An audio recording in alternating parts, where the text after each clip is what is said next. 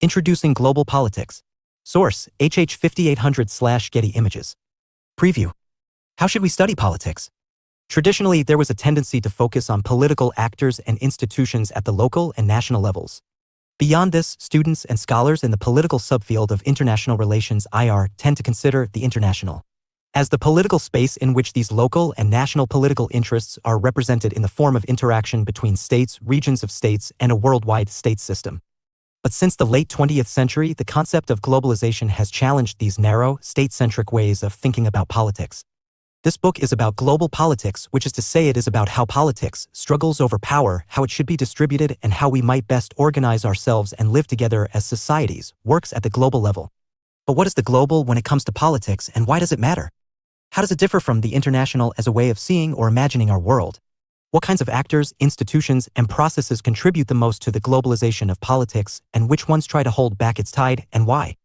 This chapter explores the rise of a global imaginary in discussions of politics and international relations, considers its implications for the study and practice of world politics, including issues ranging from state sovereignty to the COVID-19 coronavirus pandemic, and reflects upon continuity and change in global politics. Key issues. What is the global, and how does it relate to the international? How have the contours of world politics changed in recent decades? What have been the implications of globalization for world politics? How do mainstream approaches to global politics differ from critical approaches? Which aspects of world politics are changed by globalization and which remain the same? From the international to the global? The aim of this book is to provide an up-to-date, integrated, and forward-looking introduction to global politics. It seeks to be genuinely global while not ignoring the international dimension of world affairs, accepting that the global and the international complement one another and are not rival or incompatible modes of understanding. In this view, global politics encompasses not just politics at the global level, that is, worldwide processes, systems, and institutional frameworks, but politics at, and crucially, across all levels, the worldwide, the regional, the national, and the subnational, see Figure 1.1. Such an approach reflects the fact that while, over an increasing range of issues, states interact with one another in conditions of global interconnectedness and interdependence, they nevertheless remain the key actors on the world stage. Figure 1.1. The domain of global politics. However, if the international paradigm in which world affairs boil down, essentially, to relations between and among states, no longer constitutes an adequate basis for understanding what has changed and how profound have these changes been? How have the contours of world politics changed in recent years?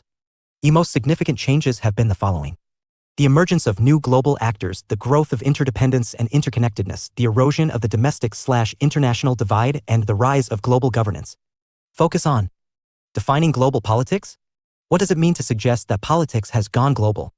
How does global politics differ from international politics? The term international means between nations and is today commonly understood to mean between nation-states or simply states. The term global, on the other hand, has two meanings. In the first, global means worldwide, having planetary, not merely regional or national, significance. The globe is, in effect, the world.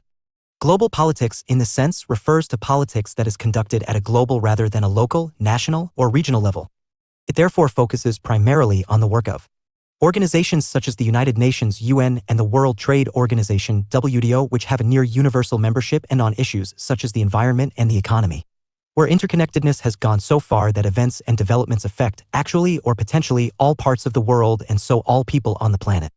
In the second meaning, the one used in this book, global means comprehensive. It refers to all elements within a system, not just to the system as a whole.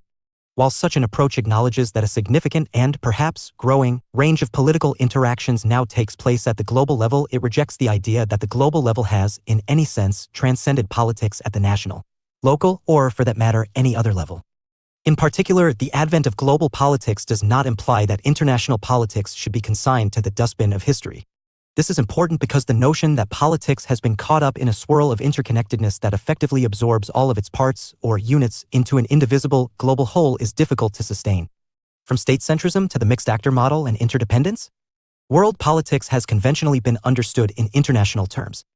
Although the larger phenomenon of patterns of conflict and cooperation between and among territorially based political units has existed throughout history, the term international relations was not coined until the UK philosopher and legal reformer Jeremy Bentham (1748–1832) used it in his Principles of Morals and Legislation 1789–1968.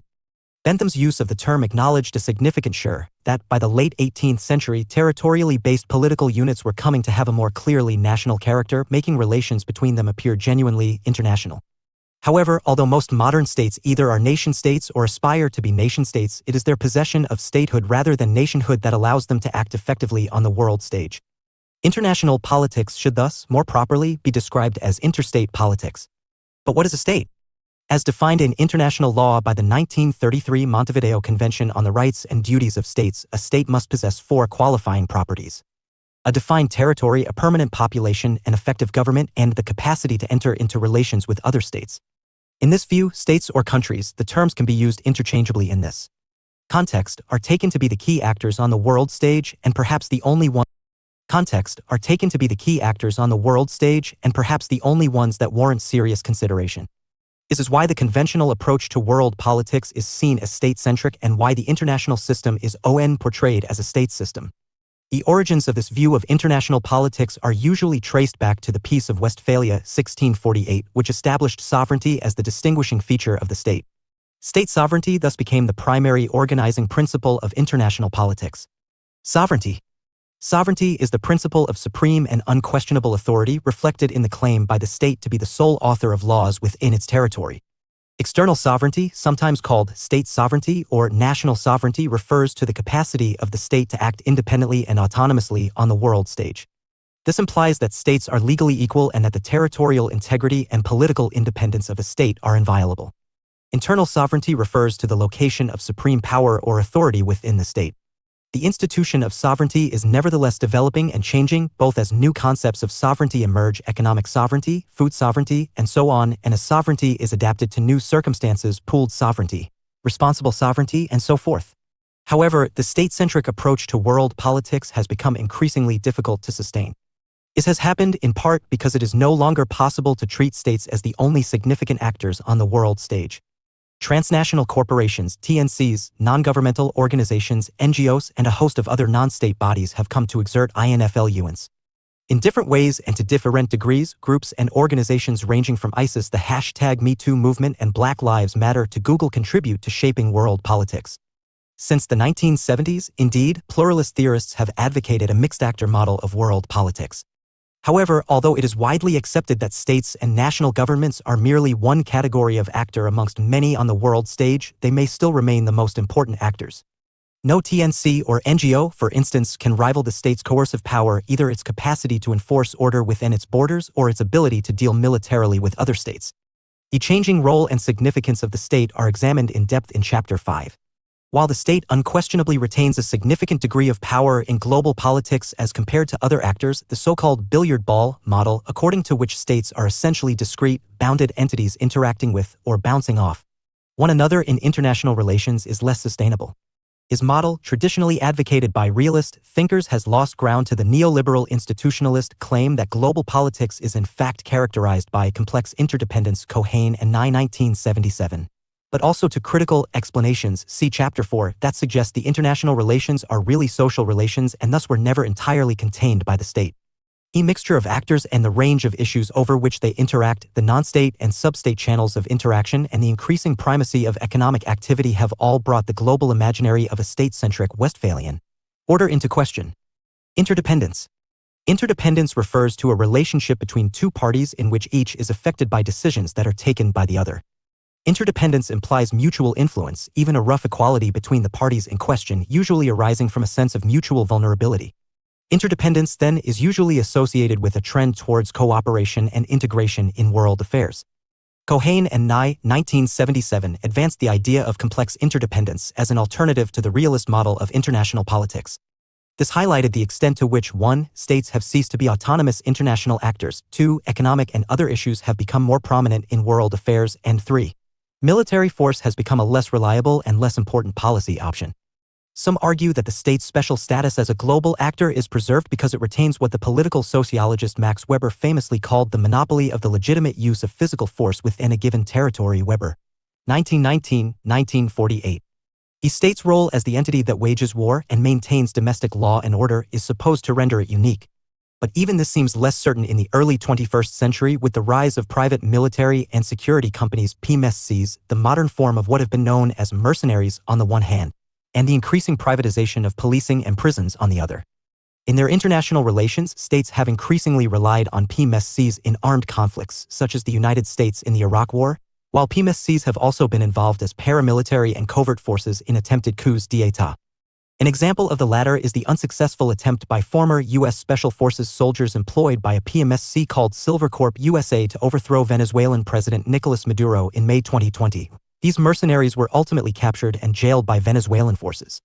Within states, meanwhile, armed and state-sanctioned private security firms have offered everything from the guarding of majority-white, gated communities in Johannesburg, South Africa, to the routine running of prisons and immigration detention centers in the United States and the United Kingdom. While states may retain the greatest quantity, and perhaps quality, of the means of legitimate violence, they no longer appear to have a monopoly. The expanded role of substate and private actors in expressions of war power and police power, Neocleus 2014, lends further weight to the claim that we live in a post-Westphalian global order characterized by complexity and interdependence. Focus on the Westphalian state system.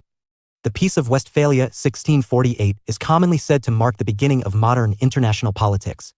The peace was a series of treaties that brought an end to the 30 Years' War, 1618-48, which consisted of a series of declared and undeclared wars throughout Central Europe involving the Holy Roman Empire and various opponents, including the Danes, the Dutch, and, above all, France and Sweden. Although the transition occurred over a much longer period of time, these treaties helped to transform a medieval Europe of overlapping authorities, loyalties, and identities into a modern state system. The so-called Westphalian system was based on two key principles. States enjoy sovereign jurisdiction in the sense that they have independent control over what happens within their territory. All other institutions and groups, spiritual and temporal, are therefore subordinate to the state. Relations between and among states are structured by the acceptance of the sovereign independence of all states, thus implying that states are legally equal. From the domestic/international divide to transnationalism? One of the key implications of approaching study from the perspective of the international is that politics has a distinct spatial or territorial character. In short, borders and boundaries matter. This applies especially in the case of the distinction between domestic politics, which is concerned with the state's role in maintaining order and carrying out regulation within its borders, and international politics, which is concerned with relations between and among states. In that sense, sovereignty is a hard shell that divides the inside of politics from the outside. Is domestic/international or inside/outside divide also separates what have conventionally been seen as two quite different spheres of political interaction. Whereas politics, inside, has an orderly and regulated character stemming from the ability of the state within the domestic sphere to impose rule from above, order of this kind is absent from politics, outside, in that there is no authority in the international sphere higher than the sovereign state. According to John Agnew, 1994, such thinking had created a territorial trap within the discipline of international relations reflected in three assumptions. First, the state is a clearly bounded territorial space. Second, domestic and foreign affairs are entirely different realms. Already, states are containers of society, implying that the boundaries of the state coincide with the boundaries of society. Such an emphasis on borders and clear territorial divisions have nevertheless come under pressure as a result of recent trends and developments, not least those associated with globalization. In particular, there has been a substantial growth in cross-border flows and transactions, movements of people, goods, money, information, and ideas. This has created the phenomenon of transnationalism. As state borders have become increasingly porous, the conventional domestic/international or inside/outside divide has become more difficult to uphold. This can be illustrated by both the substantially greater vulnerability of domestic economies to events that take place elsewhere in the world, as demonstrated by the wide-ranging impact of the 2007-8 global financial crisis, and of the 2020 global coronavirus pandemic, and by the wider use of digital technologies that enable people to communicate with one another through means, such as mobile phones and the internet, that national governments find difficult to control. It is also notable that issues that are prominent in world affairs, such as environmental politics and human rights, tend to have an intrinsically transnational character. However, claims that the modern world is effectively borderless are manifestly absurd and, in some ways, territorial divisions are becoming more important, not less important. This is evident, for instance, in the greater emphasis on national or homeland security in many parts of the world since the terrorist attacks of September 11th. And in attempts to constrain international migration by strengthening border and other immigration controls. From international anarchy to global governance? A key assumption of the traditional approach to international politics, and especially realist thinking, see here, has been that the state system operates in a context of anarchy. It reflects the notion that there is no higher authority than the state, meaning that external politics operates as an international state of nature, a pre-political society. The implications of international anarchy are profound. Most importantly, in the absence of any other force attending to their interests, states are forced to rely on themselves in a system of self-help. If international politics operates as a self-help system, the power-seeking inclinations of one state are only tempered by competing tendencies in other states, suggesting that conflict and war are inevitable features of the international system. In this view, conflict is only constrained by a balance of power, either developed as a diplomatic strategy by peace-minded leaders or occurring through a happy coincidence. His image of anarchy has been modified by the idea that the international system operates more like an international society. See here. Hedley Bull, 1977-2012, thus advanced the notion of an anarchical society, in place of the conventional theory of international anarchy. However, the idea of international anarchy and even the more modest notion of an anarchical society has become more difficult to sustain because of the emergence, especially since 1945, of a framework of global governance, see Chapter 20, and sometimes regional governance. This is reflected in the growing importance of organizations such as the United Nations, the International Monetary Fund, IMF, the World Trade Organization, WTO, the European Union, and so on. The growing number and significance of international organizations has occurred for powerful and pressing reasons. Notably, they reflect the fact that states are increasingly confronted by collective action problems, issues that are particularly taxing because they confound even the most powerful of states when acting alone. This first became apparent in relation to the development of technologized warfare and particularly the invention of nuclear weapons, but has since been reinforced by challenges such as financial crises, pandemics, climate change, terrorism, crime, migration, and development. Such trends, nevertheless, have yet to render the idea of international anarchy altogether redundant. While international organizations have undoubtedly become significant actors on the world stage, competing at times with states and other non-state actors, their impact should not be exaggerated. Apart from anything else, they are, to a greater or lesser extent, the creatures of their members. They can do no more than their member states, and especially powerful states, allow them to do. Global actors. Non-governmental organizations. A non-governmental organization, NGO, is a private, non-commercial group or body that seeks to achieve its ends through non-violent means. The World Bank defines NGOs as private organizations that pursue activities to relieve suffering, promote the interests of the poor, protect the environment, provide basic social services, or undertake community development. Very early examples of such bodies were the Society for the Abolition of the Slave Trade, formed by William Wilberforce in 1787, and the International Committee of the Red Cross, founded in 1863. The first official recognition of NGOs was by the United Nations, UN, in 1948, when 41 NGOs were granted consultative status following the establishment of the Universal Declaration of Human Rights. Indeed, some NGO activists believe that only groups formally acknowledged by the UN should be regarded as true NGOs. A distinction is often drawn between operational NGOs and advocacy NGOs. Operational NGOs are those whose primary purpose is the design and implementation of development-related projects. They may be either relief-orientated or development-orientated, and they may be community-based, national, or international. Advocacy NGOs exist to promote or defend a particular cause. They are sometimes termed promotional pressure groups or public interest groups. Significance. Since the 1990s, the steady growth in the number of NGOs has become a veritable explosion. By 2021, 5,593 groups had been granted consultative status by the UN, with estimates suggesting a total of around 50 large, multi-country, multi-mandate international NGOs and as many as 300,000 smaller internationally focused NGOs globally. If national and local NGOs are taken into account, the number grows enormously. As of 2021, the United States has an estimated 1.5 million NGOs. In 2017, Russia reportedly had 224,500 NGOs, and Kenya, to take one developing country alone, registered 11,262 new NGOs between 2001 and 2019. The major international NGOs have developed into huge organizations. For example, CARE International, dedicated to the worldwide reduction of poverty, controls a budget worth more than $970 million. Greenpeace has a membership of 2.8 million and a staff of over 2,400, and Amnesty International is better resourced than the human rights arm of the UN. There can be little doubt that major international NGOs and the NGO sector as a whole now constitute significant actors on the global stage. Although lacking the economic leverage that TNCs can exert, advocacy NGOs have proved highly adept at mobilizing soft power and popular pressure. In this respect, they have a number of advantages. These include that leading NGOs have cultivated high public profiles, often linked to public protests and demonstrations that attract eager media attention, that their typically altruistic and humanitarian objectives enable them to mobilize public support and exert moral pressure in a way that conventional politicians and political parties struggle to rival, and that, over a wide range of issues, the views of NGOs are taken to be both authoritative and disinterested, based on the use of specialists and academics. Operational NGOs, for their part, have come to deliver about 15% of international aid, often demonstrating a greater speed of response and level of operational effectiveness than governmental bodies, national or international, can muster. Relief and development-oriented NGOs may also be able to operate in politically sensitive areas where national governments, or even the UN, would be unwelcome. Nevertheless, the rise of the NGO has provoked considerable political controversy. Supporters of NGOs argue that they benefit and enrich global politics.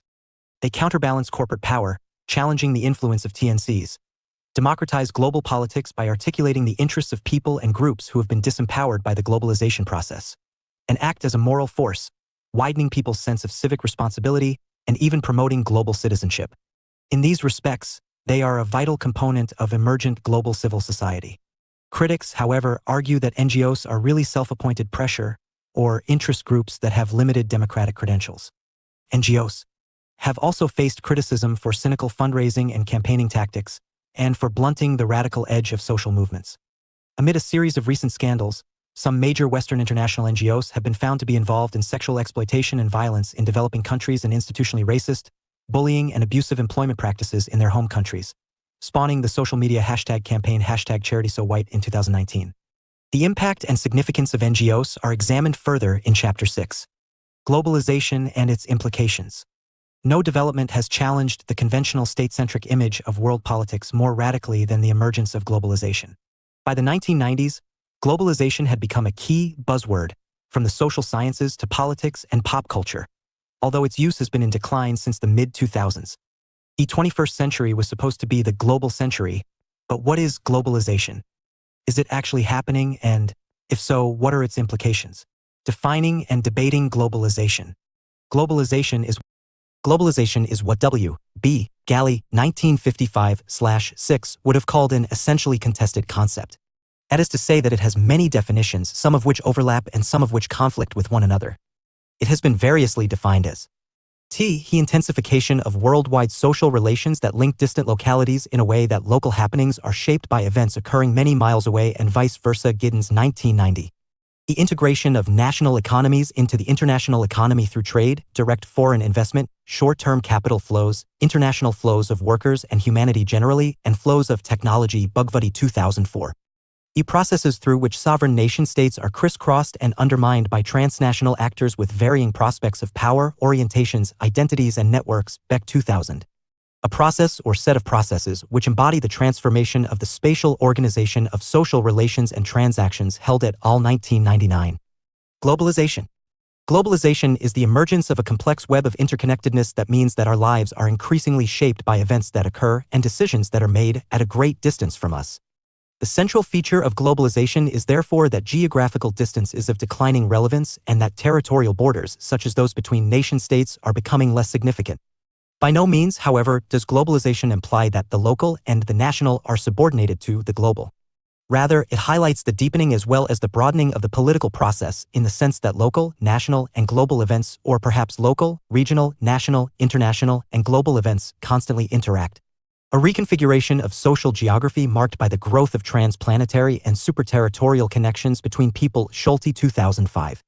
A process of time-space compression, literally a shrinking world in which the sources of even very local developments, from unemployment to ethnic conflict, may be traced to distant conditions or decisions. McGrew, 2017.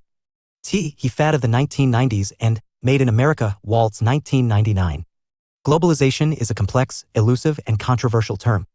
Recent analysis of the literature on globalization has suggested its sometimes confused and contradictory definitions result from the tautology underpinning it. Those who theorize globalization do so by reference to claims about the existence of the global Camola 2013-2019. Globalization has been used to refer to a process, a policy, a marketing strategy, a predicament, or even an ideology.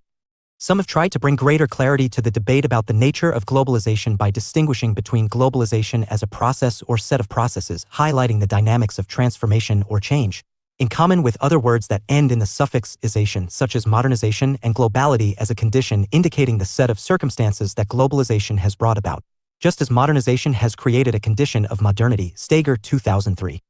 The problem with defining globalization may be that it is not so much an it as a them. It is not a single process but a complex of processes, sometimes overlapping and interlocking as well as, at times, contradictory and oppositional. Nevertheless, the various developments and manifestations that are associated with globalization, or indeed globality, can be traced back to the underlying phenomenon of interconnectedness between previously unconnected people and institutions. Held et al. 1999 thus defined globalization as the widening, intensifying, speeding up, and growing impact of worldwide interconnectedness. Although globalization theorists have championed particular interpretations of globalization, these are by no means all mutually exclusive. Instead, they capture different aspects of a complex and multifaceted phenomenon. Globalization has been interpreted in three main ways. Economic globalization is the process through which national economies have, to a greater or lesser extent, been absorbed into a single global economy, examined in greater depth in Chapter 5. Cultural globalization is the process whereby information, commodities, and images that have been produced in one part of the world enter into a global flow that tends to flatten out cultural differences between nations, regions, and individuals. Discussed more fully in Chapter 7. Political globalization is the process through which policy-making responsibilities have been passed from national governments to international organizations, considered in greater detail in Chapter 6. But is globalization actually happening? Although globalization has been a buzzword in the social sciences and among politicians and journalists for decades, its very existence remains open to question. The most influential early attempt to outline the various positions on this globalization debate was set out by Held et al. 1999. Why distinguish between three positions: the hyperglobalists, the skeptics, and the transformationalists? Hyperglobalism is arguably something of an intellectual straw man, since its rather extreme position that globalization makes the state obsolete is found more in arguments against globalization theory than it is as a coherent theoretical position of its own. In fact, the one text that is almost always mentioned in the same breath as hyperglobalism is Kanish Ami's 1990 A Borderless World. Ami's book is aimed at corporate managers but nevertheless became treated as a serious work of globalization theory, if only because its central arguments are easily refutable. Ami argued that the globalization of trade, led by the triad of the United States, Europe, and Japan, meant that national borders have effectively disappeared between these countries. Even in the 1990s, this claim was hyperbolic, but in the 21st century, with the reassertion of state power through the war on terror, the rise of anti-immigration politics, and increasingly tough and complex immigration regimes, it is impossible to sustain. Globalization skeptics, for their part, including many Marxist and realist thinkers, argue that globalization either does not exist at all or is not what hyperglobalists and other globalists think it is. Hurst and Omsen, 1999, argue that claims about economic globalization, in particular, do not stand up to scrutiny, since free transnational capital flows tend to be amongst major powers in general and the USA, Europe, Japan triad in particular. Realist skeptics, on the other hand, emphasize the fact that what liberal globalists and hyperglobalists call globalization may actually be simply expressions of America's global hegemonic power. On this view, it is US-dominated capital and US interests that benefit from the outsourcing of manufacture from west to east and the influence of the international organizations that carry out global governance. For realists, an iron fist of military might lies within the velvet glove of globalization talk, as Kenneth Waltz noted of the fevered globalization theories and predictions that followed the end of the Cold War. America continues to garrison much of the world and to look for ways of keeping troops in foreign countries. Waltz 2002. Transformationalists, meanwhile, are supposed to represent a third way between those who embrace and those who reject claims about globalization. A transformationalist position on globalization admits that there have been profound changes, transformations as a result of technological innovation and increased interconnectedness, but takes care to specify these changes closely rather than bundling them up as globalization. Anti-globalization politics. Globalization has been subject not only to intellectual critiques by those who would suggest it does not exist or is not what we think it is, but also to opposition in practice by a range of global political movements and actors opposed to its perceived ill effects. There have been two broad trends in this politics of anti-globalization. The first is associated loosely with the transnational political activists, politicians, and NGOs arguing that globalization is really an intensification of the exploitation and violence done to working class and marginalized people, and to the environment around the world.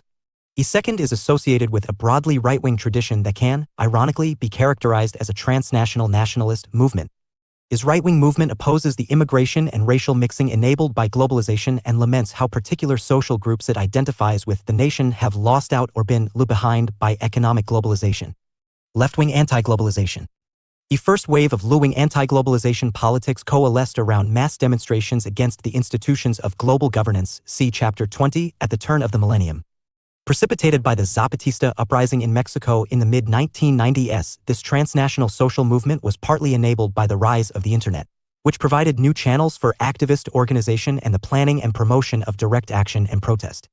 Major demonstrations included those against the World Trade Organization (WTO) at the Battle of Seattle in 1999 and at the Group of Eight G8 major economies meeting in Genoa in 2001.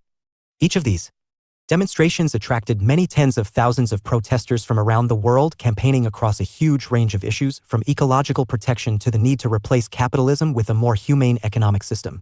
His movement was associated with the World Social Forum (WSF), an alternative to the World Economic Forum (WEF), which was seen as a key global governance institution bringing the global economic and political elite together in Davos, Switzerland each year to discuss the future of the global economy. EWSF has instead met each year from 2001 in the Global South, see here, initially. EWSF has instead met each year from 2001 in the Global South, see here, initially in Porto Alegre, Brazil, and brings together activists concerned with achieving global social justice for workers, marginalized and minoritized groups, indigenous peoples, and the natural environment. As the movement developed in the 2000s and 2010s, it became more closely associated with alter-globalizations, recognizing that globalization may be both inevitable and a force for good, but emphasizing that the US-led, corporate, culturally homogenizing, and violently militaristic model of globalization, associated with undemocratic and unaccountable elites and their global governance institutions, is the wrong kind of globalization. His broadly left-wing anti-globalization movement instead advocates a more open global immigration regime, or even an end to national borders altogether, more global cooperation to slow or reverse climate change and environmental degradation, and global cross-racial and working-class solidarities. The onset of the 2008 global financial crisis.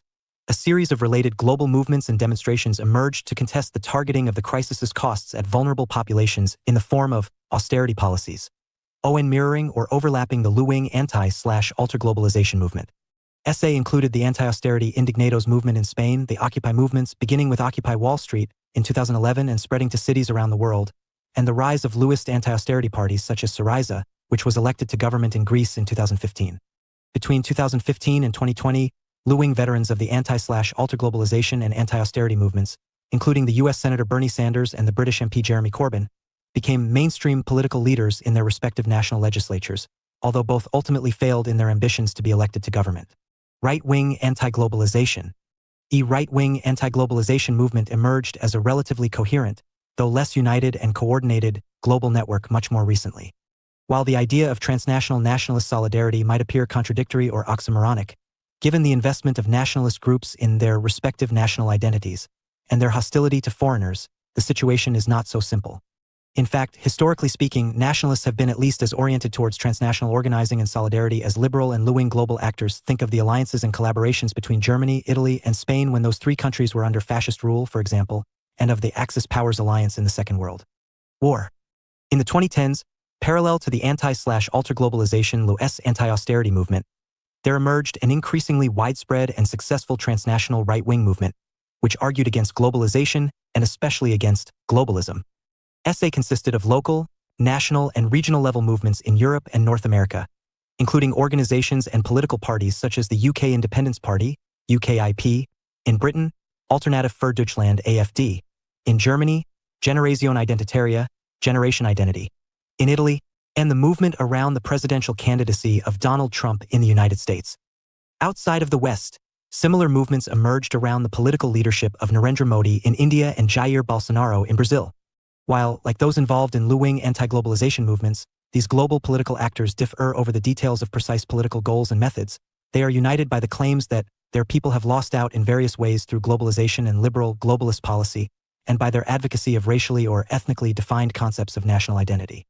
IR politics at both the national and the global level tends to center on the demonization of the political left and of racialized, gendered, and sexual minorities, and especially on opposition to mass immigration. If the first wave of lewing anti-globalization politics was enabled by the dawn of the internet, a technology so shrewdly exploited by the Zapatistas and other parts of the anti-capitalist leu, then the more right-wing turn against globalization could not have happened without social media. The transformative effects of social media, as internet content began to be created by individual users rather than predominantly by big businesses, were so dramatic that the term Web 2.0 was coined to describe the new social media model. Political organizing and political argument in general became core features of social media, with platforms such as Twitter becoming especially politicized. While both leu and right organize and propagandize through social media, the transnational anti-globalization right was really born through these platforms, which allowed disparate and distant right-wing activists to communicate and organize around the shared views discussed above, across their otherwise very different national and local contexts. Globalism, worlding and worldism. Imagining global politics. A popular slogan associated with the first wave of anti-globalization movements was, "Think global, act local." It emphasized the need for people to be conscious of globalization and what its critics view as the exploitation and inequality it perpetuates and extends, but to direct their anti-globalization activism at their local contexts. Apart from the comparatively straightforward case for studying the global as a domain of politics, on the grounds that the national, regional, and international domains no longer capture everything that constitutes the political, there is a wider question around what it means to think global. It is now widely argued that one of the key drivers of globalization and the emergence of the global as a political space is imagination. This does not mean that global politics are not real, but rather that the increased focus on the global is the result of an imaginative sure in societies across the world, from the level of our own local and national contexts, the things that matter to us at a relatively micro level to more macro level imaginaries. Studying global politics is, in this sense, first of all about thinking international relations differently, Tickner and Blaney 2012, moving away from the traditional focus on interstate relations. Isaac Kamola 2019 argues that the process of making the world global, which consists first of all in the social construction, see here, of a global imaginary, is closely linked to the rise of neoliberalism in the 1980s and 1990s. The rise of the global, on this view, results from the increasing influence of multinational corporations, university business schools, international financial institutions, and politicians advocating market-driven politics, all of whom pushed a globalist way of seeing the political that was attached to their particular vision of the global economy. L. H. M. Ling, 1955 to 2018. L. H. M. Lily Ling became a highly influential scholar of postcolonial international relations theory in the early 21st century. Ling's work challenged many of the dominant, traditional understandings of global politics in the West, including what she called Westphalian World, the view that the world consists of a lot of territorially bounded states of various sizes and capabilities interacting with one another under conditions of anarchy. Importantly, whereas this vision of global politics was rooted in exclusively Western sources, from Thucydides and Thomas Hobbes to Immanuel Kant, Ling's worldist alternative drew also upon Chinese sources, including Taoist philosophical texts and dialectical reasoning. Ling was also a feminist scholar, contributing to non-Western feminist thinking on international relations. In a 2015 interview, Ling said, "I am a product of both East and West. Growing up in this hybrid space has allowed me to see the possibilities and drawbacks of both traditions. To syncretize the best of both worlds, thereby leaving behind the worst of each." Her key works include Postcolonial International Relations, Conquest and Desire Between Asia and the West, 2002, Transforming World Politics, From Empire to Multiple Worlds, 2009, with Anna M. Agathangela, The Tao of World Politics, 2014, and Imagining World Politics, 2014. An extract from the Hereford Mappa Mundi, 1280 CE, one of the first renderings of a European global imaginary. The map included places roughly equivalent to Europe, Asia, and North Africa, but not the Americas, which Europeans were yet to have any contact with at this point. Source: Universal History Archive/Getty Images. To think globally when we think about politics is to imagine the world as a world, rather than simply as a set of states interacting in a system, see the billiard ball model here. But this imaginative sure is not necessarily a natural, neutral, or inevitable process, simply reflecting the emergence of the global as a new space or domain of politics, and our need to understand and explain it. Thinking globally is rather about adopting a particular worldview or ontology, see here, of social relations including politics, and one that, as much as any other perspective on the social, is rooted in our own more local contexts. Thinking globally is rather about adopting a particular worldview or ontology, see here, of social relations including politics, and one that, as much as any other perspective on the social, is rooted in our own more local contexts. One of the big questions that this chapter will return to is the extent to which it is possible to truly think globally, given the profoundly different cultural and social contexts that exist in the world, into which we are all born and by which we are all conditioned and constrained to think in particular rather than universal ways. For example, it has been pointed out that in major Western studies of globalization and globalist theories, Africa either does not feature at all or where it is discussed is almost always as a problem. Kamola 2012. 183. The Western globalist imaginary therefore tends to deny African people agency and significance in the making of the global world. We must recognize that the global imaginary might be very different for, say, Chinese and American people or Europeans and Africans, while there will also likely be significant divergence over the meaning of the global within those national and regional groupings. In recent years, postcolonial thinkers have proposed alternate paradigms to the globalist vision, which is itself closely associated with a Western and especially North American imaginary of the world. The concept of worlding has been used to describe the ways in which different societies imagine global politics, while L. H. M. Ling, 1955 to 2018, uses the term worldism, or the theory of multiple worlds, to describe the existence of a plurality of visions of the world among which Western globalism is but one. Ling 2014 A. Particular people and societies seek to impose a universal global imaginary on the world based on their local, national, and/or regional experiences, including their more internal and spiritual life and imagination. Ling airs an alternative to Western models rooted in the Chinese philosophical traditions of Taoism along with the Chinese intellectual traditions bequeathed by the philosopher Confucius, 551 to 479 BCE, and the strategist Sun Tzu, 544 to 496 BCE. She shows that through these different lenses the nature and behavior of people, societies, the earth, and thus also the global can be seen very differently than they are through the Western paradigm. Among other things, this alternate vision of the global does not necessitate viewing the rise of China in world order as the intrinsic threat it has been represented as by Western, liberal, globalist rhetoric. Lenses on global politics. Making sense of global politics also requires that we understand the theories, values, and assumptions through which world affairs have been interpreted. How do different analysts and theorists see the world? What are the key lenses on global politics?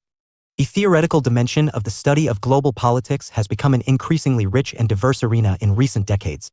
The substantive ideas of the growing range of theoretical traditions are examined in chapters 3 and 4. His introduction, nevertheless, attempts to map out broad areas of debate among the traditions, in particular by distinguishing between traditional perspectives and critical perspectives. Traditional perspectives. The two traditional perspectives on global politics are realism and liberalism.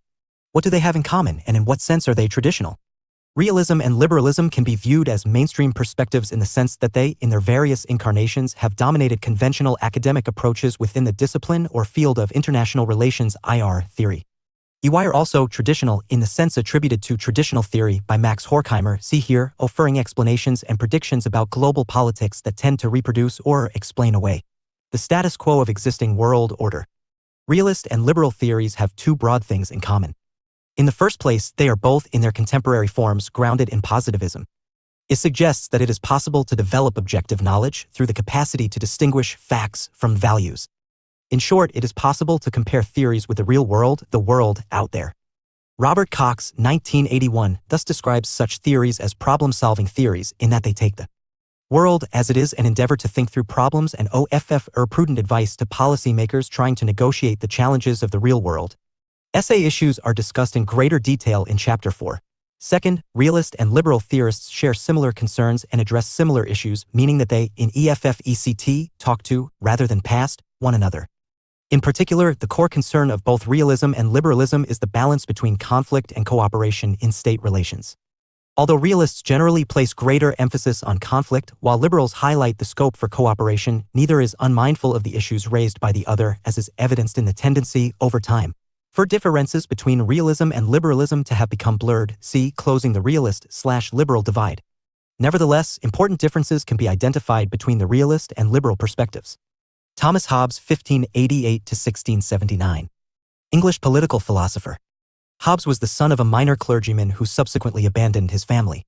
Writing at a time of uncertainty and civil strife precipitated by the English Revolution, Hobbes theorized human nature and explored its social and political implications, chiefly in his great work, Leviathan, 1651. Here Hobbes extrapolated from his philosophical belief, influenced by his French contemporary and interlocutor, the philosopher René Descartes (1596–1650), that human beings are fundamentally wired to avoid pain and to seek out pleasure. Hobbes argued that this motivates people to accumulate power, which enables the avoidance of painful experiences and the proliferation of pleasant ones. Human nature is thus the seeking of power after power, and life in what Hobbes called the state of nature would be violently selfish, nasty, brutish, and short. For this reason, the sovereign power of the state and government are required to protect us from ourselves and one another. Source: Hulton Archive. A handout. Getty Images.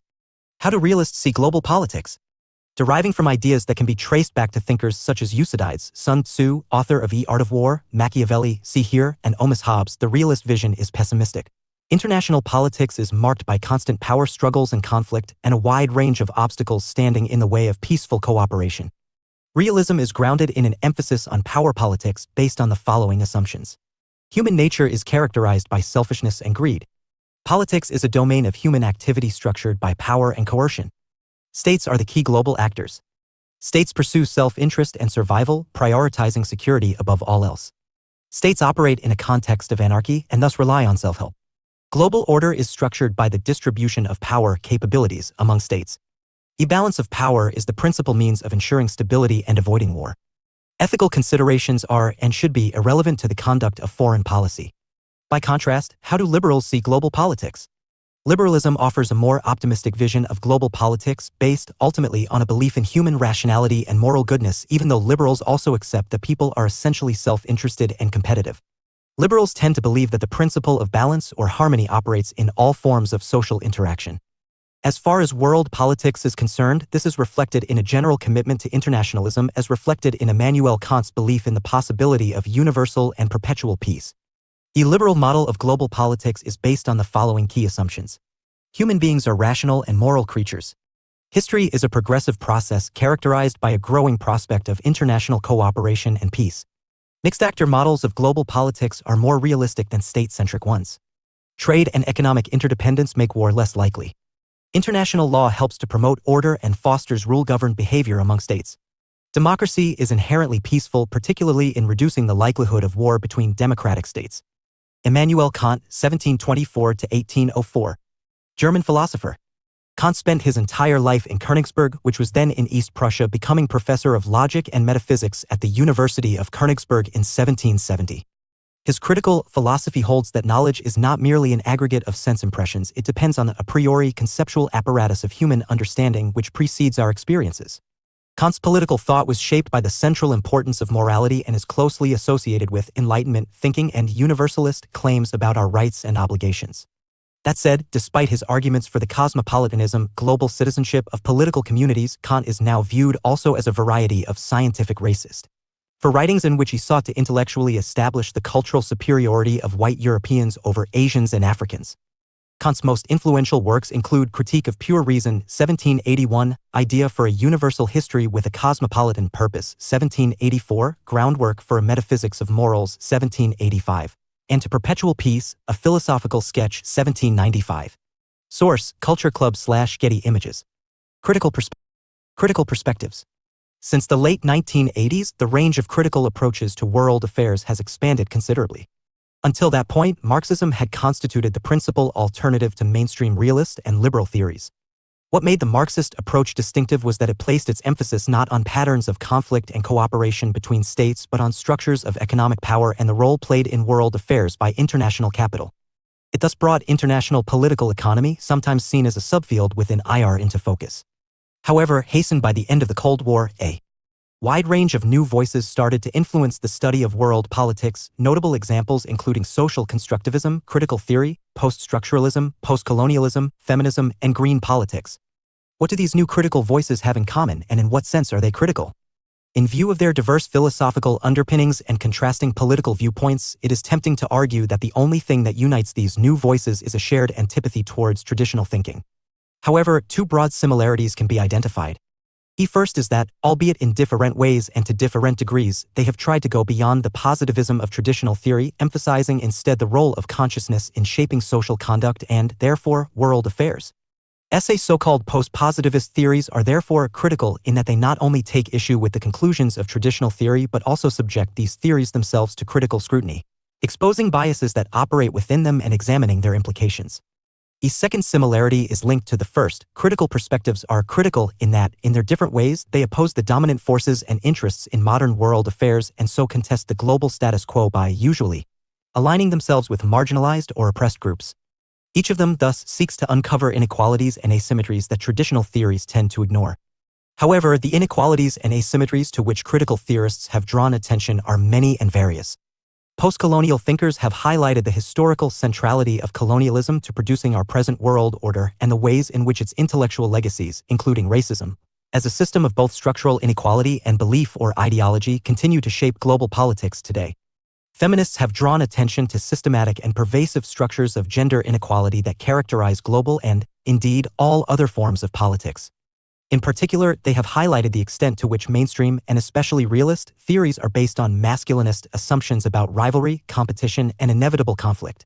Marxists, who encompass a range of traditions and tendencies that in fact straddle the positivist/post-positivist divide, highlight inequalities in the global capitalist system through which developed countries or areas, sometimes operating through TNCs or linked to hegemonic powers such as the United States, dominate and exploit working-class populations overseas just as they do at home. Post-structuralists emphasize that all ideas and concepts are expressed in language that itself is enmeshed in complex relations of power. INFLUNs, particularly by the writings of Michel Foucault, post-structuralists have drawn attention to the link between power and knowledge using the concept of discourse. Constructivists have thrown traditional theories' claim to objectivity into question in arguing that people in EFFECT construct the world in which they live, suggesting that the world operates through a kind of intersubjective awareness. Constructivism is not so much a substantive theory as an analytical tool. A range of new critical theoretical approaches have emerged in the early 21st century, drawing on insights from green or ecological theory and sociological theories focused on the materiality of social practices, the relationship between actors and networks in global politics, and the role of necropolitics, the politics of death, in the epoch known as the Anthropocene. Michel Foucault, 1926–84. French philosopher and radical intellectual. Foucault was initially a member of the French Communist Party, PCF, and remained a lifelong political activist, though his academic work turned away from Marxism and towards what came to be called post-structuralism. His books and popular public lectures, which ranged over the histories of madness, of medicine, of punishment, of sexuality, and of knowledge itself, proceeded on the basis that universal truths about such subjects do not exist, and that instead we should understand these fields as discourses, structured ways of representing the world and interacting in it. This suggests that power relations can largely be disclosed by examining the structure of knowledge, since truth is produced and transmitted under the control, dominant if not exclusive, of a few great political and economic apparatuses. Foucault, 1972, 1984, 73. Foucault's most important works include The Order of Things, 1966, and The Archaeology of Knowledge, 1969. Source: Bettman/Getty Images. Approaches to the 2020 global coronavirus pandemic. Realist view. Realists are state-centric thinkers. They are skeptical about globalization in general and about the notion that it reduces the power and significance of states as global political actors in particular. Following the outbreak of the global COVID-19 coronavirus pandemic in early 2020, one of the most prominent American realists, Stephen Walt, suggested that the virus showed that the high watermark of contemporary globalization is now behind us. Walt, 2020. Drawing on the classical realist source Thucydides' History of the Peloponnesian War, which describes the effects of a lethal plague on the international relations of Athens with its neighboring city-states, Walt argues that the more recent pandemic reminds us that states are still the main actors in global politics. Thucydides, 1963. Realists also suggest that the pandemic crisis will likely contribute in the longer term to what they see as the decline of the trends others have labeled globalization, and that a consequence of the pandemic will be, in Walt's 2020 words, borders between states will become a bit higher. Liberal view. Liberals, who generally embrace globalization as a real and necessary process that they believe will lead to greater security and stability in the world, were frustrated by state responses to the global coronavirus pandemic but hopeful for a solution through global governance. For liberals, institutions such as the World Health Organization are central to the liberal world order and were designed precisely to provide the necessary governance to guide societies through crises like this. Alleged state secrecy around the scale of risk the pandemic posed, first in China and then elsewhere, was, on the liberal view, the enemy of effective solutions. More open, democratic, global cooperation is the only means to solve collective action problems, see here, like a pandemic, from the liberal perspective. As the virus spread in 2020, the influential American neoliberal institutionalist Joseph Nye 2020 argued that on transnational threats like COVID-19 and climate change, it is not enough to think of American power over other nations. The key to success is also learning the importance of power with others. Every country puts its national interest first. The important question is how broadly or narrowly this interest is defined. COVID-19 shows we are failing to adjust our strategy to this new world. Postcolonial view. From a postcolonial perspective, the global pandemic threw into even sharper relief the structural inequalities that globalization has failed to resolve or has even exacerbated. Like the global financial crisis that struck 13 years earlier, the societies that were positioned to be highly vulnerable were those with weaker economies and infrastructure. These societies, largely located in the global south, see here, are, for the most part, countries that were once subjected to European colonialism, see here, a major cause of their relative economic and infrastructural problems. As it transpired, powerful global north countries with major economies also suffered greatly, with Italy, the United States, and the UK seeing among the very highest proportions of deaths from the virus in the world. But postcolonial analysis would point to the internal dynamics within these states where, especially in the United States and UK, official statistics showed that those racialized as minorities were far more likely to die from the virus than the white majority. Postcolonial thinkers such as Gurminder Bambra noted that disproportionate deaths among people racialized as minorities in the West correlated to their overrepresentation in frontline health and care work among national working classes. Itself a colonial legacy. Marxist view. For Marxists, the pandemic is another crisis of capitalism and one that starkly highlights the structural violence done in the name of capitalist globalization. The American Marxist historian Mike Davis published a book 15 years prior to the global pandemic, warning that global pharmaceutical corporations neglect vaccine research as unprofitable while the rise of factory farming and mega slums provide fertile conditions for a new global plague. Capitalism is an economic system driven by the profit motive alone and, in the Marxist view, has something of a track record in degrading, endangering, and extinguishing human life in the pursuit of profit. In 2020, Davis suggested that this new age of plagues, like previous pandemic epochs, is directly the result of economic globalization. Davis 2020. Since it was the global interconnectedness necessitated by capitalist markets, industry, and trade that spread the virus. Constructivist and post-structuralist views. From both constructivist and post-structuralist perspectives, the global pandemic is of interest in the way that it is interpreted and acted upon by states and non-state actors in global politics. The dominant, symbolic order of global politics has tended to prioritize military forms of security as the ultimate concern of such actors, depicting issues like terrorism as the most significant threats. For example, Dan Stevens and Nick Vaughan Williams 2020 noted that while the UK's national security strategy had listed pandemics as a key threat since at least 2010, this perception was not shared by the public. And in any case, no equivalent funding or infrastructure was forthcoming to deal with pandemics to that surrounding the war on terror. Discourses on the pandemic, see here, meanwhile, have been securitized, with politicians and media outlets depicting the virus as an invisible enemy and the global response as a war or battle, underlining the post-structuralist emphasis on language as the medium of politics. Feminist view. For feminists, the pandemic highlighted, first of all, the fact that a human security lens rather than narrowly state-centric approaches to security is necessitated by globalization. Feminist theorists of global politics have long pointed out that patriarchal violence, including domestic abuse, is quantifiably a much greater security threat to women than, say, terrorism. The pandemic intensified such violence, with a global surge in reports of domestic abuse as women and girls were locked down at home with abusive partners and families. Feminists concerned with gender and sexuality also expressed concern at the impact of the pandemic on transgender people. Some places, such as Panama City, operated gendered lockdown policies where men and women were allowed outside at separate times and transgender people were subject to harassment and abuse. In other countries, for instance Kenya and the United States, transgender people suffered as hormone treatments and gender reassignment surgeries were deprioritized in favor of pandemic-related healthcare.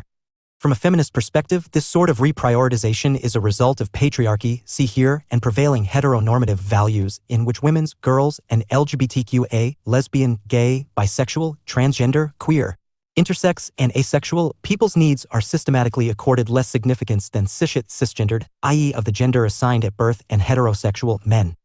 Black feminist thinkers, meanwhile, including Kimberly Crenshaw, see here, highlighted the intersectional nature of racialized and gendered experiences of the global pandemic. Continuity and change in global politics. While global politics is an ever-sure ing field, it is also characterized by certain key continuities. Dramatic, globally significant events of recent decades, from the fall of the Berlin Wall and 9/11 to the 2020 global coronavirus pandemic, can change the course of national foreign policies and the domestic political and economic fortunes of states. SA events may reshape international organizations and the institutions of global governance and even the fabric of societies themselves. But certain key themes remain relevant to any analysis of global politics. World order persists as a fundamental goal or principle informing much global political activity. Indeed, Cedric J. Robinson, 1980, identifies the myth of order as the defining feature of the Western notion of the political, and ideas about world order continue to shape much of the theory and practice of global politics today. A related concept of security and its obverse, insecurity, looms large over debates on international relations in a global political age, just as it did before the concept of globalization emerged. Similarly, long-standing concerns about social justice and concomitant concerns with rights, equality, and inequalities remain equally pertinent in a global era. And above all, power, arguably the essence of politics itself, in all of its locations and distributions, is at stake in all discussions of global politics, including those on order, security, and justice. Global politics in action. 9/11 and global insecurity. Events. On the morning of September 11, 2001, a coordinated series of terrorist attacks were launched against the United States using 4 hijacked passenger jet airliners. The events subsequently became known as 9/11. 2 airliners crashed into the Twin Towers of the World Trade Center in New York, leading to the collapse first of the North Tower and then the South Tower. The 3rd airliner crashed into the Pentagon, the headquarters of the U.S. Department of Defense in Arlington, Virginia, just outside Washington, D.C. The 4th airliner, believed to be heading towards either the White House or the U.S. Capitol, both in Washington, D.C., crashed in a field near Shanksville, Pennsylvania, apparently following passenger action to stop the attack. There were no survivors from any of the flights. A total of 2,995 people were killed in these attacks, mainly in New York City. In a videotape released in October 2001, responsibility for the attacks was claimed by Osama bin Laden, head of the Al-Qaeda organization, who praised his followers as the vanguards of Islam. Significance. 9/11 has sometimes been described as the day the world changed. This certainly applied in terms of its consequences, notably the unfolding war on terror and the invasions of Afghanistan and Iraq and their ramifications. It also marked a dramatic shift in global security, signaling the end of a period during which globalization and the cessation of superpower rivalry appeared to have been associated with a diminishing propensity for international conflict. Globalization appeared to have ushered in new security threats and new forms of conflict. For example, 9/11 demonstrated how fragile national borders had become in a technological age. If the world's greatest power could be dealt such a devastating blow to its largest city and its national capital, what chance did other states have? Further, the external threat in this case came not from another state but from a terrorist organization, and one, moreover, that operated more as a global network than a nationally based organization. The motivations behind the attacks were also not conventional ones. Instead of seeking to conquer territory or acquire control over resources, the 9/11 attacks were carried out in the name of a religiously inspired ideology and revenge for U.S. foreign policy outside the West, and aimed at exerting a symbolic, even psychic, blow against the cultural, political, and ideological domination of the West. Shortly before their collapse, smoke billows from the World Trade Center's Twin Towers in New York City, which were struck by 2 hijacked airliners on September 11, 2001. Source: Robert Giroux/Getty Images. However, rather than marking the beginning of a new era in global security, 9/11 may have indicated more a return to business as normal. In particular, the advent of a globalized world appeared to underline the vital importance of national security rather than international or global security. The emergence of new security challenges, and especially transnational terrorism, re-emphasized the core role of the state in protecting its citizens from external attack. Instead of becoming progressively less important, 9/11 gave the state a renewed significance. The United States, for example, responded to 9/11 by undertaking a substantial buildup of state power both at home through strengthened homeland security and abroad through increased military spending and the invasions of Afghanistan and Iraq. A unilateralist tendency also became more pronounced in its foreign policy as the United States became, for a period at least, less concerned about working with or through international organizations of various kinds. Other states affected by terrorism have also exhibited similar tendencies, marking a renewed emphasis on national security, sometimes at the expense of considerations such as civil liberties and political freedom. In other words, 9/11 may demonstrate that state-based power politics is alive and kicking. While there have been many dramatic events and changes in the first decades of the 21st century, from 9/11 to the global coronavirus pandemic, struggles for power, security, world order, and justice remain the key forces behind global politics.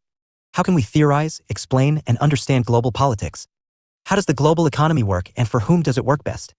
What roles can states and non-state actors play in a globalized world? Is war a permanent feature of international relations? How important are international organizations to world order? And how are social structures and identities of gender and race at stake in global politics? Essay questions which continue to animate global politics are all about power, security, world order, and justice. And they are just some of the key questions explored throughout the remainder of this book.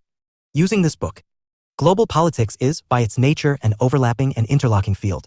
The material encountered in this book stubbornly resists compartmentalization, which is why, throughout, there is regular cross-referencing to related discussions that occur in other chapters and particularly to relevant boxed material found elsewhere. Nevertheless, the book develops by considering what can be thought of as a series of broad issues or themes. The first group of chapters is designed to provide background understanding for the study of global politics. This chapter has examined the nature of global politics and considered the developments that make a global politics approach to world affairs appropriate, as well as providing an introduction to contrasting mainstream and critical perspectives on global politics. Chapter 2 examines the historical context of modern global politics, particularly by looking at key developments in world history during the 20th and 21st centuries. Chapter 3 outlines key, traditional, theoretical approaches to global politics. Essay influential accounts remain central to many commonplace concepts we use when we talk.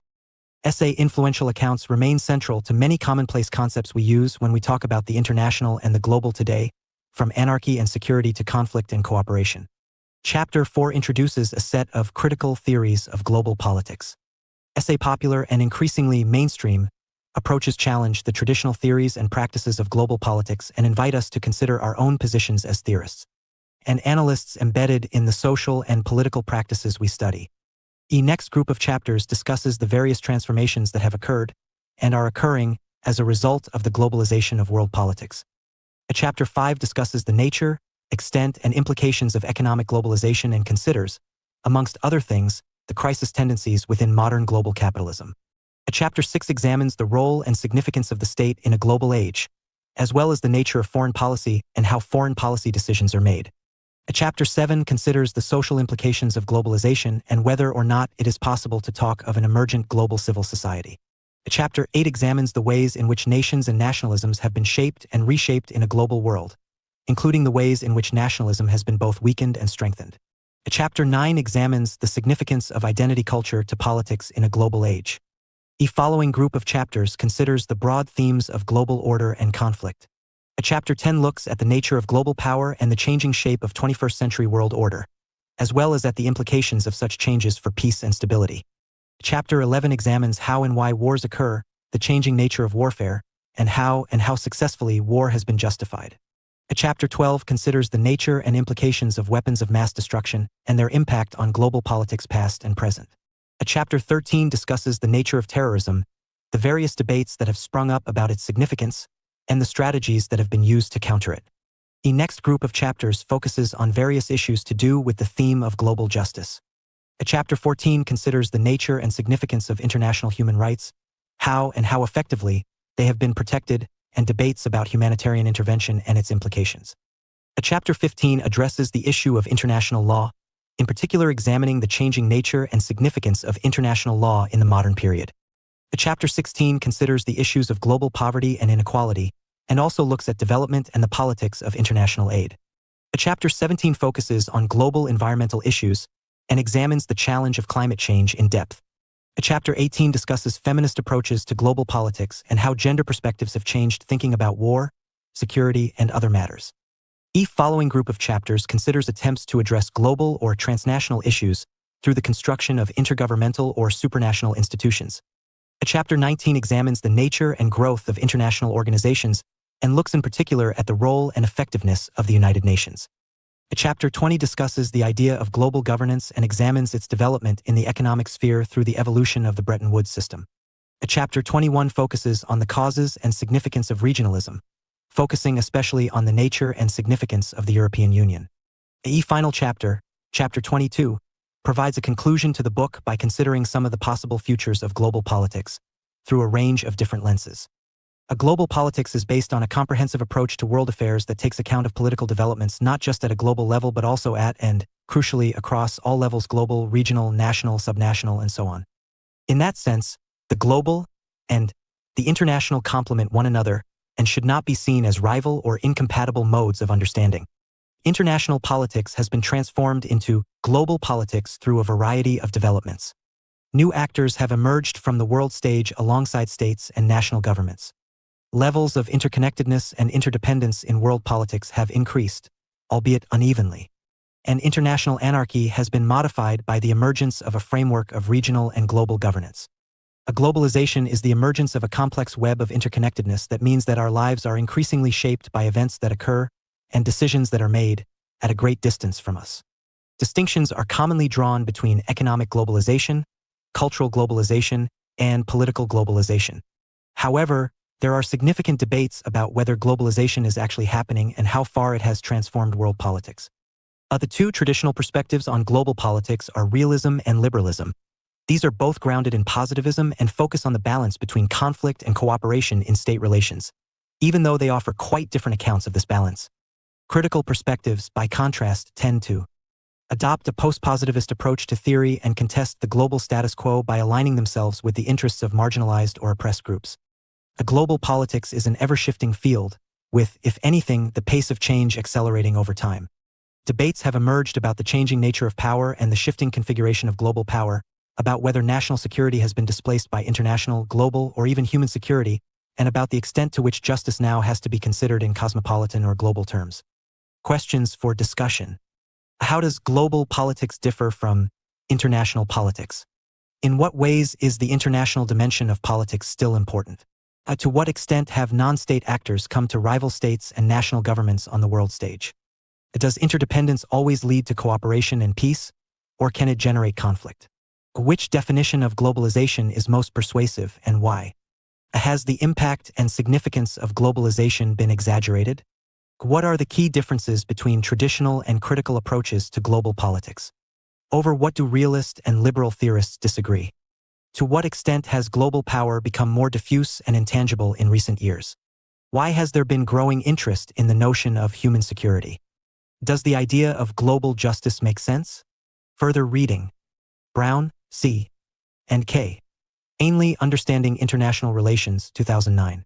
A highly readable and thought-provoking introduction to the theory and practice of international relations.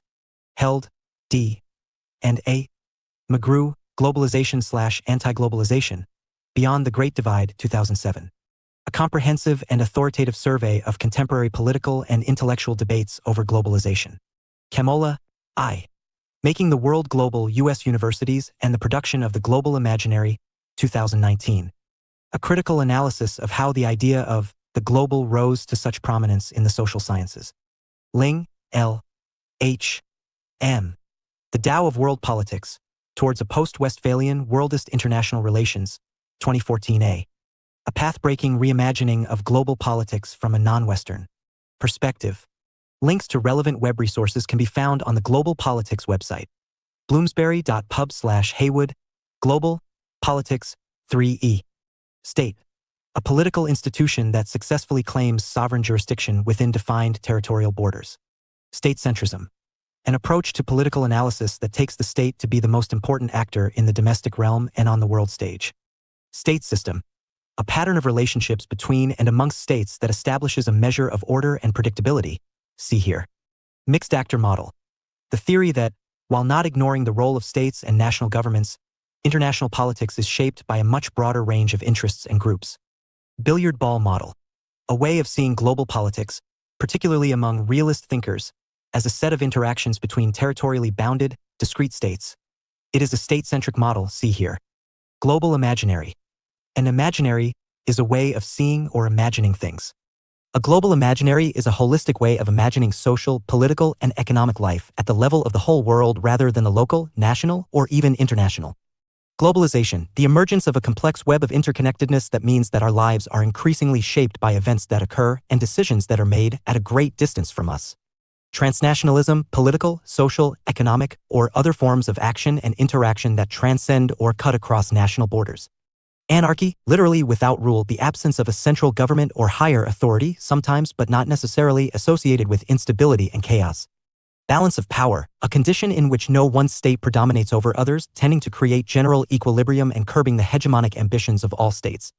Collective action problems, a problem that stems from the interdependence of states, meaning that any solution must involve international cooperation rather than action by a single state. Globality, a totally interconnected whole such as the global economy, the social domain created by globalization.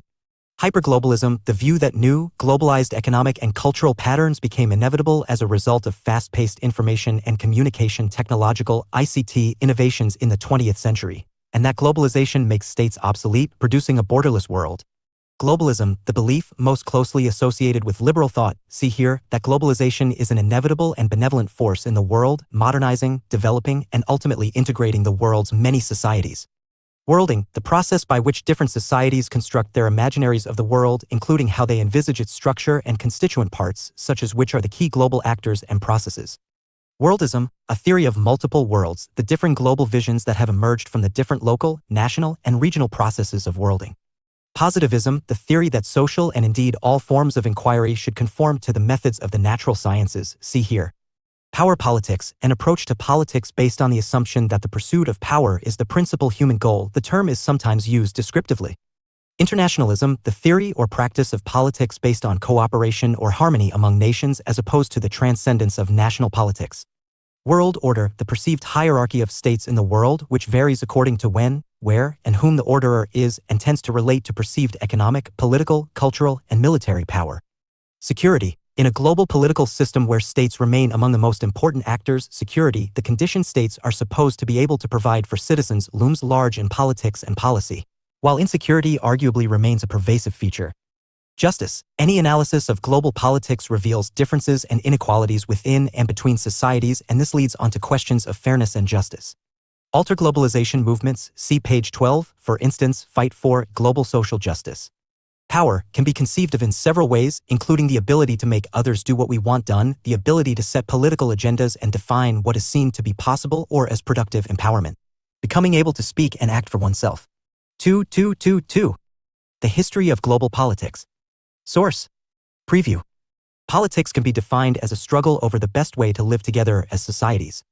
The direction and recording of how this struggle plays out are the essence of what we call history. This means that politics and history are inextricably linked. In a simple sense, politics is the history of the present while history is the politics of the past. Studying aspects of global history helps us to comprehend and engage with present circumstances and provides context to appreciate how we got here. History is always, to some extent, understood through the lens of the present as modern concerns, understandings, and attitudes help us to invent the past.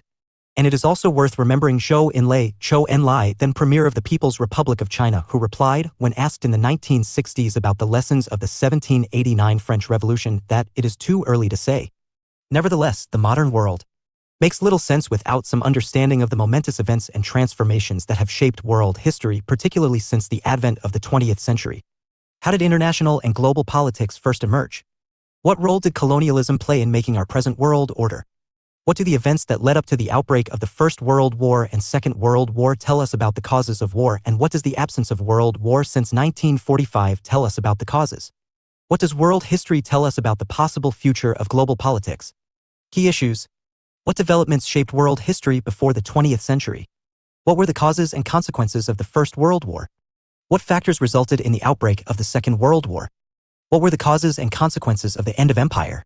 Why did the Cold War emerge after 1945, and how did it end? How has post-Cold War history after the end of history reshaped world order? The making of the global world. From the first humans to civilizations. In 2017, remains found in Morocco were discovered to be human, Homo sapiens, marking a key moment in our understanding of world history. Evidence suggests that human beings may have existed across the African continent more than 300,000 years ago, whereas the commonly held belief dated the first humans as evolving in a Garden of Eden situation, about 200,000 years ago.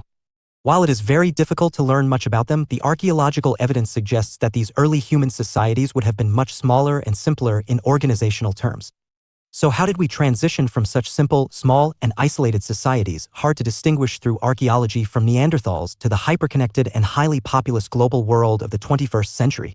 The beginning of recorded world history is dated from the establishment of a succession of ancient civilizations in place of the hunter-gatherer communities of earlier times. Two key features of these early civilizations were agriculture, which allowed for permanent settlement, and the emergence of urban life and the development of writing, the earliest known forms being Mesopotamian cuneiform and Egyptian hieroglyphics, which occurred from around 3000 BCE before the Common Era, notionally determined by the birth of Jesus. Mesopotamia, located between the rivers Tigris and Euphrates in the area of modern-day Iraq, is portrayed as the cradle of civilization, giving birth to three major civilizations: the Sumerian, the Babylonian, and the Assyrian. But other civilizations emerged in nearly all regions of the globe. See key events. The growth of ancient civilizations. 3500 to 1500 BCE, the Sumerian, Babylonian, and Assyrian civilizations. The civilization of ancient Egypt.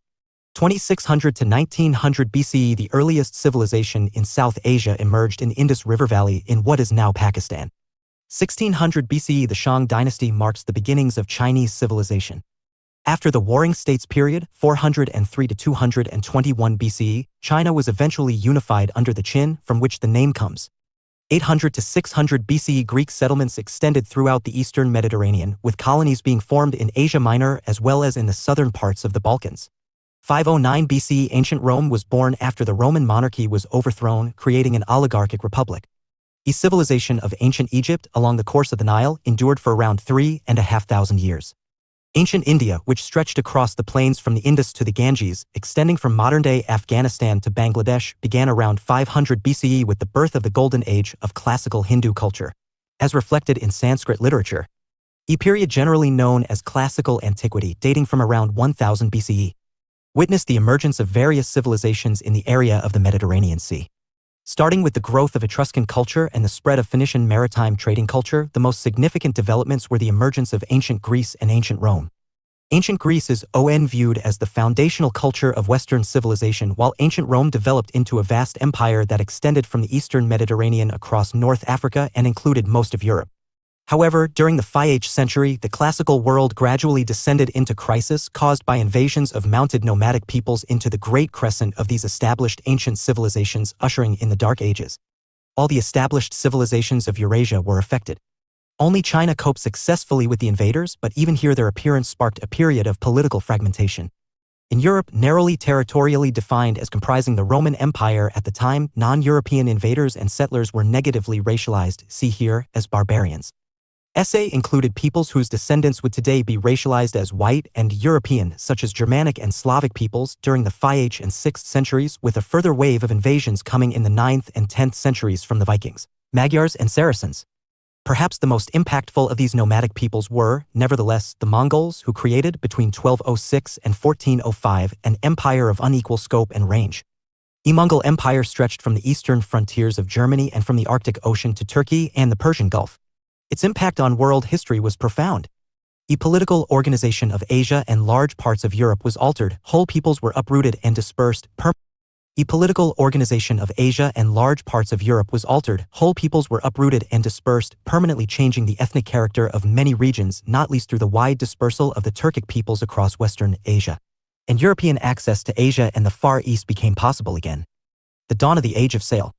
The historical development of these great civilizations gave the peoples of Africa, Europe, and Asia significant opportunities for extensive contact, trade, and shared cultural heritage, such that some world historians refer to a single region of Afro-Eurasia. Adelman et al. 2021. But new connections abounded from the late 5th century and throughout the 16th century as a direct result of the technological innovation of large, seaworthy vessels that could transport goods and people over greater distances than ever before, inaugurating an age of sail that would last until the 19th century.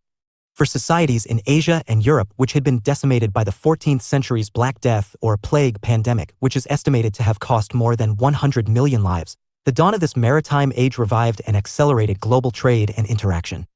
The most well-known of the so-called voyages of discovery in this period is that of the Italian explorer Christopher Columbus, 1451 to 1506, who, in 1492, sought to sail from Spain to the East Indies. The general term then used in Europe for Southeast Asia, instead landing at the Caribbean islands of Guanahani, Cuba, and Haiti, and thus making the first contact between Europeans and the peoples and lands of the Americas. His first tentative exploration of what Europeans came to call the New World set the pattern for what was to follow. On making landfall, Columbus unfurled the flag of the Spanish monarch on whose commission he sailed and took possession of the islands and their people for Spain.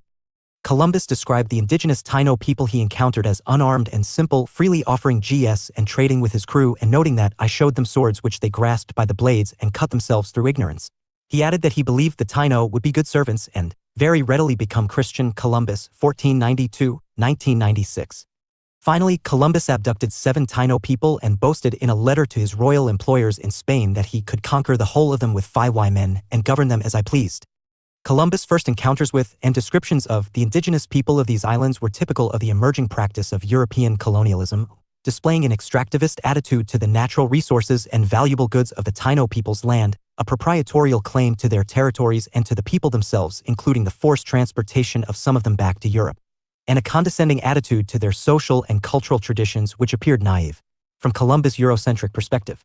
In the decades that followed, Spain colonized vast areas of Central and South America, killing indigenous populations whether through direct violence or disease, extracting precious resources, silver in particular, and effectively enslaving many of the surviving Native Americans and forcing them to labor on sugar, coffee, and tobacco plantations or down mines. Meanwhile, Portugal, whose most famous explorer, Ferdinand Magellan, 1480–1521, had successfully sailed to the East Indies by the early 16th century, similarly colonized and exploited the lands and peoples of the eastern part of South America that would become Brazil. Only later in the 16th century did other European powers begin their own serious efforts at colonization of the New World, with England, France, and the Netherlands following the Iberian and Portuguese examples. Voyages of discovery and the early phase of European colonialism are sometimes described as the very earliest form of globalization, since they marked the first point at which societies in most of the world's great land masses became connected. Driven by trade and colonialism, a truly global world was beginning to emerge. Colonialism and capitalism remake the world. The era of European colonialism was central to the making of the West as a relatively coherent global entity or actor. Alongside and closely connected to colonialism and the empire building it enabled, several other developments were critical to the rise of the West in world order. In political terms, the 16th and 17th centuries saw the establishment of sovereign states with strong central governments. This is dated to the Peace of Westphalia, 1648, which brought an end to the 30 Years' War, a series of bloody conflicts across Europe between Catholic and Protestant nations. The advent of sovereign statehood fostered in Europe a level of social and political stability that favored technological innovation and economic development. A period of scientific and philosophical change referred to as the Enlightenment in the 18th and 19th centuries, which entailed a limited turn away from religious dogmatism and monarchical rule under the doctrine of the divine right of kings, was tightly connected to political developments within Europe and to an emerging Western identity or sense of self. A political and moral philosopher and early international relations theorist, Immanuel Kant was one of the intellectuals most closely associated with the Enlightenment tradition. His new European or Western identity was characterized by a focus on rationalism and by a strong sense of cultural superiority to the peoples in recently colonized and non-colonized societies outside of Europe. The emergence of what Edward Said would later call Orientalism. The West. The term the West has 2 overlapping meanings. In a general sense, it refers to the cultural and philosophical inheritance of Europe, which has often been exported through migration or colonialism. The roots of this inheritance lie in Judeo-Christian religion and the learning of classical Greece and Rome, shaped in the modern period by the ideas and values of liberalism. In a narrower sense, fashioned during the Cold War, the West meant the US-dominated capitalist bloc as opposed to the USSR-dominated East. The relevance of the latter meaning was weakened by the end of the Cold War, while the value of the former meaning has been brought into question by political and other divisions amongst so-called Western powers. But perhaps most significant was the transition of Europe during the 16th and 17th centuries from medieval, feudal modes of production, ownership, and exchange towards a capitalist economic model. Most importantly, stimulated the growth of industrialization, which started in mid-18th century Britain, the workshop of the world, and spread during the 19th century to North America and throughout Western and Central Europe. Industrialized states acquired massively enlarged productive capacities, which contributed, amongst other things, to their military strength. The advance of agricultural and industrial technology also contributed to improving diets and rising living standards, which, over time, had a massive impact on the size of the world's population. See Figure 2.1. Figure 2.1. The growth of the world population since 1700. Colonialism was central to the development of capitalism, as was slavery, which persisted as part of the capitalist world economy for more than 300 years, contrary to the popular notion of it being a feature of a pre-capitalist economic system. Robinson, 1983, 4.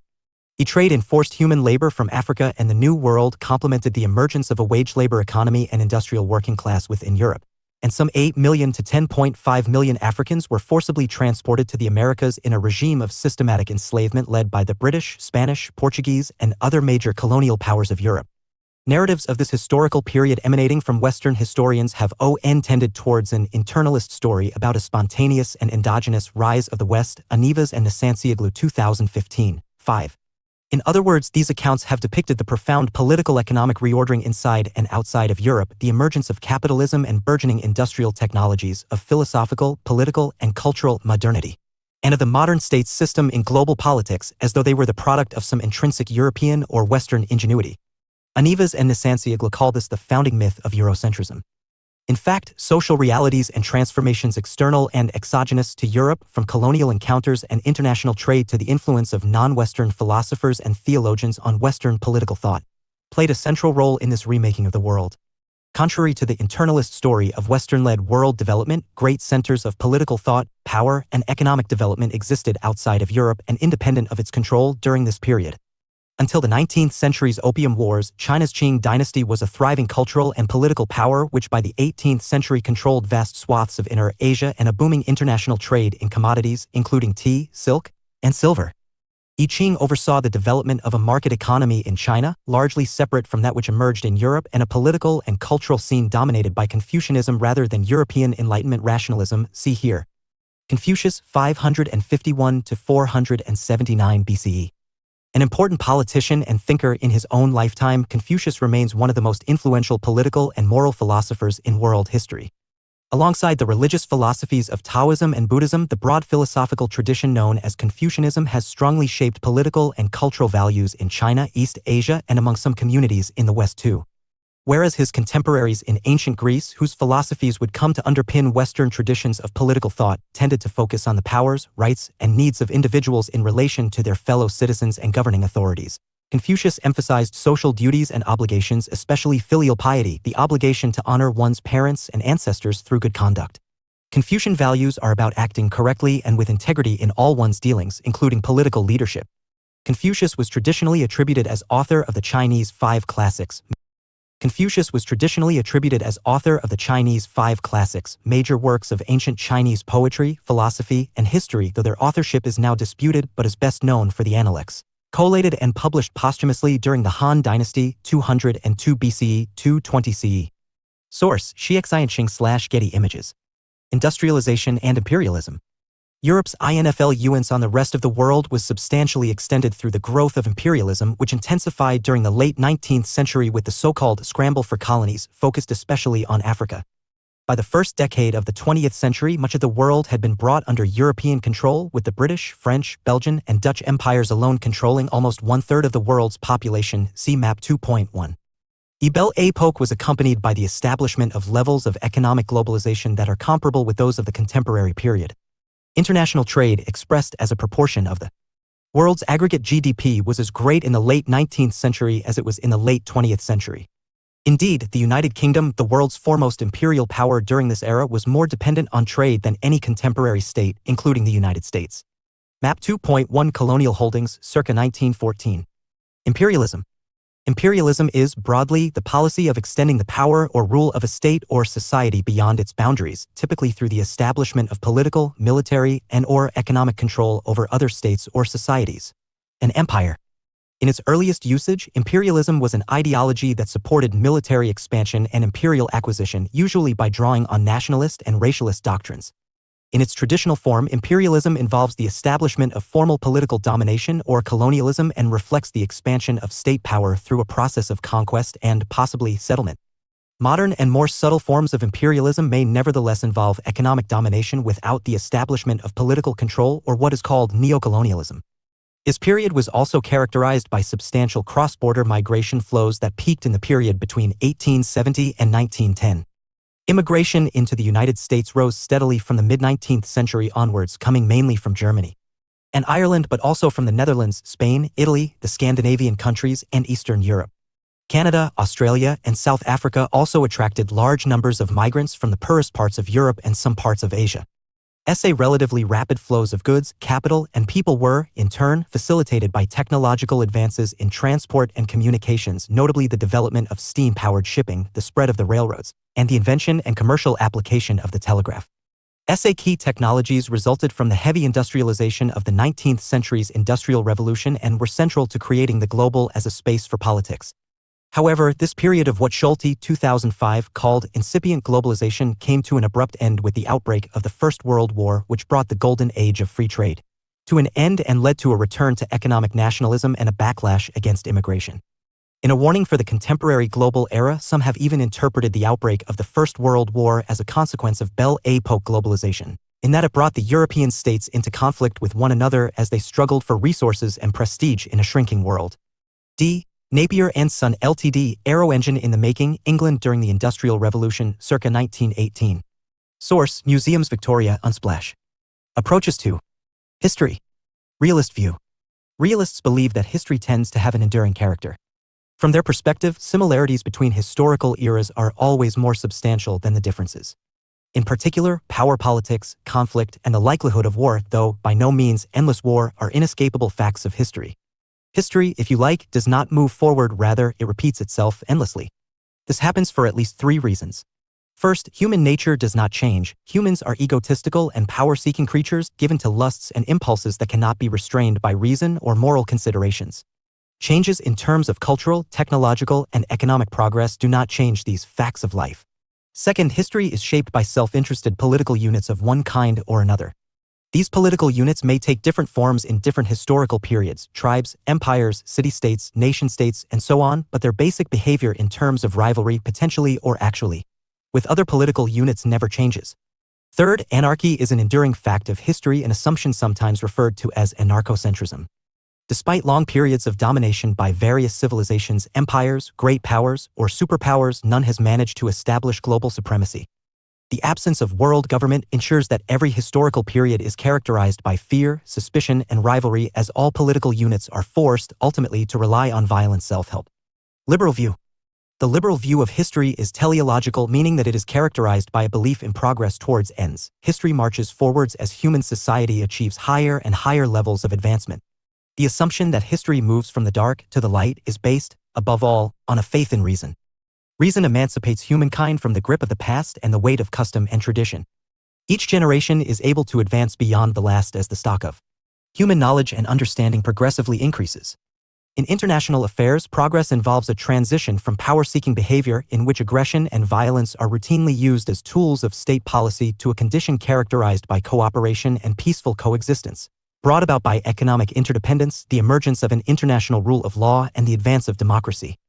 Such thinking has a utopian dimension in that it emphasizes the possibility of perpetual peace. Kant and suggests, following Fukuyama, that the worldwide victory of liberal democracy would amount to the end of history. Marxist view. The most influential critical approaches to history have developed out of Marxism. The Marxist theory of history, often portrayed as historical materialism, emphasizes that the primary driving forces in history are material or economic factors. In Marx's view, history moves forwards from one mode of production to the next, working its way through primitive communism, slavery, feudalism, and capitalism, and eventually leading to the establishment of a fully communist society, history's determinate endpoint. Each of these historical stages would collapse under the weight of their internal contradictions, manifest in the form of class conflict. However, communism would mark the end of history because, being based on common ownership of wealth, it is classless. Although orthodox Marxists sometimes interpreted this as a form of economic determinism, Frankfurt School critical theorists and those influenced by them, such as Robert Cox, have rejected determinism in allowing that. In addition to the material forces of production, states and relations among states can also influence the course of history. Nevertheless, such essentially class-based theories of history have been rejected by post-structuralists, social constructivists, and feminists. Post-structuralist and constructivist views. Post-structuralists have often followed Foucault in employing a style of historical thought called genealogy, exposing hidden meanings and representations in history that serve the interests of domination and exclude marginalized groups and peoples. Through this historical deconstruction and reconstruction of social practices, post-structuralists hope to shed light on what Foucault called the order of things in present-day societies. Social constructivists, meanwhile, criticize the Marxist materialist account, instead emphasizing the power of ideas, norms, and values to shape world history. Constructivist accounts of major global historical changes, such as the collapse of the Soviet Union and end of the Cold War, highlight their ideational or belief-based roots in changing identities and social structures. History, for constructivists, is the unfolding process of interaction between social structures and social agents as the latter come to view themselves and others in different ways at different junctures. Postcolonial view. History, and especially historiography, the study of what versions of history are recorded, how and by whom, is central to the postcolonial view of global politics. In particular, postcolonial thinkers emphasize the ways in which the intellectual and material history of colonization continues to directly structure our present. From the hierarchies of a Western-dominated world order to the widespread structural and direct racism in majority-white societies, see here. Postcolonial theory contends that coloniality remains firmly embedded in the global politics of the 21st century. From this perspective, the rise of social movements such as Black Lives Matter exists in part to highlight the centrality of historical experience in shaping the inequalities of today, contesting both contemporary problems and historical erasures.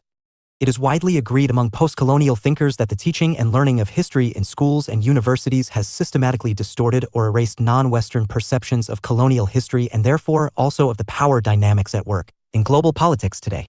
Feminist view. Feminists, for their part, have sometimes highlighted continuity by portraying patriarchy as a historical constant found in many historical and contemporary societies. But as a form of critical theory addressing structural inequality and social injustice, feminist theory also emphasizes the potential for change and emancipation through history. In this respect, feminists highlight the successes of women's movements in the 20th and early 21st centuries in changing the basic rights and freedoms of many women around the world on issues ranging from suffrage and unequal pay to freedoms associated with sexuality, gender identity, abortion, and domestic abuse. Postcolonial feminists, however, like other postcolonial thinkers, also note the complicity of white feminism itself in the historic and therefore also the present-day perpetuation of racist stereotypes and structures, particularly with reference to women of the Global South. The short 20th century, 1914 to 90. The dawn of mass societies and social movements. In 19th century's industrialization and age of imperialism massified societies in many respects. Through the advent of mass production in the capitalist economy and the huge migrations of population from rural to urban living in many countries to meet the demand of the new economy for factory workers and other urban labor. At the outset of the 20th century, these emergent mass societies became increasingly politically volatile. The development of mass communications and mass media, along with an increase in literacy, connected people within and between societies, fostering awareness of current affairs at a more global level and enabling the proliferation of social movements for change. The first 2 decades of the 20th century alone saw mass political uprisings around the world, including the Chinese Boxer Rebellion 1899 to 1901 against foreign imperialist powers, the Mexican Revolution 1910 to 20, which transformed the country into a constitutional republic, and the Russian Revolution 1917 to 23, which established the Soviet Union as the world's first communist society.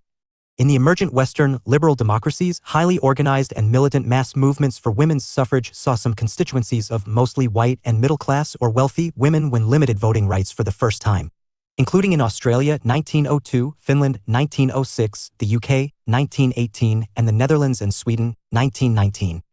That said, many Western countries took much longer to enact women's suffrage, including France 1945 and Switzerland 1971. Anti-colonial mass social movements, see here, meanwhile, gathered pace and intensity in the continents that Europeans had spent the previous centuries conquering, occupying, and exploiting for labor and resources. During and after the First World War, see below, and the Russian Revolution, and directly connected to these events that preoccupied the colonizing European great powers, anti-colonial forces began to organize at a greater scale. The Jamaican internationalist and anti-colonial activist and intellectual Marcus Garvey, 1887 to 1940, founded the Universal Negro Improvement Association, UNIA, in 1914. The UNIA held its first international convention in New York in 1920, where tens of thousands of attendees from across the Americas, Africa, and elsewhere gathered and ultimately issued a Declaration of the Rights of the Negro Peoples of the World. In the same period, W.E.B. Du Bois, see here, published his influential Souls of Black Folk 1903-1961 and co-founded the National Association for the Advancement of Colored People, NAACP, in 1909, which remains one of the most influential American civil rights organizations today. Meanwhile, in 1915, Mohandas Gandhi returned from South Africa to India as an anti-colonial agitator and joined the Indian National Congress Party. which would go on to spearhead the Indian independence movement that finally threw off British colonial rule in 1947. Marcus Garvey, 1887 to 1940.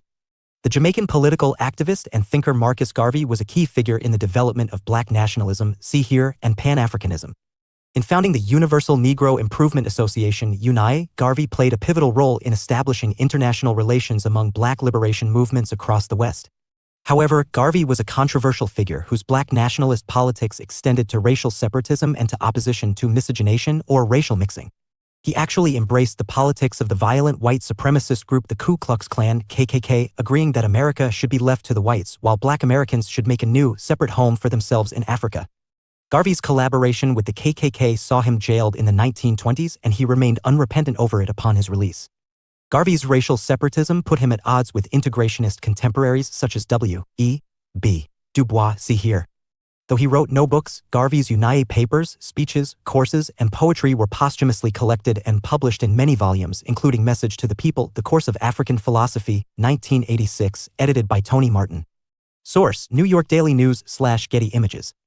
Essay: Trends of social massification and political transformation and globalization were made possible by technological developments in domains including communications and transport. E-production of the Ford Model T in 1908, the first affordable, mass-produced motor car, even led later sociologists to use the term Fordism to describe the industrial and technological dynamics of the period. But the sudden speeding up of technological innovation that had been made possible by the industrialization of the 19th century, including the advent of factories and a transnational industrial working class, had a dark side, beyond the brutal working conditions that underpinned it. Some businesses, states, and imperial great powers in particular sought new methods of war-making rooted in these new technologies. Dawn of aeroplanes are the Wright brothers' first successful flight of a powered, heavier-than-air aircraft in the United States in 1903, and of the Maxim machine gun developed by Sir Hiram Stevens Maxim in the UK in 1844 were especially pivotal developments. SA and other new military technologies would dramatically alter the waging of war throughout the 20th century, rendering the mass killing of both combatants and civilians an altogether easier feat. The First World War. The outbreak of war in 1914 is seen as the beginning of the short 20th century, Hobsbawm, 1994, the period during which world politics was dominated by the ideological struggle between capitalism and communism and which ended in 1989 to 91. The First World War has been described as the most significant war in world history. It was the first example of total war, meaning that domestic populations and the patterns of civilian life, the home front, were more profoundly affected than by earlier wars. The war was also genuinely a world war, not only because of the recruitment of armies from across the empires of Europe but also because of the participation of several states, including Turkey and Bulgaria on the side of the Central Powers and Serbia, Belgium, Luxembourg, Japan, Italy, Romania, Portugal, Greece, and most significantly the United States on the side of the Allied powers. The First World War was the first modern war in the sense of being industrialized. It witnessed the earliest use of, for example, tanks, chemical weapons, poison gas, and flamethrowers, and aircraft including long-range strategic bombing. Some 65 million men were mobilized by the various belligerents, over 8 million of whom died, while about 10 million civilians were killed in the war itself or perished in the pandemic of Spanish influenza that broke out in the winter of 1918-19. The First World War was precipitated by the assassination in June 1914 of Archduke Franz Ferdinand, nephew of the Austrian Emperor, by the Black Hand, a group of Serbian nationalists. His precipitated declarations of war by Austria-Hungary and Russia, which, thanks to a system of alliances that had been constructed over the previous decade, led to a wider war between the Triple Alliance, Britain, France, and Russia, and the Central Powers, Germany and Austria-Hungary, and in due course several other states were drawn into the conflict. The eventual victory of the Allies was probably accounted for by their greater success, perhaps linked to their democratic systems in mobilizing manpower and equipment, by their earlier and more effective use of mechanized warfare, and, ultimately, by the entry of the United States into the war. However, there was and remains considerable debate about the origins of the war. The main causes that have been linked to the outbreak of the First World War are the following: the German problem, the Eastern question, imperialism, and nationalism. The German problem draws attention to a phenomenon that has many and diverse interpretations. Realist theorists, who believe that the basic inclination of states towards the acquisition of power and the pursuit of national interest can only be constrained by a balance of power, argue that Europe's instability stemmed from a structural imbalance which had resulted from the emergence, through the unification of Germany in 1871, of a dominant power in Central Europe. imbalance encouraged Germany's bid for power, reflected, for instance, in its desire for colonies, Germany's place in the sun, and in its growing strategic and military rivalry with Britain, especially in terms of naval power. Alternative interpretations of the German problem, however, tend to locate the source of German expansionism in the mindset of its political and military elites. German historian Fritz Fischer, 1968, famously emphasized the role of Weltpolitik or world policy in shaping Germany's aggressive and expansionist foreign policy during the reign of Kaiser Wilhelm II, 1888 to 1918. His view, in effect, blames Germany, or at least its political leaders, for the outbreak of the First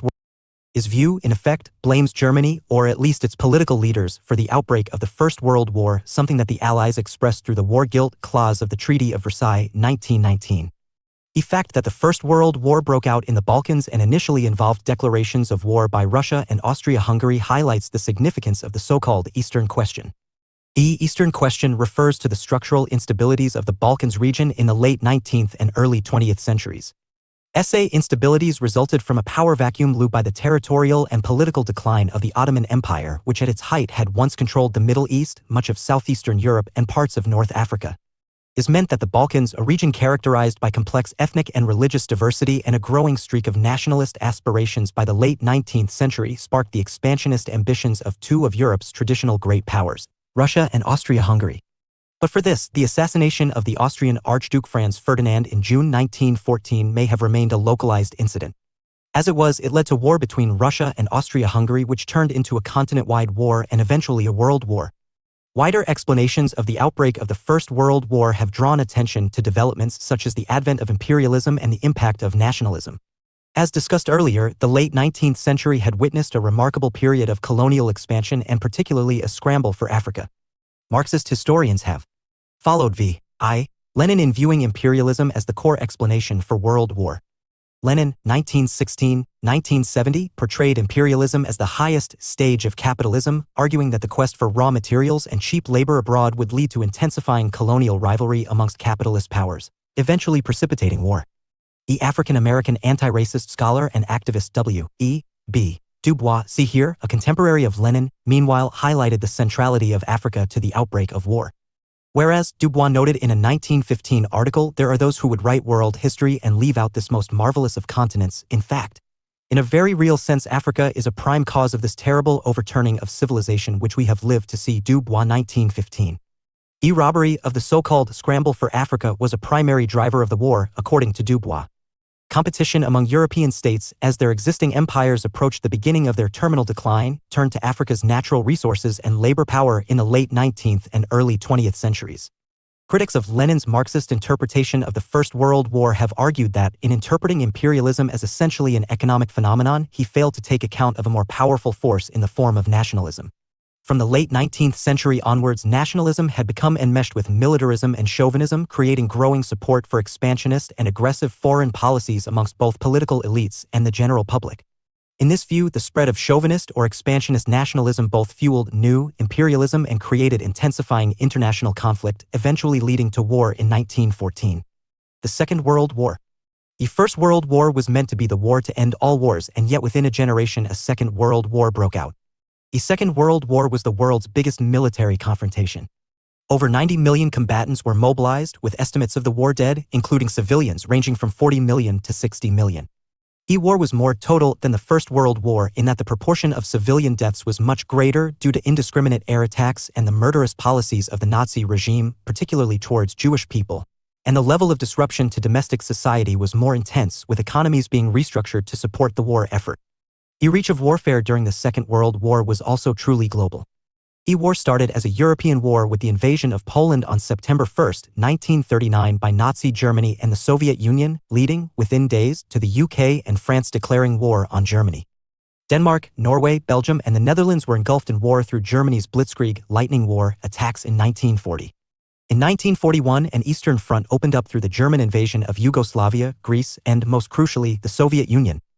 The war in Asia was precipitated by the Japanese attack on the U.S. military base at Pearl Harbor in Hawaii on December 7, 1941, which also drew the United States into the war against Germany and Italy and resulted in fighting in Burma and across much of Southeast Asia and the Pacific. The war also spread to North Africa from 1942 onwards. The war in Europe ended in May 1945 with the capitulation of Germany, and the war in Asia ended in August 1945 following the dropping of atomic bombs on Hiroshima and Nagasaki. World history 1900 to 1945. 1900 to 1901 Boxer Rebellion in China 1904 to 5 Russo-Japanese War 1910 to 20 Mexican Revolution 1914 The First World War begins 1915 Armenian Genocide 1917 Russian Revolution creates world's first communist state 1919 Treaty of Versailles 1922 Mussolini seizes power in Italy 1929 Wall Street crash October Great Depression begins 1929 Stalin begins forced collectivization in Soviet Union 1930 Japan invades Manchuria 1932 F.D. Roosevelt elected U.S. President. The New Deal starts 1933 Hitler becomes Chancellor of Germany 1934 Mao Zedong begins the Long March 1935 Italy invades Abyssinia, Ethiopia. 1936 Germany reoccupies the Rhineland 1938 Anschluss with Austria 1938 Munich Agreement 1939 The Second World War begins. 1940 The Axis alliance of Germany, Italy, and Japan signs the Tripartite Pact 1941 Japanese attack on Pearl Harbor 1942-3 Battle of Stalingrad 1942-5 Holocaust extermination campaign 1945 End of the Second World War in Europe May 1945 Japan surrenders ending the Second World War September after the United States drops atomic bombs on Hiroshima and Nagasaki killing more than 100,000 civilians. Key factors that were decisive in determining the outcome of the Second World War were the involvement of the USSR and the United States. War against the Soviet Union forced Germany to fight on two fronts, with the Eastern Front attracting the bulk of German manpower and resources. Following the Battle of Stalingrad in the winter of 1942-3, Germany was forced into a draining but remorseless retreat. The involvement of the United States fundamentally affected the economic balance of power by ensuring that the resources of the world's foremost industrial power would be devoted to ensuring the defeat of Germany and Japan. However, the origins of the Second World War have been a subject of even greater historical controversy than the origins of the First World War. The main factors that have been associated with the outbreak of the Second World War have been the First World War peace settlements, the global economic crisis, Nazi expansionism, and Japanese expansionism in Asia. Many historians have seen the Second World War as, in effect, a replay of the First World War, with the Treaty of Versailles 1919 marking the beginning of the road to war. In this sense, the years 1919 to 1939 amounted to a 20-year truce. Critics of Versailles tend to argue that it was shaped by two incompatible objectives. The first was the attempt to create a liberal world order by breaking up the European empires and replacing them with a collection of independent nation-states policed by the League of Nations, the world's first attempt at global governance. See Chapter 20. The second, expressed in particular by France and the states neighboring Germany, was the desire to make Germany pay for the war and to benefit territorially and economically from its defeat. This led to the war guilt clause, the loss of German territory on both western and eastern borders, and to the imposition of reparations. Although it set out to redress the European balance of power, Versailles therefore made things worse. Realists have followed E.H. Carr in arguing that a major cause of the 20-year crisis that led to war in 1939 was wider faith in utopianism or liberal internationalism. Is encouraged the haves, the First World War victors, to assume that international affairs would in future be guided by a harmony of interests, inclining them to disregard bids for power by the have-nots, in particular Germany and Italy. E.H. Carr, 1892 to 1982. British historian, journalist, and international relations theorist. Carr joined the Foreign Office and attended the Paris Peace Conference at the end of the First World War. Appointed Woodrow Wilson Professor of International Politics at the University College of Wales at Aberystwyth in 1936. He later became assistant editor of the Times of London before returning to academic life in 1953. Carr is best known for the 20 Years' Crisis, 1919 to 1939, a critique of the entire peace settlement of 1919 and the wider influence of utopianism on diplomatic affairs, especially a reliance on international bodies such as the League of Nations. He is often viewed as one of the key realist theorists, drawing attention to the need to manage rather than ignore conflict between have and have-not states. Nevertheless, he condemned cynical realpolitik for lacking moral judgment. Carr's other writing includes Nationalism and After 1945, and the quasi-Marxist 14-volume A History of Soviet Russia, 1950-78. The second major factor that contributed to intensifying international tension in Europe was the global economic crisis, 1929-33. Sparked by the Wall Street crash of October 1929, this highlighted both the higher level of interconnectedness of the global economy through its rapid spread across the industrialized world, and the structural instability of its financial systems in particular. The main political impact of the economic crisis was a rise in unemployment and growing poverty, which, in politically unstable states such as Germany, made radical or extreme political solutions more potent. Economically, the crisis resulted in the abandonment of free trade in favor of protectionism, and even in autarky, the turn to economic nationalism that helped to fuel the rise of political nationalism and international distrust. However, the main controversies surrounding the origins of the Second World War concern the role and significance of Nazi Germany. Historians have disagreed about both the importance of ideology in explaining the outbreak of war. Can German aggression and expansionism be explained largely in terms of the rise of fascism and specifically Nazism, and the extent to which the war was the outcome of the aims and deliberate intentions of Adolf Hitler? German foreign policy certainly became more aggressive as Hitler and the Nazis came to power in 1933. Rhineland was occupied in 1936, Austria was annexed in 1938, the Sudetenland portion of Czechoslovakia was occupied and the rest of Czechoslovakia invaded in 1938-9, and then Poland was invaded in September 1939.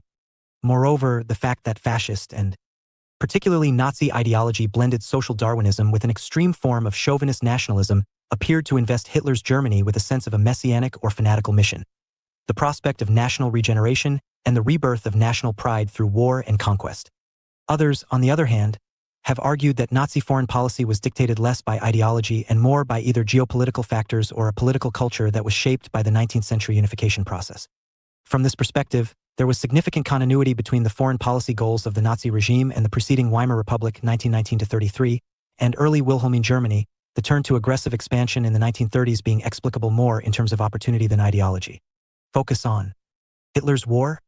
The debate about Hitler's personal responsibility for the Second World War has been particularly intense. Those who subscribe to the Hitler's war thesis emphasize the clear correlation between the three aims he set out for Germany in Mein Kampf, 1924, and unfolding Nazi expansionism in the 1930s. Hitler's war aims were, first, to achieve a greater Germany, achieved through the incorporation of Austria and the Sudeten Germans into the Third Reich. Second, the expansion into Eastern Europe in search of Lebensraum or living space, achieved through the invasion of Russia. And third, a bid for world power through the defeat of the major sea empires, Britain and the United States. This view is also supported by the fact that Nazi Germany operated, in effect, as Hitler's state, with power concentrated in the hands of a single, unchallengeable leader. On the other hand, opponents of this view have emphasized the limitations of the great man theory of history, in which history is seen to be made by leaders acting independently of larger political, social, and economic forces. Marxist historians, for example, have drawn attention to the extent to which Nazi expansionism coincided with the interests of German big business. Others have drawn attention to miscalculation on the part of both Hitler and those who sought to contain Nazi aggression.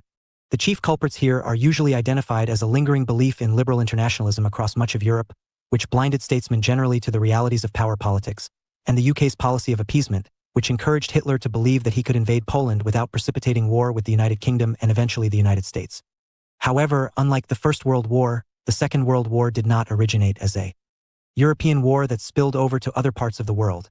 Important developments took place in Asia, notably linked to the growing power and imperial ambition of Japan. In many ways, the position of Japan in the interwar period resembled that of Germany before the First World War. The growing economic and military strength of a single state upset the continental balance of power and helped to fuel expansionist tendencies. Japan's bid for colonial possessions intensified in the 1920s and 1930s, in particular with the occupation of Manchuria in 1931 and the construction of the puppet state of Manchukuo. In 1936, Japan joined with Germany and Italy to form the Anti-Comintern Pact, which developed into a full military and political alliance, the Pact of Steel, in 1939 and eventually the Tripartite Pact in 1940. However, expansionism into Asia brought growing tension between Japan and the United Kingdom and United States. Calculating that by 1941 its naval forces in the Pacific had achieved parity with those of the United States and the United Kingdom, and taking advantage of the changing focus of the war once Germany had invaded Russia in June 1941, Japan decided deliberately to provoke confrontation with the United States through the preemptive strike on Pearl Harbor. By drawing the United States into the Second World War, this act also effectively determined its outcome. End of empires. The year 1945 was a turning point in world history in a number of respects. Principally, it instigated a process of decolonization that witnessed the gradual but dramatic disintegration of the European empires.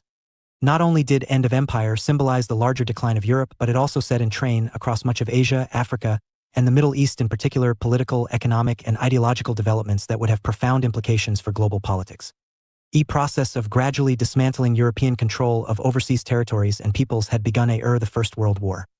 Germany was forced to give up its colonies as part of the Treaty of Versailles, and the British dominions had attained virtual independence in 1931. However, the process accelerated greatly the Second World War through a combination of three factors. The first, the traditional imperial powers, especially the UK, France, Belgium, and the Netherlands, were suffering from imperial overreach, Kennedy 1989. The second, a decisive sure against European colonialism had occurred diplomatically. U.S. pressure to dismantle imperialism became more assertive the Second World War and more difficult to resist. IRD, resistance to colonialism across Asia, Africa, and Latin America became fiercer and more politically engaged.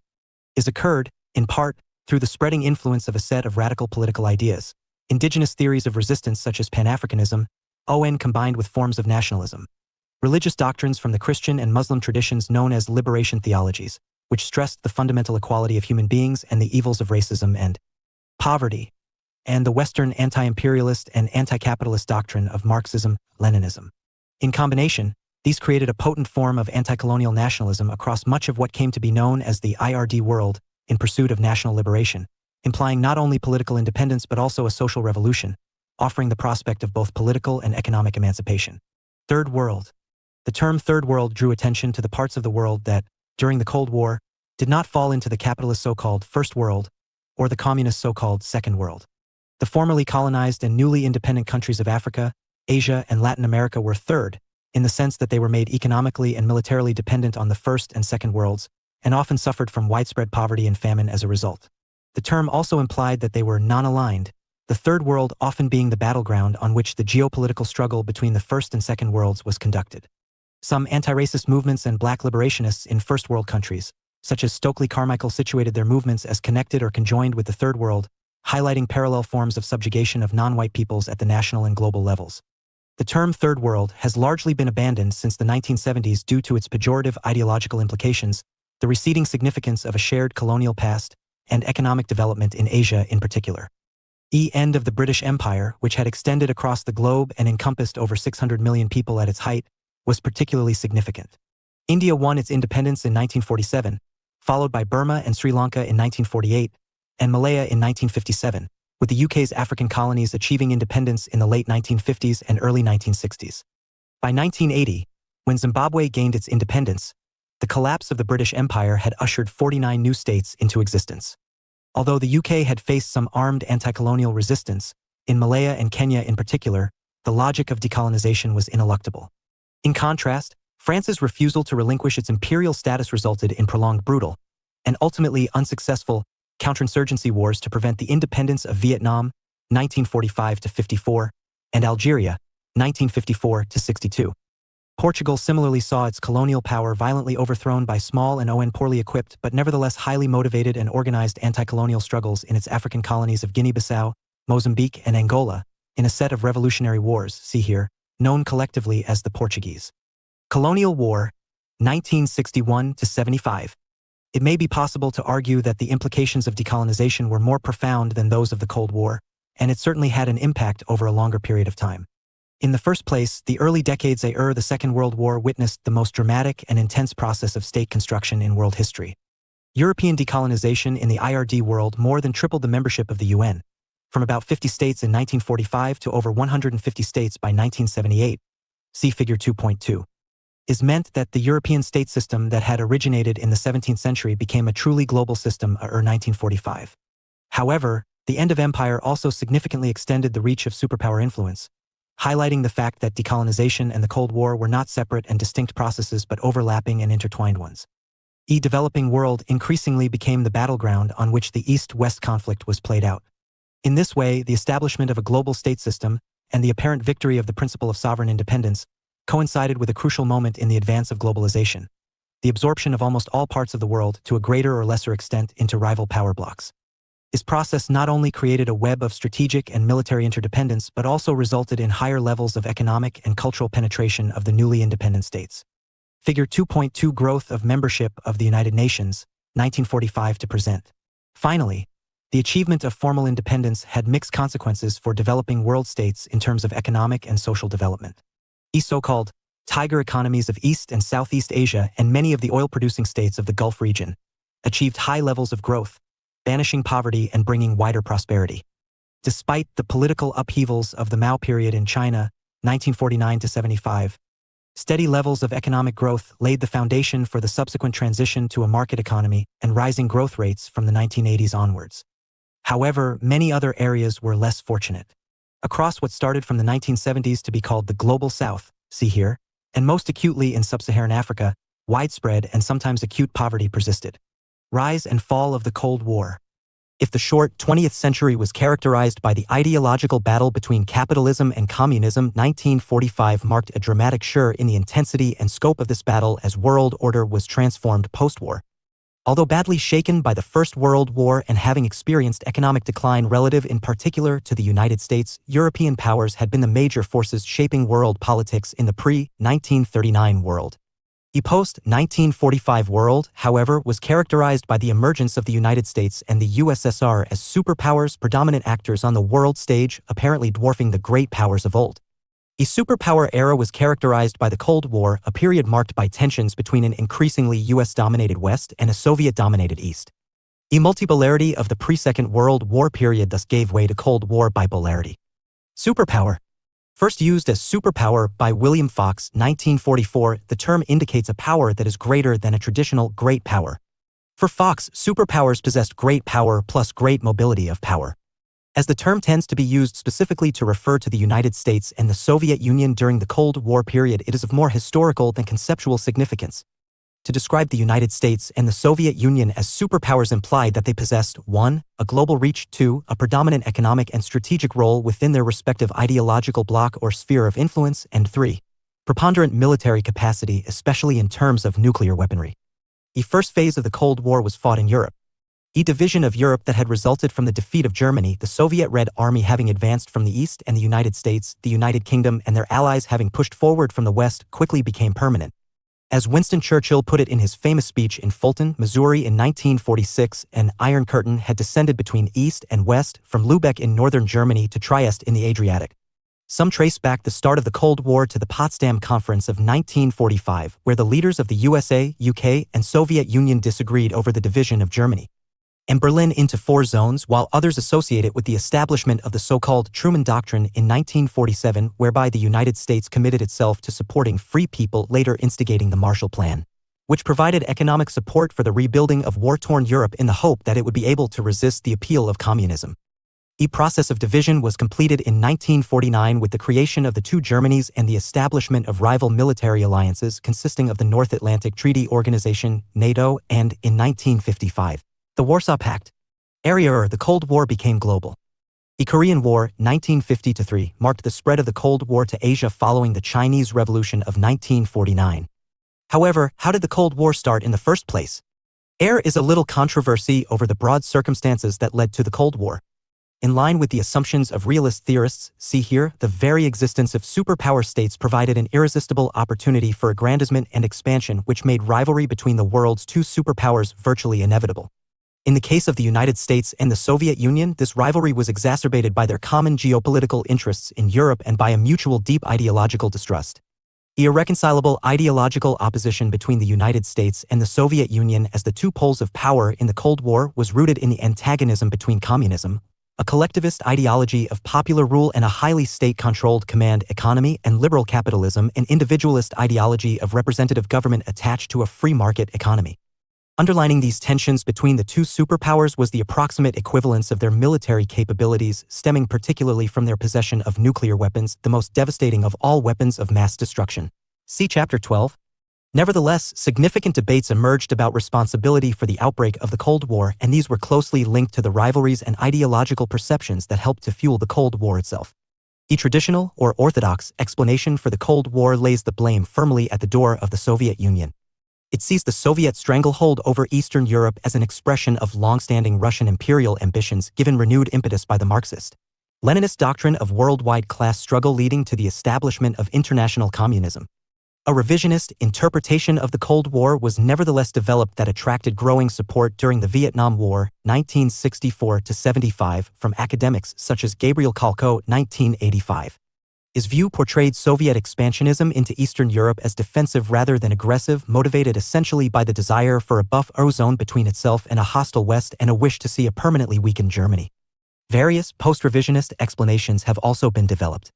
Some of these acknowledge the hegemonic ambitions of both superpowers, arguing that the Cold War was the inevitable consequence of a power vacuum that was a product of the defeat of Germany and Japan as well as the exhaustion of the UK. Jürgen, 1980. Alternative explanations place a heavier emphasis on misunderstanding and missed opportunities. For example, there had been early signs of hope in President Roosevelt's belief in peaceful cooperation under the auspices of the newly created United Nations, and also in Stalin's distinctly discouraging attitude towards Tito in Yugoslavia and Mao in China. Debating. Was the Cold War inevitable? There is always a tendency to read inevitability into historical events. They happened because they had to happen. History has a predestined course. In the case of the Cold War, this debate has raged with a particular passion because it is linked to rival theories about the factors that drive world politics. Is history shaped by irresistible political or ideological forces, or is it all too often a product of misperceptions and miscalculations? Yes. And no. Dynamics of bipolarity. Realist theorists have argued that the Cold War is best understood in terms of power politics and the nature of the international system. In this view, states are primarily concerned with their own survival and therefore prioritize military and security concerns. However, their ability to pursue or maintain power is determined by the wider distribution of power within the international system.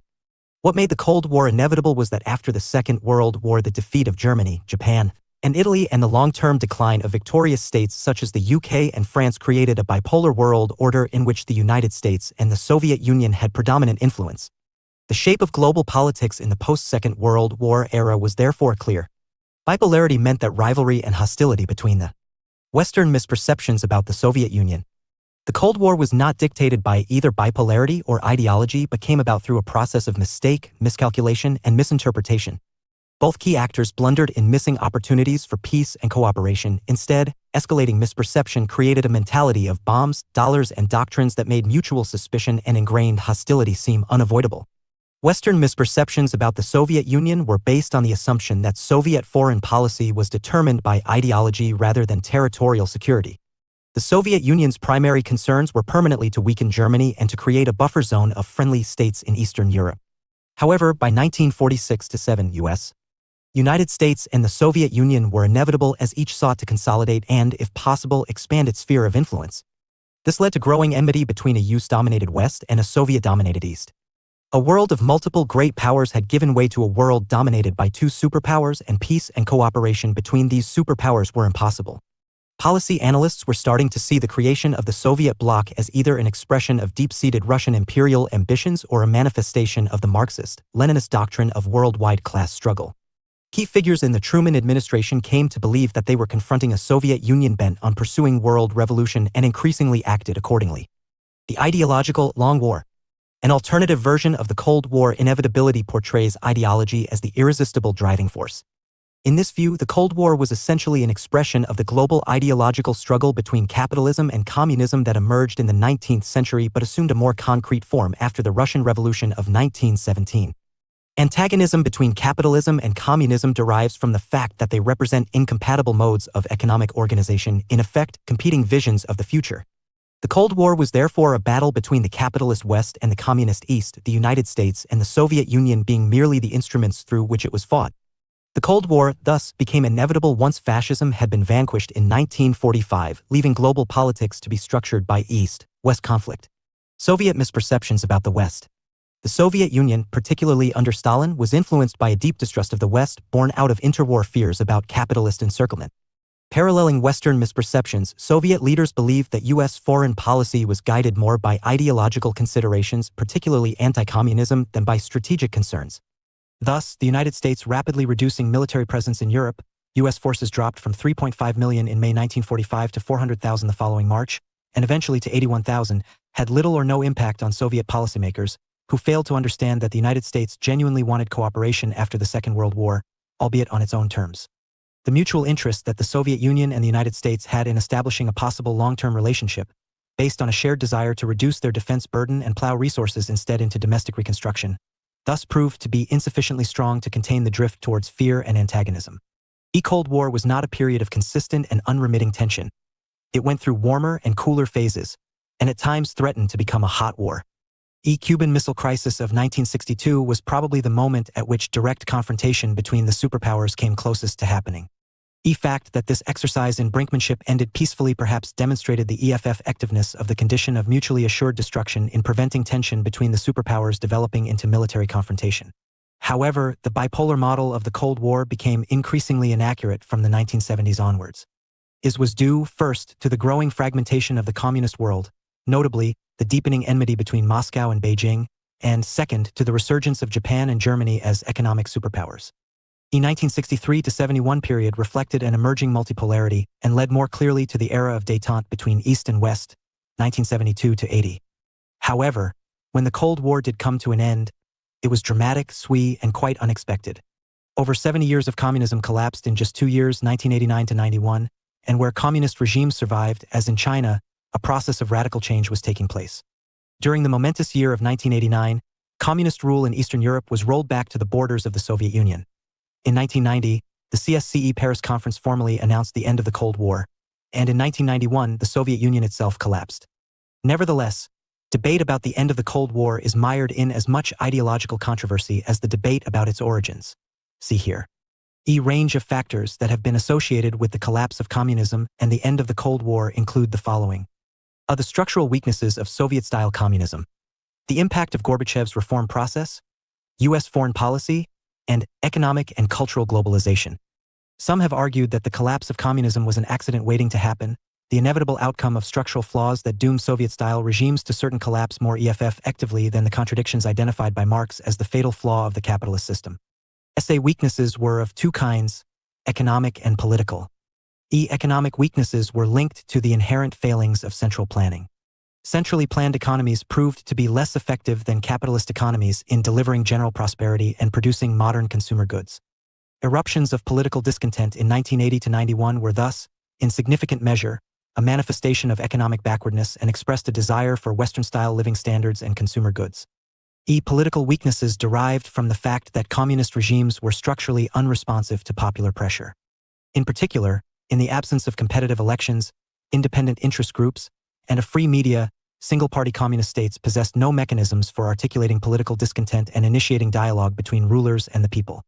There is little doubt that, in addition to economic frustration, the popular protests of the 1989-91 period articulated demand for the kind of civil liberties and political rights that were seen as being commonplace in the liberal democratic West.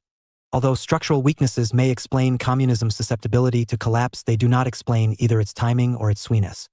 How did economic and political frustration accumulated over decades spill over and cause the downfall of regimes in a matter of months or even weeks? The answer lies in the impact of the reforms that Mikhail Gorbachev introduced in the Soviet Union from 1985 onwards. There were three key aspects of the reform process. First, based on the slogan Perestroika, involved the introduction of elements of market competition and private ownership to tackle the long-term deficiencies of Soviet central planning, drawing on earlier experiments in market socialism, particularly in Yugoslavia. However, economic restructuring under Gorbachev had disastrous consequences. It replaced an inefficient but still functioning planned economy with one that barely functioned at all. A second aspect of the reform process involved the dismantling of restrictions on the expression of opinion and political debate, under the slogan of Glasnost.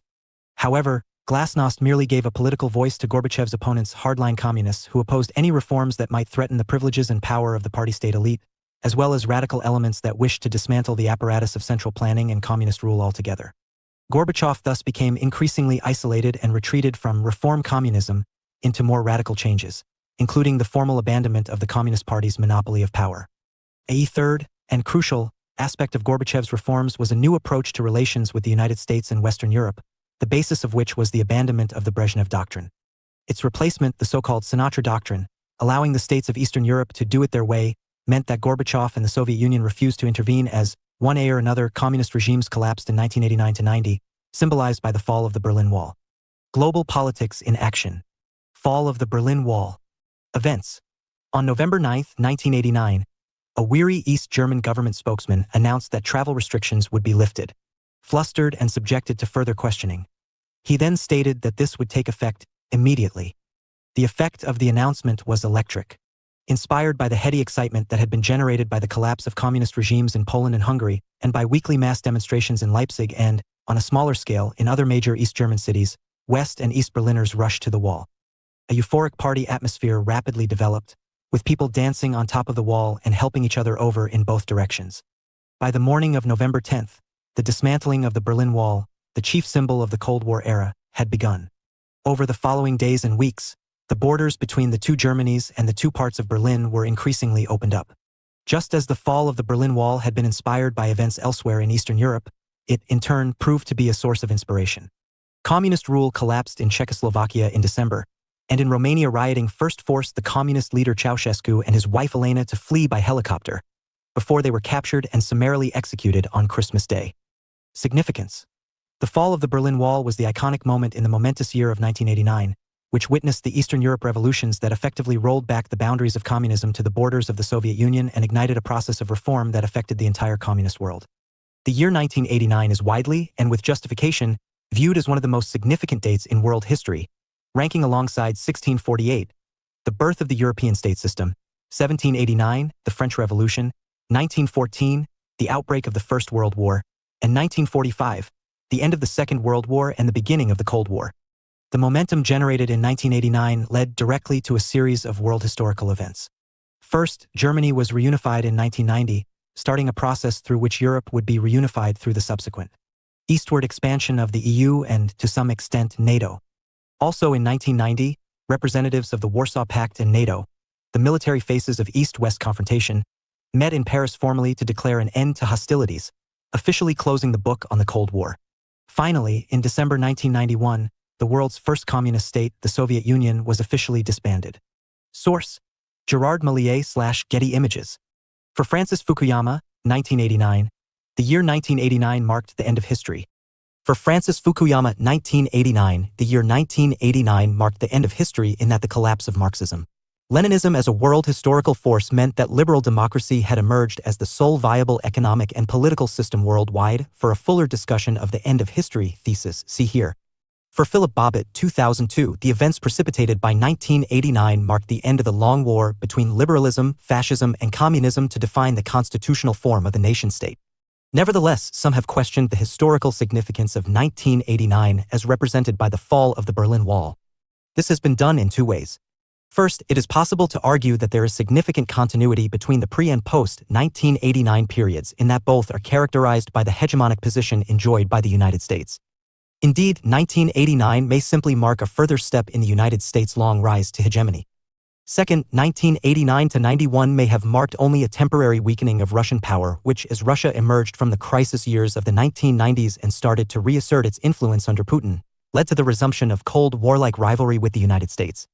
Alternative explanations of the end of the Cold War draw attention away from internal developments within the Soviet Union and the Communist bloc in general, and focus instead on the changing context within which communism operated. Chief external factors contributing to the collapse of communism were the policies of the Reagan administration in the United States and the advance of economic and cultural globalization.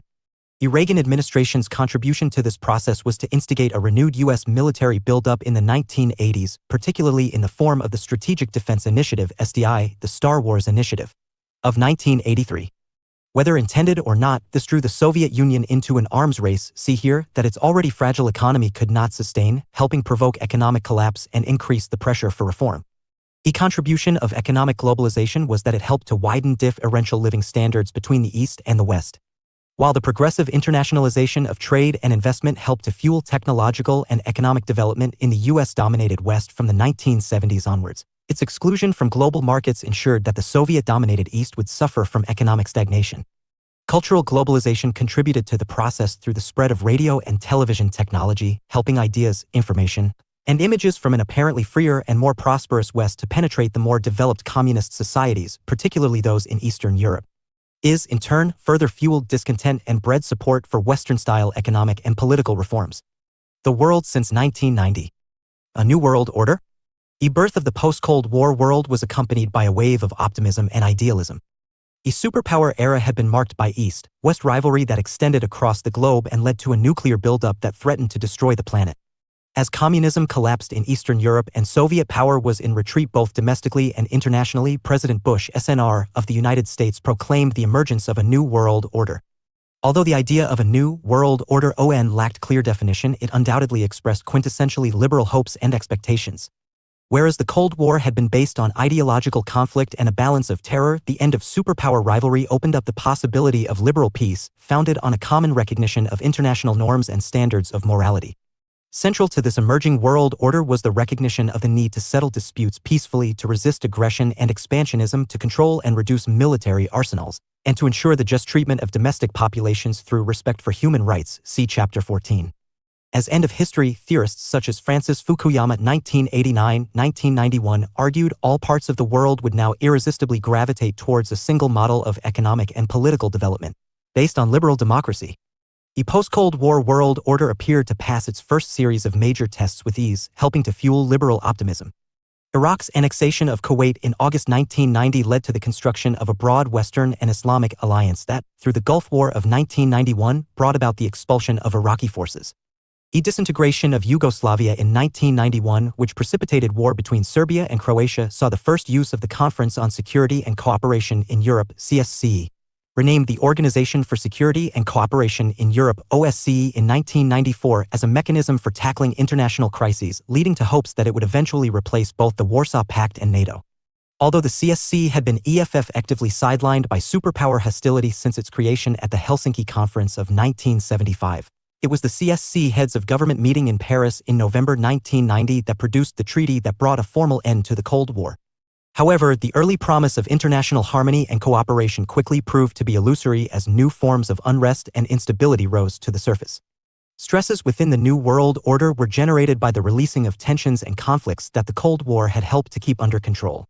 The existence of an external threat, be it international communism or capitalist encirclement, promotes internal cohesion and gives societies a sense of purpose and identity. To some extent, for instance, the West defined itself through antagonism towards the East and vice versa. There is evidence that, in many states, the collapse of the external threat helped to unleash centrifugal pressures, usually in the form of racial, ethnic, and regional tensions. This occurred in many parts of the world, but in particular in Eastern Europe, as demonstrated by the breakup of Yugoslavia and prolonged bloodshed amongst Serbs, Croats, and Muslims. The Bosnian War, 1992–5, witnessed the longest and most violent European war in the second half of the 20th century. Far from establishing a world order based on respect for justice and human rights, the international community stood by and, until the Kosovo crisis of 1999, allowed Serbia to wage a war of expansion and to perpetrate genocidal policies reminiscent of those used in the Second World War. Nevertheless, these early trends, hopeful and less hopeful in post-Cold War world history, were abruptly disrupted by the advent of global terrorism in 2001. 9/11, the return of history? For many, the attacks on the World Trade Center and the Pentagon on September 11, 2001, see here, were a defining moment in world history. The point at which the true nature of the post-Cold War era was revealed and the beginning of a period of unprecedented global strife and instability. On the other hand, it is possible to exaggerate the impact of 9/11. As Robert Kagan, 2004, put it, America did not change on September 11th. It only became more itself. The United States had, in the 1990s, ostensibly adopted the role of a global police officer, leading UN and NATO-backed military interventions under the rubric of humanitarianism, of stabilizing failed and rogue states and of frustrating dictators who threatened their own citizens and or neighboring states. SA interventions stretched from Iraq in the Middle East, 1990–1, to Somalia in the Horn of Africa, 1992–3, and Kosovo in post-communist Eastern Europe, 1999. A 9/11 foreign policy discourse shured distinctly with an increasingly intense focus on global terrorism and on majority Muslim countries in particular. The ensuing War on Terror, inaugurated by George W. Bush Jr., included U.S.-led invasions of Afghanistan 2001 and Iraq 2003, resulting in long and complex conflicts that did not reach clear and decisive endpoints. Focus on invading Afghanistan, learning from history? When the Soviet Union invaded Afghanistan in 1980 and a U.S.-led coalition invaded Afghanistan in 2001, were they failing to learn lessons from earlier attempts to conquer Afghanistan? Does history issue warnings in this sense? In the 19th century, Afghanistan had been the focus of great power rivalry, standing, as it did, between the Russian Empire to the north and British India to the east. This resulted in two wars. The First Anglo-Afghan War, 1839–42, was arguably the UK's greatest imperial disaster of the 19th century. British forces invaded Afghanistan with the intention of extending UK influence by re-establishing Shah Shuja on the throne. Shuja's assassination in Kabul in 1842, however, left the British troops in an unsustainable position. After a 2-month siege, they began what came to be called the retreat from Kabul. Out of the 18,500-strong party that left Kabul, only one man made it through to the British garrison in Jalalabad in modern-day Pakistan. Nevertheless, some 40 years later, the Second Anglo-Afghan War, 1878–80, took place. This time, the British achieved their main objective, which was to curtail Russian influence by dictating Afghan foreign policy, although the Afghans retained internal sovereignty and established full independence from British influence in 1919. Some have argued that the unlearned lesson of these 19th-century wars was that extreme caution should be exercised by any state contemplating invading Afghanistan, rightly dubbed the graveyard of empires.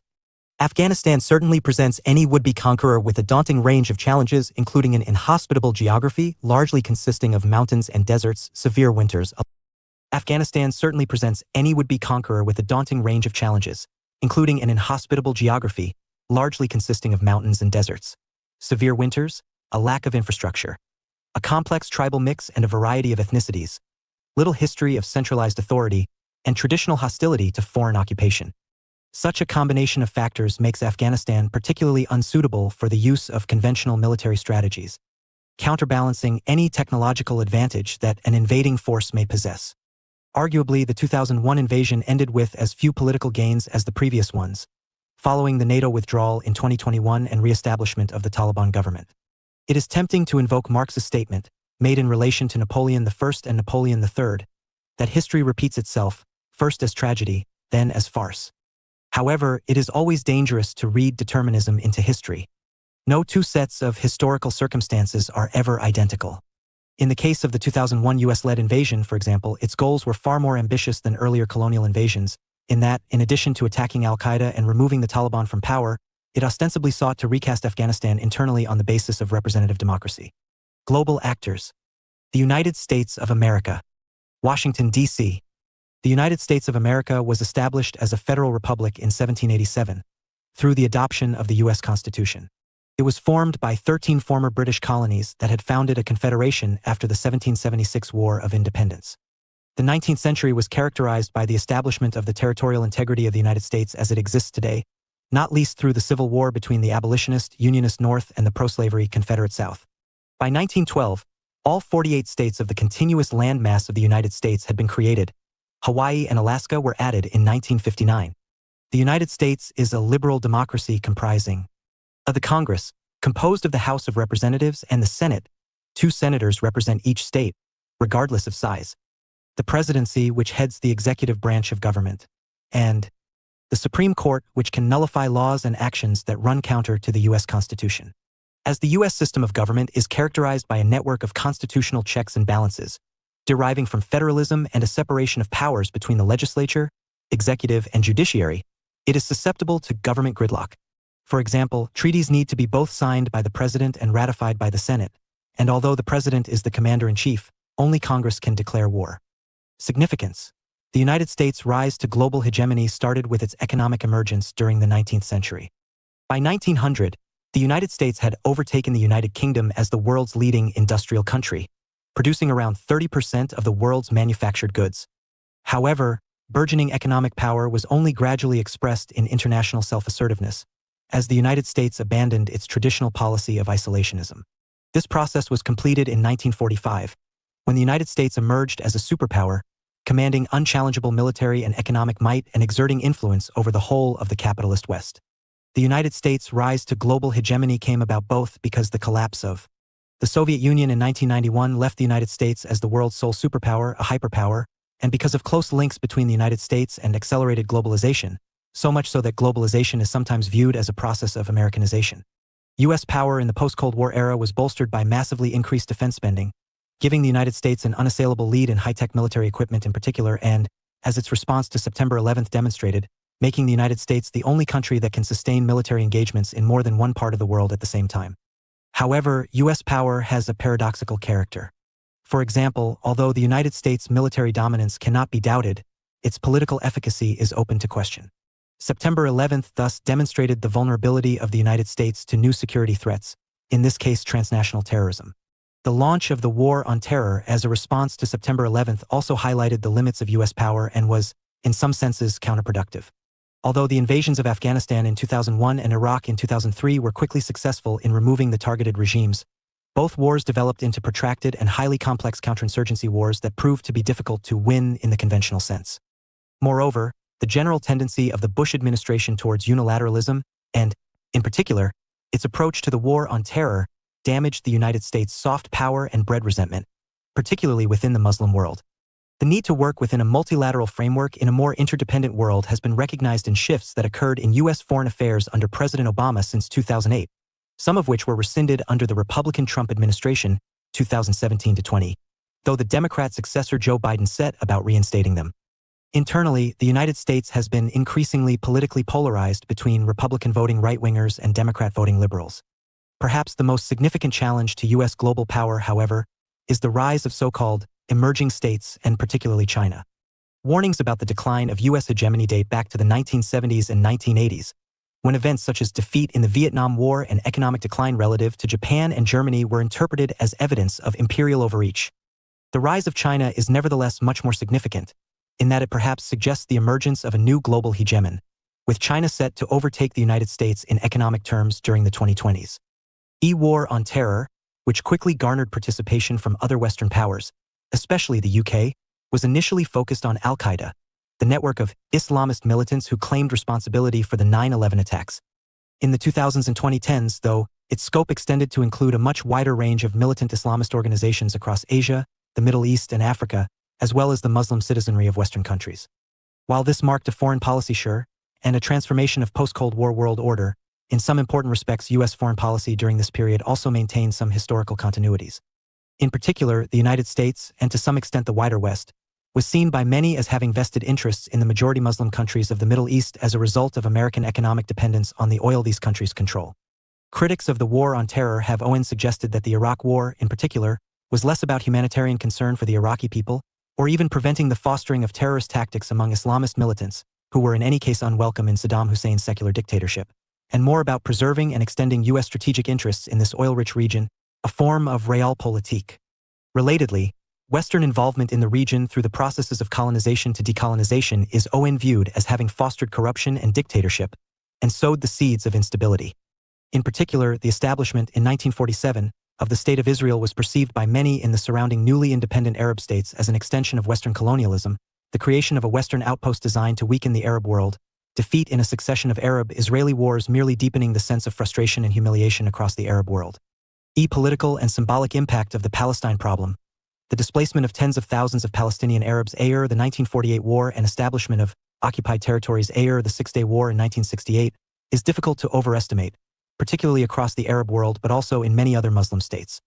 In addition to breeding a festering sense of resentment against Western influences that are seen to be embodied in the State of Israel, it also made it easier for corrupt and complacent military dictatorships to come to power and remain in power, knowing that they could always use the issue of Israel and Palestine to mobilize popular support.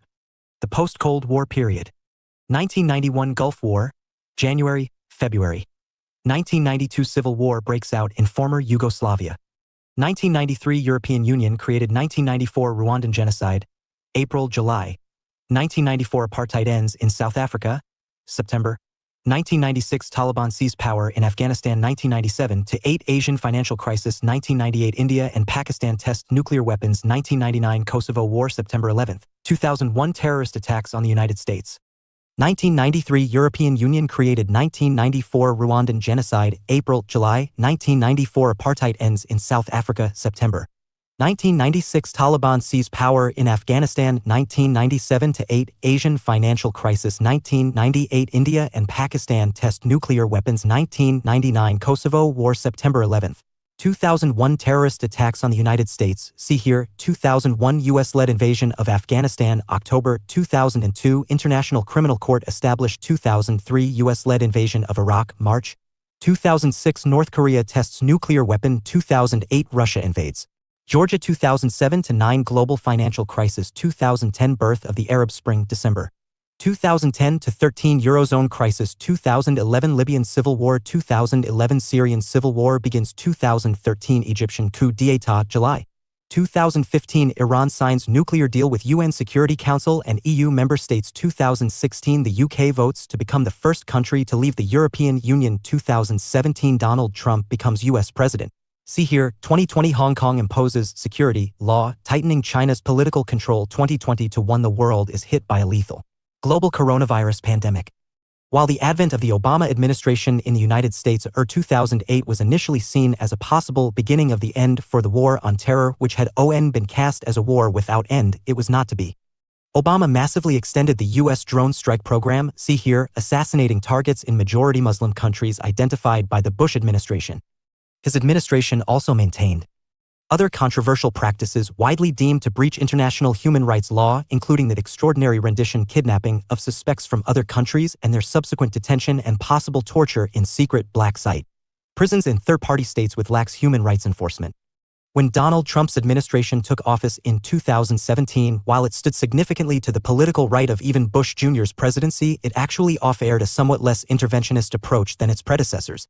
And when, in January 2020, the administration took perhaps its most controversial foreign policy decision, assassinating the Iranian General Qasem Soleimani by drone strike as he visited Iraq, it did so using the mechanisms and norms that had already been established by Bush and Obama. The Biden administration controversially withdrew U.S. troops from Afghanistan in 2021, handing control back to the Taliban after 20 years of war. Afghanistan was the signature war on terror conflict, launched in retaliation for the 9/11 attacks. The Biden administration continued to engage the machinery of the war on terror, including the use of drone strikes to carry out extrajudicial, targeted killings, see here. The return of multipolarity. The collapse of the Soviet Union and end of the Cold War seemingly heralded a new, unipolar era in global politics as the United States stood as the world's sole superpower. But from the 9/11 attacks onward, this global hegemony was increasingly subject to existential challenges. The economic resurgence of China in the first decade of the 21st century, alongside the wider BRICS group of developing economies, see here, indicated that the vast economic power the United States had established in the aftermath of the Second World War and through the advent of corporate globalization in the late 20th century might turn out to be transient. Contemporary history suggests that the significance of the United States to world affairs is, in many respects, in decline. China, especially, is an increasingly important global actor. China's economic growth has been globally unparalleled in the early 21st century. Following the initial opening up of Communist China's national economy to the global capitalist market under the leadership of Deng Xiaoping 1904 to 1997 in the late 20th century, the country became increasingly central to global production chains. By 2009, China had overtaken the United States to become the world's biggest exporter of goods, dominating the global manufacture and trade in goods ranging from affordable consumer electronics to clothing, toys, and sports equipment. Major Western states, whose economies outperformed China's as recently as a few decades ago, now depend heavily upon imports from China. Even the United States, the largest Western superpower, which has recently operated a protectionist America First approach to its economy, see here, and adopted an adversarial approach to China in global politics, lists China as its largest import partner. Quite apart from its economic power and its disproportionate production of the world's consumer goods, Chinese power and cultural influence, as well as its military and technological might and regional influence, all mark it out as a rising, potentially global hegemon. Increasing tensions between China and India at their shared border, resulting in the first deadly clashes between the two countries in 45 years in Ladakh in June 2020, are illustrative of the possible reemergence of multipolarity in world order.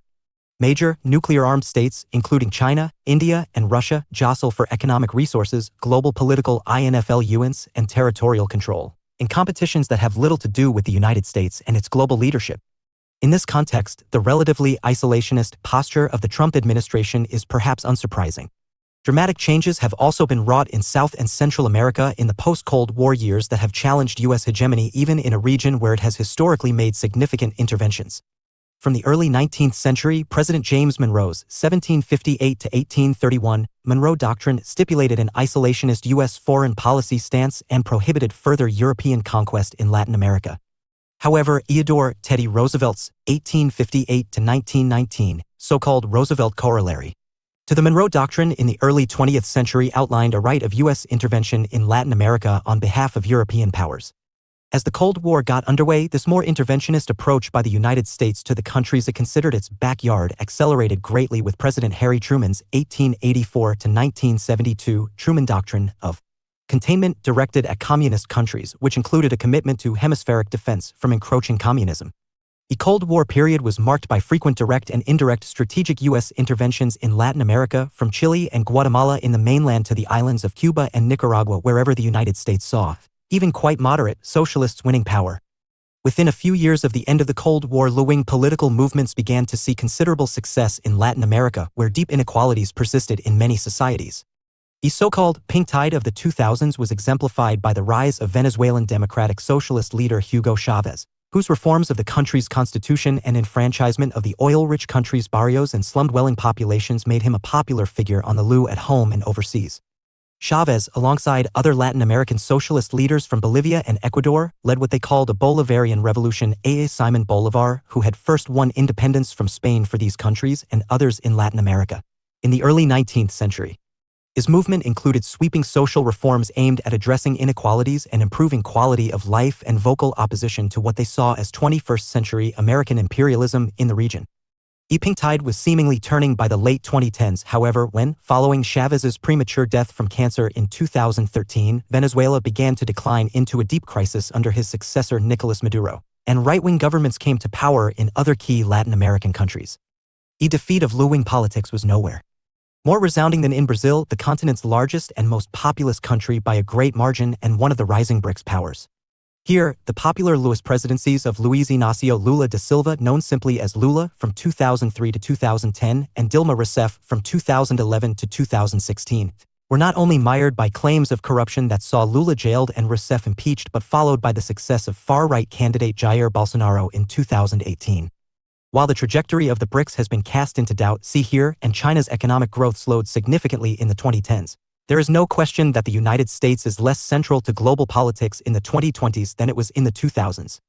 That said, even if recent events mark the beginning of the end for U.S. global hegemony and the informal American empire in world politics, this decline is likely to be a slow and limited one. While other great hegemonic powers, from ancient Rome to the Han Dynasty and the British Empire, have demonstrated the seeming inevitability of imperial collapse, there are some historical factors that differentiate the United States. Perhaps first among these is its possession of nuclear weapons, see Chapter 12. While there should be no suggestion that the United States might resort to nuclear war lightly, or that doing so could somehow prevent its declining influence on global politics, there is no recent precedent for a country that has attained the scale of military power being suddenly pushed down the hierarchy of world order. And there can be no doubt that the United States will fight to protect what it perceives to be its interests in global politics, which may bring it into more or less direct conflict with the emergent great powers that have contributed to its reduced standing. Summary. The modern world was shaped by a series of developments, from the first human societies to the rise of ancient civilizations, and from industrialization and empire to the dawn of mass societies. The First World War was meant to be the war to end all wars, but within a generation the Second World War had broken out. The key factors that led to the Second World War include the First World War peace settlements, the global economic crisis of the 1930s, the program of Nazi expansion, sometimes linked to the personal influence of Hitler, and the growth of Japanese expansionism in Asia. The year 1945 is commonly seen as a watershed in world history. It initiated two crucial processes. The first was the process of decolonization and the collapse of European empires. The second was the advent of the Cold War, giving rise to bipolar tensions between an increasingly US-dominated West and Soviet-dominated East. A Cold War bipolarity came to an end through the Eastern European revolutions of 1989 to 91, which witnessed the collapse of the Soviet Union. This was a result of factors including the structural weakness of Soviet-style communism, the impact of Gorbachev's reform process, and the wider implications of economic and cultural globalization. Power balances within the global economy have shifted in important ways. While the post-war world order saw a trend in American-led economic globalization, other global powers, especially China, have been key to world economic transformations in the 21st century. A Western liberal predictions about the post-Cold War period flourished briefly before being confounded by events, ranging from the 9/11 attacks to the rise of anti-liberal politics within the West itself and the reemergence of multipolarity. Global politics today are increasingly shaped by multipolarity, the struggle between multiple major military and economic powers, as well as important transnational social movements, even as they remain marked by histories of colonialism and imperial domination. Questions for discussion. Why and how was Europe a dominant influence in the pre-1900 world? How important are the histories of colonialism and capitalism to shaping global politics today? Was the Second World War really a rerun of the First World War? Would the Second World War have happened without Hitler? Was rivalry and tension between the United States and the Soviet Union inevitable after 1945? Did anyone win the Cold War? Why did hopes for a new world order of international cooperation and peaceful coexistence prove to be so short-lived? Was 9/11 a turning point in world history? Is China in the process of eclipsing the United States as the most powerful force in global politics? Does history teach lessons, and is there any evidence that we learn from them? Further reading. Adelman, J. E. Pollard, and R. Tigner, Worlds Together, Worlds Apart. A History of the World from the Beginnings of Humankind to the Present, 6th edition, Volumes 1 and 2, 2021. One of the most expansive and least Eurocentric accounts of world history. Anivas, A. and K. Nasansioglu, How the West Came to Rule, 2015. A detailed reappraisal of the geopolitical origins of capitalism, rooted in Marxist and anti-Eurocentric theory. Hobsbawm, E. Globalization, Democracy and Terrorism, 2008. A short and lucid account of major trends in modern world history, taking particular account of developments in the Middle East. Young, J. W. and G. Kent, International Relations since 1945. A Global History, 3rd edition, 2020. A comprehensive account of international developments during the Cold War and after. Links to relevant web resources can be found on the Global Politics website. Bloomsbury.pub/Heywood, Global, Politics, 3E. Enlightenment, the European political and intellectual project of the 17th and 18th centuries that challenged traditional beliefs in religion, politics, and learning in general, in the name of reason and progress. Feudalism, a system of agrarian-based production that is characterized by fixed social hierarchies and a rigid pattern of obligations. Tenant farmers and other workers labored on, or with, aristocratic landowners' property in exchange for subsistence provisions such as food and shelter for their families, rather than a wage. Opium Wars, 2 wars waged between Britain and its East India Company, France and China between 1839 and 1860. The European powers waged war to force Chinese acceptance of their exports, including opium grown by Britain in India. China was comprehensively defeated, signaling the end of its last imperial dynasty, the Qing dynasty. The Qing was the last of China's imperial dynasties, which reigned from 1644 to 1912, with its monarchs claiming the mandate of heaven similar to the medieval European divine right of kings, until its overthrow and the establishment of the Republic of China in 1912. Empire, a structure of domination in which diverse cultures, ethnic groups, or nationalities are subject to a single source of authority. Belle Époque, from the French, literally meaning beautiful era, a period of peace and prosperity in Europe between the late 19th century and the outbreak of the First World War was seen as a golden age.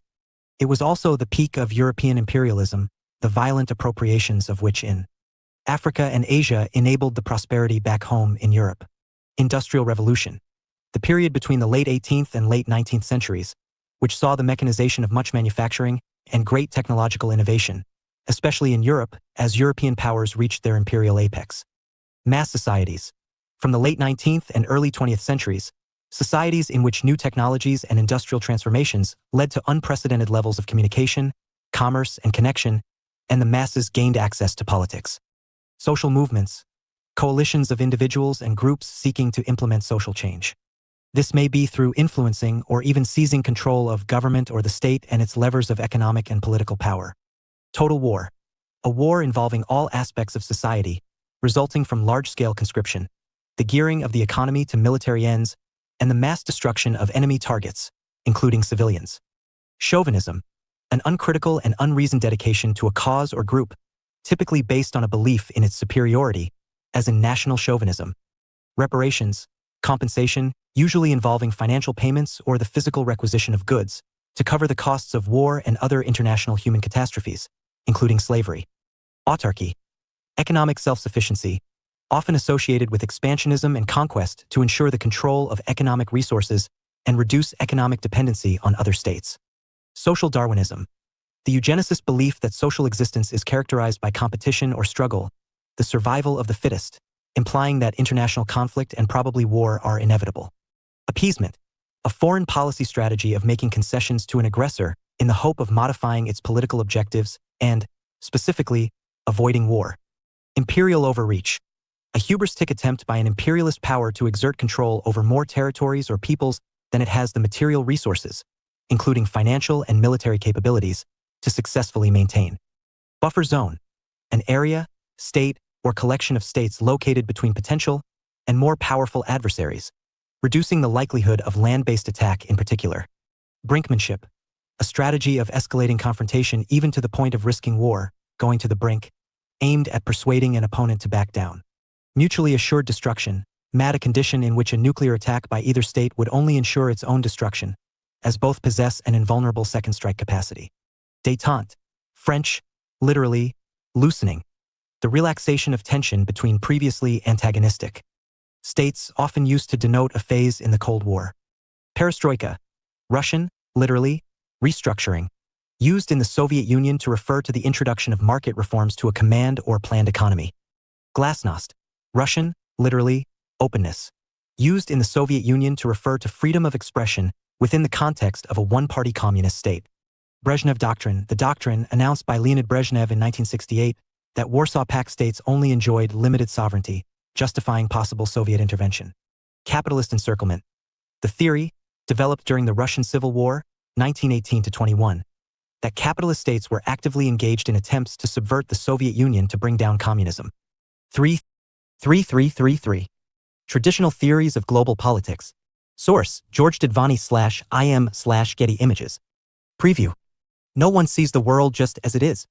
All of us look at the world through a veil of theories, presuppositions, and assumptions. In this sense, observation and interpretation are inextricably bound together. When we look at the world, we are also engaged in imposing meaning on it. This is why theory is important. It offers clarifying explanations, analyses, and rules to help us get to grips with complex realities.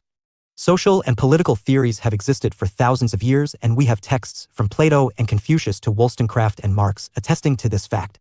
But in the 20th century, global politics found its own theoretical discipline and field of academic study in Anglophone universities, International Relations IR. The dominant mainstream perspectives within this field have traditionally been realism and liberalism, each offering a different account of the balance between conflict and cooperation in world affairs.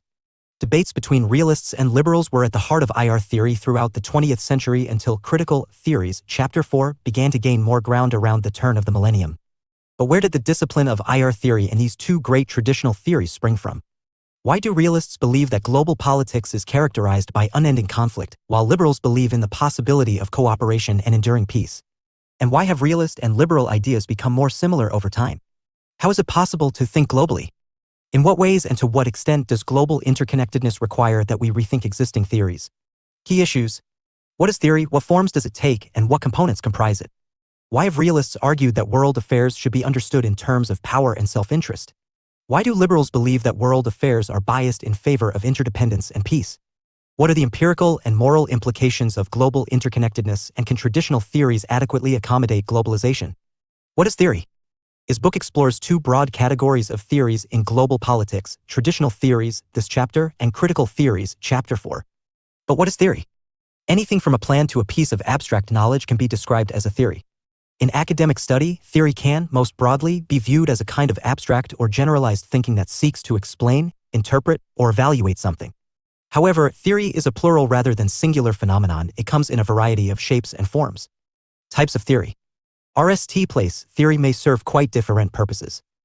Types of theory can thus be identified as follows. Explanatory theory. Sometimes called descriptive or empirical theory, this helps to explain why and under what circumstances events happen or developments unfold. Explanatory theories embody generalized causal propositions which can be tested against hard evidence, that is, data that exists separately from our perception of it.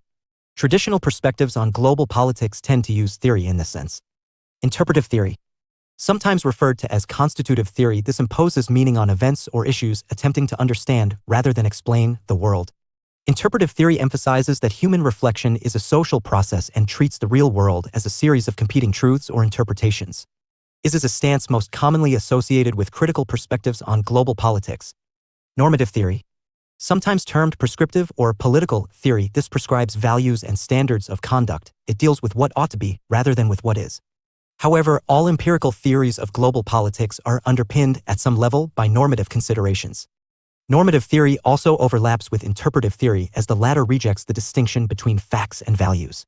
Second, theories differ in terms of their scope and scale. The broadest theories of global politics are theoretical traditions, sometimes termed perspectives, discourses, schools of thought, worldviews, or paradigms. Theoretical traditions are intellectual frameworks comprising interrelated values, theories, and assumptions. They constitute broad approaches to the analysis of world affairs. Examples include realism, liberalism, Marxism, feminism, and so on.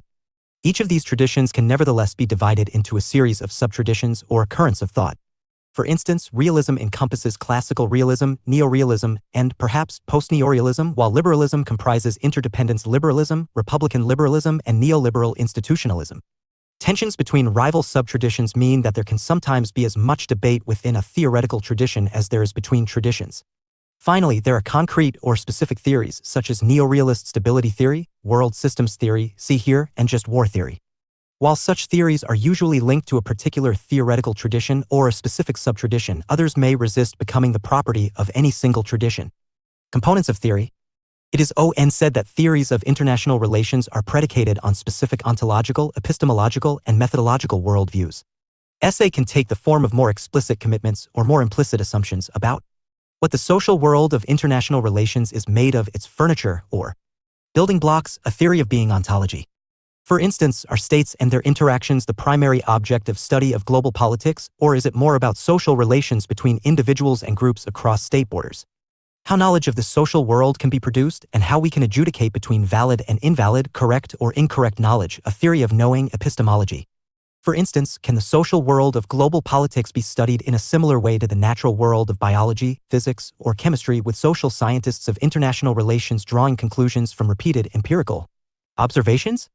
What methods are most appropriate to study global politics, given one's prior ontological and epistemological commitments or assumptions? Methodology.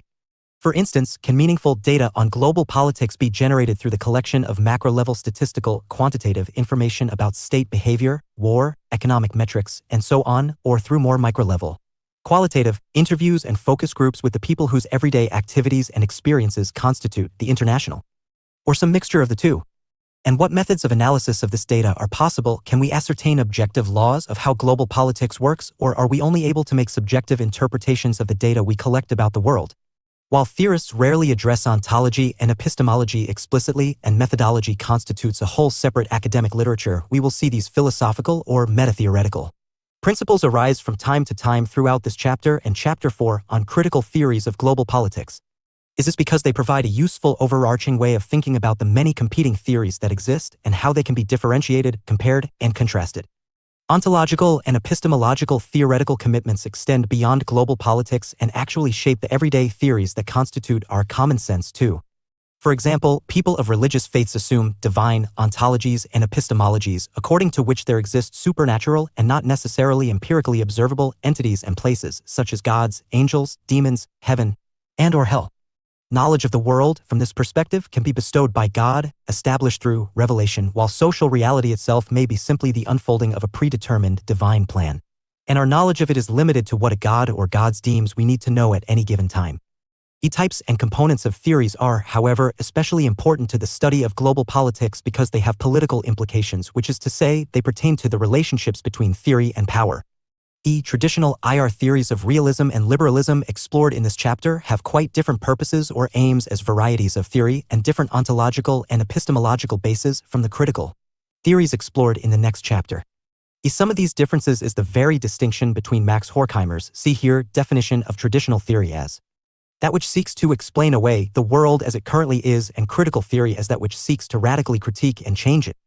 IR contemporary forms, neorealism and neoliberal institutionalism, share common positivist and empiricist ontological and epistemological assumptions about the social world. This means that neorealists and neoliberal institutionalists tend to see their theories as objective rather than subjective, free from bias and rooted in the empirical observation and collection of facts about the world. EY are keen to discern laws governing human behavior in global politics and to make predictions based on their observations where possible. This is a further crucial difference from the non-positivist or post-positivist and largely interpretivist critical theories explored in Chapter 4. The Birth of IR Theory and the Myth of 1919. As noted above, the academic discipline of IR has been a central source of theories of global politics.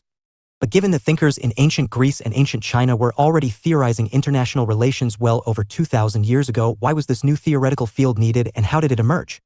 The traditional narrative. An old and persistent narrative recounts the birth of the discipline of IR. The story goes that following the global human catastrophe that was the First World War, where killing became industrialized with the help of machine guns, aircraft, and other new technologies, and around 20 million people died, policymakers and intellectuals recognized the need to prevent the outbreak of any comparable conflict in the future. The nature of this particular war, anticipated by competition and saber-rattling between key imperial powers of the then multipolar world order, but ultimately triggered by the surprise assassination of Archduke Franz Ferdinand by a lone Bosnian Serb nationalist, Gavrilo Princip, underscored the arbitrary, brutal, and arguably pointless nature of war in general and the immorality of its mass extermination of ordinary working-class people in the name of grand imperial ambitions. Perhaps most emblematic of this newfound focus on the search for world peace was U.S. President Woodrow Wilson, see here, who led the creation of the League of Nations, an international membership organization of the sort that the proto-liberal theorist Immanuel Kant had envisioned in his Republican liberal theory on perpetual peace, see here. Wilson's name became synonymous with the interwar effort by liberal politicians and thinkers to build a more peaceful and united world order, such that this position is referred to in the traditional narrative of IR theory as Wilsonian liberal idealism, see here. In 1919, the first known professorship in the discipline, in the Anglophone world at least, was created at the University College of Wales, Aberystwyth, now Aberystwyth University, under the title of the Woodrow Wilson Chair in International Politics. While other philosophers, theorists, sociologists, and diplomats had theorized international relations to varying degrees, this was the beginning of widespread formal recognition that what this textbook calls global politics must be studied as a distinct discipline or subject area. According to the traditional narrative, the failure of the League of Nations and the slide towards a Second World War in the 1930s led to the emergence of a second key strand of IR theory that was diametrically opposed to the Wilsonian liberal idealist approach, realism. Like liberals, realists would draw on much older traditions in political theory, and especially historiography, to make claims about the international. Unlike liberals, their theoretical claims emphasize that war must be a permanent, immutable feature of global politics because it is a fundamentally different domain than national or local politics within states, where political communities are constrained by a sovereign power and by a common moral ethos or law. And so, as the story goes, the first great debate in IR theory took place in the interwar and post-Second World War period and was essentially a dualistic dispute between liberals and realists. A church wrecked by German shells during World War I, 1914. Realists saw war as a permanent, immutable feature of global politics, opposing the liberal idealist approach to war. Source: British Library, Unsplash, photographed by H.D. Girdwood. Global Politics in Action. Paris Peace Conference 1919-20. Events. In the aftermath of the First World War, representatives of the Allies, the leading figures were President Wilson C. here of the United States, Clemenceau, the Prime Minister of France, and Lloyd George, the UK Prime Minister, met in Paris in January 1919 to arrange a peace treaty with Germany. The result of this was the Treaty of Versailles, signed in June 1919, with a further series of treaties later being signed with the other defeated powers.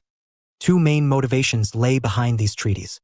The first, articulated by Wilson and set out in his 14 points, a peace program announced in a speech to Congress in January 1918, was the desire to institute a new international order, achieved through a just peace that would banish power politics forever. This resulted in the redrawing of the map of Central and Eastern Europe in line with the principle of national self-determination, leading to the creation of new states such as Yugoslavia, Czechoslovakia, and Poland. Wilson's major contribution to the Versailles Conference, though, was the creation of the League of Nations. However, the other major motivation, expressed in particular by Clemenceau, was to punish Germany and strengthen French security. This led to the large-scale disarmament of Germany, the loss of German territory and the distribution of its colonies as mandates to various Allied powers, and the imposition of the War Guilt Clause. Significance. Just 20 years after the Paris Peace Conference, the world was plunged once again into total warfare, the Second World War bringing even greater carnage and suffering than the First World War. What had gone wrong? Why had the just peace failed? These questions have deeply divided generations of international relations theorists. Taking their lead from E.H. Carr, realist theorists have often linked the outbreak of war in 1939 to the idealist or utopian ideas of the Paris peacemakers. By believing that the First World War had been caused by an old order of rampant militarism and multinational empires, they placed their faith in democracy, self-determination, and international organizations. In particular, they had failed to recognize that power politics is not the cause of war but the major way in which war can be prevented. Delegates to the Paris Peace Conference meet at Versailles 1919. Source: Photo 12/Getty Images. When Germany, blamed with dubious fairness for the outbreak of the First World War, re-emerged as a major and ambitious military power, breaking, in the process, many of the terms of the Treaty of Versailles, the League of Nations stood by powerless to stop it. Liberal statesmen and theorists had ignored the most basic fact of international relations. As all states are ultimately driven by self-interest, only power can be a constraint on power. A reliance on law, morality, and international institutions will be of no avail. The wider acceptance of such an analysis in the aftermath of the Second World War helped to assure the growing ascendancy of realist theories over liberal theories within the discipline of international relations. On the other hand, liberal internationalists have pointed to the inconsistent application of liberal principles at the Paris Peace Conference. The Treaty of Versailles was never properly a liberal peace. This was both because it left many nationalistic conflicts unresolved, and sometimes worsened, especially through the loss of German land to France and Czechoslovakia, and because, in important respects, the desire to punish and permanently weaken Germany took precedence over the quest for a just peace. Arguably, the seeds of the Second World War were thus sowed not by a reliance on utopian principles, but by the fact that Versailles was in many ways a victor's peace. The mistreatment of the defeated stored up massive grievances that could only, over time, help to fuel hostile and aggressive foreign policies. What is more, the much-vaunted League of Nations never lived up to its name, not least because of the refusal of the world's most powerful state, the United States, to enter. In that sense, the Paris Peace Conference produced the worst of all worlds. It strengthened the currents of power politics in Europe while persuading the victorious powers that power politics had been abolished. A foundational myth? From the 1990s onward, there emerged a small but significant cottage industry of research exposing the mythical nature of this origin story. Historians and sociologists of the discipline itself suggest that, contrary to the traditional narrative, it was realists rather than liberal idealists that carved out a specific space and remit for IR in American and British universities. Notwithstanding the creation of the Woodrow Wilson Chair in 1919, much of this early work in forging the discipline happened to the Second World War, and in the context of the Cold War, a new bipolar world order, to which realist reasoning and explanations seemed particularly appropriate. Realists such as E.H. Carr, it is argued, used Wilsonian idealism as a strawman argument, while no first great debate in the sense of realist thinkers reading and engaging directly with liberal thinkers actually took place. It was, as Peter Wilson notes, later invented as a pedagogic device for bringing order to a bewildering array of theories, as the discipline was constructed in university classrooms and in textbooks like this one, Wilson 1998. Some of these more critical views of the emergence of IR cite 1919 as one of the two key foundational myths of the discipline, de Carvalho, Lyra, and Hobson 2011, alongside 1648, the year that the Peace of Westphalia Treaty was signed, ON noted by traditional IR theorists of liberal and realist persuasions as the birth of the modern state system. Beyond its pedagogical utility and symmetry, it is argued that a further key function of these myths about the modern state system and its study is the obscuring of the practices of imperialism and colonialism by the Western powers in which the Beyond its pedagogical utility and symmetry, it is argued that a further key function of these myths about the modern state system and its study is the obscuring of the practices of imperialism and colonialism by the Western powers in which the discipline of IR emerged. Decolonial Reflections on IR's origin story, while focusing on how a set of theories and a discipline such as IR emerged in Western academia could seem like navel-gazing. Questioning the traditional narrative about the birth of IR reveals some very concrete problems. In recent years, increasing attention has been paid to the ways in which academic disciplines as they are presently constituted in Western universities tend to erase, on the one hand, the ideas and contributions of non-Western or non-European, or more simply non-white theorists, and on the other hand, the ways in which these disciplines themselves contributed to and justified colonial thinking, including racism, and arguably continue to justify neo-colonial ideas today. His focus on the coloniality of Western academic disciplines has led to considerable introspection, as universities and academics seek to decolonize their curricula. In IR, in addition to a renewed focus on colonialism and the postcolonial, this has meant a reappraisal of the discipline's origin story in the myth of 1919. Taking a historical and sociological approach to the discipline itself, Robert Vitalis has shown that its intellectual roots in fact lie, to an extent, in the project of imperial race subjection and white anxieties about an impending race war, as empires began to crumble in the early 20th century, Vitalis 2015. An excavation of IR's history as a discipline reveals a range of supporting facts. First scholarly periodical journal associated with the field, still a leading publication today under the name Foreign Affairs, was originally called the Journal of Race Development. Whereas the traditional origin story of IR has it that E.H. Carr was the first realist IR theorist, with his great 1939 book 20 Years Crisis 1919 to 1939. An Introduction to the Study of International Relations, Vitalis shows that Lothrop Stoddard was in fact the first self-proclaimed IR realist, using the term as early as 1932, 2015, 83. Stoddard, a leading racist and eugenicist intellectual and Ku Klux Klan member, was the author of the 1920 book Rising Tide of Color Against White World Supremacy, which warned of the imminent danger that the white stocks may be swamped by Asiatic blood, and that this danger of global, racialized population change constituted the supreme crisis of the ages. This is a very different story of the origins of IR theory. Rather than a more or less benevolent EFF or to solve the tragedy of war for the benefit of all peoples, de Carvalho, Lyra, and Hobson 2011. Or at least better control the likelihood, frequency, and intensity with which it occurs, this new discipline emerged out of Western anxieties about the impending collapse of what Stoddard called white world supremacy, and a desire to manage what was widely known in majority-white Anglophone countries as the race problem. In particular, the traditional theories realism and liberalism are found to be implicated through their desire to explain away, or only moderately reform, key dynamics of global politics in the projects of Western imperialism and European colonialism, see here themselves. Realism. Key traditional Western perspectives on global politics have been realism and liberalism. In the Cold War and post-Cold War periods especially, these two theories have provided the most influential accounts of global politics not only in academic circles but among policymakers too, particularly in the United States. From the 1950s to the 1970s, new versions of realism and liberalism appeared, and, over time, the differences between these two dominant traditions have been blurred. Realist IR theory, sometimes called political realism, to distinguish it from artistic and philosophical forms of realism, claims to offer an account of world affairs that is realistic, in the sense that it is hard-headed and, as realists see it, devoid of wishful thinking and deluded moralizing. For realists, global politics is, first and last, about power and self-interest. This is why it is portrayed as a power politics model of international politics. As Hans Morgenthau put it, politics is a struggle for power over men, and whatever its ultimate aim may be, power is its immediate goal and the modes of acquiring, maintaining and demonstrating it determine the technique of political action. Morgenthau 1946, page 167. Theory of power politics is based on two core assumptions, Donnelly 2000. People are essentially selfish and competitive, meaning that egoism is the defining characteristic of human nature.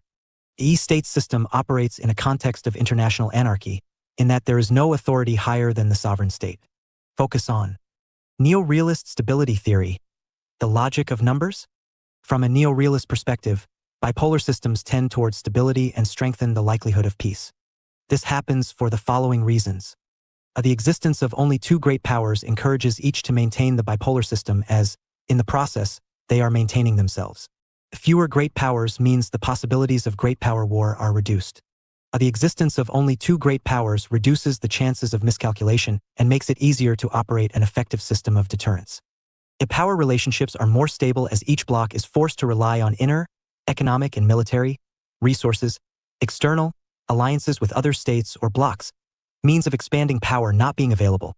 On the other hand, multipolar systems tend to be inherently unstable, for the following reasons. A larger number of great powers increases the number of possible great power conflicts.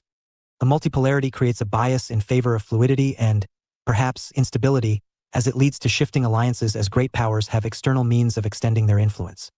As power is more decentralized, existing great powers may be more restless and ambitious while weak states may be able to form alliances to challenge and displace existing great powers.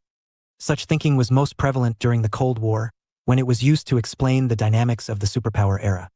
Since then, it has become less fashionable to explain stability and conflict simply in terms of the structural dynamics of the international system. Figure 3.1 Realism's core theme and two main approaches. The core theme of realist theory can therefore be summed up in the equation: egoism plus anarchy equals power politics.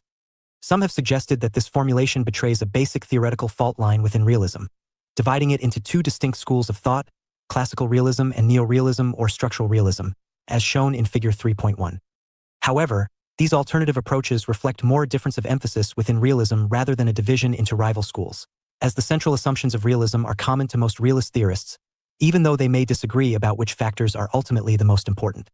The key themes within realism are as follows: a classical realism, statikra and the national interest, international anarchy and its implications, and polarity, stability, and the balance of power.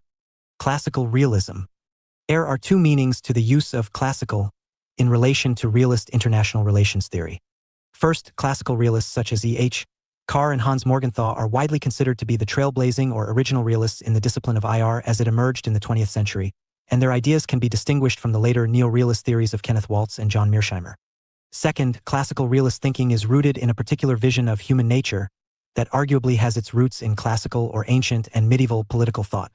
In basing their theories of politics on a pessimistic, but allegedly realistic, model of human nature, classical realists have worked within a long and established tradition of thought, which can be traced back to Thucydides's account of the Peloponnesian War and to Sun Tzu's classic work on strategy, Art of War, written at roughly the same time in China. Other significant figures included Machiavelli and Thomas Hobbes. See here. Machiavelli's theory of politics was based on a darkly negative model of a changeless human nature. In his view, humans are ungrateful and unreliable. They lie, they fake. In his view, humans are ungrateful and unreliable. They lie, they fake, they're greedy for cash, and they melt away in the face of danger. Machiavelli 2014, page 66. On this basis, Machiavelli argued that political life is always characterized by inevitable strife, encouraging political leaders to rule through the use of cunning, cruelty, and manipulation. Hobbes' thinking was also driven by the view that human nature is essentially egoistic. He argued that humans are driven by non-rational appetites, aversions, fears, hopes, and desires. On learning that the principal way to sate one's desires and escape one's aversions is to gain power, their key goal becomes the accumulation of power or power. As, in the absence of the sovereign authority of a state, no single person or group is strong enough to establish dominance, and therefore a system of orderly rule over society, a condition that Hobbes referred to as a state of nature. An ongoing civil war developed between all members of society.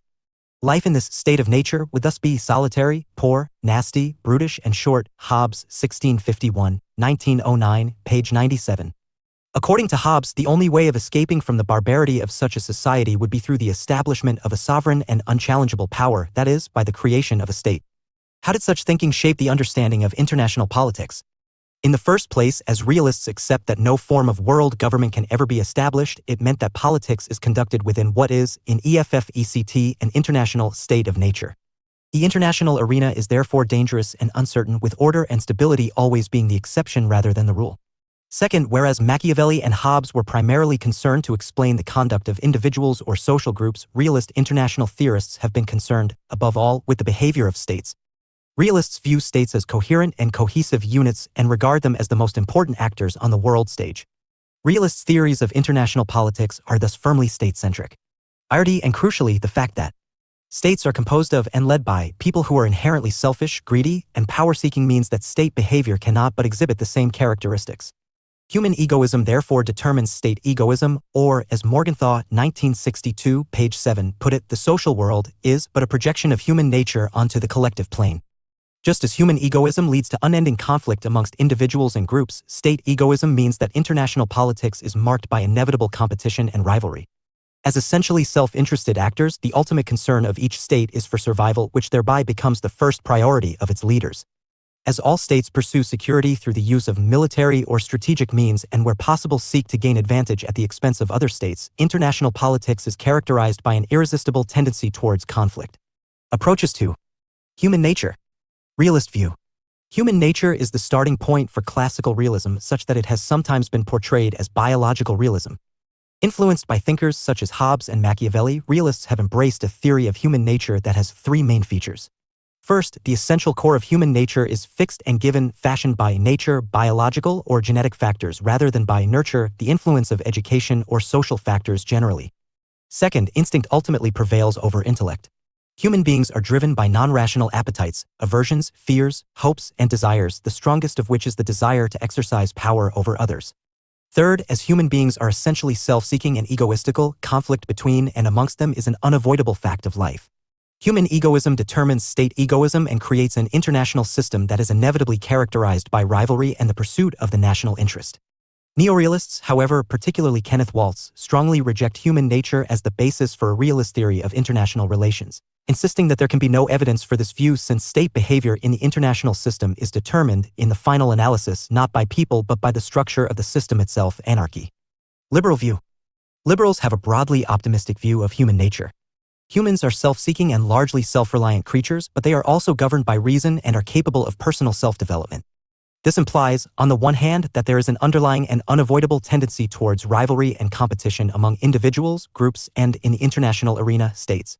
However, on the other hand, this tendency towards rivalry is contained by an underlying faith in a harmony of interests. Conflicts can and should be resolved, and by a preference for resolving conflict through discussion, debate, and negotiation. Traditionally, liberals therefore rhetorically deplore the use of force in international relations, although their critics, including realists, note that they may be all too ready to wage war in the name of humanitarian goals. In this view, the use of force may be justified either on the grounds of self-defense or as a means of countering oppression, but always and only after reason and argument have failed. By contrast with the realist image of humans as ruthless power maximizers, liberals emphasize that there is a moral dimension to human nature, most commonly reflected in the doctrine of human rights. Marxist view. Socialist theories, which prioritize the social, the rights, and welfare of the collective or community over the individual, predate the work of Karl Marx and Friedrich Engels, see here, and coexisted with Marxist thought without acquiescing to it. These included non-Western socialist currents, as Cedric J. Robinson has shown, see here. These non-Marxist socialisms were often rooted in the view that socialism is the true expression of human nature, collaborative, compassionate, communalist, which the individualist doctrines of liberalism, conservatism, and capitalism pervert or suppress. But Marx and Engels, and subsequently Marxism as a critical theory of global politics, advocated a more radical rejection of human nature thinking. The self-proclaimed scientific, historical materialist philosophy of Marxism tells us that people's thoughts and behaviors are largely or entirely determined by their concrete or material social conditions. In a capitalist society, what appears as human nature, that is, default social practices and behaviors that are considered normal, will reflect the economic base of that society, the capitalist mode of production. Ideology, or the ruling ideas, in the Marxist view are not, as is commonly ascribed to Marxism, about straightforwardly false beliefs but rather historically specific and contextual ones. For instance, it may be true, a truism even, to speak a human nature cliché such as "it's a dog-eat-dog world" in the present context because our world is ordered by global capitalism. The optimistic hope of Marx and Marxists is that communism as a new economic base could provide a new context for completely different forms of human behavior. Constructivist and post-structuralist view. Constructivists and post-structuralists, perhaps even more so than Marxists, are skeptical of any notion of static and ahistorical human nature. For constructivists, our decisions are guided by our sense of identity, which is in turn shaped by our interactions with others. While norms of social practice may persist over long periods, they can still be subject to change as relationships and identities shift. For post-structuralists, meanwhile, ideas about human nature are strongly linked to specific historical political projects, like that which Michel Foucault characterizes as liberal or neoliberal biopolitics, the project of making a biological concept of the human the subject of political power in Western societies, replacing the more traditional models of sovereignty that preceded it.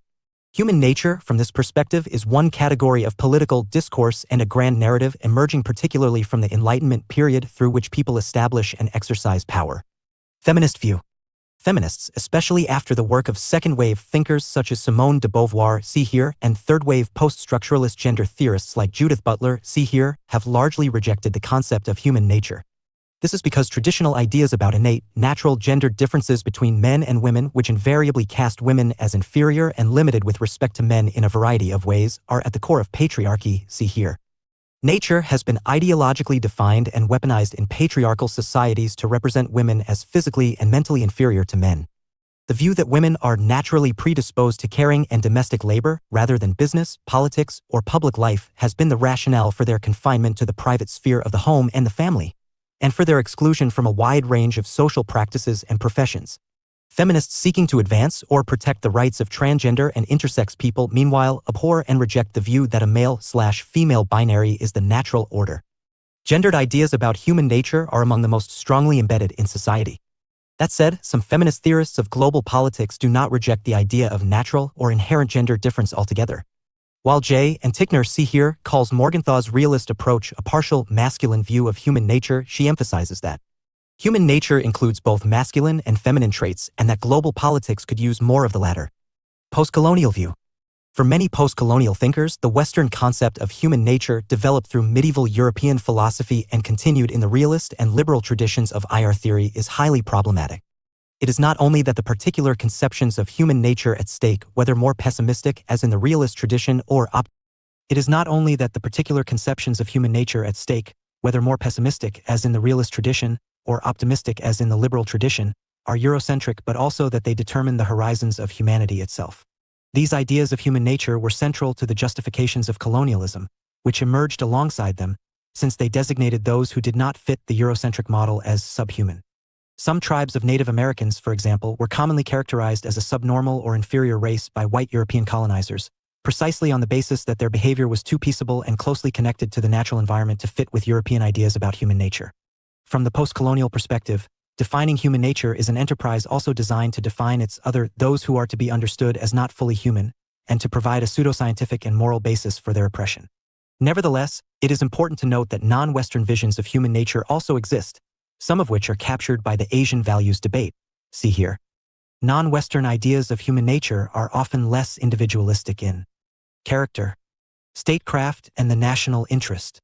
Although realism, and neorealism in particular, is associated with the attempt to understand international politics from an objective or scientific standpoint, it also acknowledges the important role played by statikra. For example, in his analysis of the 20 years crisis that came between the First and Second World Wars, E.H. Carr criticized the leading figures at the Paris Peace Conference of 1919-20 for allowing wishing to prevail over thinking. By neglecting the importance of power in international politics, they had set the world on an inevitable course to further conflict. Morgenthau, 1948, similarly placed an emphasis on the art of statikra, arguing that the practical conduct of politics should nevertheless be informed by the 6 principles of political realism, spelled out as follows. 1. Politics is governed by objective laws that have their root in human nature. 2. A key to understanding international politics is the concept of interest defined in terms of power. 3. Forms and nature of state power will vary in time, place, and context, but the concept of interest remains consistent. 4. Universal moral principles do not guide state behavior, although this does not rule out an awareness of the moral significance of political action. 5. Moral aspirations are specific to a particular nation. There is no universally agreed set of moral principles. 6. Political sphere is autonomous, meaning that the key question in international politics is, how does this policy affect the power of the nation? A key guide to statikra in the realist tradition is a concern about the national interest. This concern highlights the realist stance on political morality. Realism is commonly portrayed as essentially amoral, both because of its image of humans as lustful and power-seeking creatures and because of its insistence that ethical considerations should be strictly excluded from foreign policy decision-making. However, a normative emphasis also operates within realist analysis, in that the requirement that state policy should be guided by a hard-headed pursuit of the national interest suggests, ultimately, that the state should be guided by the well-being of its citizens. What realists reject, therefore, is not nationally based conceptions of political morality but universal moral principles that supposedly apply to all states in all circumstances. Indeed, from a realist perspective, one of the problems with the latter is that they commonly get in the way of the pursuit of the former. Calculations about the national interest, moreover, offer the surest basis for deciding when, where, and why wars should be fought. Although realism is commonly associated with the idea of endless war, realists have opposed war and aggressive foreign policy. In their view, wars should only ever be fought if vital national interests are at stake, the decision to wage war being based on something like a cost-benefit analysis of its outcomes in terms of strategic interests. Such thinking, for example, led Morgenthau and most U.S. realists, except for Henry Kissinger, who was the National Security Advisor and later Secretary of State under Presidents Nixon and Ford 1969-77, to oppose the Vietnam War. Realists were amongst the most trenchant critics of the War on Terror, with 34 leading U.S. realist scholars having publicly opposed the U.S. military buildup against Iraq in 2002. See Focus on the Democratic Peace ISIS. Hans Morgenthau, 1904-80. Hans Morgenthau was a German-born U.S. international relations theorist. A Jewish refugee from Nazi Germany, Morgenthau arrived in the United States in 1937 and started an academic career that led to him being dubbed the Pope of International Relations. Morgenthau's Politics Among Nations, 1948, was highly influential in the development of international relations theory. He set out to develop a science of power politics based on the belief, clearly echoing Machiavelli and Hobbes, that what he called political man is an innately selfish creature with an insatiable urge to dominate others. Rejecting moralistic approaches to international politics, Morgenthau advocated an emphasis on realistic diplomacy, based on an analysis of balance of power and the need to promote the national interest. His other major writings include Scientific Man versus Power Politics, 1946, In Defense of the National Interest, 1951, and The Purpose of American Politics, 1960. Source: Denver Post/Getty Images. Anarchy and Its Implications. From the late 1950s onwards, New thinking within the realist tradition started to emerge that was critical of early or classical realism. Key texts in this process were Kenneth Waltz's Man, the State, and War, 1959, and Theory of International Politics, 1979. For Waltz, theories about international politics could be developed on three levels of analysis: the human individual, the state, and the international system. Waltz, 1959. In this light, the defect of classical realism was that it could not explain behavior at a level above the state, which is a limitation of any endogenous or inside-out theory, one which explains behavior in terms of the inside, the intentions or inclinations of key actors, see social structure and agency. Using systems theory, neorealism, also known as structural realism, explains the behavior of states in terms of the structure of the international system. As such, neorealism is an exogenous or outside-in theory, one in which the behavior of actors is explained in terms of the outside, the context or structure in which they operate of global politics. In shifting attention from the state to the international system, it places an emphasis on the implications of anarchy. Characteristics of international life stem from the fact that states and other international actors operate within a domain that has no formal central authority. But how does this shape behavior? And why, according to neorealists, does international anarchy tend towards conflict rather than cooperation? Kenneth Waltz, 1924 to 2013, U.S. international relations theorist. Waltz's initial contribution to international relations, outlined in Man, the State, and War, 1959, adopted a conventional realist approach and remains the basic starting point for the analysis of war. His Theory of International Politics, 1979, was the most influential book on international relations theory of its generation, establishing Waltz as the successor to Morgenthau in the discipline. Ignoring human nature and the ethics of statecraft, Waltz used systems theory to explain how international anarchy effectively determines the actions of states, with change in the international system occurring through changes in the distribution of capabilities between and amongst states. Waltz's analysis was closely associated with the Cold War and the belief that bipolarity is more stable and provides a better guarantee of peace and security than does multipolarity.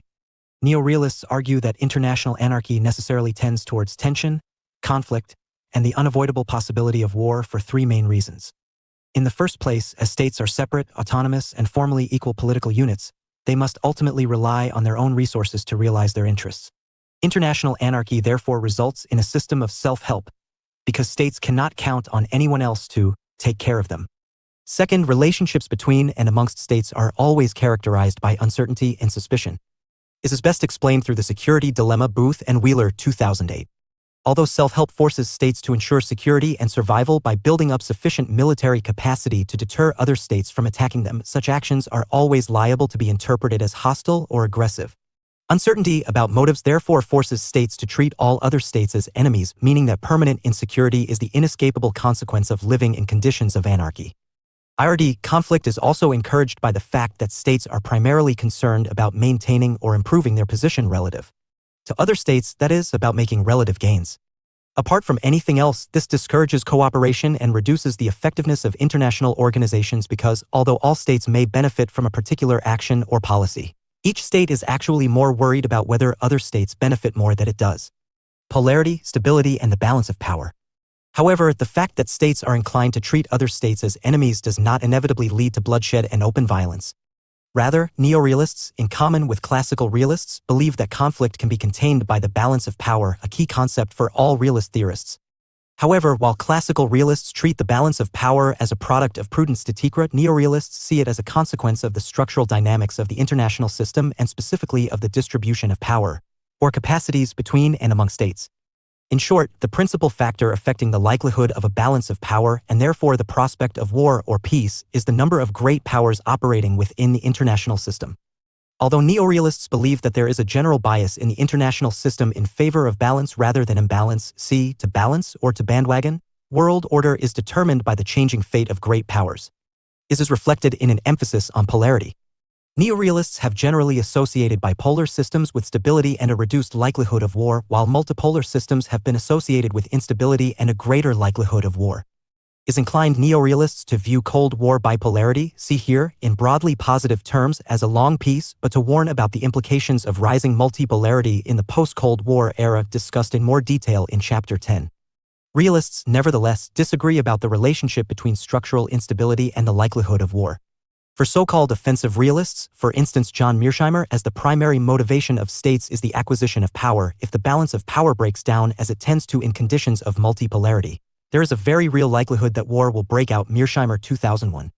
Defensive realists, on the other hand, argue that states tend to prioritize security over power, in which case states will generally be reluctant to go to war, regardless of the dynamics of the international system. Mastanduno 1991, see Offensive or Defensive Realism. Assessing and revising realism. Realism was so dominant within international relations during much of the post-Second World War period that, when Waltz's Theory of International Politics, 1979, was published, some claimed that, in neorealism, the discipline had found its master theory.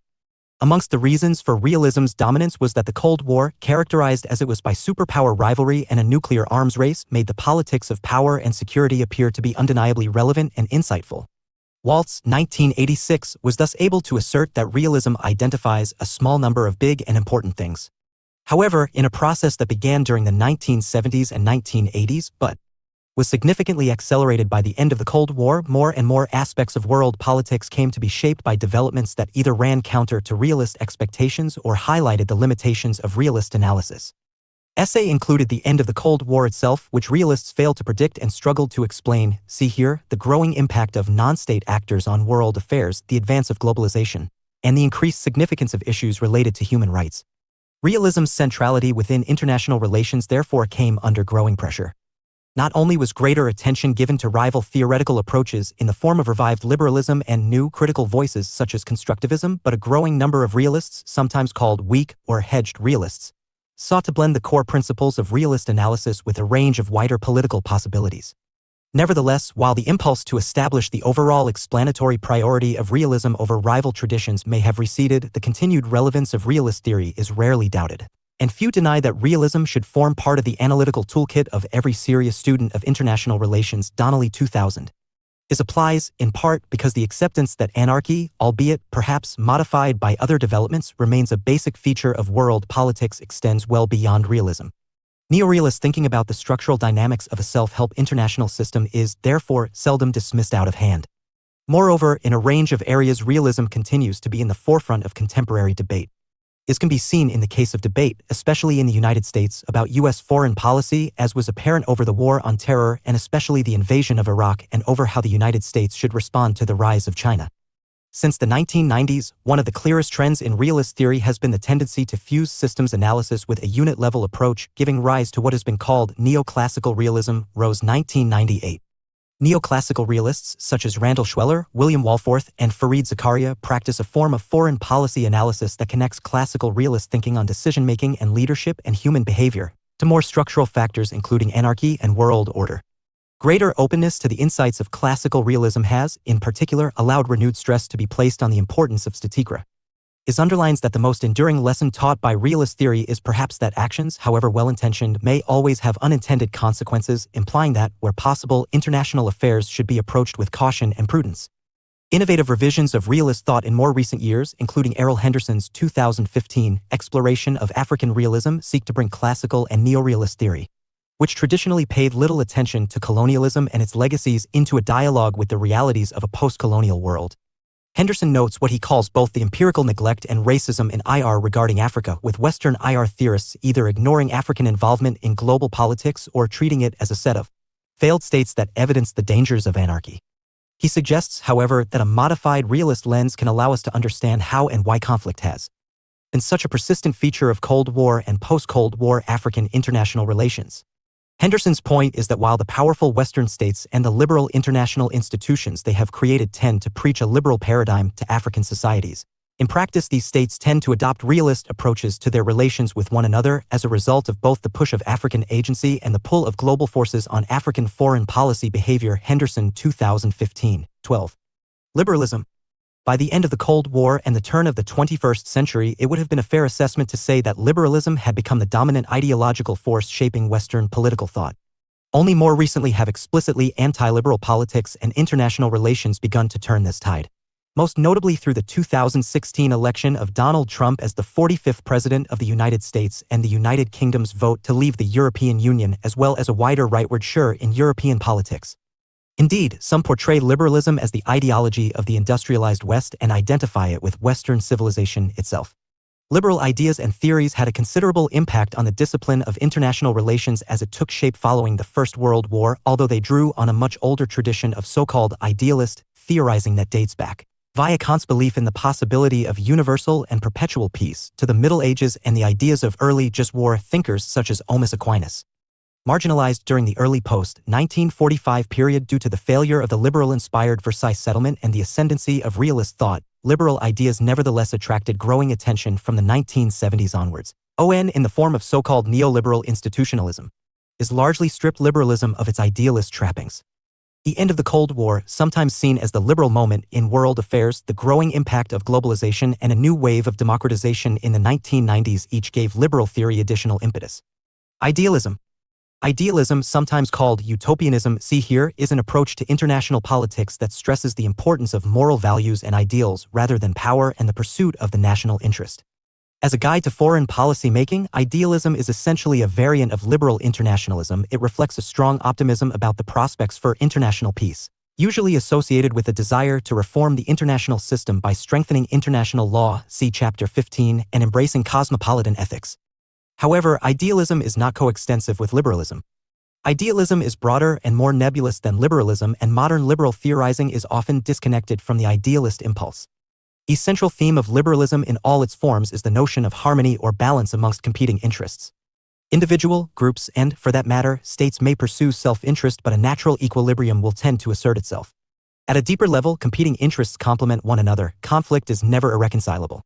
Just as, from a liberal perspective, natural or unregulated equilibrium tends to emerge in economic life, see approaches to international political economy, a balance of interests tends to develop amongst the states of the world, disposing liberals to believe in the possibility of peace and cooperation. However, it is important to note that the liberal paradigm is not clearly distinct from realism, as both of them share certain traditional assumptions about how international politics works. Most significantly, liberals and realists both accept that world affairs are shaped, in important ways, by competition amongst states, implying that the international system is, and perhaps must always remain, decentralized. The difference, nevertheless, is that liberals assume that competition within this system is conducted within a larger framework of harmony. This inclines liberals to believe in internationalism and to hold that realists substantially underestimate the scope for cooperation and integration within the decentralized state system. The key themes within liberal theory are as follows: interdependence liberalism, Republican liberalism, and neoliberal institutionalism. Interdependence liberalism. Liberal theories about interdependence are grounded in ideas about trade and economic relations. Such thinking can be traced back to the birth of commercial liberalism in the 19th century based on the classical economics of David Ricardo (1770 to 1823) and the ideas of the so-called Manchester liberals, Richard Cobden (1804 to 65) and John Bright (1811 to 89). A key theme within commercial liberalism was a belief in the virtues of free trade. Free trade has economic benefits as it allows each country to specialize in the production of the goods and services that it is best suited to produce, the ones in which they have a comparative advantage. However, free trade is no less important in drawing states into a web of economic interdependence that means that the material costs of international conflict are so great that warfare becomes virtually unthinkable. Cobden and Bright argued that free trade would draw people of different races, creeds, and languages together in what Cobden described in an 1846 speech in Manchester as the bonds of eternal peace. Not only would free trade maintain peace for negative reasons, the fear of being deprived of vital goods, but it would also have positive benefits in ensuring that different peoples are united by shared values and a common commercial culture, and so would have a better understanding of one another. In short, aggression and expansionism are best deterred by the spirit of commerce. The stress on interdependence that underpins commercial liberalism has been further developed by neoliberals into what Cohane and Nye, 1977, called complex interdependence, viewed, initially at least, as an alternative theoretical model to realism. Complex interdependence reflects the extent to which peoples and governments in the modern world are affected by what happens elsewhere and particularly by the actions of their counterparts in other countries. It not only applies in the economic realm through the advance of globalization but is also evident in relation to a range of other issues including climate change, development and poverty reduction, and human rights. Such a view suggests that realism's narrow preoccupation with the military and diplomatic dimensions of international politics, the so-called high politics of security and survival, is misplaced. Instead, the international agenda is becoming broader with greater attention being given to the low politics of welfare, environmental protection, and political justice. Relations between and amongst states have also changed, not least through a tendency for modern states to prioritize trade over war and through a trend towards closer cooperation or even integration as, for instance, in the case of the European Union. Nevertheless, there has been disagreement amongst interdependence liberals about the significance of such trends. So-called strong liberals believe that qualitative changes have taken place in the international system which substantially modify the impact of anarchy, self-help, and the security dilemma, creating an irresistible tendency towards peace, cooperation, and integration. Burton 1972, Rosenau 1990. Weak liberals, on the other hand, have come to accept neo-realist assumptions, particularly about the implications of international anarchy, as the starting point for analysis, thereby highlighting the extent to which modern realist and liberal theories sometimes overlap. Axelrod 1984, Stein 1990. Liberal internationalism. Internationalism is the theory or practice of politics based on cooperation between states, nations, or societies. It is rooted in universalist assumptions about human nature that put it at odds with political nationalism, the latter emphasizing the degree to which political identity is shaped by nationality.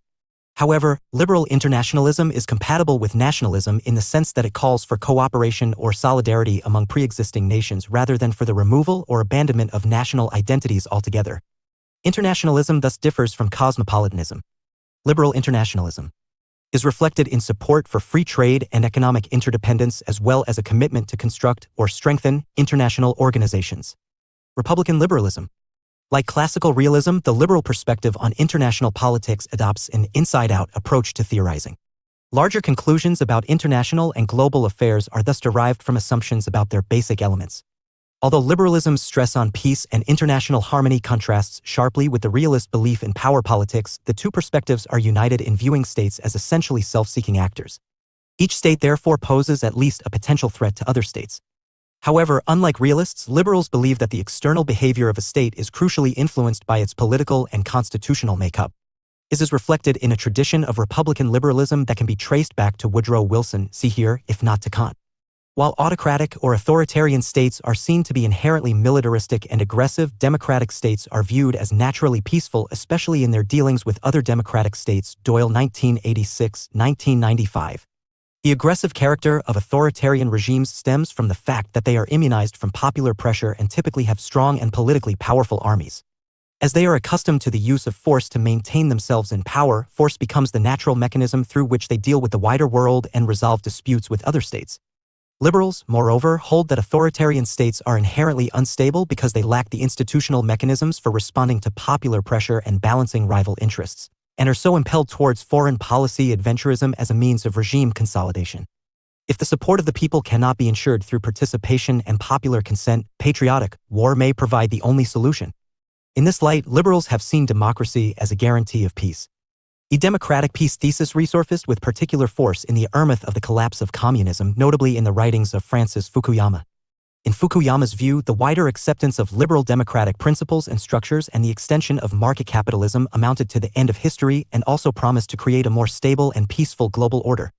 Liberals have claimed empirical as well as theoretical support for such beliefs, especially in the fact that there has never been a war between two democratic nation-states, even though wars have continued to take place between democracies and other states. EY have also associated the general advance of democratization with the creation of zones of peace composed of collections of mature democracies in places such as Europe, North America, and Australasia, as opposed to the zones of turmoil that are found elsewhere in the world. Singer and Wildavsky, 1993. Nevertheless, Republican liberalism has also been drawn into deep controversy, not least through the growth of so-called liberal interventionism and the idea that democracy can and should be promoted through militarily imposed regime change.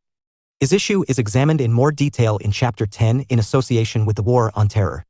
Closing the realist/liberal divide? Although realism and liberalism are commonly portrayed as antithetical theories of international politics, one emphasizing egoism, power, and conflict, the other morality, peace, and cooperation, the difference between them has tended to fade over time.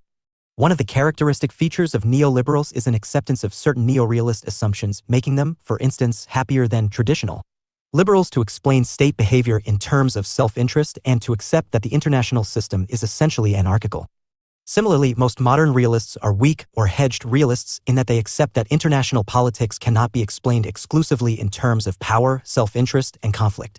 Neo-debate has therefore become an increasingly technical rather than foundational debate.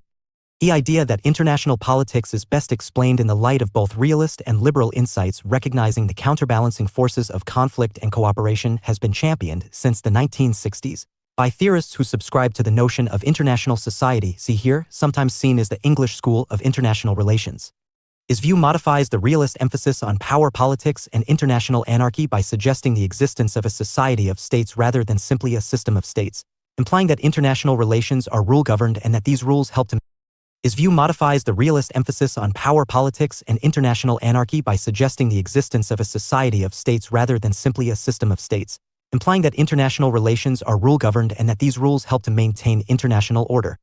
The chief institutions that generate cultural cohesion and social integration are international law, diplomacy, and the activities of international organizations. Hedley Bull, 1977-2012, thus advanced the notion of an anarchical society in place of the conventional realist idea of international anarchy. International society theory can be seen as a form of liberal realism. Focus on the democratic peace thesis. The democratic peace thesis, or DPT, also known as the liberal peace thesis, is supported by most liberals and suggests that Republican liberalism, democracy, and peace are linked, particularly in the sense that wars do not occur between constitutionally liberal democratic states. This thesis is widely regarded and described by its liberal proponents as the closest thing to a law of the kind found in the natural sciences, the laws of physics, for example, that the discipline of international relations theory has produced. This is because liberals can produce compelling evidence to make their case.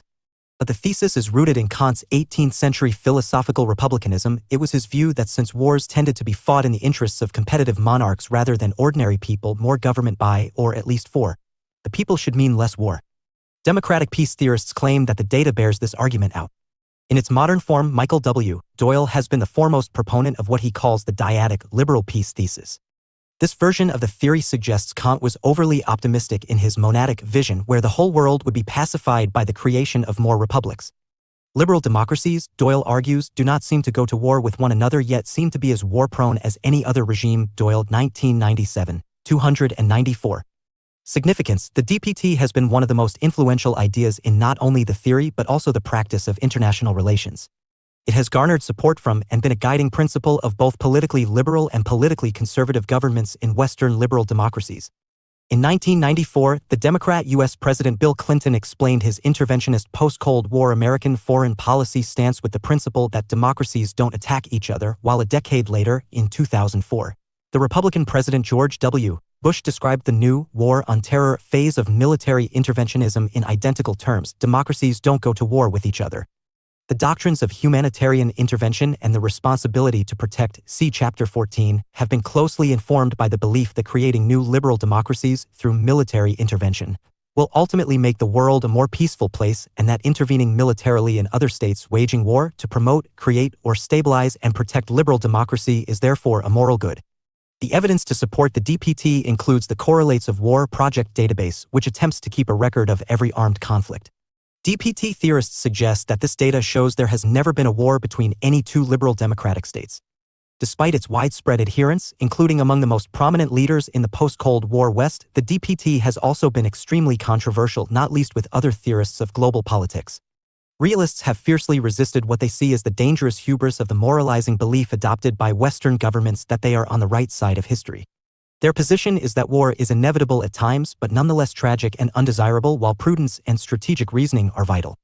They abhor many wars of choice where liberal democracies attack other, non-threatening sovereign states in the name of spreading democracy.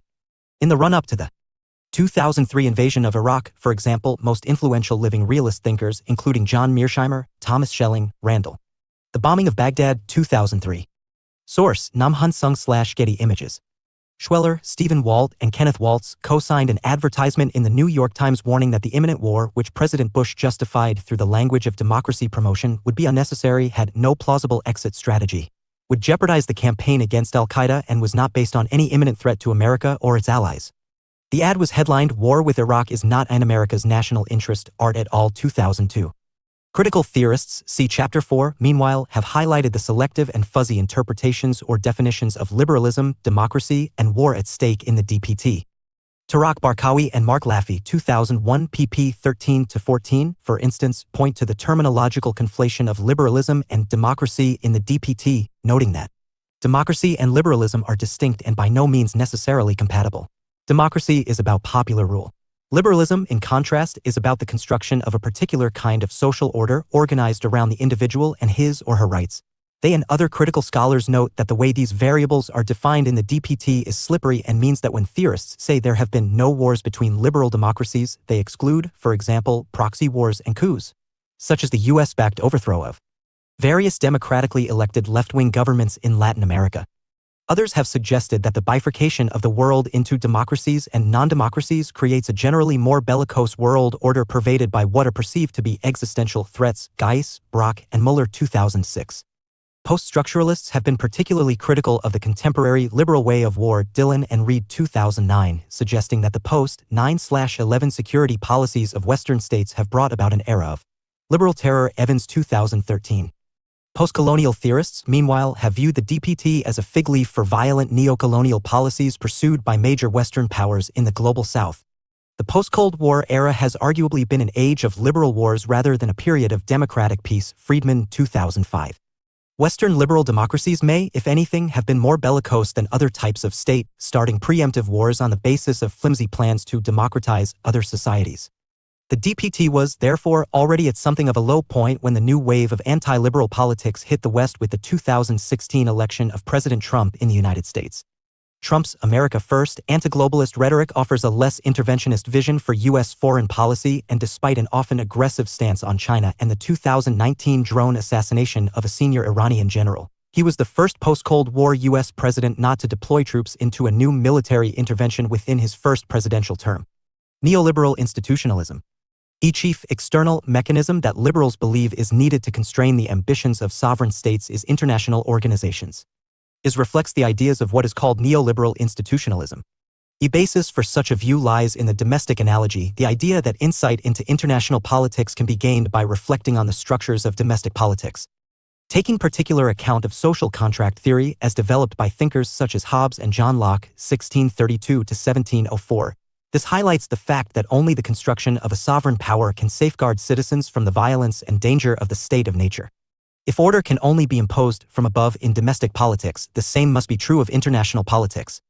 Is provided the basis for the establishment of the rule of law which, as Woodrow Wilson put it, would turn the jungle of international politics into a zoo. A League of Nations was the first, if flawed, attempt to translate such thinking into practice. The United Nations has attracted far wider support and established itself as a seemingly permanent feature of global politics. Liberals have looked to such bodies to establish a rule-governed international system that would be based on collective security, see here, and respect for international law. Modern neoliberals in IR theory have built on this positive approach to international organizations, practicing what is usually called neoliberal institutionalism. Distancing themselves from the cosmopolitan dreams of some early liberals, they have instead explained growing cooperation and integration in functional terms linked to self-interest. Institutions thus come into existence as mediators to facilitate cooperation among states on matters of common interest.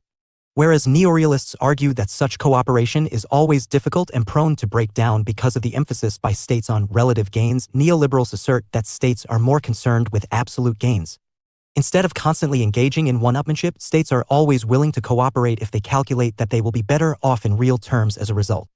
Although neoliberals use such arguments to explain the origins and development of formal institutions ranging from the World Trade Organization (WTO) and the International Monetary Fund (IMF) to regional economic blocs such as the European Union, see here, they also draw attention to more informal institutions. In this, they embrace what has been called new institutionalism, which defines institutions not so much as established and formal bodies but, more broadly, as sets of norms, rules, and standard operating procedures. In this, they embrace what has been called new institutionalism, which defines institutions not so much as established and formal bodies but, more broadly, as sets of norms, rules, and standard operating procedures that are internalized by those who work within them. This explains the stress within neoliberal theory on the role of international regimes. International regime. A regime is a set of principles, procedures, norms, or rules that govern the interactions of states and non-state actors in particular issue areas within international politics. As such, they are social institutions with either a formal or informal character. Examples of regimes include treaties, conventions, international agreements, and international organizations. These now operate in a wide variety of issue areas, including economics, human rights, the environment, transport, security, policing, communications, and so on. The greater significance of regimes reflects the growth of interdependence and the recognition that cooperation and coordination can bring absolute gains to all parties. Assessing liberalism. Interest in liberal theory revived from the 1970s onwards through the emergence of a series of trends in global politics that appeared to correspond closely with liberal thinking. The advance of globalization generated renewed interest in interdependence liberalism, particularly as liberal political economy was widely used to cast globalization in a positive light, associating it with economic dynamism and the prospect of worldwide prosperity. A wave of democratization that commenced in the late 1980s with the fall of communism stimulated a resurgence of Republican liberalism, reviving debates that had originated in the aftermath of the First World War about the link between democracy and peace. And the growing prominence of international organizations helped to establish neoliberal institutionalism as a major rival to neorealism, seemingly bearing out the possibility of cooperation under anarchy. However, if there had been a liberal moment in world affairs, it may not have extended far beyond the 1990s, as other trends emerged that seemed to defy liberal analysis. For instance, applied in the case of the growth of political Islam and the wider tendency towards religious revivalism. Essay developments clearly ran counter to the liberal belief that modernization and secularization march hand in hand, as religious belief is either weakened by the advance of rationalism or increasingly confined to the private sphere. Further challenges to liberal theory have arisen due to its multifarious and complex character. Although the breadth of liberalism is commonly viewed as a strength, particularly by comparison with realism's narrow focus on issues of power, security, and survival, it may bring the overall coherence of liberal theory into question. This occurs, in part, because liberalism's three main subtraditions do not necessarily support one another, and may even be contradictory, Griffiths 2011. Support for free trade and the integration of national economies into a single global economy, in line with interdependence liberalism, may, by allowing global markets and transnational corporations to dictate to national governments, undermine the quality of domestic democracy, a core concern of Republican liberalism. Other sources of tension within liberalism can also be identified. For example, the advance of globalization highlights divisions within liberal political economy between those who place their faith in the untrammeled workings of global markets and those who argue that global capitalism needs to be protected from itself through a framework of regulation. In the same way, the growth of international organizations exposes tensions within liberalism between its internationalist and its cosmopolitan tendencies. While liberal internationalists seek to use international organizations as a mechanism through which sovereign nation-states can cooperate, liberal cosmopolitans advocate supranational governance and may insist that the norm of state sovereignty is subordinated to the norm of human rights. Thinking globally. Acceleration of globalization from the 1980s onwards not only contributed to a reconfiguration of world politics, it also brought with it a series of new theoretical challenges. Not the least of these was the problem of conceptualizing the emerging condition of global interconnectedness, in which politics is increasingly enmeshed in a web of interdependencies that operate both within and across worldwide, regional, national, and subnational levels. How is it possible, in other words, to think globally? And what are the implications of global thinking? Two challenges have emerged in particular. The first concerns the difficulties that global interconnectedness poses to empirical understanding. How can we make sense of a world in which everything affects everything else? The second concerns the normative implications of global interconnectedness. Have wider social connections between people expanded the moral universe in which we live? Challenge of interconnectedness. To what extent can traditional theories accommodate global thinking? In many ways, this is indicated by the degree to which they are able to address the issue of globalization. The picture here is mixed.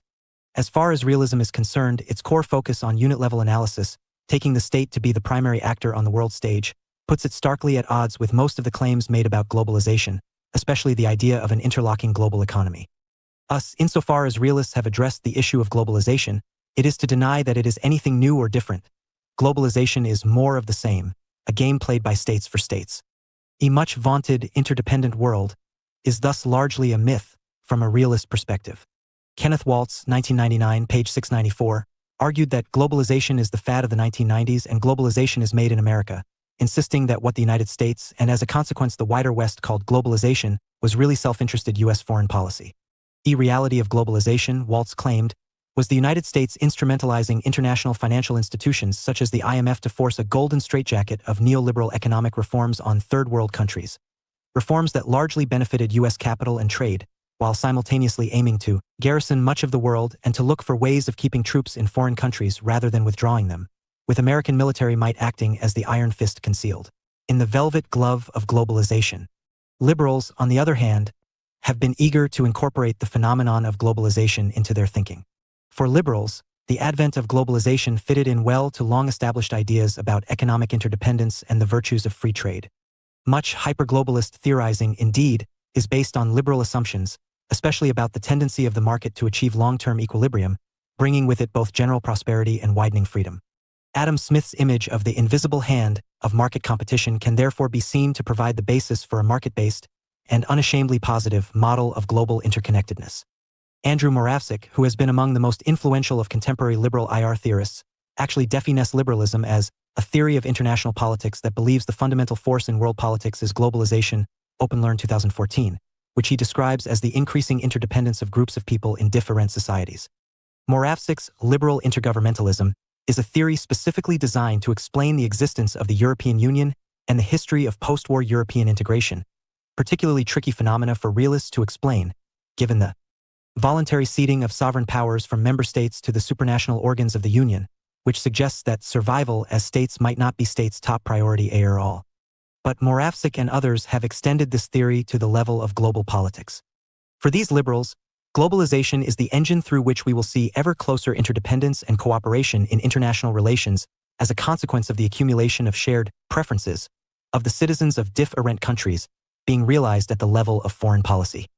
Moravcsik is himself a former U.S. trade diplomat and partner of Anne-Marie Slaughter, another influential liberal IR scholar, international lawyer, and director of policy planning at the U.S. State Department under the Obama administration, speaks to how tightly woven liberal thinking on global politics and globalization has been in the fabric of U.S. foreign policymaking, and consequently the Western-dominated world order of the early post-Cold War period.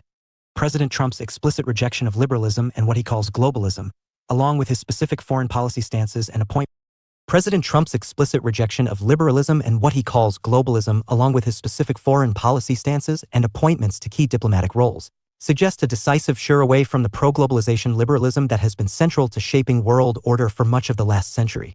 Debating. Do moral obligations extend to the whole of humanity? At the heart of the idea of global justice is the notion of universal rights and obligations stretching across the globe, establishing justice beyond borders. But what is the basis for such thinking and how persuasive is it? Yes. No. Humans as moral creatures. The core feature of cosmopolitan ethics is the idea that the individual, rather than any particular political community, is the principal source of moral value. Most commonly, this is asserted through the doctrine of human rights, the notion that people are entitled to at least the minimal conditions for leading a worthwhile existence. These rights are fundamental and universal in that they belong to people by virtue of their humanity and cannot be denied on grounds of morality begins at home. Communitarian theorists argue that morality only makes sense when it is locally based, grounded in the communities to which we belong and which have shaped our lives and values. The simple fact is that people everywhere give moral priority to those they know best, most obviously their family and close friends, and, beyond that, members of their local community, and then those with whom they share a national or cultural identity. Not only is morality fashioned by the distinctive nationality, religion, cultural identity, or whatever. The doctrine of human rights therefore implies that there is but a single ethical community, and that is humankind. People everywhere are part of the same moral universe. History, culture, and traditions of a particular society, but it is difficult to see how our obligations can extend beyond those who share a similar ethical framework. The globalization of moral sensibilities.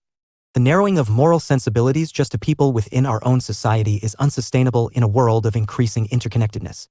Transporter information and communication flows, particularly the impact of television, mean that the strangeness and unfamiliarity of people and societies on the other side of the globe has reduced substantially.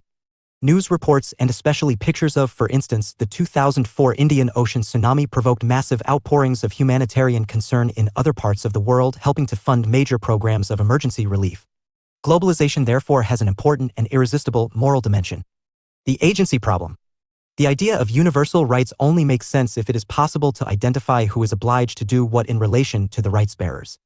If moral obligations fall on individual human beings, there is little that they, as individuals, could do in the event of, say, a natural disaster or a civil war. If our obligations are discharged through states and national governments, there is the problem that states have different capabilities. Citizens and states' obligations may therefore become little more than a reflection of the wealth and power of their society. If universal obligations only make sense in a context of world government in which global justice is upheld by supranational bodies, this creates the prospect of global despotism. Global citizenship. Moral obligations to people in other parts of the world stem, in important respects, from the fact that we affect their lives. We live in a world of global cause and effect. Purchasing decisions in one part of the world thus affect job opportunities, working conditions, and poverty levels in other parts of the world. Whether we like it or not, we are morally culpable in that our actions have moral implications for others. Such thinking draws on the utilitarian belief that we should act so as to achieve the greatest possible pleasure over pain in the world at large, each person's happiness or suffering counting equally. A. The virtues of self-help. Doctrines of universal rights and obligations are invariably used to argue that rich and successful parts of the world should, in some way, help poor and less fortunate parts of the world. However, such interference is often counterproductive. It promotes dependency and undermines self-reliance. Perhaps the main obligation we owe other peoples and other societies is to leave them alone. This may result in short-term moral costs but longer-term ethical benefits in the form of societies better able to protect their citizens from suffering and hardship. State sovereignty may therefore make good moral. Basic moral principle for citizens of the world would therefore be do no harm. Sense as well as good political sense. However, some argue that the challenges of global interconnectedness defy all established theories and, in effect, require the development of an entirely new way of thinking. Is this because the rise of complex forms of interconnectedness make it difficult and perhaps impossible to think any longer in conventional terms of cause and effect? In an interdependent world, the relationships between two or more factors, processes, or variables are characterized by reciprocal causation or mutual conditioning. Thus, if A, B, and C are interdependent, then any change in B will result in a change in A and C, any change in A will result in a change in B and C, and any change in C will result in a change in A and B. Hey 2010. However, complexity does not stop there. The fact that any change in A changes not just B and C but also A itself means that it becomes difficult to think in terms of A-ness, B-ness, or, indeed, in terms of thingness in any sense. One of the first theorists to apply complexity science to the study of politics and international affairs was James Rosenau. Taking account of the dynamics and consequences of globalization but also moving beyond a globalization paradigm, Rosenau highlighted the emergence of an ever-shrinking world of uncertainty, change, and complexity, which can best be understood as an endless series of distant proximities.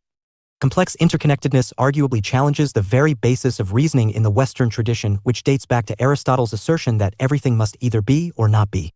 While this dualistic or either/or approach to thinking implies that the world can be understood in terms of linear, causal relationships, complex interconnectedness perhaps calls for an alternative holistic, non-dualistic, and therefore non-linear approach to understanding. Eastern thinking in general and Buddhism in particular, by virtue of its stress on oneness, grounded in the belief that all concepts and objects are empty of own being, Clark 1997, are seen as archetypal examples of non-dualistic thinking. Other attempts to think beyond either/or distinctions include fuzzy thinking, Kosko 1994, deep ecology, Capra 1996, and systems thinking, Capra 2003. But where does nonlinearity or non-dualist thinking lead us? One of its key implications is that, as patterns of causal relationships become increasingly difficult to identify, events take on a random and seemingly arbitrary character. This is highlighted by chaos theory, which describes systems whose behavior is difficult to predict because they consist of so many variables or unknown factors. Chaos tendencies may, for instance, be evident in the inherent instability of global financial markets, Soros 2000, and in a general tendency towards risk and uncertainty in society at large, Beck 1992. James Rosenau 1924 to 2011. A U.S. political scientist and international affairs scholar. A pioneer in the analysis of foreign policy decision-making, Rosenau came to focus on the dynamics and consequences of globalization and on the wider phenomenon of increased complexity and uncertainty. In Turbulence in World Politics, 1990, he investigated the new forces shaping world politics beyond the nation-state, including the rising importance of NGOs and the empowerment of individuals as actors in world politics. Along the Domestic-Foreign Frontier, 1997, and Distant Proximities, 2003, took this analysis further. By emphasizing how the increasing number of actors involved in events and the deepening degree of interdependence amongst them create an environment that is dense with causal layers.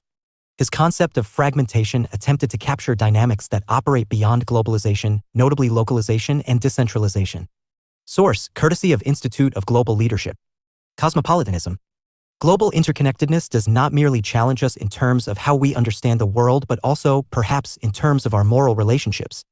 The advance of globalization has undoubtedly had an ethical dimension in that it has renewed interest in forms of cosmopolitanism, expressed through growing interest in ideas such as global justice or world ethics, Dower 1998. Connie 2005. Another idea originally popularized by Immanuel Kant and closely linked to the liberal tradition of political and international theory, cosmopolitanism literally means citizenship of the world or universe cosmos. As the world has shrunk in the sense of people having a greater awareness of other people living in other countries at a great distance from themselves, it has become more difficult to confine their moral obligations simply to a single political society. The more they know, the more they care. For cosmopolitan theorists, this implies that the world has come to constitute a single moral community. People thus have obligations potentially towards all other people in the world, regardless of nationality, religion, ethnicity, and so forth. Such thinking is usually based on the doctrine of human rights. POG 2008 broke this rights-based cosmopolitanism into three elements. It believes in individualism in that human beings or persons are the ultimate unit of moral concern. Second, it accepts universality in the sense that individuals are of equal moral worth. It acknowledges generality in that it implies that persons are objects of concern for everybody, not just their compatriots. Other forms of moral cosmopolitanism have also been advanced, however. O'Neill, 1996, thus used the Kantian notion that we should act on principles that we would be willing to apply to all people in all circumstances to argue that people have a commitment not to injure others and that this commitment has a universal scope. Singer, 2002, on the other hand, argued that the ethics of globalization demand that we should act so as to reduce the overall levels of global suffering, thinking in terms of one world, rather than a collection of discrete countries or peoples. Chaos theory. Chaos theory emerged in the 1970s as a branch of mathematics that sought an alternative to linear differential equations. Linearity implies a strong element of predictability, for example, how a billiard ball will respond to being hit by another billiard ball. In contrast, chaos theory examines the behavior of nonlinear systems, such as weather systems, in which there are such a wide range of variable factors that the effect of a change in any of them may have a disproportionate and seemingly random effect on others. The classic example of this is the so-called butterfly effect, the idea that the mere flap of a butterfly's wing could cause a hurricane to occur on the other side of the globe, see here. Moral cosmopolitanism also has its critics, however. On the one hand, radical critics of cosmopolitanism reject ideas such as global justice or world ethics on the grounds that it is impossible to establish universal values that are binding for all people and all societies. Cultural relativism is used to argue that human rights in particular are essentially a Western ideal and therefore have no place in non-Western cultures. From a broader perspective, cosmopolitanism is contrasted with communitarianism. From the communitarian perspective, moral values only make sense when they are grounded in a particular society and a particular historical period. It implies that human beings are morally constituted to favor the needs and interests of those with whom they share a cultural and national identity. Communitarianism has been closely associated with the New Right politics of conservatism in the United States and the United Kingdom since the 1980s.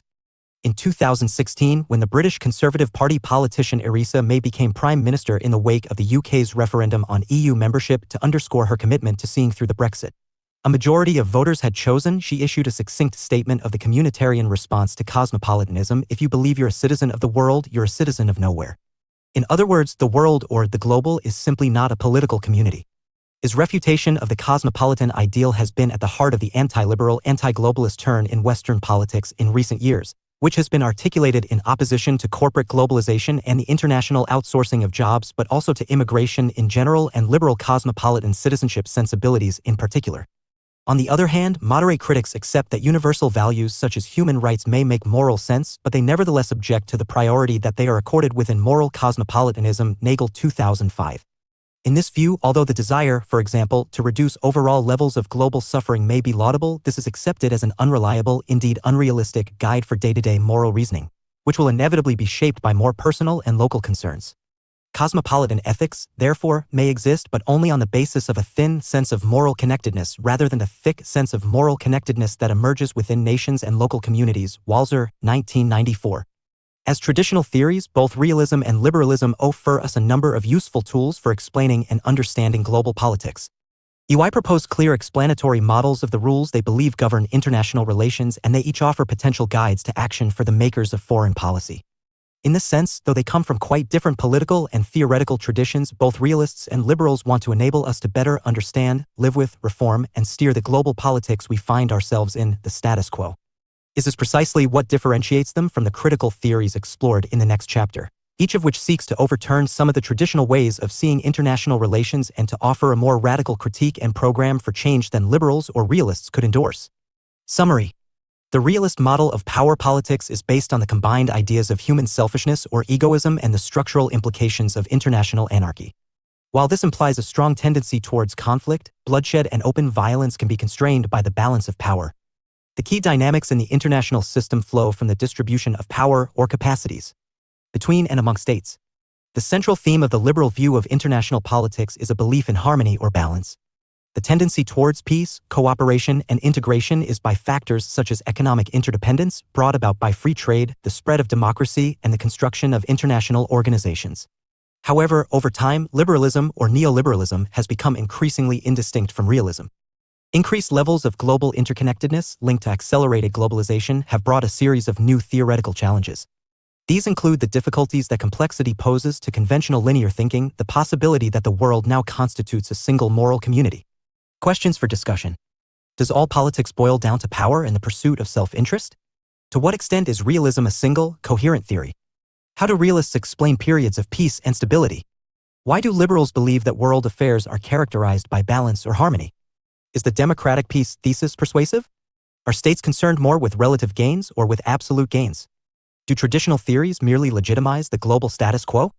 Can any established theory cope with the challenges of complex interconnectedness? Does it make sense to think of the world as a single moral community? Further reading. Bell, D. Edition, Ethics and World Politics, 2010. An excellent volume that discusses general perspectives of world politics and important ethical dilemmas. Burkill, S. et al., Theories of International Relations, 2013. A systematic and comprehensive introduction to the main theoretical approaches in the study of international relations. Capra, F. The Hidden Connections, 2003. A thought-provoking analysis of human societies, corporations, nation-states, and global capitalism from the perspective of systems theory. Jackson, R. and G. Srenson, Introduction to International Relations, Theories and Approaches, 2012. An accessible, lucid, and comprehensive introduction to the complexities of modern international thought. Links to relevant web resources can be found on the Global Politics website, bloomsbury.pub/Heywood, Global Politics, 3e. Classical realism, a form of realism that explains power politics largely in terms of human selfishness or egoism. Neorealism, a perspective on international politics that modifies the power politics model by highlighting the structural constraints of the international system, sometimes called new or structural realism. Republican liberalism, a form of liberalism that highlights the benefits of republican rather than monarchical government and, in particular, emphasizes the link between democracy and peace. Neoliberal institutionalism, an approach to study that emphasizes the role of institutions, both formal and informal, in the realization of liberal principles and goals. Positivism, an objectivist tradition in the philosophy of social science that strives to study the social world in a way analogous to the natural sciences, including establishing causal laws and predictions. Empiricism, closely associated with positivism, empiricism is a commitment to the epistemological principle that valid knowledge can only be produced through the observation and recording or measurement of events. Interpretivism, a subjectivist tradition in the philosophy of social science that rejects the idea that human beings can be objective observers of the societies in which we are all embedded. It posits an epistemological relativism where social entities, actors, events, and processes are only significant inasmuch as we imbue them with particular meanings and interpret them in particular ways that are dependent on our social contexts. Power politics, sometimes called by its German name, Realpolitik, denotes a view that power and its pursuit are the only rules governing world politics. Egoism, concern for one's own interest or well-being or selfishness, the belief that one's own interests are morally superior to those of others. State of nature, a society devoid of political authority and of formal, legal checks on the individual. Statecraft, the art of conducting public affairs or the skills associated with it, statesmanship. National interest, foreign policy goals, objectives, or policy preferences that supposedly benefit a society as a whole, the foreign policy equivalent of the public interest, see here. Systems theory, an approach to study that focuses on works of systems explaining their operation and development in terms of reciprocal interactions amongst component parts. Self-help, a state's reliance on its own capacities and resources rather than external support to ensure security and survival. Security dilemma, the dilemma that arises from the fact that a buildup of military capacity for defensive reasons by one state is always liable to be interpreted as aggressive by other states. Relative gains, the position of states in relation to one another, reflected in the distribution of benefits and capabilities between and amongst them. Polarity, the existence within a system of one or more significant actors or poles, which affect the behavior of other actors and shape the contour of the system itself. determining its structural dynamics. Offensive realism, a form of structural realism that portrays states as power maximizers, as there is no limit to their desire to control the international environment.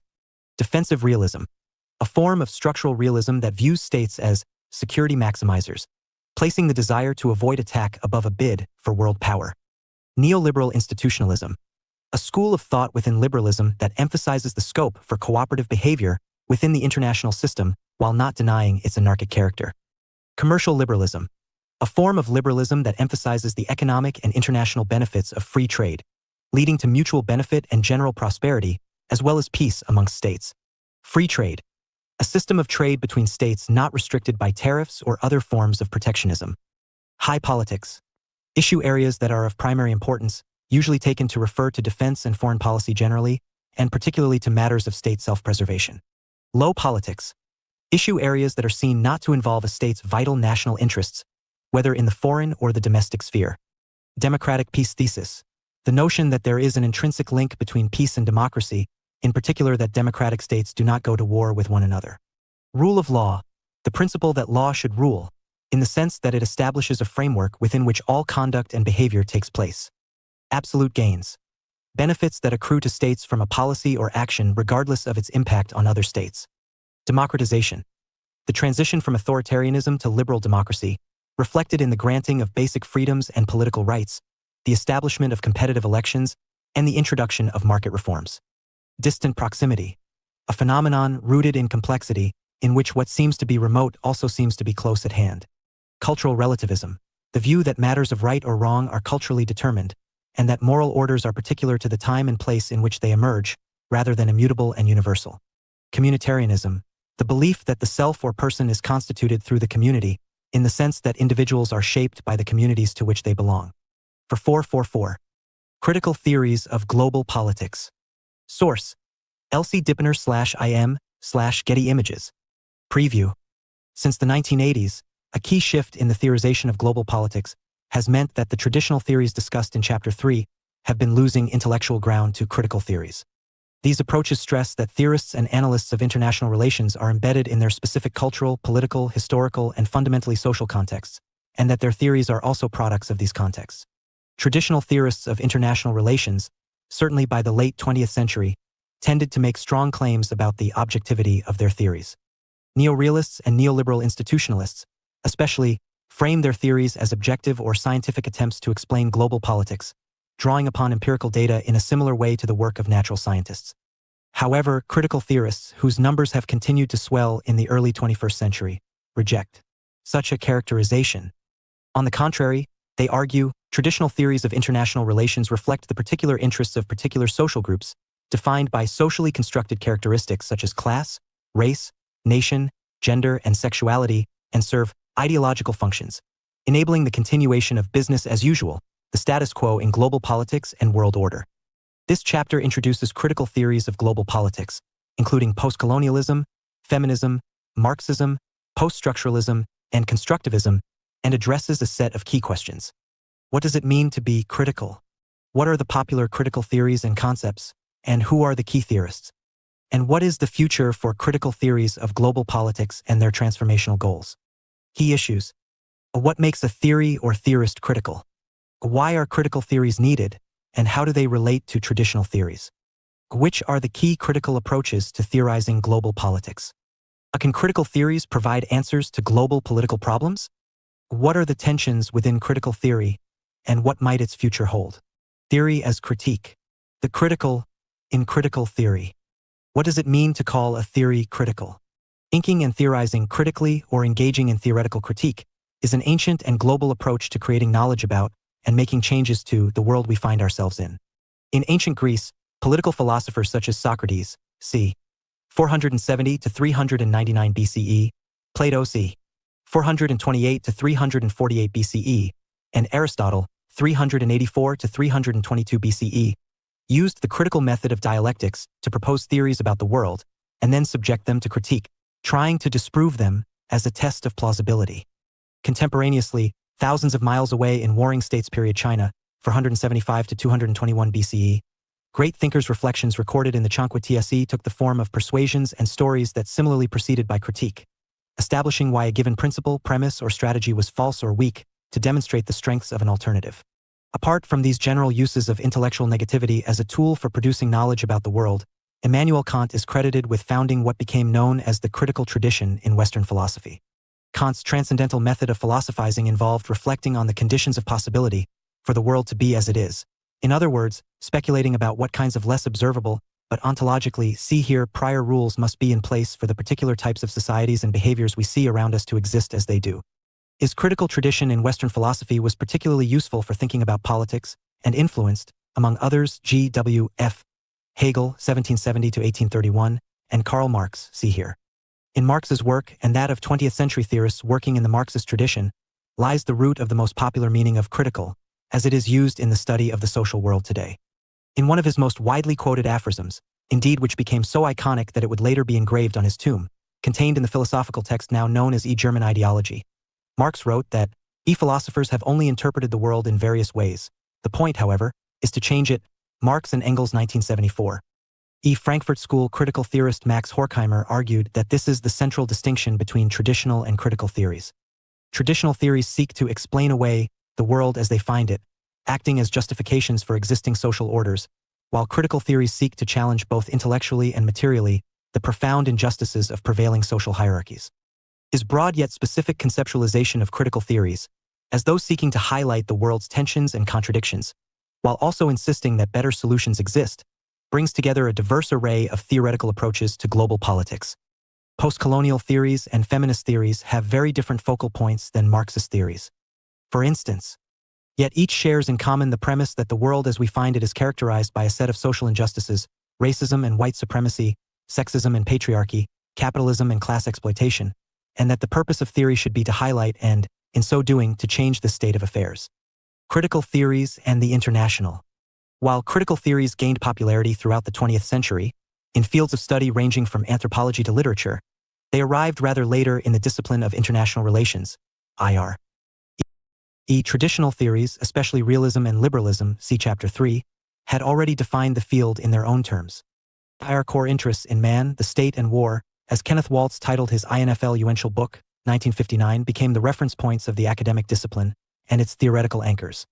More sociologically inclined critical theories thus struggled to find traction. Marxism, a pervasive approach across the social sciences in Western universities by the mid-20th century, was the first critical approach to seriously challenge the realist and liberal orthodoxy of IR theory. By the 1960s and 1970s, Marxism was a serious, if marginalized, contender among IR theories. The third great debate, or interparadigm debate, in IR theory was between realist, liberal, and Marxist scholars in these decades. It was not until the 1980s and 1990s, however, that feminism and postcolonial theory began to make inroads in the discipline. Emerging from concrete social movements, the violent struggles for women's liberation and against white supremacy and colonial domination, these theoretical traditions had been directly connected to key international relations issues such as war and state power from their very inception in the early 20th century. But their concerns were, and still are, derided by the realist mainstream in IR theory as low or domestic politics, of little relevance to the field. In the 1980s, trailblazing feminist and postcolonial scholars began to turn their attention directly on the discipline itself, its narrow understanding of the international, which reifies states as actors and fails to take social relations seriously, and on the patriarchal or masculinist, see here, neocolonial and racist underpinnings of the mainstream theories, and in so doing sparked an explosion of critical theoretical work in the field. Today, while the traditional theories retain a good deal of prestige among scholars at elite universities and foreign policymakers, especially in the United States, feminist, postcolonial, Marxist and post-Marxist, post-structuralist, and social constructivist scholarship is commonplace in most universities where IR is studied and taught. Anti-colonial, postcolonial, and decolonial theories. The postcolonial condition. European colonialism was possibly the single most important global political and economic process for producing the world order we live with today, see Chapter 2. It was the practice, from at least the 15th century onward, of Europeans later racialized as white, using military and economic means to control and exploit societies and resources in the continents of Africa, Asia, the Americas, and Oceania. Perhaps most obviously, the collective of countries that are today variously described as the West, the First World, the Developed World, the advanced industrial economies, and the Global North, though this sometimes implies a wider group, consists of majority white European societies, see here, and those settler colonies where a white European population successfully replaced an indigenous non-European one, the United States, Canada, Australia, and New Zealand. Race, racism, and racialization.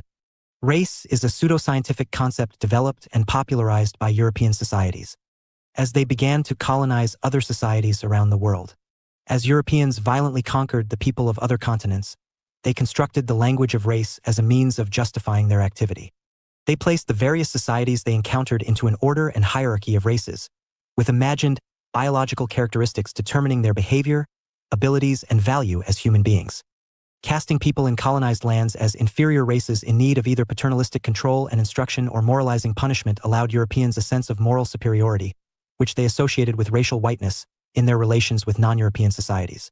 While scholars of critical race studies today often place race, in inverted commas, to highlight its social constructedness, race is nonetheless a living concept today, which continues to be produced, not least through social structures and belief systems that are racist.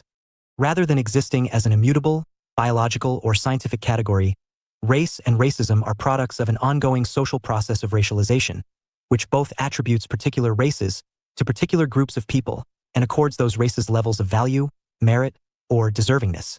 As the age-old saying, "O.N. misattributed in the West to Winston Churchill," goes, history is written by the victors. Conquering European powers, and the white societies they established in the lands they colonized, have tended to represent their own colonial exploits as mostly or entirely benevolent. His way of seeing their history is a contemporary form of structural or cultural racism, since it implies that inferior peoples in other parts of the world needed and benefited from paternalistic white European domination. British Empire, for instance, which by its peak in the early 20th century had subjugated a quarter of the world's population to British rule and was responsible for making English a global common tongue, has traditionally been viewed by British and some other Western historians as a relatively benign enterprise. Of particular note has been the popular notion that the crumbling of colonialism, from the abolition of slavery in the Americas to the Indian Rebellion of 1857, or the eventual independence of Asian, African, and other colonized peoples, was the result of British and other European colonizers' generosity.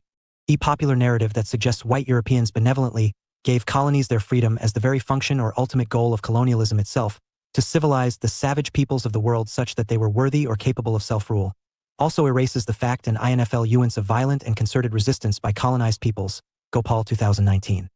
This reflects what Paul Gilroy, 2004, called a post-colonial melancholia, and what others have called imperial amnesia and empire nostalgia, a desire to rewrite our collective social history to paint white Westerners as the good guys. His way of seeing the world also allows majority white Western societies to frame colonialism as a distant historical fact, and thus to unsee what post-colonial critics would call neo-colonial international relations today. SA societies employ a global regime of institutions to maintain relations of dominance over their former colonial possessions, while simultaneously ignoring or seeking to discredit the structural and direct racism experienced by those racialized as other than white inside majority white countries. In fact, the 20th century involved a series of bloody anti-colonial independence struggles and resulted in the establishment of dozens of new post-colonial states. Leading lights of these independence struggles, from Ho Chi Minh and Kwame Nkrumah, see here, to Amilcar Cabral and Frantz Fanon, were influential theorists as well as insurgent warriors and politicians. Postcolonial theory, as it became known, was forged in the fire of anti-colonial struggle. Anti-colonial praxis. Marxism, though a Eurocentric theory itself, was hugely influential among the social movements that threw off colonial rule in Africa, Asia, the Middle East, and Latin America in the mid-20th century. And the Marxist concept of praxis, the notion that social theories have a living relationship to social practice, is evident in these struggles, led by warrior scholars, against the material and intellectual power of colonialism. Frantz Fanon, 1925-61, has become the figure most closely associated with Marxian anti-colonial thought in international relations. A book that has accorded him this status, completed on his deathbed in the United States, is a slim yet incendiary volume on the global politics and ethics of colonialism and armed resistance to it. Originally titled Les Dames de la Terre and translated into English as Ye Wretched of the Earth, 1961. Fanon was born in Martinique in 1925. His small Caribbean island was colonized by France in 1635 and its indigenous Arawak and Carib populations murdered or exiled. It remains an overseas department of France today, making it also one of the special territories of the European Union. Like other European powers colonizing the region, the French brought enslaved African people to the island, of whom Fanon was a descendant. After French surrender in the Second World War, Martinique was ruled by collaborationist Vichy naval forces, and Fanon fled in 1943 at 18 years old to join Charles de Gaulle's Free French forces and fight against the Axis powers. He was briefly based in Algeria, a French colony in North Africa, during the war, and returned to Martinique after Nazi Germany was defeated. Fanon went on to study in Lyon, France, where he qualified as a psychiatrist in 1951 before returning to Algeria to practice. Wretched of the Earth, together with his earlier book Black Skin, White Masks, 1952, drew on a mixture of psychological theory, Fanon's experience of clinical psychiatric practice with colonial subjects, and Marxist and anti-colonial ideas including Pan-Africanism. While Fanon and Fanonism were rejected for their unorthodox approach by many white Western Marxists, with the notable exception of Emanuel Wallerstein, his merging of the Marxist language of proletariat, bourgeoisie, and revolution with an analysis of the relationship between the settler and the native, has been highly influential with both post-colonial theorists and Black Power activists. Fanon's theory was sparked during his residency in France when he wrote Black Skin, White Masks as an analysis of the psychological damage done to Black people by colonialism and later forged in the heat of Algeria's anti-colonial revolution, 1954-62, in which he fought with the National Liberation Front, FLN, to throw off French colonial rule and which shaped Wretched of the Earth. Fanon emphasized the legitimacy and necessity of violent anti-colonial struggle and theorized the ways in which a patronizing and dehumanizing relationship between settlers and natives was established through colonialism, with the former represented as enlightened educators of the latter, animalistic and inferior, childlike populations in need of white stewardship. While postcolonial has become the most familiar label for the theories that aim to critically explain structural inequalities in global politics that center on colonial legacies, including racism, Fanon and other trailblazing theorists were really anti-colonial since they were actively struggling against colonialism in its own time. It was later scholarship from the likes of Edward Said that made for a definitively post-colonial approach. Post-colonial theories tend to be concerned not so much with strategies of active and violent resistance to colonizing or occupying powers but rather with developing critical analyses of how such colonization functioned until formal European colonialism finally collapsed in the 20th century and how its legacies continue to shape the post-colonial present. Postcolonial theorists would attribute the persistent inequalities between the global North and global South and between differently racialized groups within societies around the world as a direct consequence of colonialism. Neocolonialism refers to a less formal but no less real or violent manifestation of the same phenomenon. For example, the use of mechanisms of international debt, including the World Bank and IMF, see Chapter 20, by the global North to leverage the countries of the global South into liberalizing their economies, effectively privatizing national industry and opening sectors up to foreign investment from the global North is commonly seen as a form of neocolonial relationship. In addition to anti-colonial and post-colonial thought, a third important strand has been decolonial theory. While European states did, for the most part, give up their territorial claims on colonized places and peoples by the mid-20th century, the process of decolonialism runs deeper than this. As the Kenyan critic and writer Ngugi wa Thiong'o highlighted in Decolonizing the Mind, 1986, language, culture, and the very identities and minds of those societies that fell under European rule were colonized. Decolonial theories, such as those of Anibal Quijano, 1930-2018, and Walter Mignolo, 1941, have emanated especially from Latin America and stressed the coloniality of contemporary forms of political power in general and how epistemologies, theories of what counts as valid knowledge about the world, are colonized to exclude knowledge produced by the global South. Decolonizing thus extends to spheres including higher education, with prominent campaigns in the early 21st century to decolonize the curriculum and decolonize the university, and with some institutions adopting decolonization as a formal policy or project. Global actors? Black Lives Matter. Social movement. In 2013, George Zimmerman, a 28-year-old man in a Florida gated community neighborhood watch scheme who had shot dead 17-year-old, unarmed black schoolboy Trayvon Martin, was acquitted on charges of second-degree murder and manslaughter. In response, 3 black women, Patrisse Cullors, Alicia Garza, and Opal Tometi, established the social media hashtag Black Lives Matter and began organizing a grassroots activist network around it. Their contention, and that of the huge numbers of people who would join the Black Lives Matter (BLM) movement, was that both police and citizens in the United States in particular, and majority white societies in general, too readily endanger or end the lives of black people because of racism, fear, and hatred. While there is a degree of formal organization associated with BLM, it generally takes the form of a typical new social movement, with formal organizations constituting a minority of participants, while masses of people spontaneously attending protests form the majority. After 2013, high-profile and controversial police killings of black people in the United States tended to trigger large-scale BLM demonstrations. When Michael Brown Jr., an 18-year-old unarmed black teenager, was shot dead by a white police officer in August 2014 in Ferguson, Missouri, a series of demonstrations began. including many violent clashes between police and demonstrators and the burning of vehicles and buildings. Mass protests took place right across the country but also in other Western, majority-white countries, including the UK.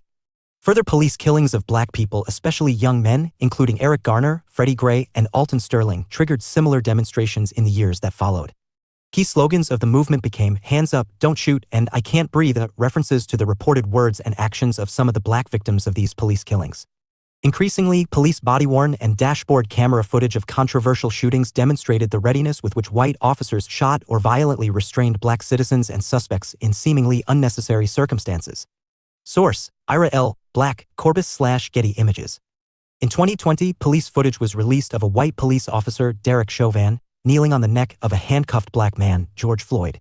Floyd is heard to say, "I can't breathe," at least 16 times, as well as "Please, I'm about to die, and don't kill me." After nearly 8 minutes of Chauvin kneeling on Floyd's neck as other officers prevented bystanders from intervening, Floyd was dead. The scale and intensity of the demonstrations that followed were unprecedented. At this point, BLM went global, with vast demonstrations taking place not only in the United States but also in France, the UK, the Netherlands, Belgium, Sweden, Japan, Brazil, and many more countries. Hundreds of thousands, perhaps millions, of people joined BLM marches globally. Despite coming in the midst of the global COVID-19 pandemic lockdown, which had recently cost Floyd his job, the rallies were vast and vigorous and arguably significantly more effective than previous waves of BLM activism. The police officer who knelt on Floyd's neck was fired and charged with second-degree murder, highly unusual in cases of police killings in the United States. But a wave of further cultural transformations was triggered by BLM in 2020, including the removal of statues of colonialists and slave traders across the United States and Europe.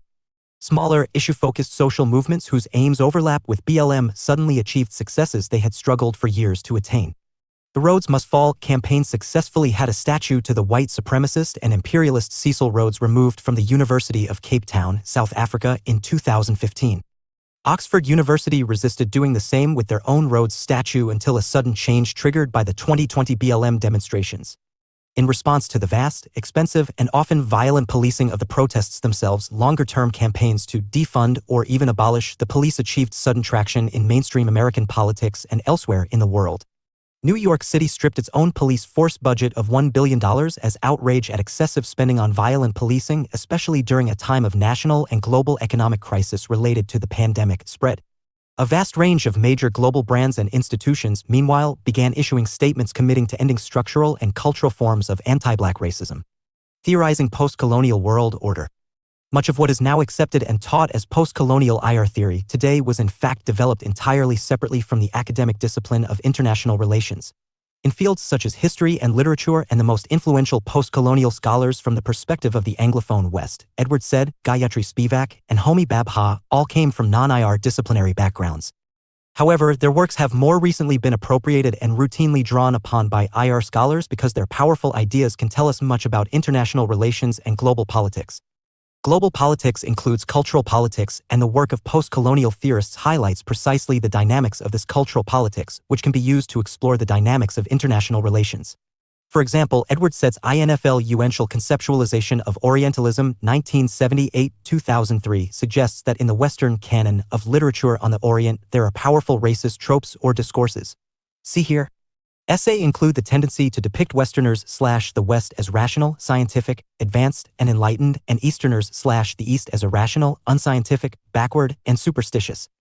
Includes representations of Islam in the West. On this view, contemporary Islamophobia, or anti-Muslim racism, see here, has long roots in Western Orientalism. But insights from postcolonial theory can also be used to explain contemporary world order, including geopolitical and political economic factors. Postcolonial thought began to make inroads in IR theory in the 1980s, especially in the subfields of IRD world studies and development, but the early 21st century has been marked by a much more substantial mainstreaming of this approach. Thinkers such as Robbie Shilliam and Gurminder Bambra have applied and developed postcolonial theory to understand how the politics of Brexit are connected to colonial legacies shaped by understandings of whiteness and citizenship, and by the intersections of race and class inequalities in postcolonial Britain. The concept of a racial capitalism, meanwhile, coined by Oliver Cromwell Cox and popularized through the writings of international theorist Cedric J. Robinson, see here, has been used by Gargi Bhattacharya and others to explore the austerity Projects rolled out in many countries as a response to the global financial crisis, see here. Evidence suggests that the effects of these cuts to public spending in Europe have been most keenly felt by women and racialized minorities, and by minority women in particular. Racial capitalism theory suggests that this is a central feature rather than an unintended consequence of the way the cuts are designed. A national and global distribution of wealth is determined on this view by the politics of what Schilliam 2018 calls race and the undeserving poor. When states are looking to cut spending, they target and demonize people racialized as minorities within their borders as well as migrants to their territories, painting them as undeserving of the social security or to majority ethnicity citizens. Theorists of race and class. Cedric J. Robinson, 1940 to 2016. An activist academic, Robinson's approach was at once that of a historian and that of a theorist of global politics. Robinson's reformulation of Marxist histories of the emergence of capitalism placed race and racism center stage, and as such he is widely credited as the foundational theorist of racial capitalism. His works include Black Marxism, The Making of the Black Radical Tradition, 1983, Black Movements in America, 1997, and the posthumous essay collection Cedric J. Robinson, on Racial Capitalism, Black Internationalism and Cultures of Resistance, 2019. Source, Doc Searles? Robbie Schilliam. A key figure in the 21st century resurgence of postcolonial theory in Anglophone IR theory, Schilliam's work is eclectic, taking in topics from the racial politics of Brexit to connections between African anti-colonial struggles and South Pacific Islanders' political activism. His key works include The Black Pacific, Anti-Colonial Struggles and Oceanic Connections 2015 and Race and the Undeserving Poor, From Abolition to Brexit 2018. As well as the edited collections International Relations and Non-Western Thought, Imperialism, Colonialism and Investigations of Global Modernity, 2010, and Race and Racism in International Relations.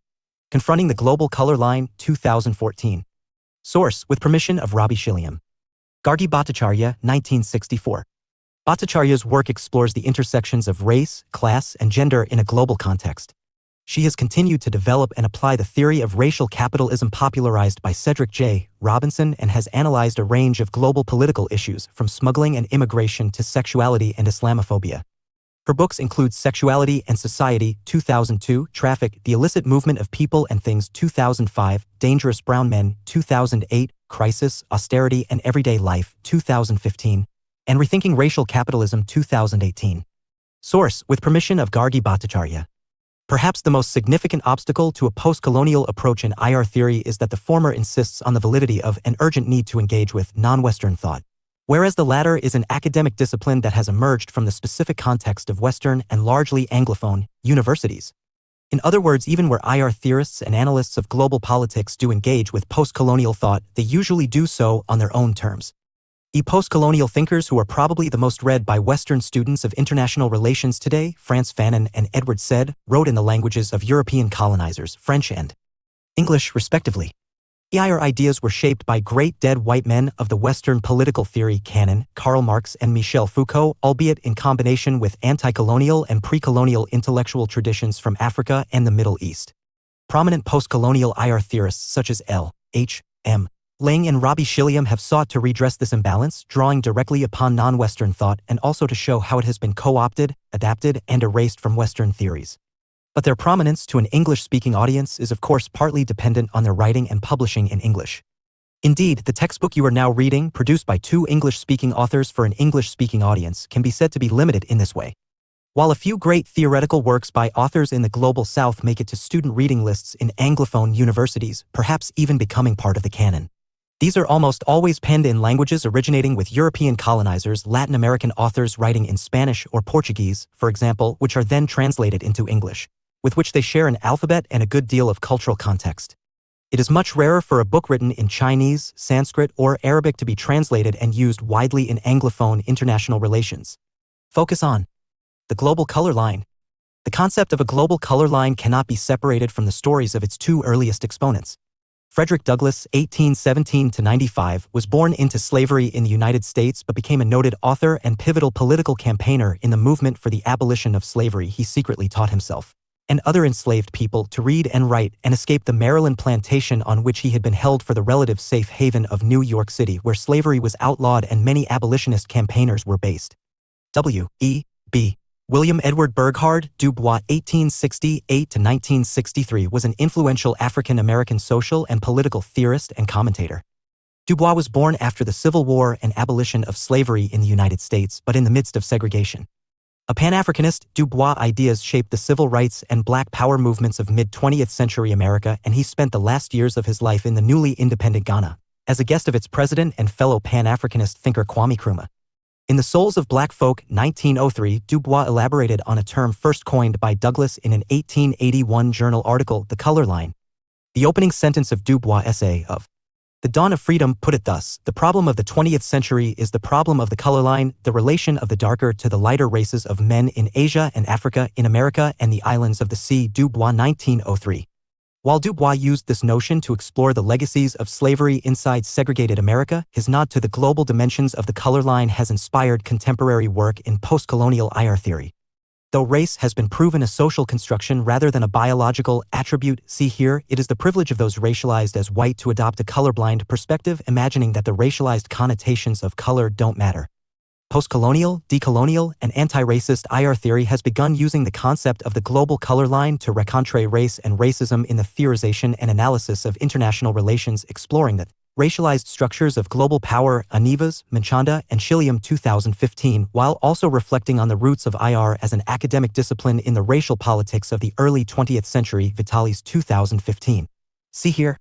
The global color line can today be defined as the postcolonial and neocolonial racialized divides, economic, financial, technological, and military, which both separate societies, states, and groups of states in global politics from one another and produce internal racialized tensions and structural inequalities within societies.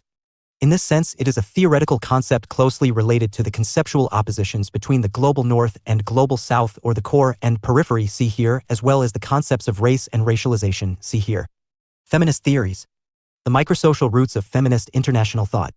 Like postcolonial theory, it was not until the 1980s that feminism, which had long been an influential strand of social and political theory, began to be accepted into the field of IR theory.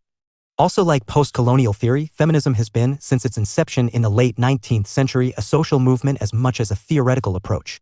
It was largely liberal and socialist, first-wave feminists who fought, literally in many cases, for women's suffrage in the first decades of the 20th century, while the radical second wave of feminist thought grew out of 1960s and 1970s protest movements and struggles for women's liberation and against their relegation to the private sphere of family and domestic labor.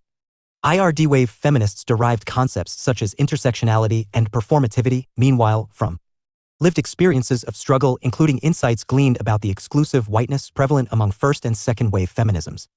Theoretical explanatory contributions of the first wave of feminism lay in revealing and challenging the systematic theoretical explanatory contributions of the first wave of feminism lay in revealing and challenging the systematic exclusion of women, the majority of the global population of human beings, from public life, politics and business, for example. A second wave of feminist theory added to this problem of exclusion and underrepresentation a structural analysis of the violence and exploitation resulting from patriarchy. From widespread sexual and domestic abuse of women and girls to gender stereotyping and the unequal gender distribution of domestic labor and childcare.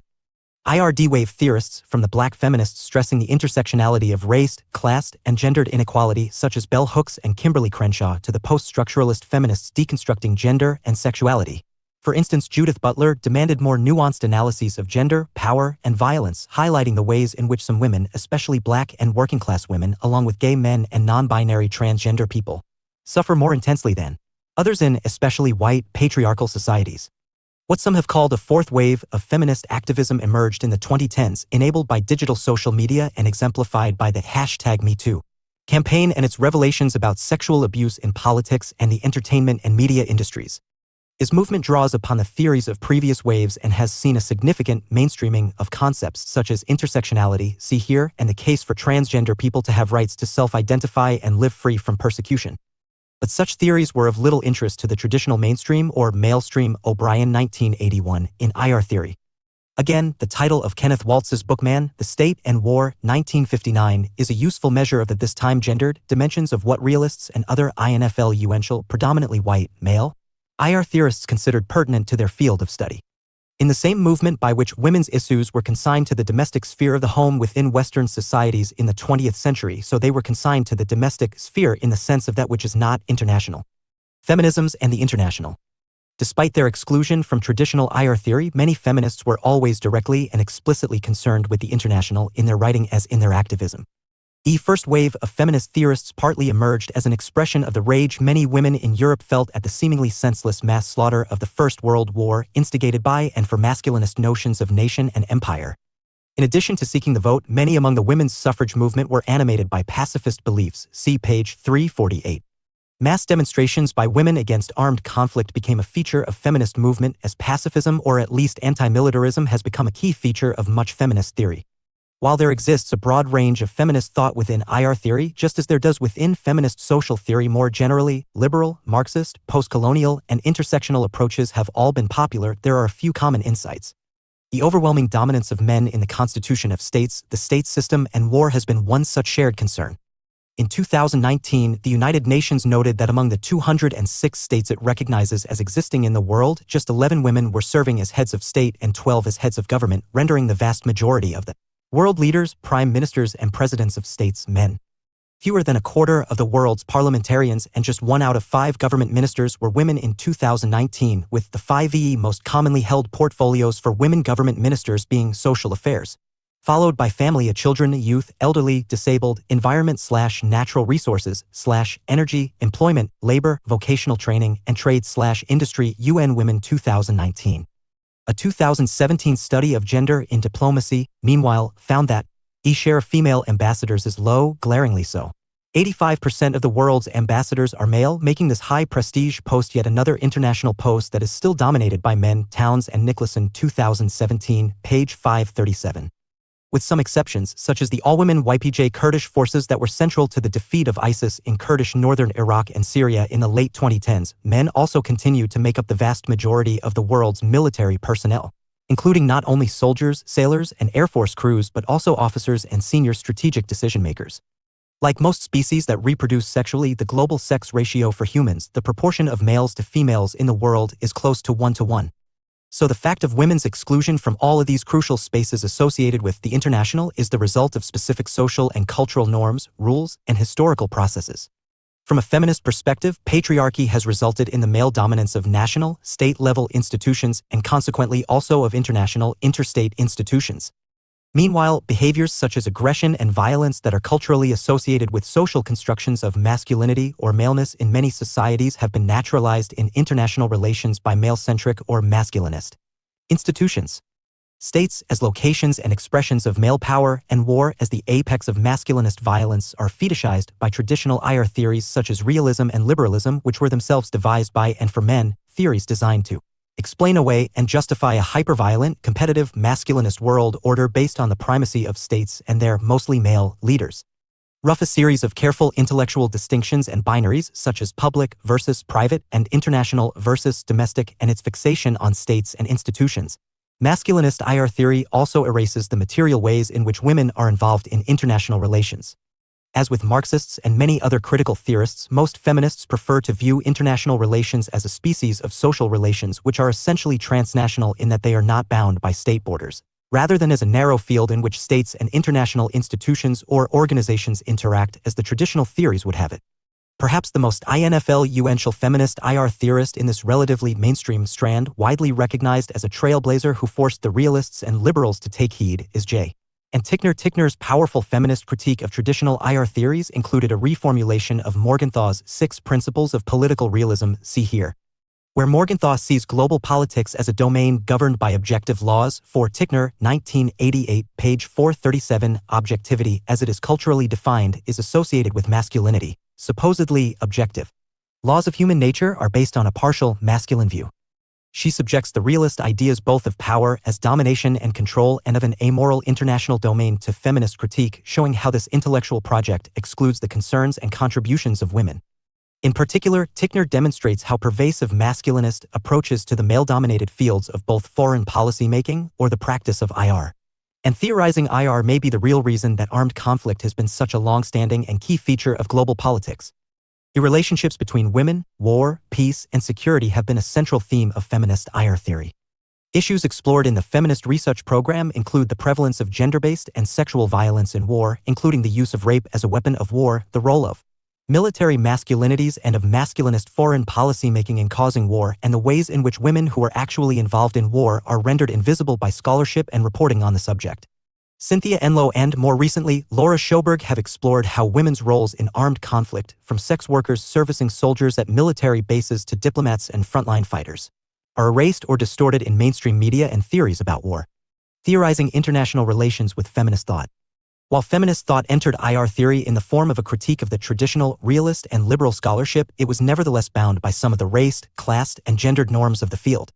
Those who are commonly recognized as great feminist IR theorists today are mostly white women who spent their careers at elite universities in the United States and whose work did not always account for the experiences of, for example, black and working-class women or women of the Global South. Bell Hooks, 1952–2021. Bell Hooks is the pen name of Gloria Watkins. Raised in a working-class African-American family in the segregated Deep South of the United States, Hooks went on to become a scholar of literature and a cultural critic. Her work explores the intersections of race, class, and gender in a wide variety of contexts, from music, art, and cinema to higher education and politics. Hooks has been an extraordinarily prolific intellectual and is widely recognized as one of the most influential feminist thinkers of the last century. Her books include Ain't I a Woman? 1981, her hugely influential debut, written when Hooks was an undergraduate student, Feminist Theory, From Margin to Center, 1984, Teaching to Transgress, 1994, and Feminism is for Everybody, 2000. Source, The Washington Post/Getty Images. J. and Tickner, 1937. Originally from the United Kingdom, J. and Tickner settled in the United States and is perhaps the most well-known feminist theorist in the discipline of IR. Widely credited with forcing IR scholars to pay attention to feminist concerns, Tickner's work highlights the gendered nature of mainstream IR theories and of the practices of global politics. Her key works include Gender in International Relations, 1992, Gendering World Politics, 2001, and A Feminist Voyage Through International Relations, 2014. Source, with permission of J. and Tickner. Intersectional feminist, black feminist, and postcolonial feminist approaches shed light on what Bell Hooks calls imperialist white supremacist capitalist patriarchy. In other words, these forms of feminist theory allow us to understand the international and global dimensions of overlapping, codependent, or mutually constitutive systems of structural inequality, violence, and exploitation. Racism, capitalism, and patriarchy. On this view, imperialism and the project of European colonialism, see here, and other components of contemporary global politics can be understood as the projection of a form of white supremacist, capitalist, patriarchal masculinity from a few majority white societies onto the world. E-personal is political, as the 1960s radical feminist slogan goes, and so the personal is also part of global politics. An intersectional feminist analysis of Donald Trump's presidency of the United States, for instance, highlights the connections between his personally sexist or misogynist conduct and comments, for example, his boast of sexually assaulting women, "You can do anything. Grab M by the pussy," and domestic political connections to the racist and anti-feminist, alt-right, see here, and his immigration and foreign policy positions, from comments about Mexicans being murderers and rapists to the trade war with China and his so-called travel ban or Muslim ban. Trump's macro-level role as a global political actor is connected to his micro-level role as an individual wealthy white male in American society. For some contemporary feminists, his personal bigotry is reflected in his foreign policy, and his politics represent an angry backlash or white lash against perceived progressive values, against minority rights, and against feminism itself. Importantly, black and intersectional feminist theorizations of global politics also criticize white feminist and liberal feminist approaches for their blindness to the intersection of gendered inequalities with race-based and class-based ones. EY are frequently implicated in what Sarah Ferris calls feminationalism, highlighting the patriarchal nature of other non-Western societies and patronizingly viewing women in those societies as lacking agency, while failing to adequately understand how their own race and class identity and context position them in relation to these subaltern women. Intersectionality. Intersectionality as a concept existed in black feminist theory, emanating especially from the United States before it was named as such. Third-wave feminist thought centered on feminist reflexivity, critique directed internally at feminism itself, highlighting how some women's experiences of gendered inequality had been prioritized above others.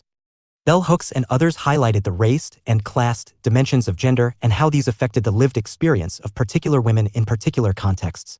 In raced, gendered, and classed hierarchies, Hooks noted, white masculinity is valued over black masculinity, which is represented as violent and criminal, while white femininity is similarly valued over black femininity, which is depicted as animalistic and dangerous. Working-class black women were most often positioned at the bottom of every such hierarchy. In 1989, the African-American legal theorist Kimberly Crenshaw used the term intersectionality to describe the way in which multiple overlapping structures of inequality and oppression come together to affect particular women, and the term has become increasingly popular since then. In a 2015 Washington Post article, Crenshaw reflected on the increasing popularity of the term with fourth-wave feminists today and noted that intersectionality was a lived reality before it became a term. Crenshaw 2015, since it arose from the lived experiences of black women in what Hooks would call the white supremacist capitalist patriarchy of majority white Western societies. At the global level, intersectionality is experienced in terms of nationality and positionality in world order and is used to analyze the qualitative differences between, for example, the experience of patriarchy of white women in Europe and North America and that of women of color in the global South, as well as that of racialized minority women around the world.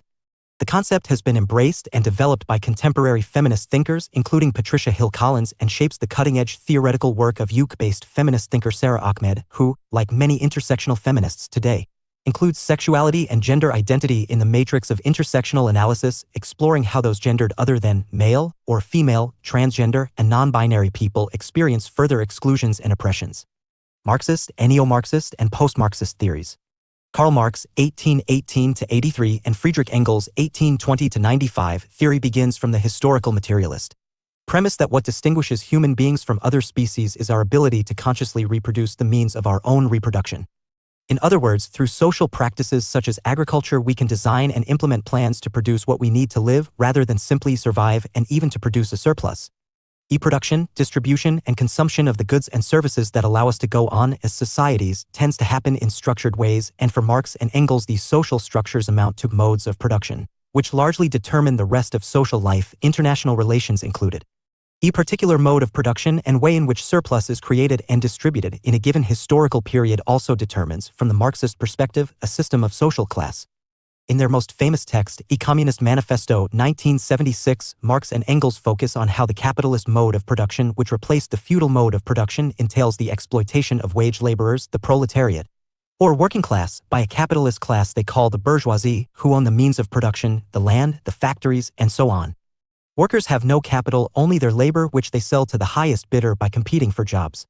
By paying workers subsistence wages and creaming OFF surplus value, that is profit from their labor, the bourgeois capitalist bosses not only enrich themselves but can pump some of this profit back into fresh capital, to be invested in further enterprises that will generate more profit, and so on ad infinitum.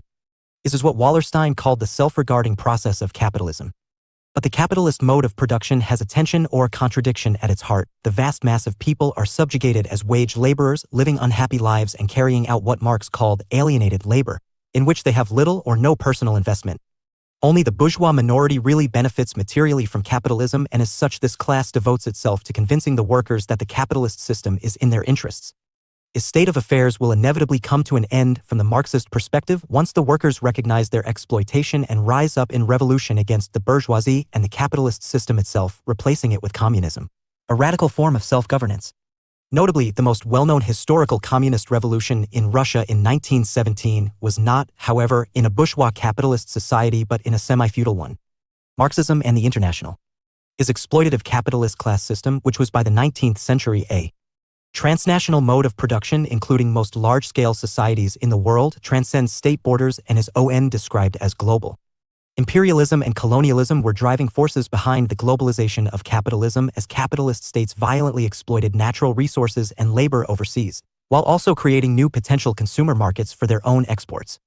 A necessity for capitalism of extending beyond state borders led Lenin to call imperialism its highest stage. At some point, the accumulation of surplus value and therefore of fresh capital will reach its limits at the national level. So imperial expansion offers a solution to this potential economic crisis. Socialist thinkers and activists, even predating Marx, have always considered the international a pivotal social domain, and for many Marxists it is the only terrain on which class struggle can be won for the workers. In his lifetime, Marx was a central figure in the First International Workingmen's Association, 1864-76, the transnational European social movement that brought together socialists such as Marx and anarchists like Mikhail Bakunin, 1814-76. In the struggle to free working-class people from the brutal conditions of industrial capitalism. Works of Marx and Engels, but especially also of the Russian revolutionary theorist and member of the Second International Vladimir Lenin, reflected this internationalism. Marx's critique of capitalism helped establish the field now known as International Political Economy or IPE, while Lenin's reflections on imperialism as the highest stage of capitalism informed internationalist and anti-imperialist politics throughout the 20th century. Strands of Marxism. Marxism, as opposed to the works of Marx and Engels themselves, has been an internally diverse body of social, political, and economic theory. Apart from more orthodox or classical versions, a number of different strands of Marxist thought have emerged that are used to explain global politics today. In particular, the turn to Stalinist authoritarianism in the USSR from the 1920s led many Marxists in Western Europe to reconsider the revolutionary potential of orthodox versions of the theory. Few wanted to repeat the mistakes that had turned workers' emancipation into brutal dictatorship in the East, and so from the mid-20th century a wide range of new and even post-Marxisms emerged. Despite significant internal diversity of Marxian international thought, from Leninism and Trotskyism to the Frankfurt School and post-Marxism, it remains united in some key respects. Marxian theories of global politics coalesce around a fundamental critique of capitalism as an Marxian theories of global politics coalesce around a fundamental critique of capitalism as an arbitrarily elitist, brutal, and inhumane economic system that puts people before profit, and its commitment to abolish that system, whether through gradualist, reform, or urgent revolution, and replace it with an order that does a better job of distributing social goods in the way Marx demanded, from each according to his ability to each according to his needs. Marx and Engels, 1968, page 321. Western Marxist thought. The most prominent schools of Western Marxist thought that remain influential today originated with the Italian communist Antonio Gramsci (1891–1937) and with Frankfurt School. Theorists including Theodor Adorno (1903–69), Max Horkheimer (1895–1973), and Herbert Marcuse (1898–1979. Essay thinkers drew on the earlier works of the young Marx, which took a less economistic and more humanistic approach to the critique of capitalism, exploring the significance of its more social and cultural dimensions, such as the alienation of workers from both the means of production and the things they produce. Gramsci and the Frankfurt School thus emphasized that culture and cultural institutions, schools, churches, newspapers, literature, music, film, television, are not mere epiphenomena of the economic base but rather play an absolutely central role in its reproduction. In other words, for Western Marxism, without capitalist ideological cultural production, from schools and churches to TV shows and video games to convince people of the naturalness and goodness of capitalism, there could be no capitalist economy. While many contemporary international relations theorists draw on concepts popularized by the Frankfurt School, Andrew Linklater has perhaps offered the most prominent and focused Frankfurt-inspired critical theory of international relations. Drawing both upon the early theorists Adorno and Horkheimer and the late 20th century Frankfurt School of thought epitomized by the work of Jürgen Habermas, 1929, which blurs the edges of critical theory and liberalism. Linklater's work focuses on communication, the prospects for an international form of political community, and a variety of cosmopolitanism.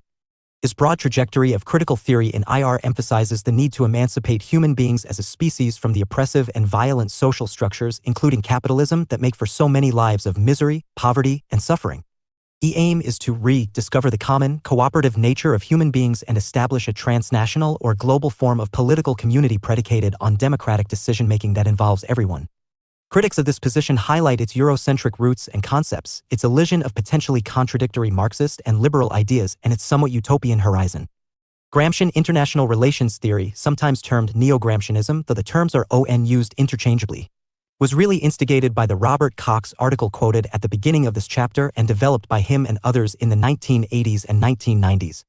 Gramsci's work was complex and open to interpretation. Most of his writing took place under imprisonment by Mussolini's fascist regime in 1920s and 1930s Italy, necessitating a degree of obfuscation to evade the prison's censors. But the central themes are the cultural and political dynamics of the reproduction of economic order and of resistance to and revolution against such order. In particular, Gramsci's conceptualization of hegemony, understood as uncontested or stable dominance over other states involving more than military might. The realist view, was, and remains highly influential. Gramscians understand hegemony as a process including economic, social, and cultural forms of power. On this view, for example, U.S. hegemony is not achieved only through its nuclear arsenal and massive armed forces but also through the dominance of American capital and culture in the world, which win consent and cooperation for a U.S.-led world order. From the global consumption of mainstream American cinema, which depicts the United States as a benevolent force in the world, and branded goods, to the international political and financial institutions, the UN, IMF, WTO, and so on, that the United States created and/or dominates, American hegemony is not simply a matter of ruling through fear and coercion. Neo-/New Marxist thought. Neo- or New Marxist theorists draw upon the work of Leon Trotsky, the Russian revolutionary sidelined, exiled, and ultimately assassinated by Stalin, and have used his theory of uneven and combined development to explain contemporary global politics. Whereas Stalinism entailed a belief that societies must progress through a series of stages of economic and social development, Trotskyists argue that the global capitalist economy can develop different societies at different rates, including different economic stages. This is perhaps most easily observed in terms of the technological advancements underpinning industrial trends. Some African societies, for instance, established mobile, digital telecommunications networks in the early 21st century, essentially leapfrogging the widespread traditional landline telephony system that had connected the vast majority of homes and businesses in Western European and North American societies for most of the 20th century. Justin Rosenberg, the most prominent of these theorists working on IR, devoted his most well-known work to both advocating a Marxist theory of international relations and showing realism up as another ideology of capitalism. An ostensibly explanatory theory of international relations that really exists to justify violent and structural international inequalities, Rosenberg, 1994. World systems theory, meanwhile, offers an approach rooted in both the philosophy of historical materialism and the practice of historical sociology, seeking to explain politics at the global level in terms of an integrated economic system. Its most esteemed proponent, Immanuel Wallerstein, argued that the capitalist world system consists of a core, periphery, and semi-periphery. E-core states are those where production processes tend to be more specialized and require highly skilled workers and where consumption levels of commodities are higher. E-core, in this sense, roughly equates to the same global political geography as what is sometimes referred to as the West or the Global North, the states with higher GDP, average income, and living standards. E-periphery, on the other hand, consists of those states once referred to as the IRD world and today more commonly known as the developing countries of the Global South.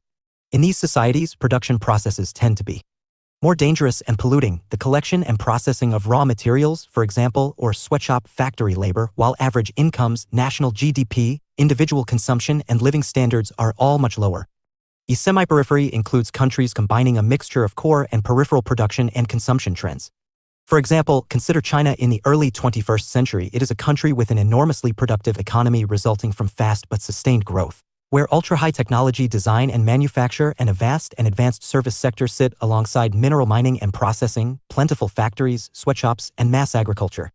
Commodity chains span the world system, meaning that the raw materials for a sports shoe, for instance, crude oil to make the plastic parts, cotton or leather, adhesives, dyes, and other chemicals can be produced and processed in the periphery, with the shoe assembled, finished, and packaged in either the periphery or semi-periphery, while the retail destination may be in the core. Wallerstein emphasizes that this system runs for the benefit of the core countries of the day, with transnational commodity chains enabling higher levels of pro-fight team-making through more brutal forms of exploitation at the peripheral end and more marginal gains at the core. Post-Marxism. Post-Marxism, a theory forged by Ernesto Laclau and Chantal Mouffe, 1985, advocates an approach to understanding politics rooted in ideology and discourse analysis.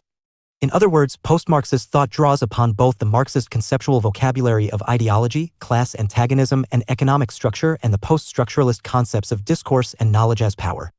It advocates radical democracy as an alternative to more orthodox Marxist calls for proletarian revolution and off-airs ways of viewing global politics that are more about the critique of liberal discourses and ideologies of democracy than of a simple confrontation between labor and capital.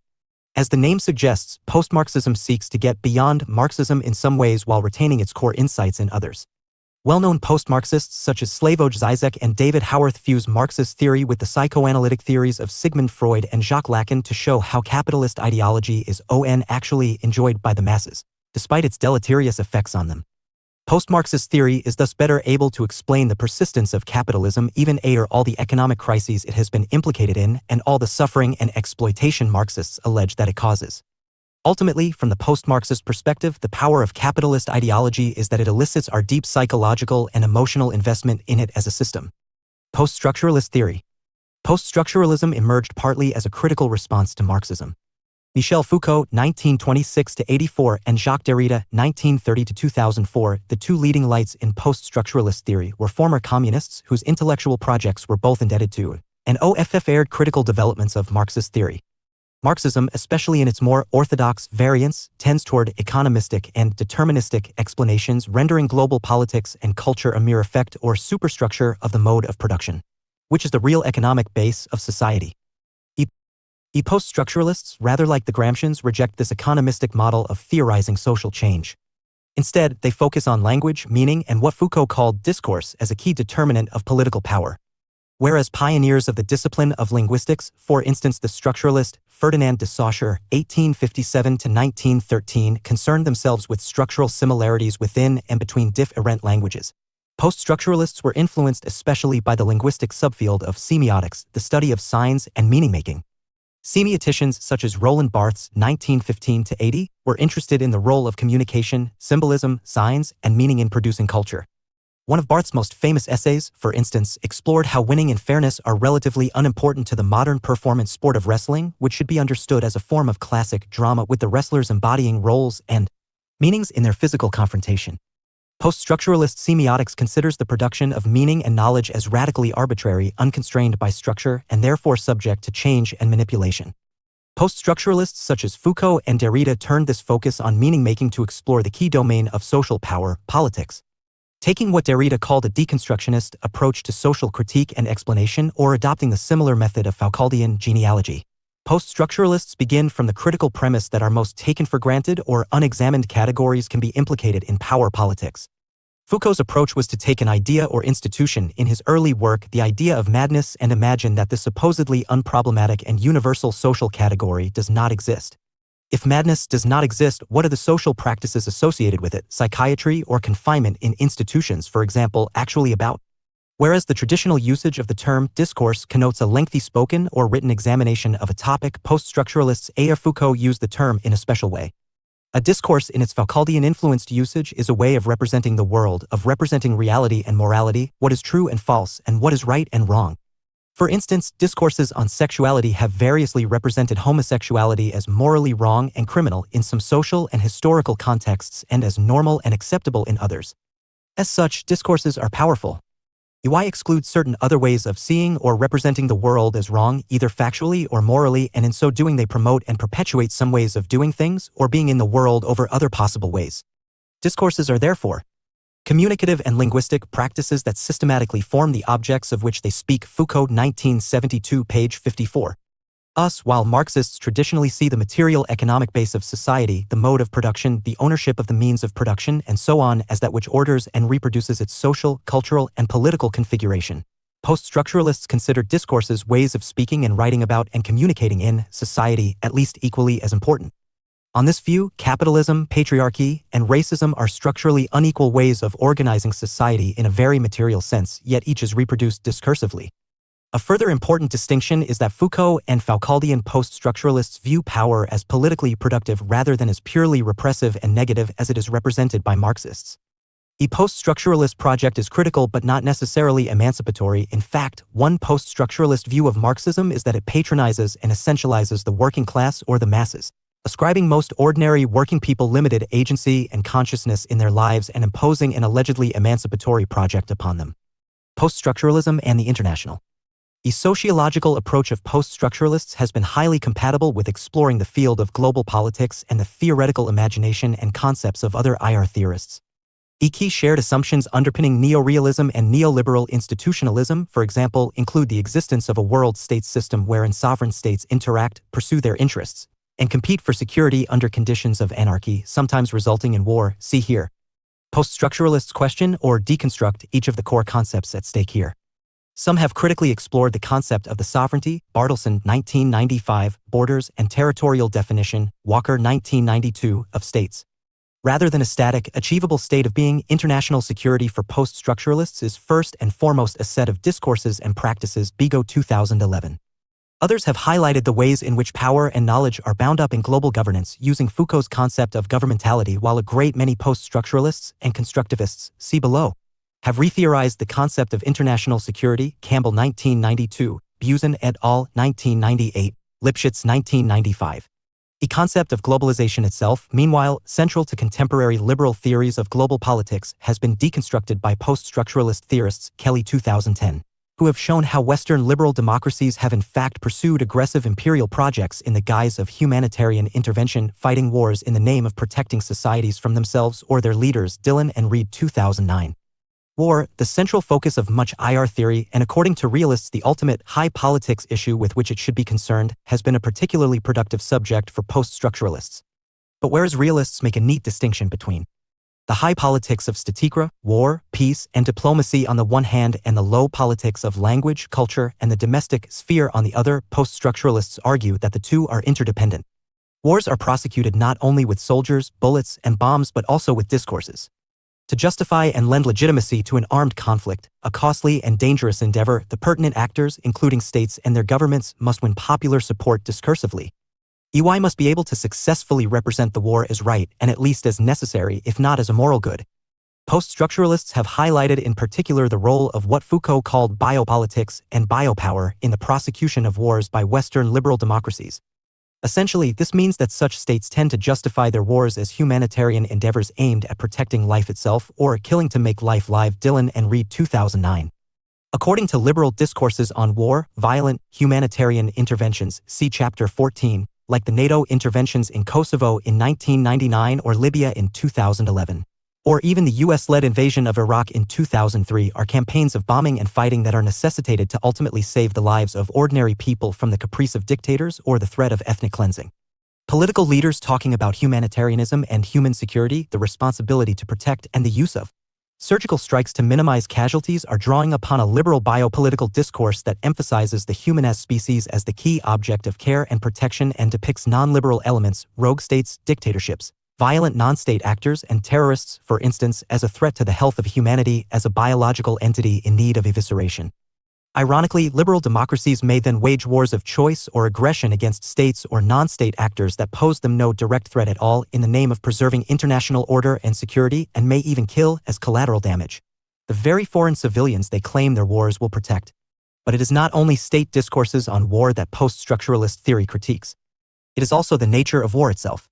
Far from an immutable practice, unchanged in its essential character as a form of violent security competition as the realists would have it, war has been through some profound changes according to post-structuralists.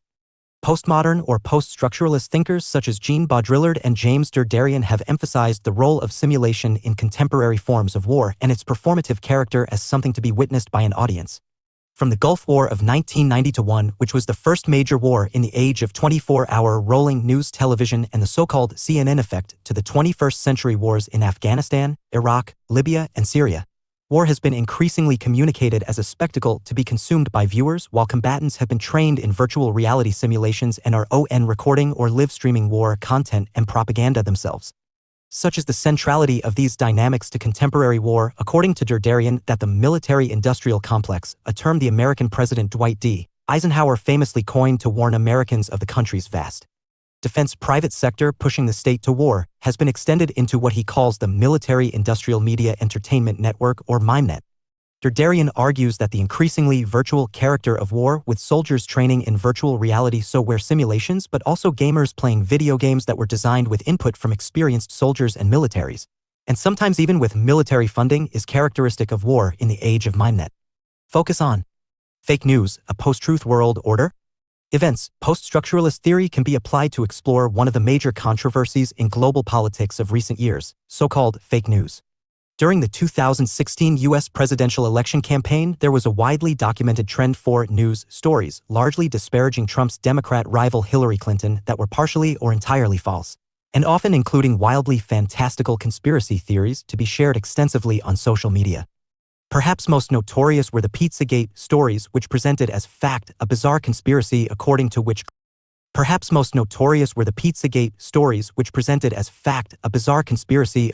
which Clinton and her husband and former President, Bill, were involved in the sexual abuse of children at a Washington, D.C. pizza parlor.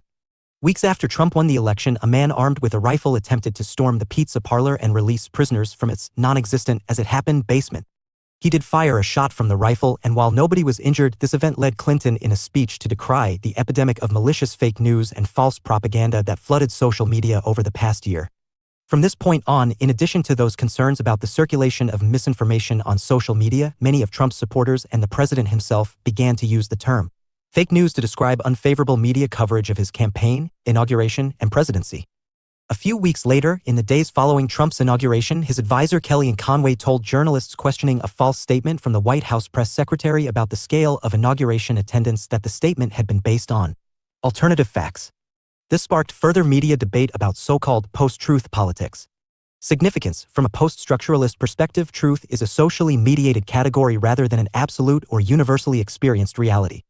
A very simple demonstration of the salience of this claim lies in the historical changes to truth resulting from shifts in normative and scientific consensus. It was widely believed to be true that the Earth was the center of the universe when Galileo was imprisoned for claiming otherwise. Similarly, Newtonian laws of physics were the one true knowledge to a majority of scientists and citizens until Einstein demonstrated that they were not and made a new truth. Even more powerfully and dangerously, the truth of European race science in the 19th century, according to which black Africans were inferior to white Europeans, perhaps to humanity itself, was so widely accepted that it arguably continues to structure global politics today. See here. Political power from a post-structuralist perspective has always been produced through truth claims and the production of knowledge. On this view, fake news is not a novel phenomenon but rather one episode in the struggle for power which takes place in the form of a struggle to define the truth, a struggle to control the production of legitimate knowledge. This is to put a postmodern spin on the timeless wisdom that knowledge is power, but it is not to suggest that there are no facts or to draw a false equivalence between one set of observed facts on the one hand and another manufactured set of alternative facts on the other. While post-structuralists have been caricatured as deniers of reality by their critics and even blamed for the rise of post-truth, see D'Ancona 2017, in fact their emphasis has been on epistemological rather than ontological concerns. That is to say, they do not contest the existence of a real but rather highlight the fact that our access to it is inescapably partial, shifting, and tied to our subject positions, the social experiences and identities that make us who we are. From a post-structuralist perspective, the proliferation of conspiracy theories and the rise of fake news or post-truth global politics in recent years are more a symptom of the destabilizing of the politics of truth. With politicians and journalists' truth claims as well as natural and social scientific forms of knowledge carrying less authority in a digital information age, where knowledge production is increasingly decentralized and harder for states and governments to police. Source: photo by Martin Bjork via Unsplash. Constructivist theories. If any of the critical theories has come close to attaining a mainstream status comparable to the realist and liberal traditions, it is social constructivism, or, more commonly in contemporary IR theory, simply constructivism. It is contended that, from the 1990s, constructivists displaced Marxists as the key challengers to the realist liberal intellectual hegemony in theorizing international relations. Vitalis 2015. Constructivism, like other critical IR theories, has its roots in national-level and micro-social theories about everyday life inside societies and was only later extrapolated to the international level. The origins of constructivism as a distinct theory are most attributed to Peter Berger and Omis Luckman's 1966 A Social Construction of Reality. Berger and Luckman's book was a meditation on the sociology of knowledge, on how knowledge of reality is produced, mediated, and authenticated. EY noted that his sociological understanding of reality and knowledge falls somewhere in the middle between that of the man in the street and that of the philosopher. A man in the street takes his reality and his knowledge for granted. A sociologist cannot do this, if only because of his systematic awareness of the fact that men in the street take quite different realities for granted as between one society and another. A philosopher, on the other hand, is professionally obligated to take nothing for granted and to obtain maximal clarity as to the ultimate status of what the man in the street believes to be reality and knowledge. Berger and Luckman 1966-14. Recent socially divisive issues in global politics can help to illustrate this insight. The reality of, say, Donald Trump's leadership or the desirability of Brexit is radically different according to which person in the street one speaks to. For some Americans, Trump is a brilliant leader making America great again through shrewd and successful economic and immigration policies that protect its citizens' interests. For others, he is a bigoted, racist misogynist, cynically exploiting the fears of ordinary Americans for his own gain, brazenly lying to the media and public alike, and putting lives at risk through his incompetence. Similarly, a polarized split in UK public opinion means that for every British person in the street for whom the reality of Brexit is a successful reclamation of sovereignty from a democratically deficient or illegitimate supranational organization and an opportunity for economic renewal, there is one for whom Brexit is an unmitigated economic catastrophe rooted in xenophobic or racist, imperial nostalgia and peddled by cynical politicians who stand to benefit personally from it. A constructivist reading of this situation is not that there is no reality but rather that reality is always mediated by our worldview, the social conditions and conditioning we are each born into. Reality is socially constructed. The most important implication of this insight is that reality is made and changed through social interaction. The reality of everyday life further presents itself to me as an intersubjective world, a world that I share with others. This intersubjectivity sharply differentiates everyday life from other realities of which I am conscious. I am alone in the world of my dreams, but I know that the world of everyday life is as real to others as it is to myself. The reality of everyday life is taken for granted as reality. It does not require additional verification over and beyond its simple presence. It is simply there as self-evident and compelling facticity. I know that it is real. Berger and Luckman 1966, 37. If the reality of everyday life, as Berger and Luckman put it, is intersubjective, so is the reality of global politics. What we believe the international is, what kinds of entities, processes, and events it includes, as well as how we interpret and explain what happens in that social domain, is dependent upon our interactions with one another. And even more importantly for the theorization of international relations, how different societies, governments, leaders, and international organizations perceive one another is shaped through interactions with one another. This process is sometimes called the co-constitution of self and other. Constructivist theorists demanded that we consider the extent to which the things we take for granted in everyday life are socially constructed rather than given, natural, unchanging, or inevitable. While Berger and Luckman conceptually distilled constructivism, this idea that the social world, including the domain of global politics, is socially constructed was implied in many older traditions of critical theory, as we have already seen. Constructivism takes this basic theoretical insight into the character of the social world, unpacks its implications, and applies them to a range of social domains from education to business. Approaches to social structure and agency. The so-called structure-agency problem has been central to theoretical debates right across the social sciences, from politics and IR to anthropology and sociology, since the late 20th century. Similarly to the nature-nurture debate in psychology, the issue at stake is whether societies as groups of people structured around particular principles and practices, inherited or established ways of doing and seeing things, have more or less influence over what happens than the agency, decision-making, and free will of individuals. Realist views. While realists are less explicitly concerned, on the whole, with questions in the philosophy of social science, they demonstrate a range of conflictual views on the structure-agency problem in global politics. Classical realists, with their focus on human nature and statecraft, tend to emphasize agency, especially the agency of political leaders in shaping outcomes in international relations. Neorealists, on the other hand, are convinced that social structure, specifically the inescapably anarchic structure of the international system, determines the decisions that state leaders make. Neoclassical realists, meanwhile, take something of a third way between these poles, acknowledging the important role of both structure and agency, or international anarchy combined with national foreign policy making, in producing outcomes in global politics. Liberal view. Liberal political theory, in both national and international contexts, really emphasizes individual agency as the engine of global politics. Liberalism is rooted in ontological, see here, and political individualism, the belief that the basic social unit is the human individual and not, for example, the wider society. This necessitates a commitment to the idea that individual people have a significant amount of agency over what happens in the world, and a refutation of the more structuralist accounts of global politics offered by neorealists and Marxists, for example. For liberals, both national and international society consists of the sum total of preferences and decisions made by individual actors. They have little interest in social structures such as capitalism and patriarchy, and instead believe that prevailing beliefs or norms are determined by the continuous choices people make in the global marketplace of ideas. This is not simply a metaphor. For liberals, social progress is coded into society through capitalist markets as the natural mode of human exchange and interaction, which tend towards equilibrium and stability. Bad ideas will ultimately be cold product, while good ideas and reason will eventually prevail, and capitalist liberal democracy as the ultimate good idea about how to structure societies will, as Fukuyama foretold, see here, eventually become the universal social structure. Constructivist view. Constructivism targets the intersection between structure and agency, and in this endeavor Constructivist IR theory is closely aligned to third-way political and sociological theory, Giddens 1998. Third-way social theorists such as Anthony Giddens proposed a structuration theory which refused both the highly structuralist approach of Marxists and the agency-centered thinking of liberals in favor of a view that structure and agency are co-constituted through social practice and are both influential over outcomes. Constructivist theorists apply this line of thinking to global politics, highlighting the mutually constitutive nature of structure and agency in international relations as individual states and political leaders. International organizations and wider world orders in fact produce one another in complex transnational and global social relationships. Marxist view. Marxism is often characterized as a quintessentially structuralist theory because of Marx and Engels' claims about the ways in which the material economic structure or base, in particular the mode of production, see here, determines what happens in the social superstructure of politics and culture.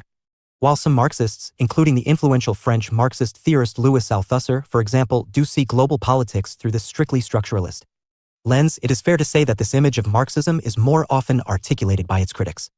Marx himself and many subsequent Marxist thinkers in fact recognized the mutually constitutive nature of capitalism as a powerful social structure into which we are born and the more or less conscious decisions and behaviors of individual people that produce and reproduce this structure. In fact, the Marxist theory of revolution entirely depends on this recognition, since it acknowledges not only the reproduction of social structures but the possibility of their sudden overthrow as the result of the agency and practices of individuals and groups, especially the Revolutionary Party, within society. Post-structuralist view. As the name suggests, post-structuralists are theorists seeking to get beyond structuralism in some respects. Specifically, their ideas emerged from the fields of linguistics and semiotics, see here, where forms of structuralist thinking had been traditionally influential.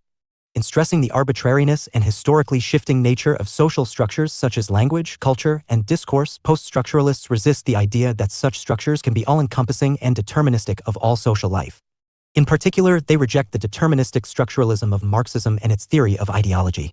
That powerful ideas promoted by the capitalist economic mode of production largely determine how people think and behave in global politics, in favor of a less rigidly structural understanding of social change. Postcolonial view. From a postcolonial perspective, European imperialism and colonialism, rather than an abstract and universal anarchic international system, created the dominant structure that pervades global politics today. Hierarchical world order is the direct result of this colonial history and still constrains to a large degree through Western-dominated international bureaucratic and military mechanisms, including the UN and the IMF, what formerly colonized societies can achieve. From military, humanitarian interventions, see Chapter 14, to the extortionate use of international debt and the failure to pay reparations for colonialism and slavery. The structure of the international system as presently constituted is designed by and works for the powerful countries of the global North at the expense of the rest of the world. Postcolonial accounts of global politics that are centered on race, see here, emphasize whiteness as a dominant structuring principle emerging from colonial world order, which places the various societies of people of color in the world into hierarchical order. These orders largely reflect colonial constructions of race, with white people at the top, black African people at the bottom, and other races in between. This order of whiteness continues to structure global politics, constraining to some degree the options for both global South countries and people of color within global North countries to exercise their agency. Feminist view. Feminists tend to take a strong interest in social structures and patriarchy in particular. From the perspective of radical second-wave feminists and intersectional third-wave feminists in particular, social structures are the key object of critique. Patriarchy, or even imperialist, white supremacist capitalist patriarchy, as Bell Hooks has it, is a transnational, potentially global phenomenon from this perspective. The male-centered and masculinist world order is sustained by patriarchal social structures both within and between societies. These structures are realized through gender pay differentials or gaps, women's widespread confinement to menial and domestic labor, their targeting for sexual violence in war and domestic abuse in the home, and a wide range of other inequalities. Postcolonial feminists add to this analysis the fact that some white feminists of the global North are disciplined by the white supremacist character of patriarchy in their countries into taking a patronizing white savior attitude to women of color in the global South, portraying them as victims of a patriarchy that is worse than that in the developed North. Global patriarchy as a social structure is also seen as disciplining gender identities, restricting people to the male/female binary and oppressing those who identify as transgender or non-binary. That said, both liberal and post-structuralist feminists question the deterministic status of patriarchal social structures, emphasizing instead the neglected agency of women to shape their own destiny and social roles through struggle and argument within broadly sexist or patriarchal societies. Constructivism and the international. A post-structuralist approach to theorizing global politics was simply too radical a departure for many mainstream theorists to accept. A tendency of what the neoliberal institutionalist Robert Cohane dubbed reflectivist approaches to IR to reject positivist, see here, ontological and epistemological commitments altogether led some to respond cynically. Postmoderns, according to their fiercest critics in traditional IR theory, are pretentious and muddy and elusive in their writing, reducing the theorization of global politics to a word game. Osterud, 1996. Constructivism arrived on the IR theory scene in the 1990s in the midst of what is sometimes called a fourth debate in the discipline. A deep schism over the ontological and epistemological assumptions of traditional realist and liberal approaches on the one hand and critical, especially postmodern or post-structuralist, approaches on the other. Constructivists actively sought to bridge this divide, accepting some of the ontological commitments of traditional and positivist approaches about what international relations consists of, the furniture of global politics, but insisting on a post-positivist epistemology that shapes their conceptual and analytic insights. Alexander Wendt, for instance, acknowledges that the international system is characterized by an anarchic structure, a central claim of contemporary realist and liberal theories, but adds that anarchy is what states make of it. Wendt, 1992. In other words, while anarchy may be a structuring principle of the world system, whether that anarchy leads to cooperation or conflict is up to the states that populate the system. The types of interactions that these states have with one another, their intersubjective experiences with one another, and their related sense of identity and difference, will determine to a large degree how they go on to interact with one another in future. Constructivism made some of the key ideas inherent to post-structuralism more tolerable to traditional realist and liberal theorists, and this is why it was more successfully mainstreamed in the intellectual project of IR theory. IR theory constructivists replaced the post-structuralist focus on linguistic structures, discourse, and power/knowledge in favor of a simpler analysis of how interests, including the interests of states, are really perceived interests and are therefore socially constructed. In other words, what a state, or more accurately, a state's political leaders, diplomats, or citizens identifies and pursues as its national interest very much depends on its self-image or identity, which is something that is formed by its historical and contemporary interactions with other states and non-state actors. Australia, which is geographically located far nearer to Indonesia, China, and India than it is to the United States, knows it is part of the West, for example, not because of any given or natural geographical characteristics, but because of shared and perceived cultural, linguistic, economic, and historical colonial ties to other states deemed Western.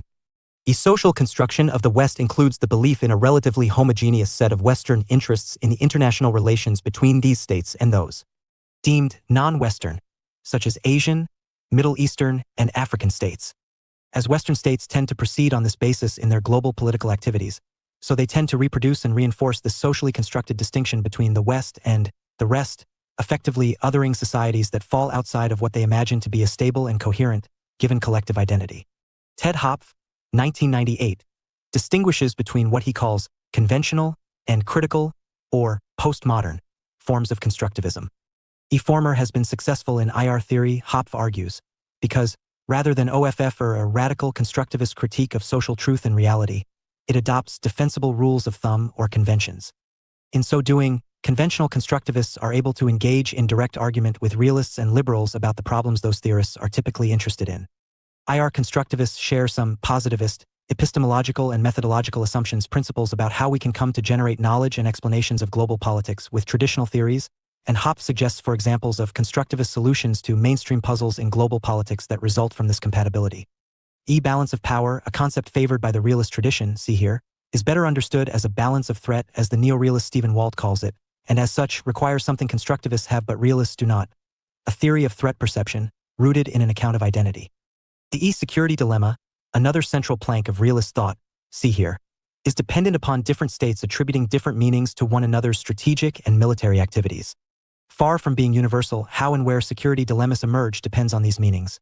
To India, for instance, Pakistan's possession of nuclear weapons means something very different from the UK's possession of the same weapons, even if neither state has used or directly threatened to use them. Constructivism highlights how the social construction of meaning like this, attached again to identity, is critical to outcomes in international relations. The neoliberal institutionalism draws upon economic models, including game theory, to suggest that states can tend towards cooperation and interdependence, see here, through iterative interactions even where they prefer to exploit one another. Constructivists agree that cooperation can prevail in anarchy. Contrary to neoliberal institutionalists, they view this as a result of the distribution of identities and interests of the relevant states. How states understand their own interests affects what goals they pursue through international institutions, regimes, and rules, and how they pursue them, as well as which states they are more or less able to cooperate with. The liberal peace thesis, see here ON cited as one of the most powerful and well-evidenced explanatory theories of global politics, is also amenable to constructivist reinterpretation, Hopf argues. Constructivism, conflict, and change in the international system. The success of constructivism as a theory of global politics was established by its ability to offer more plausible explanations for significant changes in the world system than realism, liberalism, or Marxism. Significance of the 1990s as the point at which constructivism was embraced within the study of international relations is twofold. On the one hand, it made a timely intervention into the fourth debate, see here, offering a potential route out of the epistemological impasse the traditional and critical theories had reached. But on the other hand, it also began with efforts to theorize the seismic event of the late 20th century, the end of the Cold War. If the failure to prevent the outbreak of the Second World War was the failure of interwar Wilsonian liberal idealist theory, see here, to offer pragmatic or realistic solutions, then the failure to predict or adequately explain the sudden end of the Cold War between 1989 and 1992 was the explanatory failure of all traditional IR theory, and some critical approaches too. Constructivism, with its focus on the ideational nature of actors and processes in international relations, and its focus on the potential for identities and interests to change through social interaction, offered a plausible explanation where other theories had failed. The Cold War ended because communism collapsed in Eastern Europe, but the collapse of communism resulted not from a devastating war or other cataclysmic event, but rather because the beliefs of ordinary people in communist societies changed. It became increasingly hard for states in communist East Germany, or the Soviet Union itself, to sustain the view among their population that these societies had a superior way of life to, and were fundamentally different from or other to those of the liberal democratic capitalist West. Regimes crumbled and walls fell literally and metaphorically. The 2000s and 2010s saw constructivist theory thrive as its proponents highlighted the highly and obviously socially constructed nature of international relations in the war on terror age. Constructivists highlighted the fact that to speak of a war on terror is already to use a series of metaphors rather than describe a simple material reality. EY further noted that the emphasis of the United States in prosecuting this war is on explicit references to identity and difference. The end of the Cold War, and with it the collapse of the bipolar world system, structured around the United States and the USSR as the two great poles of power in the world, came as a shock to most IR theorists. It also led to hurried explanations and predictions from them, few of which held up to scrutiny or the historical change that has followed.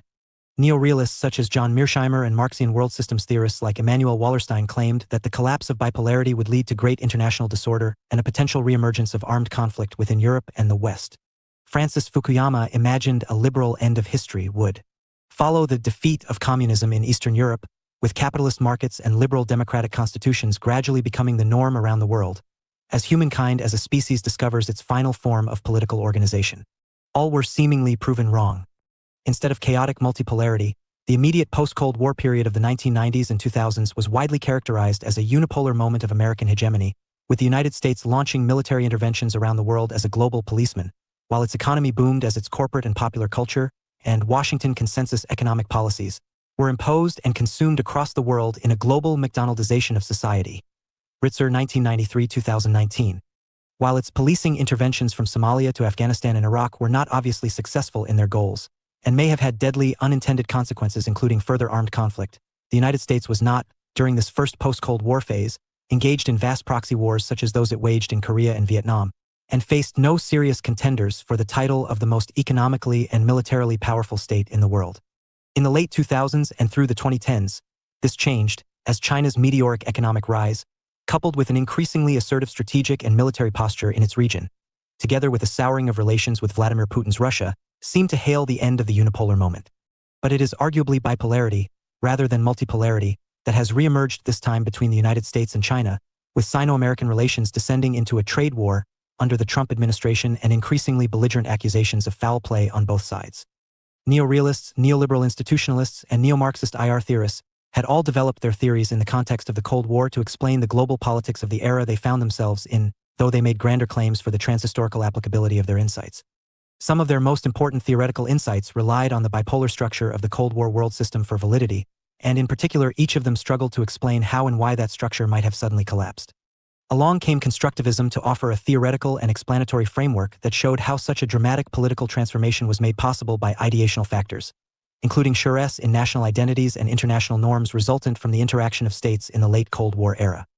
Constructivism's early successes in explaining the end of the Cold War were replicated and extended following what arguably constituted the next watershed moment in global politics, the 9/11 attacks in the United States in 2001 and the subsequent global war on terrorism launched by the United States and its allies in response, see here.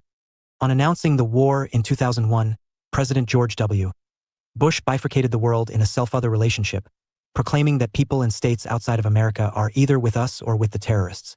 He and his successors frequently invoked evil as the spirit of the Islam. He and his successors frequently invoked evil as the spirit of the Islamist terrorist project. In particular, constructivists drawing upon the Speech Act theory of J.L. Austin applied the concept of securitization to show how the war on terror allowed states to transform once political issues into the realm of security, where emergency rules and states of exception could be imposed, effectively suspending civil and democratic rights for targeted populations, especially Muslim minorities in the West and regions/states that are majority Muslim.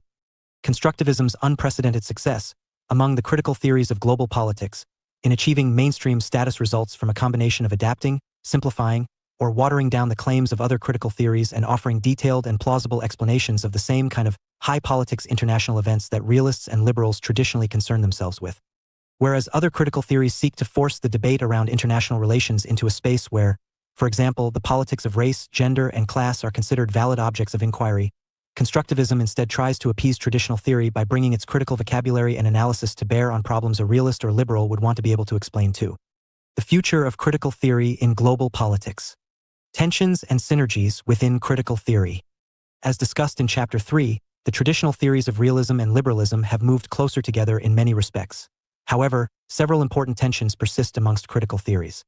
Post-structuralism emerged in part as a critical response to Marxism, and as such some post-structuralist theory suggests that Marxist concepts such as ideology and class are essentialist, while Marxist praxis is dangerously totalizing.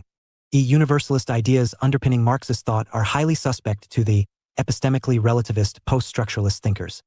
While many strands of feminism are also anti-capitalist, feminist theory tends to suggest that Marxism has a reductionist approach to inequality, reducing gendered inequalities to mere effects of the capitalist class system and failing to recognize patriarchy's longer roots. Postcolonial theory makes similar points about race in relation to Marxism's reductionist approach, though again many postcolonial theorists also draw productively on Marxist thought. Marxists, for their part, ONC post-structuralism and some cases of feminist and postcolonial thought as running dangerously close to liberalism/neoliberalism, the chief ideology of contemporary capitalism. More orthodox Marxists deride feminist and anti-racist theory and activism as identity politics, see Chapter 9, that suits the capitalist mode of production, erasing vertical class antagonisms to highlight horizontal differences in individuals' identities.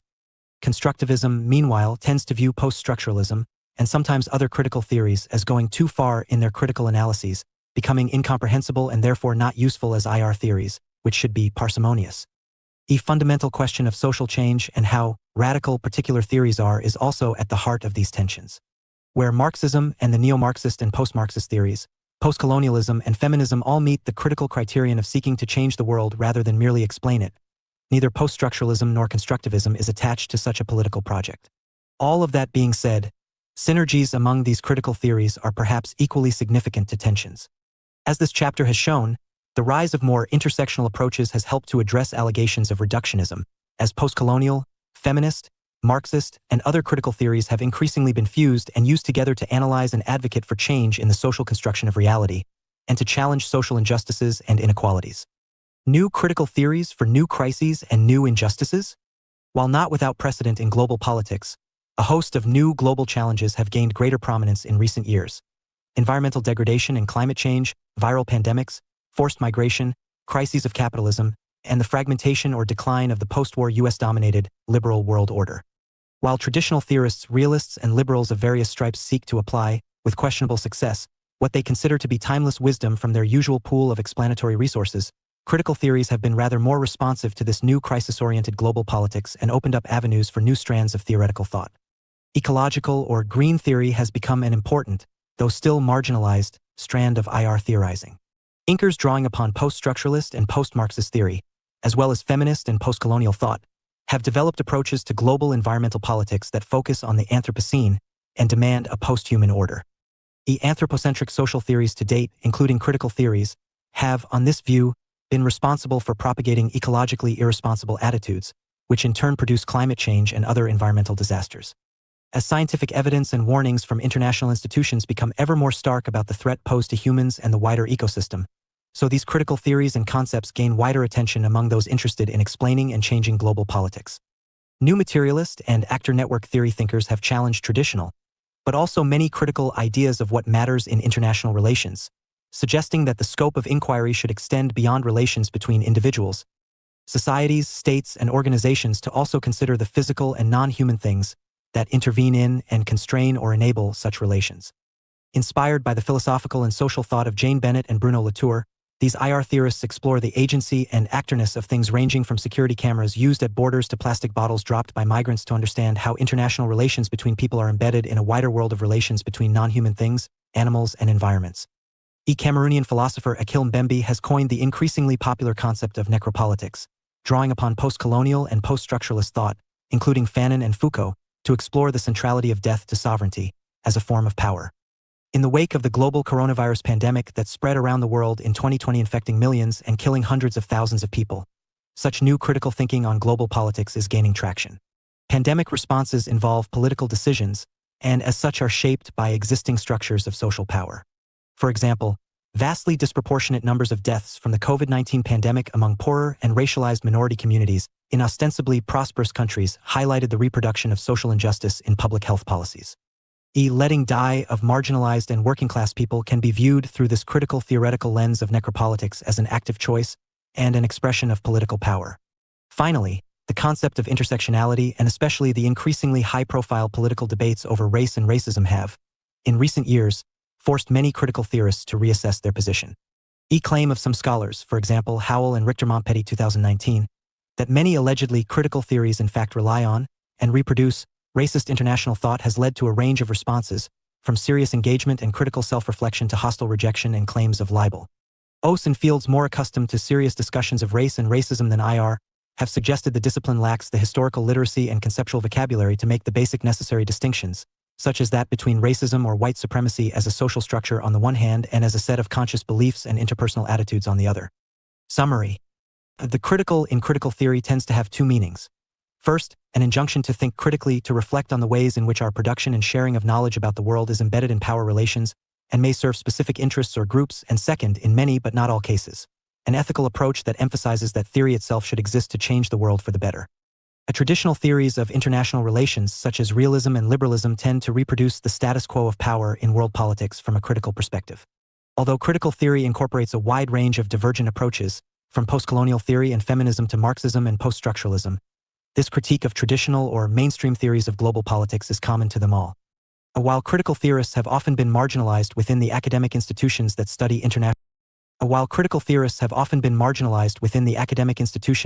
international relations, universities, scholarly journals, and so on, the meteoric rise of social constructivism after the end of the Cold War has seen many critical concepts and approaches attain more mainstream status. Constructivists have achieved this mainstreaming by addressing the same questions that realists and liberals are concerned with. More radical critical theorists consequently tend to view constructivism as a rather superficial approach to critical concepts and analysis. Increasingly, the established critical approaches are themselves facing critique and challenge, and new critical theories are emerging to explain newly prominent global political problems, e.g. climate change, or to look at older problems, e.g. inequality, through new lenses. Questions for discussion. Do all theories of global politics simply serve the interests of the theorists who devised them? Or in what ways can realist and liberal theories be complicit in reproducing the status quo of global politics? Are all Western theories of global politics Eurocentric? To what extent is the world still characterized by a global color line? Are global politics more violent because they are dominated by men? Do economic inequalities and class relations still matter in the 21st century? How do language and discourse shape global politics? Why has constructivism been more successfully mainstreamed than other critical theories? Further reading. Anivas, A. and S. Schilliam, eds. Race and Racism in International Relations. Confronting the Global Color Line, 2014. An influential collection of essays by critical IR scholars.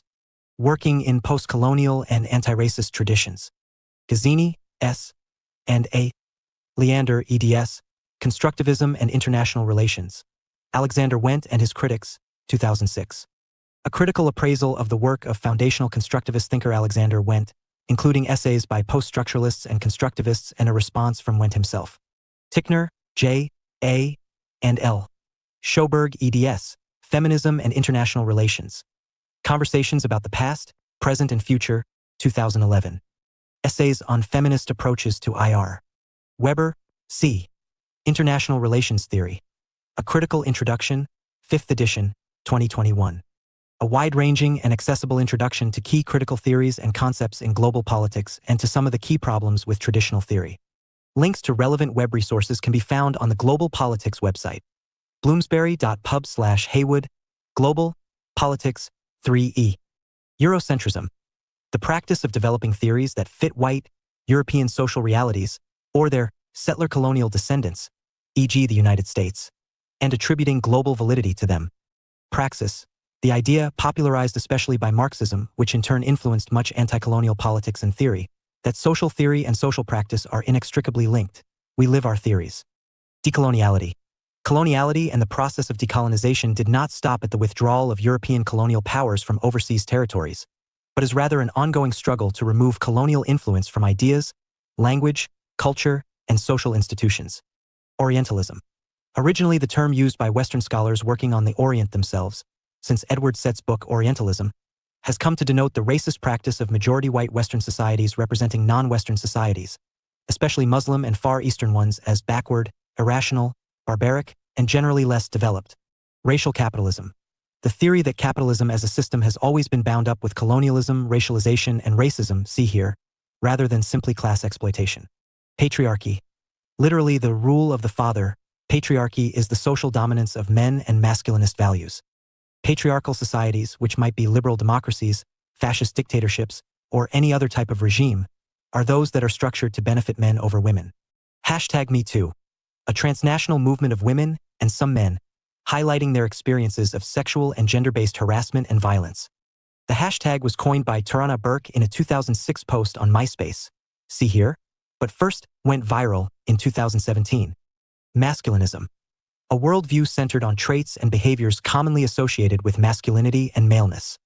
Masculinity is a social construction that is often represented as being more rational and objective than femininity, but also more aggressive and violent. Historical materialism, the philosophy underpinning Marxist social, political, and economic analysis. Marx and Engels developed historical materialism in opposition to the idealism of German philosophy at the time. It emphasizes that the material social conditions we live in, especially our mode of production, shape our intellectual, political, and cultural life, whereas idealists, e.g. Hegel, tended to see it the other way around. Mode of production. The way a society materially organizes the production, distribution, and consumption of the social goods necessary to reproduce itself, food and clothing, for example. The examples Marx and Engels refer to most often are the feudal and the capitalist modes of production, which differ greatly in terms of which social classes have ownership or control of which parts of the economy. Revolution. The inevitable result of the class antagonism at the heart of the capitalist mode of production, proletarian revolution will, in the Marxist view, overthrow the rule of the bourgeoisie and replace it with a radical form of workers' democracy. Communism. Discourse. A contested concept.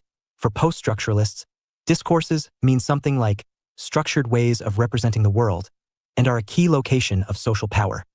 Deconstruction.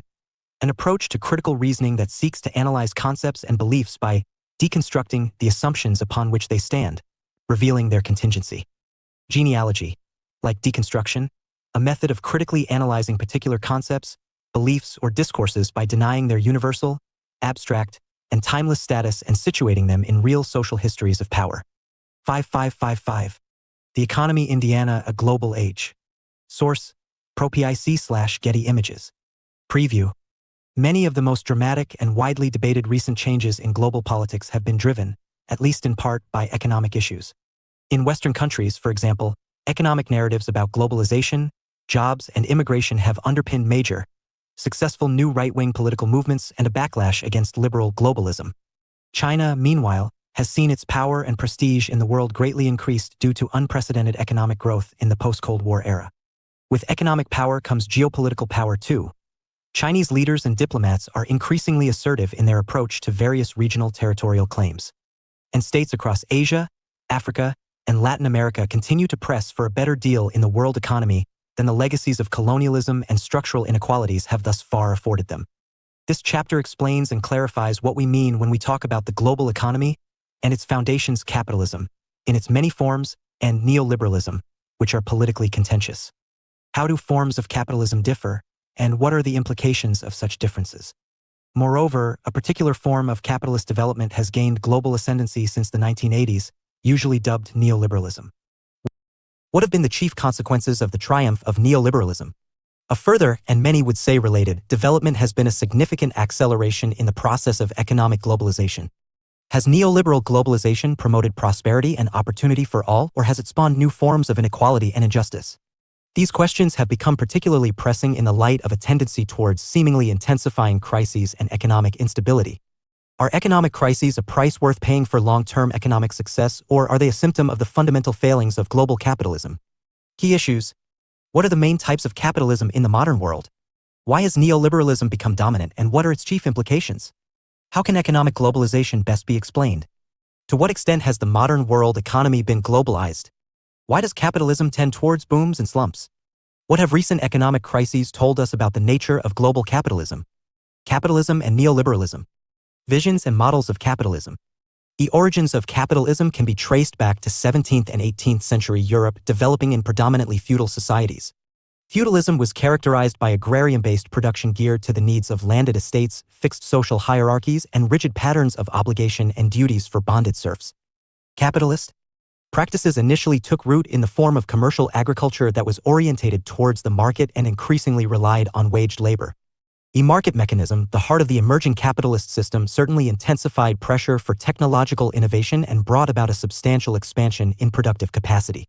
This was reflected in the 18th century agricultural revolution, which saw the enclosure of overgrazed common land and the increased use of fertilizers and scientific methods of production. Nevertheless, the most significant development in the history of capitalism came with the Industrial Revolution, which developed from the mid-18th century onwards, first in the United Kingdom but soon in the United States, see here, and across much of Europe. Industrialization entirely transformed societies through the advent of mechanized and factory-based forms of production, the increasing use of the division of labor, and the gradual share of populations from the land to the expanding towns and cities.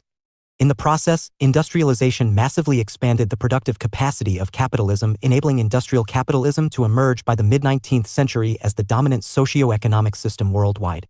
The development of industrial capitalism also marked a key phase in the evolution of the world economy in that it resulted in the export of capital from Europe to North America, South America, and Asia, also leading to a sharpening of the division of labor between states and between different regions of the world. In these ways, as discussed later, the foundations of modern global capitalism were laid during the late 19th century. However, capitalism does not constitute just a single socio-economic form but a variety of socio-economic forms. Brown 1995, Hall and Soskis 2001. It is possible to identify at least 4 types or visions of capitalist system. Enterprise capitalism, social capitalism, state capitalism, racial capitalism. Enterprise capitalism. Enterprise capitalism is widely seen, particularly in the Anglo-American world, as pure capitalism, that is, as an ideal towards which other capitalisms are inevitably drawn. Friedman 1962. The home of enterprise capitalism is the United States and the UK, despite its early post-1945 flirtation with Keynesian social democracy. Nevertheless, the principles of enterprise capitalism have been extended far beyond the Anglo-American world through the impact of economic globalization, which has gone hand in hand with the advance of marketization. Enterprise capitalism is based on the ideas of classical economists such as Adam Smith and David Ricardo (1772–1823), and updated in the form of neoliberalism by modern theorists such as the Austrian economist and political philosopher Friedrich von Hayek (1899–1992) and Milton Friedman, see here. Its central feature is faith in the untrammeled workings of market competition, born out of the belief that the market is a self-regulating mechanism, or, as Adam Smith put it, an invisible hand. His idea is expressed in Adam Smith's famous words: "It is not from the benevolence of the butcher, the brewer, or the baker that we expect our dinner, but from their regard to their own interest." Smith 1776–1999. Page 15. Adam Smith 1723–90. Scottish economist and philosopher, often seen as the founder of modern economics. After holding the chair of logic and then moral philosophy at Glasgow University, Smith became tutor to the Duke of Buccleuch, which enabled him to visit France and Geneva and to develop his economic theories. The theory of moral sentiments, 1759, developed a theory of motivation that tried to reconcile human self-interestedness with unregulated social order.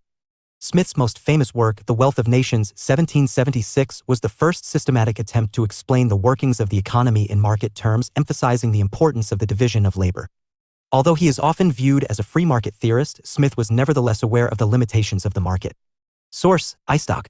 In the United States, such free market principles have helped to keep public ownership to a minimum and ensure that welfare provision operates as little more than a safety net. U.S. businesses are typically profit-driven and a premium is placed on high productivity and labor flexibility. Trade unions are usually weak, reflecting the fear that strong labor organizations are an obstacle to profit maximization.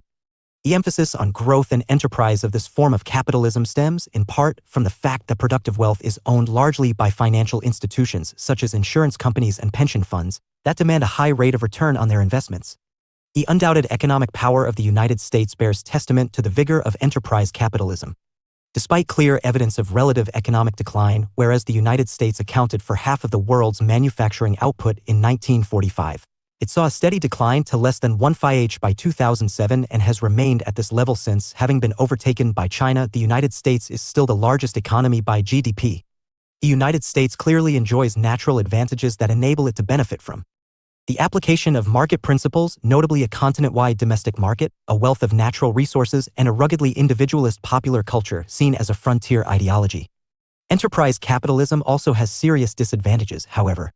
Perhaps the most significant of these is a tendency towards wide material inequalities and social fragmentation. This is demonstrated in the United States by levels of absolute poverty that are not found, for example, in Europe, and in the growth of a poorly educated and socially dependent underclass. Social capitalism.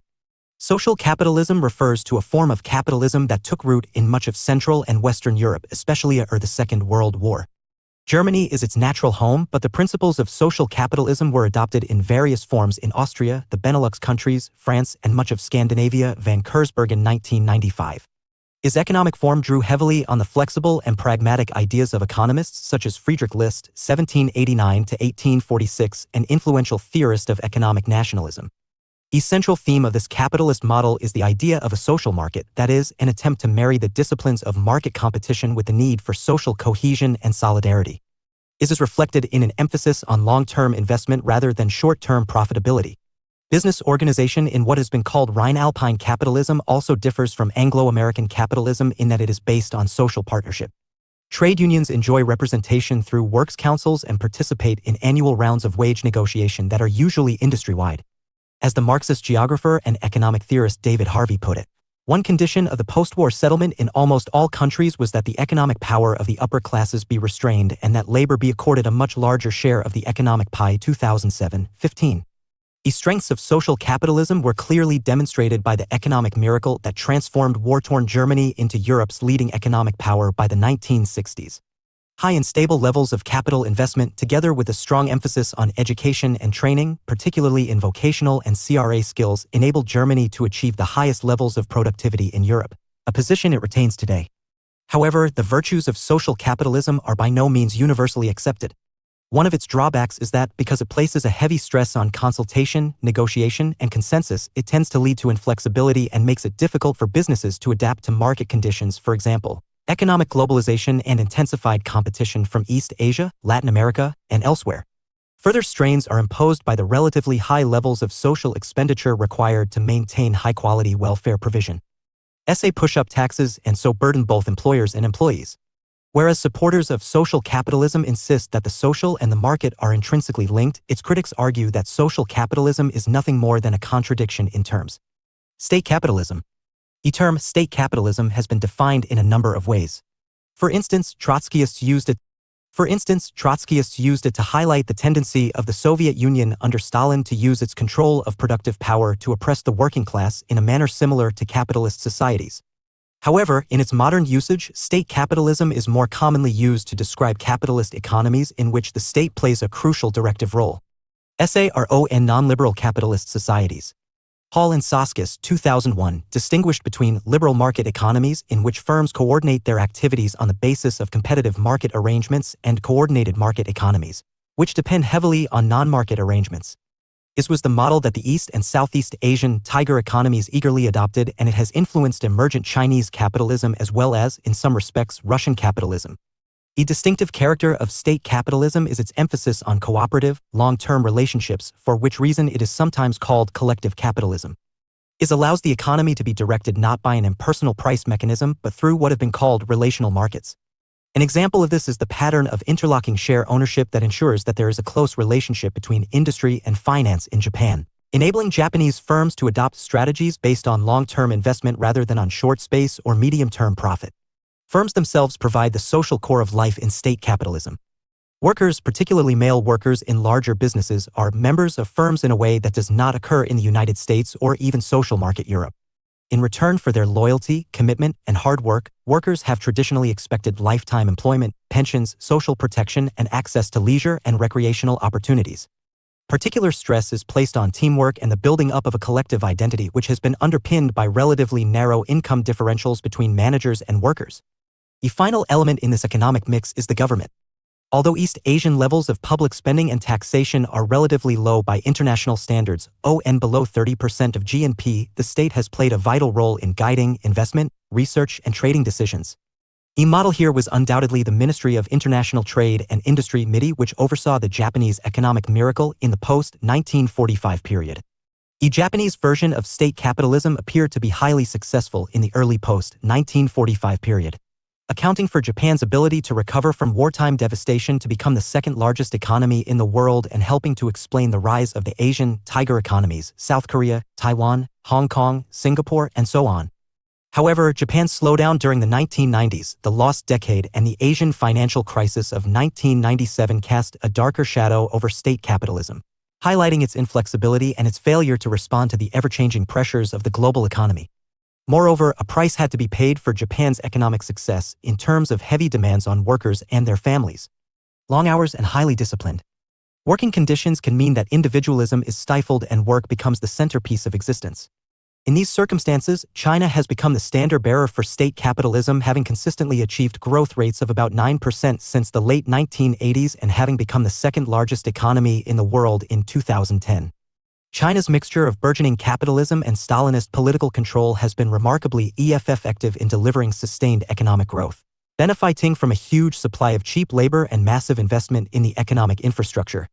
Russia's conversion to state capitalism occurred in the aftermath of the chaos and dislocation of the 1990s when shock treatment market reforms were introduced under Boris Yeltsin. From 1999 onwards, Vladimir Putin acted to reassert state power in both political and economic life, in part to wrest power back from the oligarchs, newly rich business magnates who had been criticized for siphoning off wealth out of the country and for contributing to the 1998 Russian financial crisis. A key aspect of Putin's economic strategy was to exploit Russia's vast energy reserves both as a motor for economic growth and to give Russia greater leverage over neighboring states and, indeed, over much of Europe. The strength of state capitalism derives from its pragmatism and flexibility, strong states being able to pursue economic priorities with a single-mindedness, even, at times, ruthlessness, that liberal democracies cannot match. Major infrastructural projects and economic restructuring can thus be pursued more easily, and the vagaries of capital and currency markets have a reduced impact on economic decision-making. Some have even speculated that what has been called the Beijing Consensus (Ramo 2004) may be in the process of displacing the Washington Consensus. However, the major weakness of state capitalism is the contradiction between economic liberalism and non-liberal political arrangements. For example, critics have argued that China's version of state capitalism based on a blend of market economics and one-party communist rule is ultimately unsustainable in that a widening of economic freedom must, sooner or later, generate pressure for a widening of political freedom. Hutton 2007. Approaches to international political economy. The study of international political economy, IB, or global political economy, GPE, which can trace its roots back to Smith, Marx, and Ricardo, has become a distinct field or discipline of its own within the study of international relations. IR. Key IR theories have elaborated approaches to IP that correspond to their wider views of the world. Realist view. Realist economic theory is firmly rooted in and sometimes seen as being synonymous with economic nationalism or mercantilism. Mercantilism takes the state to be the most significant economic actor, highlighting the extent to which economic relations are determined by political power. In this view, markets are not natural but exist within a social context largely shaped by the exercise of state power. As the state system is anarchical, the global economy tends to be characterized by conflict as states compete with each other for power and wealth in a zero-sum game. The classic mercantilist strategy is to build up a state's wealth, power, and prestige by developing a favorable trading balance through producing goods for export while keeping imports low. The chief device for achieving this is protectionism. Defensive mercantilism is designed to protect infant industries and weaker economies from unfair competition from stronger economies, while aggressive mercantilism aims to strengthen the national economy to provide a basis for expansionism and war. The global economy has thus been fashioned by the interests of the most powerful states, sometimes through neocolonialism but also through free trade arrangements that force weaker states to open up their markets.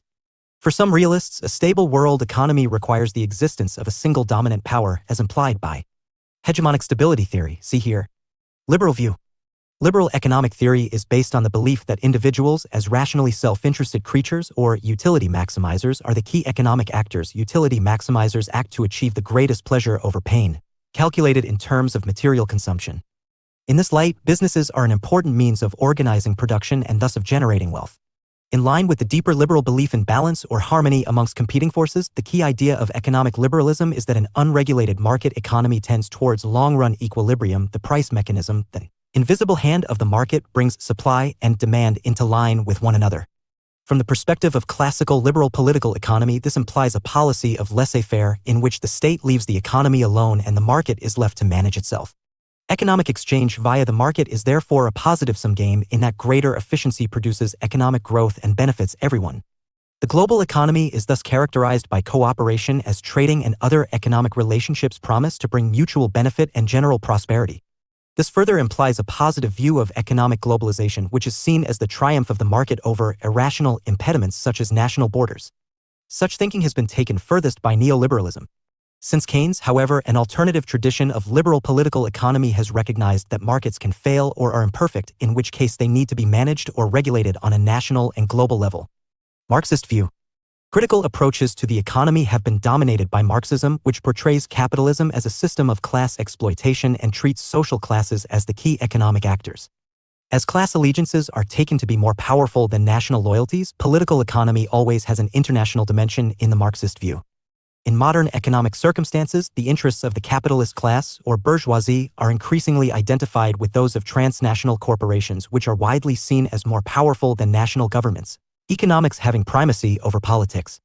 Capitalism therefore has inherently globalizing tendencies and unceasing need to expand regardless of national borders. The global economy is nevertheless characterized by conflict, stemming from the oppressive nature of the capitalist system itself. For some Marxists, this is expressed through imperialism and the desire to secure raw materials and cheap labor. Other neo-Marxists, including Immanuel Wallerstein, have interpreted global capitalism as a world system which is structured by an exploitative relationship between so-called core areas and peripheral ones. And other neo-Marxists, including Immanuel Wallerstein, have interpreted global capitalism as a world system which is structured by an exploitative relationship between so-called core areas and peripheral ones, and specifically between transnational corporations and the developing world. Others have adopted a neo-Gramscian approach that stresses the role of hegemony, highlighting the extent to which economic, political, and cultural power are bound up together. Feminist view. More recently, feminist approaches to IP have come to the fore. Scholars such as Sharon Rai, Juanita Elias, and Jana Montgomery have emphasized the contribution of women to the global economy and their erasure in more traditional IP views, as well as exploring the uneven, gendered impact of global inequalities. Feminist IP internationalizes and politicizes the domestic economies in which women toil and brings into view overlooked forms of labor, including social care. Postcolonial view. Postcolonial perspectives on IP, meanwhile, have long emphasized gendered and racialized inequalities in the global economy and their intersections, from Esther Boserup's 1970 classic Woman's Role in Economic Development to Lourdes Beneria and Gita Sen's 1981 reappraisal of her thesis a decade later. Indeed, some of the first efforts to bridge IR theory and postcolonialism, Darby and Paolini 1994, viewed the global economy through a racialized and gendered lens. Contemporary international political sociologists and postcolonial theorists such as Robbie Shilliam and Gurminder Bambra have recently engaged in political economic analysis in their work on issues like the role of race and class in the politics of Brexit, while Bambra proposes colonial global economy as an alternative approach to studying the world economy than the IP or GP paradigms. Constructivist and post-structuralist views. IP is not a field of study that is often associated with the theoretical tradition of post-structuralism.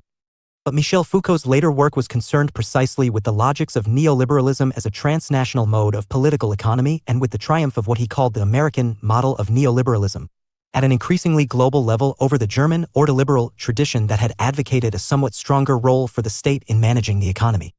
And post-structuralists continue to explore the discourses that shape the world economy today. Constructivists, for their part, always keen to demonstrate their theory's ability to engage with the same real-world problems as liberalism and realism, have addressed IP more directly. Constructivist scholars have, since the 1990s, offered new theorizations and analyses of a wide range of IP topics, including the politics of international trade, money, finance, and crises, Nelson 2020. Constructivists tend to eschew the rationalist and individualist assumptions that underpin the realist and liberal IPE mainstream in favor of exploring how social facts, including the interplay of malleable identities, are at stake in the representation and practices of the world economy. Racial capitalism. To place the historical emergence of all of the above varieties of capitalism in a truly global context, we must also consider their relationship to colonialism. A global capitalist economy emerged alongside and was dependent upon European colonialism, see here. The logics of capitalist entrepreneurship and accumulation quickly necessitated expansion beyond European states' territorial borders. The practices of colonialism, including the racialization, see here, of some of the world's peoples as inferior as a justification for seizing their land and labor, were central to enabling early European capitalist states to find new sites of accumulation around the world. Colonial capitalism in 2018, or racial capitalism as Cedric Robinson, see here, and others have called it, is not therefore the name of a variety of capitalism as such. It is rather a way of envisioning capitalism in general as rooted in, and still reliant upon, colonialism and racism. The evidence for this vision of capitalism is stark. As Eric Williams' 1944 classic Capitalism and Slavery showed, the abduction and enslavement of Africans and others, perhaps the most egregious form of racist violence in colonial history, was a logical extension of capitalist enterprise as it expanded into newly colonized territories. Capitalist imperatives to keep wages low and profits high and to find new markets and sources of profitability enabled the transformation of human beings themselves into commodities to be bought and sold and otherwise disposed of as their owners saw fit. Racism was and remains, on this view, the system of thought through which such violent exploitation is organized and justified. The positioning of so many African, Asian, Latin American, and more broadly global South states, see here, at the periphery of today's global economy, see here, is, according to theorists of racial capitalism, effectively a feature, rather than a bug, of the economic system, as is the range of unequal economic opportunities and outcomes for people of color in the post-colonial citizenry of global North countries. Focus on a Chinese economic model? What is the source of China's remarkable economic success since the introduction of market reforms in the late 1970s? Is there such a thing as capitalism with Chinese characteristics? China's economic model has a number of clear features.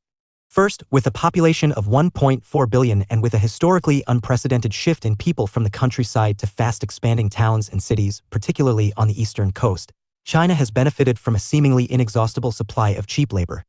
Second, in common with Japan and the Asian tigers before it, China has adopted an export-led growth strategy founded on manufacturing industry and the goal of becoming the workshop of the world. Third, a high savings ratio means that, unlike the United States and many Western economies, investment in China largely comes from internal sources. This not only suggests that the Chinese banking system is more robust than those of the United States, the UK, and other Western states, but it also allows China to lend massively abroad. Such lending keeps China's currency cheap in relation to the US dollar, thereby boosting the competitiveness of Chinese exports. Fourth, economic success is underpinned by interventionist government which, amongst other things, invests heavily in infrastructure projects and gears its foreign policy towards the goal of achieving resource security, guaranteeing the supplies of oil, iron, ore, copper, aluminium, and many other industrial minerals that an ever-expanding economy desperately needs. Nevertheless, the legitimacy of China's market Stalinism and the allegiance of its vast growing middle class and business elite is closely linked to China's ability to keep expanding its GDP. A variety of factors threaten the Chinese economic model or are forcing China to develop a new economic model. These include the fact that since the mid-2000s there have been signs of wage inflation in China, suggesting that cheap labor may not be an inexhaustible supply and putting at risk China's ability to undercut the rest of the world in manufacturing goods. An overdependence on export markets creates the need to boost domestic consumption levels in China, particularly demonstrated by the global economic recession in 2008-9. However, increased domestic consumption may suck in more imports, reducing China's currently strongly positive trade balance. And China's one-child policy had to be abandoned from 2016 in an effort to stem a sharp fall in fertility rates that would reduce working-age populations. The introduction of a two-child policy in its place had an initial impact, although fertility rates have since resumed falling. The greatest threats to continued Chinese economic improvement today may be its trade war with the United States under Donald Trump's leadership, with retaliatory import and export tariffs being imposed between the two countries and, more fundamentally, the contradiction between China's economic and political models. The violent unrest and repressive government response in the semi-autonomous Chinese region of Hong Kong have recently rendered this latter contradiction more visible, if not more acute. The city is a global capitalist hub and its citizens have enjoyed more economic, social, and political rights than mainland Chinese people, yet the settlement appears increasingly unstable. The triumph of neoliberalism. Since the 1980s, however, economic development has, to a greater or lesser extent in different parts of the world, taken on a neoliberal guise. Neoliberalism reflects the ascendancy of enterprise capitalism over rival forms of capitalism, its chief belief being a form of market fundamentalism. The neoliberal revolution was, in fact, a counter-revolution. Its aim was to halt and, if possible, reverse the trend towards big government and state intervention that had characterized much of the 20th century, and especially the early post-1945 period. The chief academic exponents of neoliberalism were Hayek and Friedman. A central object of their attack was Keynesianism and the tax and spend policies that they claimed were responsible for the stagflation of the 1970s, a combination of economic stagnation and therefore rising unemployment, and high inflation, a general rise in the price level. A neoliberal solution was to roll back the frontiers of the state and to give free, or at least a much freer, rein to market forces. The earliest experiment in neoliberalism was in Chile. Following the CIA-backed military coup that overthrew Salvador Allende in 1973, the newly installed General Pinochet introduced sweeping market reforms on the advice of a group of U.S. and U.S.-trained free market economists, the so-called Chicago Boys, reflecting the influence of Milton Friedman and the Chicago School. The IR influence subsequently spread to Brazil, Argentina, and elsewhere in South America. During the 1980s, neoliberalism was extended to the United States and the UK in the forms of Reaganism, AO President Reagan, 1981-9, and Thatcherism, AO Prime Minister Thatcher, 1979-90, with other countries such as Canada, Australia, and New Zealand quickly following suit. A wider and seemingly irresistible advance of neoliberalism occurred during the 1990s through the influence of the institutions of global economic governance and the growing impact of globalization. During the 1980s, the World Bank and International Monetary Fund, IMF, were converted to the ideas of what later became known as the Washington Consensus, which was aligned to the economic agenda of Reagan and Thatcher and focused on policies such as free trade, the liberalization of capital markets, flexible exchange rates, balanced budgets, and so on. The Eastern European revolutions of 1989-91, such thinking informed the shock therapy transition from central planning to free market capitalism in states such as Russia, Hungary, and Poland, with dramatic and immediate cuts to public spending coupled with sweep privatization of national industries. Free market reforms were also extended to many developing states through the imposition of structural adjustment programs, see here. Neoliberalism. Neoliberalism, sometimes called neoclassical liberalism, is an updated version of classical liberalism. With regard to economics, its central theme is the idea that the economy works best when left alone by government, reflecting a belief in free market economics and atomistic individualism. While unregulated market capitalism delivers efficiency, growth, and widespread prosperity, the dead hand of the state saps initiative and discourages enterprise. In short, the neoliberal philosophy is market, good, state, bad. Key neoliberal policies include privatization, low public spending, deregulation, tax cuts, particularly corporate and direct taxes, and reduced welfare provision. The term neoliberalism is also used to describe modern developments in liberal international relations theory as discussed in Chapter 3. Economic globalization supported the advance of neoliberalism in a number of ways. In particular, intensified international competition encouraged governments to deregulate their economies and reduce tax levels in the hope of attracting inward investment and preventing transnational corporations, TNCs, from relocating elsewhere. Strong downward pressure was exerted on public spending and, particularly welfare budgets, by the fact that, in a context of heightened global competition, the control of inflation has displaced the maintenance of full employment as the principal goal of economic policy. Such pressures, together with the revived growth and productivity rates of the U.S. economy and the relatively sluggish performance of other models of national capitalism in Japan and Germany in particular, meant that by the late 1990s neoliberalism appeared to stand unchallenged as the dominant ideology of the new world economy. Only a few states, for instance China, were able to deal with neoliberal globalization on their own terms, limiting their exposure to competition by, for instance, holding down their exchange rate. Friedrich Hayek, 1899-1992. An Austrian political and economic theorist, Friedrich Hayek had an international career, including a stint at the University of Chicago where, alongside Frank Knight, Milton Friedman, and others, he shaped what came to be known as the Chicago School of Economic Thought, closely associated with neoliberalism. Hayek's central argument, honed during his 2 decades at the London School of Economics, LSE, from 1931 to 1950, and most concisely stated in his short book The Road to Serfdom, 1944, was that the capitalist market mechanisms of free enterprise and supply and demand offer a morally superior way of organizing society to their socialist or even moderately social democratic welfarist alternatives. Hayek opposed nearly all forms of social security and unemployment benefits in particular. But he also rejected laissez-faire and argued that the state has an important role to play in implementing and refereeing market solutions to political problems. A hugely influential thinker, Hayek is said to have been championed by the British Prime Minister 1979-90, Margaret Thatcher, just as his fellow neoliberal Milton Friedman shaped the Reagan administration's 1981-9 economic policies, effectively mainstreaming Anglo-American neoliberalism in the global economy from the 1980s onward. Hayek's other key works include Individualism and Economic Order, 1948, and The Constitution of Liberty, 1960. Implications of neoliberalism. The apparent global triumph of neoliberalism has provoked considerable debate. For neoliberals and their supporters, the clearest argument in favor of market reforms and economic liberalization is that they stimulated growth, not just for 3 decades in the United States with its renewed economic ascendancy, firmly burying, for example, widely made predictions in the 1970s and 1980s that the United States was about to be eclipsed by Japan and Germany, but also in the world economy. In this light, neoliberalism was based on a new growth model that has clearly demonstrated its superiority over the Keynesian welfarist orthodoxy of old. At the core of the neoliberal growth model are financial markets and the process of financialization. This was made possible by a massive expansion of the financial sector of the economy, explaining the growing importance of Wall Street, the city of London, Frankfurt, Singapore, and elsewhere. In the process, capitalism was turned into turbocapitalism, benefiting from greatly expanded monetary flows that were seeking an outlet in increased investment and higher consumption. Although this process involved a considerable growth of public and private debt, this was thought to be sustainable due to the underlying growth that the debt fueled.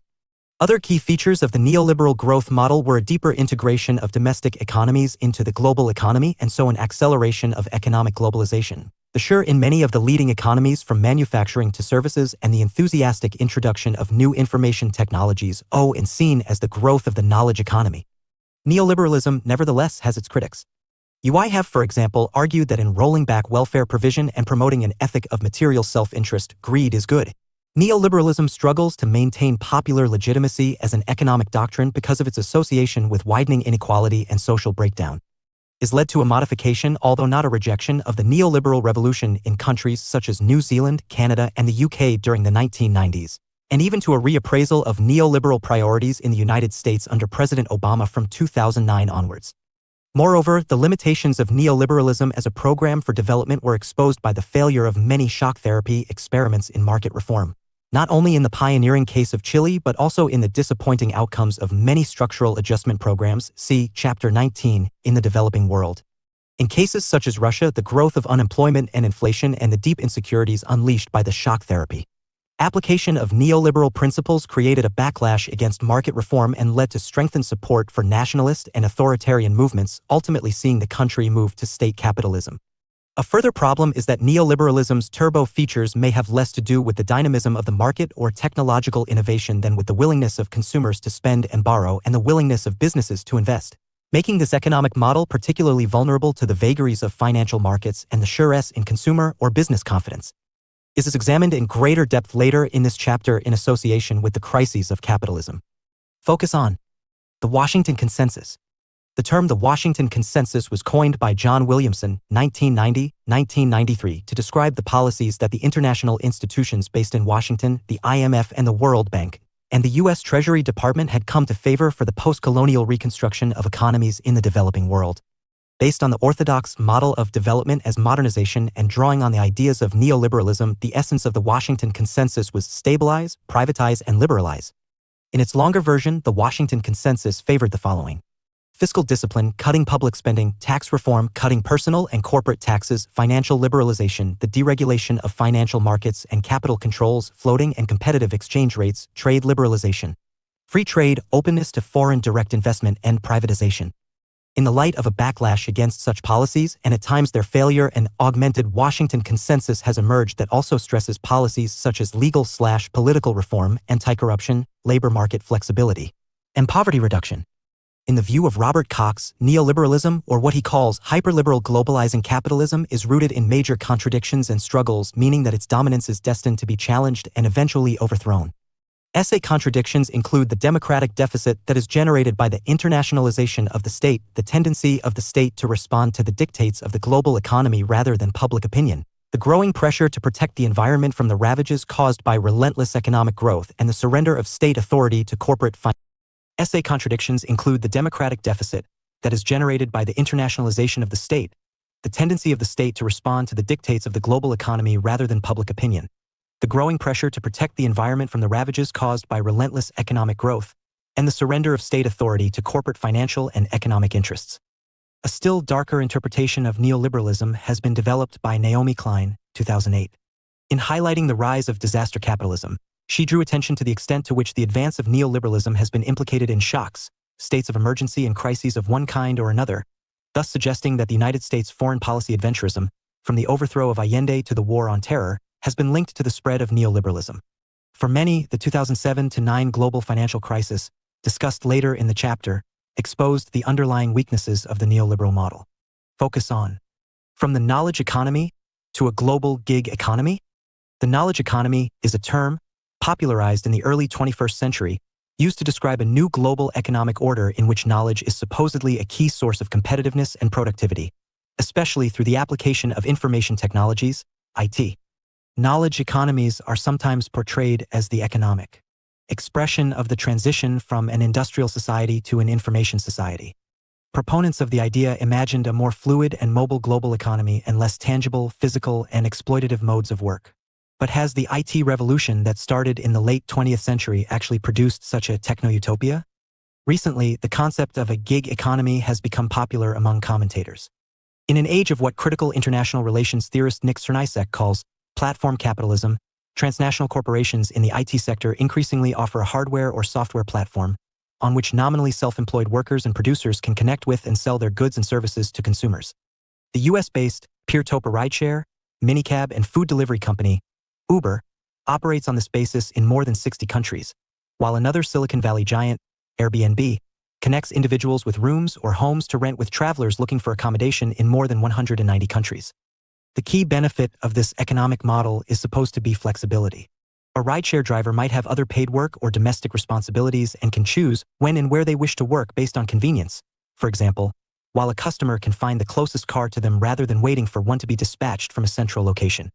However, critics have argued that gig economy firms are exploitative, taking large percentages of workers' income, while affording them few rights and benefits in return, often dodging national labor laws because their workers are classified as self-employed, even where they do work for only one firm. Airbnb has also faced a political backlash, including protests and even new legislation designed to restrict its operation in some parts of Spain, where local communities found their quiet neighborhoods transformed into noisy, seasonal tourist hubs. Economic globalization. Causes of economic globalization. How can the emergence of economic globalization best be explained, and how far has it progressed? There is nothing new about economic globalization. Development of transborder and transnational economic structures has been a central feature of imperialism, and arguably the high point of economic globalization came in the late 19th century with the scramble of European states for colonies in Africa and Asia. Nevertheless, modern and past forms of globalization differ in important ways. Earlier forms of globalization, sometimes seen as proto-globalization, usually established transnational economic organizations on the back of expansionist political projects.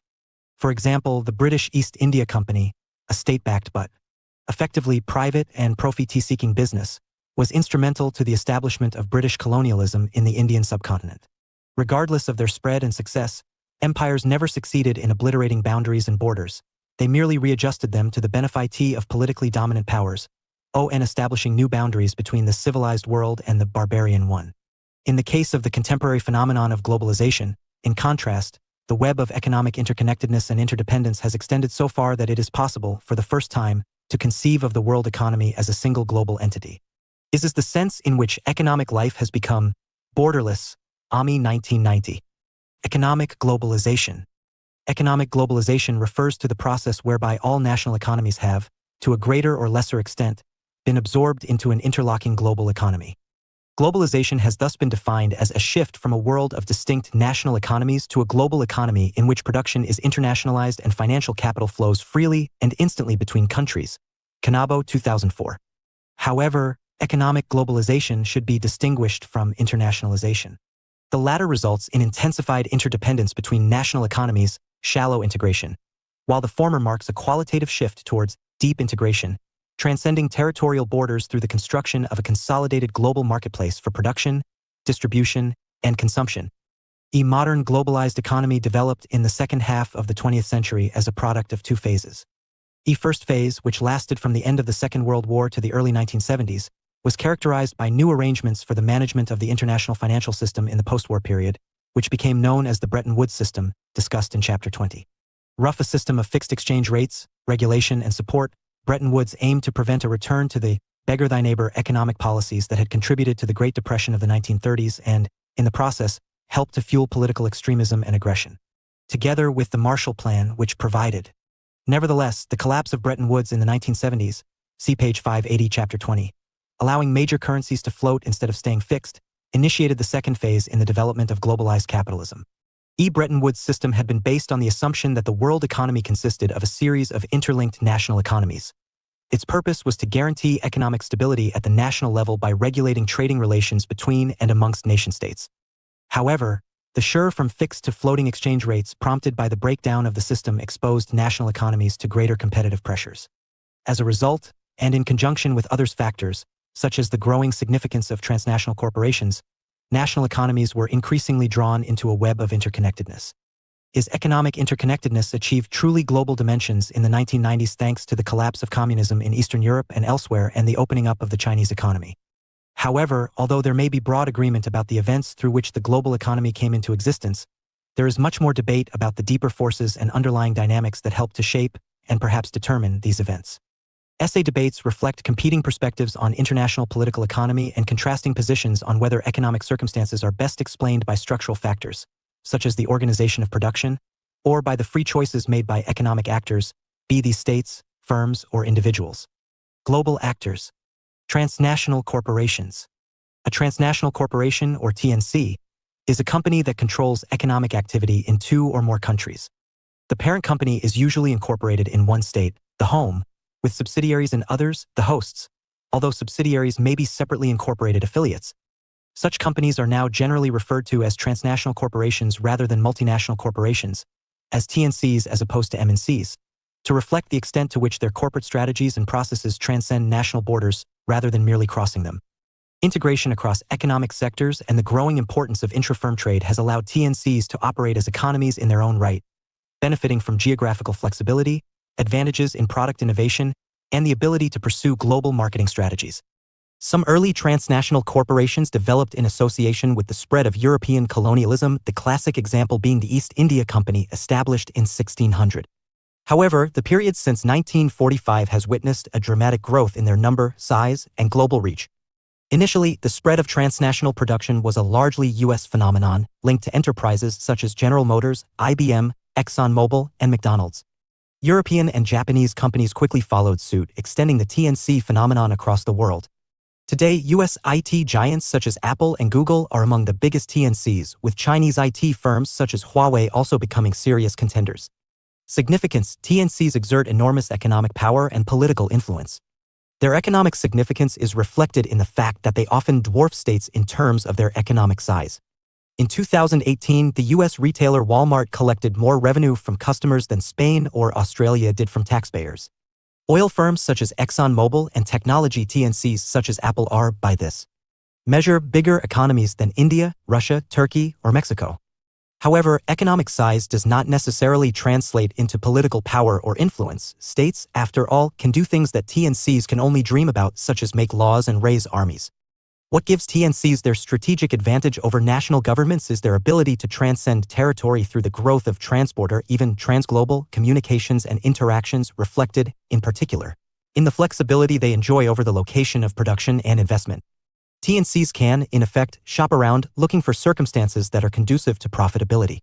They are likely to be drawn to states or areas that can offer, for instance, a stable political environment, low levels of taxation, especially corporate taxation, low levels of economic and financial regulation, available supplies of cheap or well-skilled labor, weak trade unions and limited protection for labor rights, and access to markets preferably composed of consumers with high disposable incomes.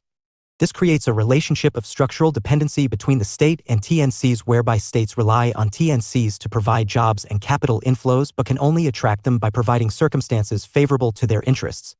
Defenders of corporations argue that they bring massive economic benefits and that their political influence has been much exaggerated by the anti-globalization movement. Arguments in support of TNCs point to their two huge economic benefits: efficiency and high level of consumer responsiveness. Greater efficiency has resulted from their historically unprecedented ability to reap the benefits from economies of scale and from the development of new productive methods and the application of new technologies. The consumer responsiveness of TNCs is demonstrated by their huge investment in research and development and product innovation. Critics nevertheless portray a much more sinister image of TNCs, arguing that they have accumulated excessive economic power, unacceptable levels of political influence, and created a brand culture that pollutes the public sphere through the proliferation of commercial images and manipulates personal preferences. In practice, complex economic developments such as the emergence of the global capitalist system are best explained through the dynamic relationship between structures and agents. O'Brien and Williams 2020.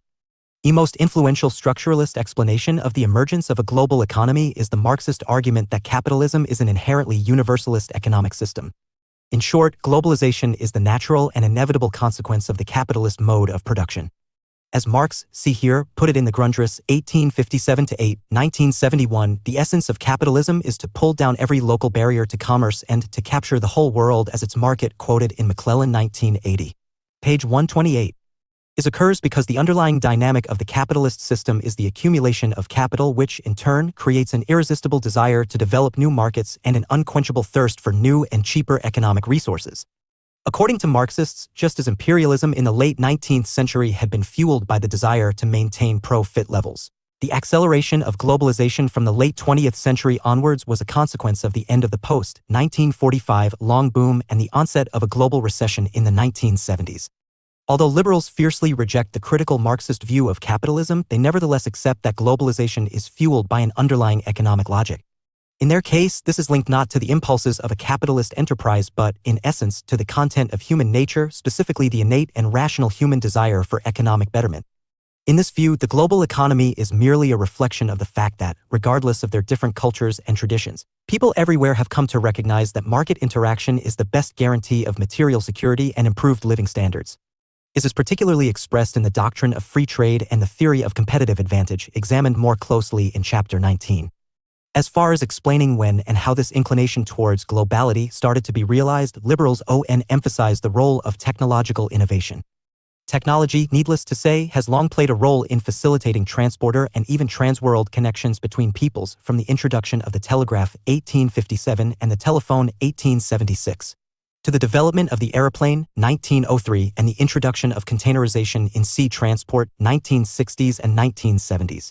However, advances in IT, notable examples include the invention of optical fibers in the late 1960s and the introduction of commercial silicone chips in 1971 and of personal computers in 1981, have played a particularly important role in spurring progress towards globalization, especially by facilitating the development of global financial markets and the global administration of corporations.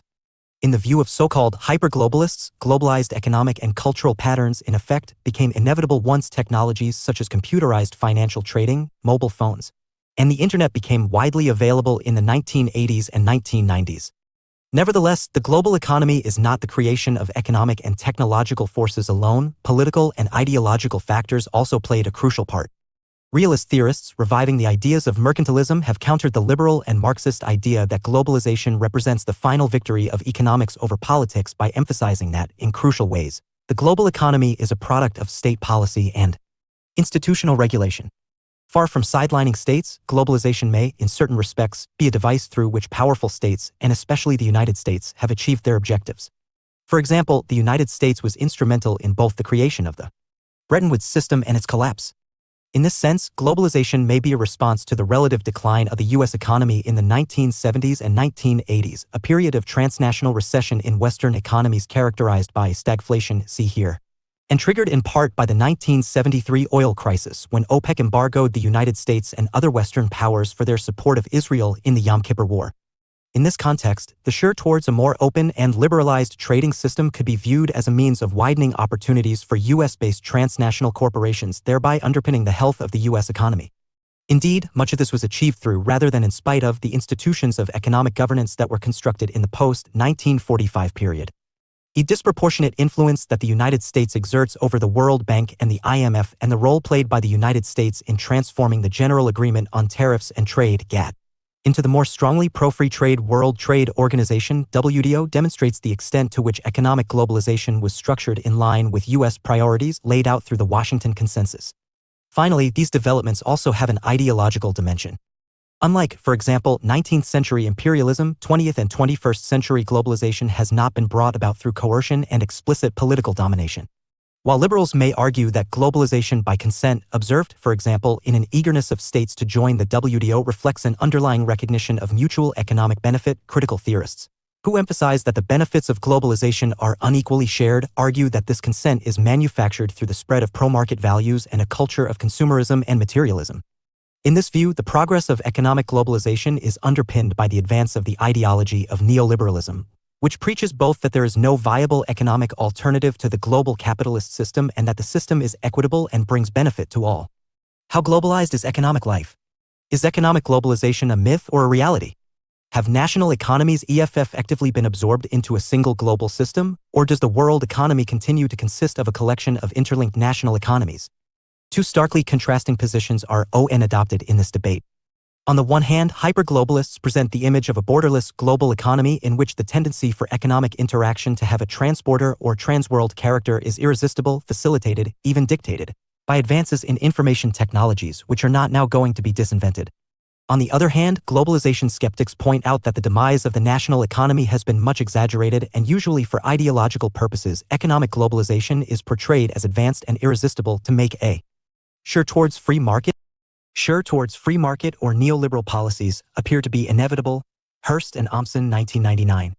However, the choice between the model of a single global economy and a collection of more or less interdependent national economies is a misleading one. It does not deny the existence of a global economy, but that this image captures only part of a much more complex and differentiated reality. A world economy is better thought of as a globalizing economy than as a global economy. Modern economic life is increasingly shaped by processes that have a regional and global, and not merely national character. However, the significance of national, regional, and global levels differs markedly in different economic sectors and types of activity, and, of course, in different parts of the world. Economic globalization is certainly not an even process. Global interconnectedness has nevertheless increased in a number of ways. The most important of these include the following: the international trade, transnational production, the global division of labor, and the global financial system. Debating: does economic globalization promote prosperity and opportunity for all? As the end of the Cold War was widely viewed as the end of a grand ideological battle between capitalist and communist economic models, post-Cold War political debate has tended to focus on the globalization of capitalism. Should economic globalization be welcomed and embraced, or should it be resisted? For, against, the magic of the market. From an economic liberal perspective, the market is the only reliable means of generating wealth, the surest guarantee of prosperity and economic opportunity. This is because the market, competition, and the profit motive provide incentives for work and enterprise, and also allocate resources to their most profitable use. From this perspective, economic globalization, deepening poverty and inequality. Critics of globalization have drawn attention to the emergence of new and deeply entrenched patterns of inequality. Globalization is thus a game of winners and losers. Critical theorists argue that the winners are TNCs and industrially advanced states generally, but particularly the United States, while the losers are in. Based on the transborder expansion of market economics, is a way of ensuring that people in all countries can benefit from the wider prosperity and expanded opportunities that only capitalism can bring. The developing world, where wages are low, regulation is weak or non-existent, and production is increasingly orientated around global markets rather than domestic needs. Economic globalization is therefore a form of neocolonialism. It forces poor countries to open up their markets and allow their resources to be plundered by rich states. Everyone's a winner. The great advantage of economic globalization is that it is a game of winners and winners. Although it makes the rich richer, it also makes the poor less poor. This occurs because international trade allows countries to specialize in the production of goods or services in which they have a comparative advantage, with other benefits accruing from the economies of scale that specialization makes possible. Similarly, transnational production is a force for good. TNCs, for instance, spread wealth, widen employment opportunities, and improve access to modern technology in the developing world, helping to explain why developing world governments are usually so keen to attract inward investment. Economic globalization is thus the most reliable means of reducing poverty. The hollowing out of politics and democracy. Economic globalization diminishes the influence of national governments and therefore restricts public accountability. State policy is driven instead by the need to attract inward investment and the pressures generated by intensifying international competition. Integration into the global economy therefore usually means tax reform, deregulation, and the scaling back of welfare. The alleged link between global capitalism and democratization is also a myth. Many states that have introduced market reforms and sought to integrate into the global economy have remained authoritarian if not dictatorial, conforming to the principles of state capitalism. Economic freedom promotes other freedoms. Economic globalization does not just make societies richer. Rather, an open, market-based economy also brings social and political benefits. Social mobility increases as people are able to take advantage of wider working, career, and educational opportunities, and the despotism of custom and tradition is weakened as individualism and self-expression are given freer rein. Economic globalization is thus linked to democratization, the two corruptions of consumerist materialism. Even when economic globalization has succeeded in making people richer, it is less clear that it has improved, still less enriched, the quality of their lives. This is because it promotes an ethic of consumerism and material self-interest. Cultural and social distinctiveness is lost as people the world over consume the same goods, buy from the same stores, and enjoy similar working practices and living processes coinciding very clearly in the 1990s. This occurs because people who enjoy wider economic and social opportunities soon demand greater opportunities for political participation, particularly through the introduction of multi-party elections. Conditions. This is particularly evident in the development of a brand culture, which pollutes public and personal spaces to create a culture of unthinking consumerism, even managing to absorb radical challenges to its dominance by turning them into consumer products. Klein 2000. International trade. An increase in international trade has been one of the most prominent features of the world economy since 1945. Over this period, international trade has, on average, grown at double the rate of international production. E-trade value of global exports, for instance, grew from $130 billion in 1960 to $19.5 trillion in 2019. Such trends were facilitated by the widely accepted link between trade and economic growth, exemplified by the success of export-oriented economies such as Germany and Japan from the 1950s onwards and the tiger economies of East and Southeast Asia from the 1970s onwards, and by a general trend towards free trade, punctuated briefly by a revival of protectionism in the 1970s. One of the novel features of international trade in the contemporary world economy is the increasing proportion of it that takes place within the same industry rather than between industries, which significantly heightens price competition, and the rise of intra-firm trade, made possible by the rise of TNCs. Growth of trade within firms, rather than between separate individual firms, is one of the clearest signs of intensifying globalization. On the other hand, skeptics argue that trends in international trade are not a strong indication of the extent of globalization. For instance, there is arguably little difference between modern levels of international trade and historical ones, and, with the exception of intra-firm trade, international trade promotes shallow integration and greater interdependence, rather than a single globalized economy. Moreover, it is questionable whether the modern trading system has a truly global reach, in that around 80% of world trade continues to take place between or among developed states, and most of this takes place within particular regions, in particular North America, Europe, and East and Southeast Asia, rather than between different regions. Transborder production. The issue of transborder production is closely linked to the growing importance of TNCs, which have come to account for most of the world's production and around half of world trade. Such corporations take advantage of global sourcing through their ability to draw raw materials, components, investment, and services from anywhere in the world. Crucially, they also have the advantage of being able to locate and relocate production in states or areas that are favorable to efficiency and profitability, for example, ones with cheap but relatively highly skilled sources of labor, or low corporation taxes and limited frameworks of workers' rights. Such trends, however, stop well short of a fully globalized system of production. Not only do most TNCs maintain strong links to their country of origin and therefore only appear to be transnational, but, moreover, production continues overwhelmingly to be concentrated in the developed world. Global division of labor. Further evidence of economic globalization can be found in a strengthened global division of labor. Although this falls short of establishing a single world labor market, clearer patterns of economic specialization have become evident.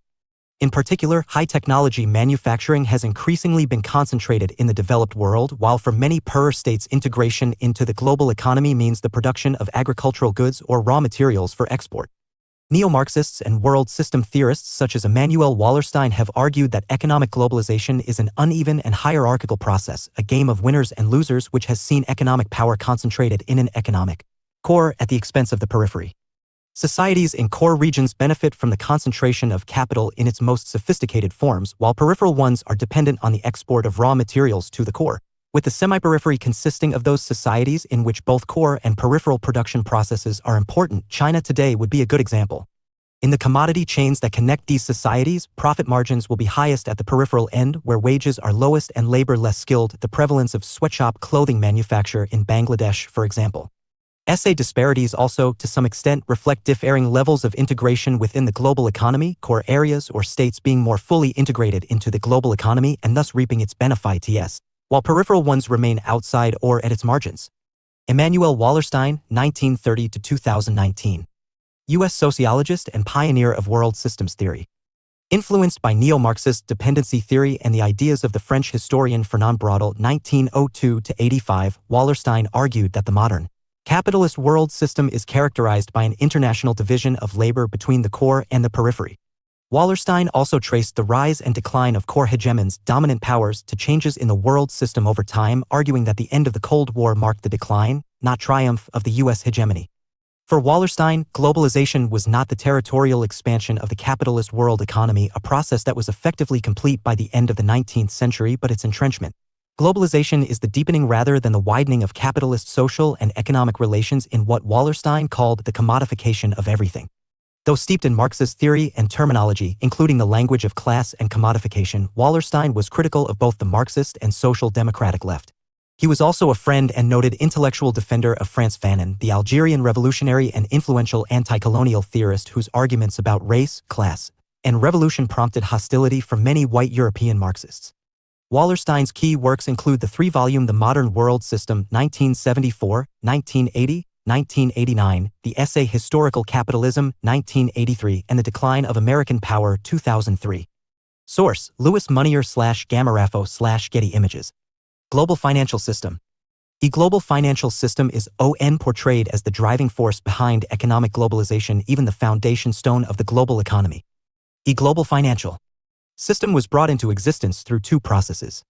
The first was the general shift towards deregulated financial markets in the 1970s and 1980s that followed the move to floating exchange rates with the collapse of Bretton Woods. This allowed money and capital to flow both within and between national economies with much greater ease. In the 1990s, the application of new information and communication technologies to financial markets gave financial transactions a genuinely superterritorial character, enabling transporter transactions to be conducted literally at the speed of thought. An example of this is the emergence of global foreign exchange markets, reflecting the fact that currencies have lost their national character in that they are traded across the globe and have values that are determined by global market forces. In 2013, approximately $5.3 trillion was traded each day in global currency markets. By 2019, this figure had risen to $6.6 trillion, an increase thought to be driven in part by the proliferation of smaller traders and the rise of algorithmic, automated trading. The impact of financial globalization on the stability of national economies as well as global capitalism has, nevertheless, been a matter of considerable debate. In consideration of these factors of global interconnectedness, it is important to remember that the conventional debate about the extent to which economic life has been globalized is conducted within narrow parameters, established by what is treated as productive labor and who are considered to be economically active. Despite the collapse of communism and the wider retreat of socialism, significant non-capitalist, or at least non-commercial, economic forms persist in many parts of the world. Feminist economists in particular have drawn attention to the vast, informal, invisible economy that relies on unpaid labor, predominantly performed by women in areas such as housework, childcare, care for the elderly, and small-scale farming.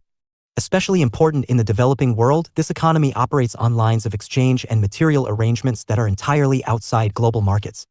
It may, nevertheless, be responsible for feeding a substantial proportion of the world's population. For example, the UN Food and Agriculture Organization has found that in societies across South and Central Asia and in the Pacific Islands, women contribute significantly to national agricultural production, through home gardens. An awareness of the significance of this invisible economy has increasingly influenced the development strategies embraced by the United Nations and the World Bank, not least because of a realization that conventional, market-based development strategies can undermine the invisible economy. Global capitalism in crisis. Explaining booms and slumps. A tendency towards booms, slumps, and crises within a capitalist economy does not fit easily into classical liberal political economy. Economic liberalism is largely based on the assumption that market economies tend naturally towards a state of equilibrium, demand and supply coming into line with one another through the workings of the price mechanism, Adam Smith's invisible hand. However, the history of capitalism at both national and international levels does not bear out this image of equilibrium and stability. Instead, capitalism has always been susceptible to booms and slumps, even violent fluctuations and crises. As early as 1720, the collapse of the so-called South Sea Bubble, wildly speculative trading in the South Sea Company, a UK joint stock company granted a monopoly to trade in Spain's South American colonies, caused financial ruin for thousands of investors.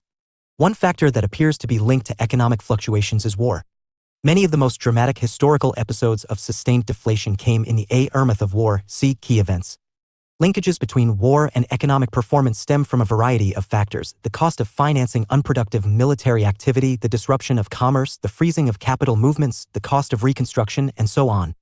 War and economic fluctuations. Conflict. However, other explanations of booms and slumps locate their source within the nature of the capitalist system itself. A classic example of this is found in Marx's analysis of capitalism. Marx was concerned not only to highlight the inherent instability of capitalism based on irreconcilable class conflict, but also to analyze the nature of capitalist development. In particular, he drew attention to its tendency to experience deepening economic crises. Essay stemmed, in the main, from cyclical crises of overproduction plunging the economy into stagnation and bringing unemployment and immiseration or wage suppression and alienation to the working class. Each crisis would be more severe than the last because, Marx calculated, in the long term the rate of profit would fall. This would eventually and inevitably produce conditions in which the proletariat, the vast majority in society, would rise up in revolution. Whatever its other advantages, the Marxist image of deepening crises of capitalism, leading irresistibly towards the system's final collapse and replacement, has proved to be unsound. By contrast, capitalism has proved to be remarkably resilient and adaptable, capable of weathering financial and economic storms of various kinds, while also achieving long-term growth and expansion. This has occurred not least through the fact that capitalism's capacity for technological innovation has far outstripped Marx's expectations. Comparatively few therefore continue to see the tendency towards boom and bust cycles as a fatal flaw within capitalism, still less as a precursor of social revolution. Amongst the most influential of non-Marxist theories were those developed by the Austrian economist and social theorist Joseph Schumpeter, 1883 to 1950. Building on Marx's theory of the capitalist business cycle, Schumpeter, 1942, argued that capitalism existed in a state of ferment he dubbed creative destruction, with spurts of innovation destroying established enterprises and yielding new ones. The notion of creative destruction captures both the idea that it is entrepreneurs who drive economies, generating growth and, through successes and failures, setting business cycles in motion, and the notion of creative destruction captures both the idea that it is entrepreneurs who drive economies, generating growth and, through successes and failures, setting business cycles in motion, and the idea that innovation is the main driver of wealth. However, Schumpeter himself was pessimistic about the long-term prospects for capitalism, arguing that the human and social costs of periodic slumps and the stifling of dynamism, creativity, and individualism through the growth of elitism and state intervention would ultimately lead to capitalism's demise. Developments in the post-1945 period, and especially in the age of accelerated globalization and turbo-capitalism, nevertheless, suggest that Schumpeter seriously underestimated capitalism's sustained appetite for creative destruction. More conventional academic economists tend to explain boom and bust cycles in terms of the factors determining business investment and its effects on the level of GDP. In such views, levels of business investment are inherently unstable because of factors such as the multiplier effect, the exaggerated impact of spending and investment as it ripples through the economy, and the accelerator principle, the hypothesis that levels of investment vary with changes to the rate of output. Lessons of the Great Crash. The greatest challenge that international capitalism has faced was posed by the Great Depression of the 1930s, which was precipitated by the Wall Street crash or Great Crash of 1929. From 1926, the United States experienced an artificial boom fed by a rash of speculation and the expectation of ever-rising share prices. However, in 1929, confidence in the economy suddenly evaporated when signs appeared that the sale of goods was starting to decline. On October 24, 1929, Black Thursday, a panic ensued on the stock market as 13 million shares changed hands in a single day. On October 29, 16 million shares were sold. Banks subsequently failed, major businesses started to collapse, and unemployment began to rise. As a severe economic depression in the United States spread abroad, affecting to some degree all industrialized states, the Great Crash became a Great Depression. East Wall Street crash is relatively easy to explain. As J.K. Galbraith argued in his classic E Great Crash 1929, 1954, 2021, it was just another speculative bubble, albeit on an historically unprecedented scale. It was, he argued, an escape into make-believe fueled by the belief that it is possible to get rich without effort and without work. At stock market crises have an impact on the real economy is not a surprise, given the fact that falling stock values inevitably lead to a decline in business and consumer confidence, reducing the funds available for investment as well as domestic demand. However, does a recession have to become a fully-fledged depression? In the case of the Great Crash, two key mistakes were made. Migrant Mother 1936 Dorothea Lange's widely reproduced photograph of Florence Owens Thompson and her children in a California camp among field laborers rendered destitute by that year's pea crop failure is emblematic of the poverty and anxiety of the Great Depression. Source: Library of Congress. First, in view of a strong belief in rugged individualism and the doctrine of laissez-faire, the Hoover administration responded to the Wall Street crash by keeping public spending low and trying to achieve a balanced budget. Not only did this mean that the unemployed had to rely mainly on private charity, such as soup kitchens, for survival, but it also meant that, in withdrawing money from the economy, it helped to deepen, rather than cure, the crisis. Laissez-faire. Laissez-faire, in French meaning literally leave to do, is the principle of non-intervention in economic affairs. It is the heart of the doctrine that the economy works best when left alone by government. The phrase originated with the physiocrats, 18th-century French economists who believed land and agriculture to be the center of value production, who devised the maxim laissez-faire est laissez-passer, leave the individual alone and let commodities circulate freely. The central assumption of laissez-faire is that an unregulated market tends naturally towards equilibrium. This is usually explained by the theory of perfect competition. From this perspective, government intervention is seen as damaging unless it is restricted to actions that promote market competition, such as checks on monopolies and the maintenance of stable prices. This lesson was most crucially taught by Keynes, whose The General Theory of Employment, Interest and Money 1936 challenged classical economic thinking and rejected its belief in a self-regulating market. Keynes argued that the level of economic activity, and therefore employment, is determined by the total amount of demand, aggregate demand, in the economy. It is implied that governments could manage their economies through adjusting their fiscal policies, injecting demand into the economy in times of recession and high employment by either increasing public spending or reducing taxation. Unemployment could therefore be solved not by the invisible hand of capitalism but by government intervention, in this case by running a budget deficit, meaning that the government literally overspends. The first, if limited, attempts to apply Keynes' ideas were undertaken in the United States during Roosevelt's New Deal, but even then Roosevelt was unwilling to move away from the idea of a balanced budget, helping to explain why the Great Depression ran throughout the 1930s and only ended with the increase in military spending after the outbreak of the Second World War. Only in Germany did the Depression end earlier, and that was because rearmament and military expansion from the mid-1930s onwards served as a form of inadvertent Keynesianism. The second lesson of the Great Crash was that its economic impact was substantially deepened by the general trend towards beggar thy neighbor policies. Governments sought to reduce imports and maximize their exports with devaluation. The hope was that exports would become cheaper for overseas customers, while imports would become relatively more expensive and less desirable.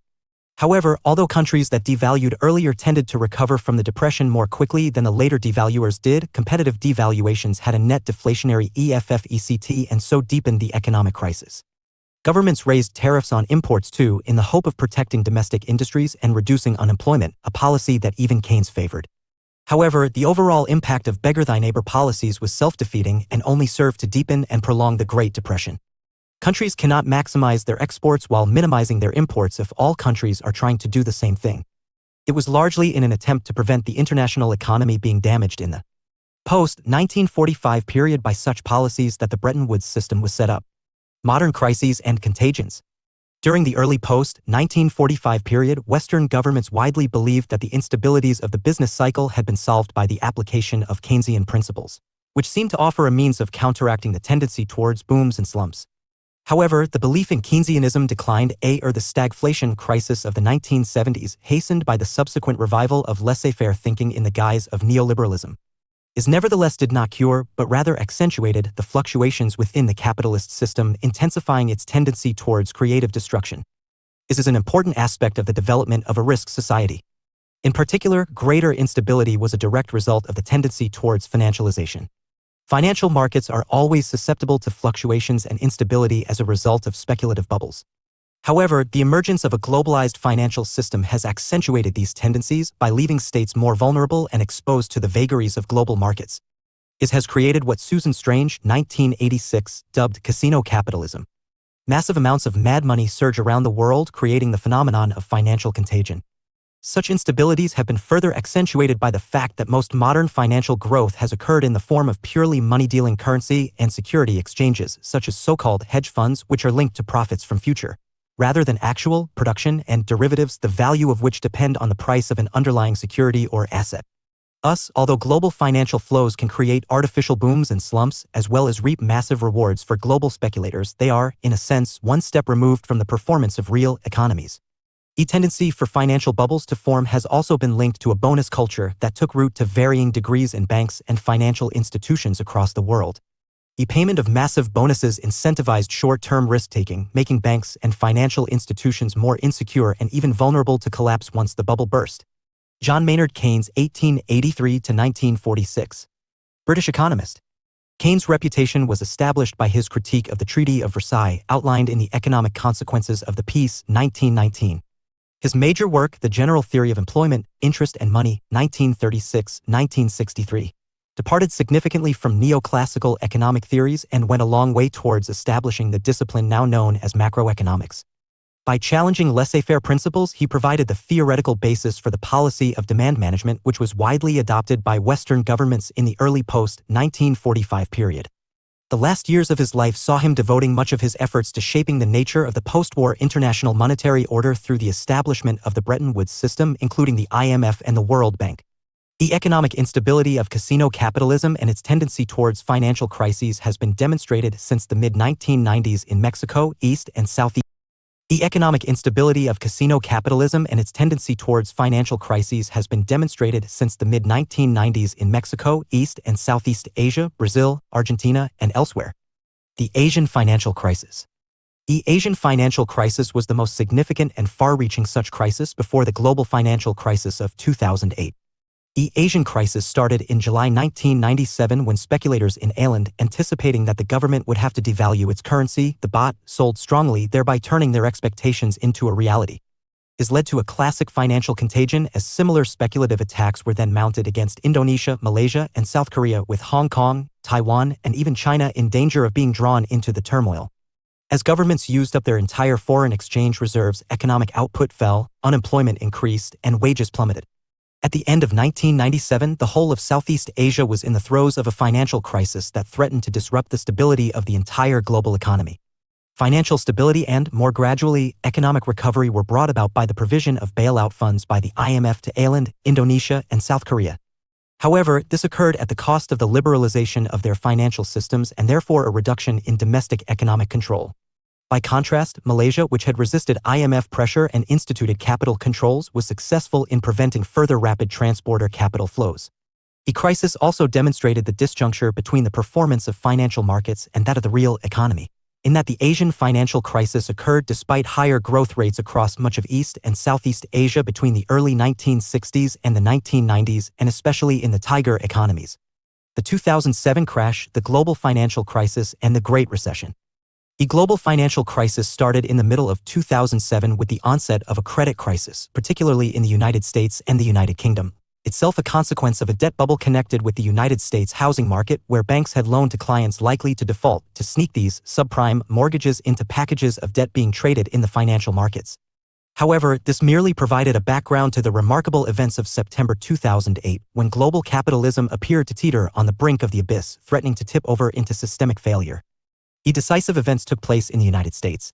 The two government-sponsored mortgage corporations, Fannie Mae and Freddie Mac, were bailed out by federal authorities. Lehman Brothers, the 158-year-old investment bank, succumbed to bankruptcy. The insurance giant AIG was only saved by an $85 billion government rescue package, while Wachovia, the fourth-largest U.S. bank, was bought by Citigroup, absorbing $42 billion of bad debt. Banking crises erupted elsewhere and stock markets went into freefall worldwide, massively reducing share values and betokening the onset of a global recession which lasted, in most countries, until 2009, although much of Europe re-entered recession in 2011. Crises of modern global capitalism. 1994-5 The Mexican economic crisis begins with the sudden devaluation of the Mexican peso and has an impact elsewhere in Latin America, the tequila effect. 1997-8 The Asian financial crisis starts in Thailand with the collapse of the baht but spreads to most of Southeast Asia and Japan where currencies slump and stock markets crash. 1998 The Russian financial crisis sees the collapse of stock, bond, and currency markets in a context of falling commodity prices in the wake of the Asian financial crisis. 1999-2002 The Argentine economic crisis begins with a loss of investor confidence in the Argentine economy in a context of falling GDP, leading to a flight of money away from the country. 2000 The dot-com crisis sees the bursting of the dot-com bubble after dramatic speculative rises in IT-related stocks since 1998. 2002 The Uruguay banking crisis witnesses a massive run on banks amid concerns about the links of the Uruguayan economy with Argentina's economic meltdown. 2007-8 The U.S. subprime mortgage crisis precipitates the global financial crisis. 2007-9 The global financial crisis. 2010-13 The Eurozone crisis, see here. 2010 The Venezuelan crisis, triggered in part by falling oil prices and major shortages of essential commodities by the end of the 2010s. 2014-15 Another Russian financial crisis with multiple economic and political causes, including falling oil prices, the devaluation of the ruble, and the sanctions imposed in response to its annexation of Crimea from Ukraine, see here. 2014-16 The Brazilian economic crisis, triggered in part by the slowdown of Chinese economic growth and its effect on Brazilian commodities exports. 2016 The UK's vote to leave the EU sees a sharp drop in the value of the Great British Pound against the US dollar, the euro, and other currencies, from which it has not yet recovered. Uncertainty over the terms of Brexit have caused ongoing volatility in exchange rates. 2020 The onset of the global COVID-19 pandemic in 2020 combined with ongoing impacts of the global financial crisis a decade earlier and the outbreak of a major war between Russia and Ukraine in 2022 have led to significant global economic volatility. Debates about the implications of the global financial crisis of 2007-9 are closely linked to disagreement about its underlying causes. Was the crisis rooted in the U.S. banking system, in Anglo-American enterprise capitalism, or in the nature of the capitalist system itself? At one level, the crisis was linked to inappropriate lending strategies adopted by U.S. banks and mortgage institutions, the subprime mortgage market. High-risk loans to applicants with poor or non-existent credit histories were unlikely to be repaid, and when the scale of toxic debt became apparent, shockwaves ran through the U.S. financial system and beyond. At a deeper level, however, the subprime problem in the United States was merely a symptom of the defects and vulnerabilities of the neoliberal capitalism that has taken root in the United States, the UK, and elsewhere based on free markets and an underregulated financial system. For George Soros, the crisis of 2007-9 reflected the failure of the market fundamentalism that had underpinned neoliberal economic thinking. Challenging the notion that markets operate rationally to ensure that resources are allocated to their most profitable use, Soros, 2008, argued that deregulated financial markets had allowed a superbubble to develop over a period of some 25 years, taking the form of massive and unsustainable debt. When the superbubble burst, many of the financial instruments, bonds, securities, derivatives, and so on, that had been traded in ever larger volumes were suddenly revealed to be almost valueless. Even an avowed supporter of laissez-faire capitalism, such as the former Federal Reserve Board Chairman Alan Greenspan, 2008, has noted the tendency of markets towards irrational exuberance, leading to an undue escalation in asset values. Key contemporary economic theorists. George Soros, 1930. A Hungarian-born stock market investor, businessman, and philanthropist, Soros has been a critic of the market fundamentalist belief in natural equilibrium. He particularly emphasizes the role of reflexivity, the tendency for cause and effect to be linked as actions bend back on themselves, in showing why rational actor economic models do not work. Soros' main works include Open Society, 2000, and The New Paradigm for Financial Markets, 2008. Source: Alstein Bild DTL/Getty Images. Ben Bernanke, 1953. A U.S. economist and chairman of the U.S. Federal Reserve between 2006 and 2014, Bernanke was instrumental in managing the United States' response to the 2007-9 global financial crisis. Bernanke's academic writings have focused largely on the economic and political causes of the Great Depression, highlighting, amongst other things, the role of the Federal Reserve and the tendency of banks and financial institutions to cut back significantly on lending. Bernank's main work is Essays on the Great Depression, 2004. Source, Alex Wong/Getty Images. Hajun Chong, 1963. A South Korean development economist working in the UK, Hajun Chong has become a prominent public intellectual since the onset of the global financial crisis.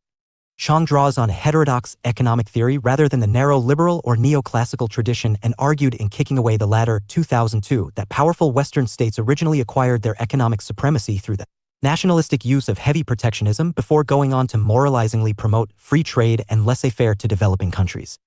In the wake of the 2007 financial crash, Chang welcomed a burgeoning student movement demanding a new, heterodox curriculum under the banner of post-crash economics, and has worked to make economics intelligible and accessible to the general public through his writing and frequent media appearances. His other key works include Reclaiming Development, 2004, 23 Things They Don't Tell You About Capitalism, 2010, and Economics, The User's Guide, 2014. Source, David Levinson/Getty Images. Juanita Elias. Source, with permission from Juanita Elias. A professor of international political economy specializing in research on the everyday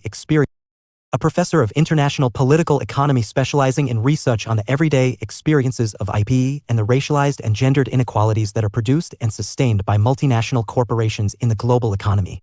Juanita Elias spent her early career in Australia before moving to the UK in 2014. Elias has been a central figure in developing feminist IP. In Fashioning Inequality, 2004, she critiqued liberal IPE and its view of the progressive firm as an agent for globalization, exploring how TNCs replicate and reinforce local gendered divisions of labor in the societies they outsource manufacturing to. Elias is co-editor of a key feminist IPE book series on global political economies of gender and sexuality, along with the Global Political Economy of the Household in Asia, 2013, with S. J. Gunawardana. The Everyday Political Economy of Southeast Asia, 2016, with L. Redhell, and the Handbook of International Political Economy and Gender, 2018, with A. Roberts. She has also written many peer-reviewed journal articles. See also Joseph Stiglitz.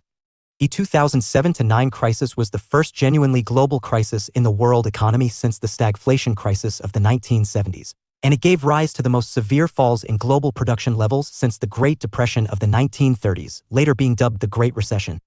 As most major economies returned to growth in 2009, it appeared that the massive efforts quickly initiated by national governments and coordinated by the G20, see here, had been successful. SA had seen the recapitalizing of banks, substantial cuts in interest rates, monetary stimulus, and a boost to domestic demand by allowing spending to exceed taxation, fiscal stimulus. Above all, international action prevented a recurrence of the most serious mistake made in the aftermath of the 1929 Wall Street crash, a resort to protectionism, which helped to ensure that a financial crisis turned into a deep and prolonged economic crisis. However, renewed and severe economic problems emerged from 2010 onwards, not least in the form of sovereign debt crises in a number of Eurozone economies. It's suggested that, for Western economies in particular, the global financial crisis may have triggered the beginning of an age of debt and austerity. One of the most widely anticipated consequences of the financial crisis was that it would lead to a reevaluation and possibly a rejection of the neoliberal model of globalization. This was, in part, because past major crises have led to significant changes in the management of the world economy.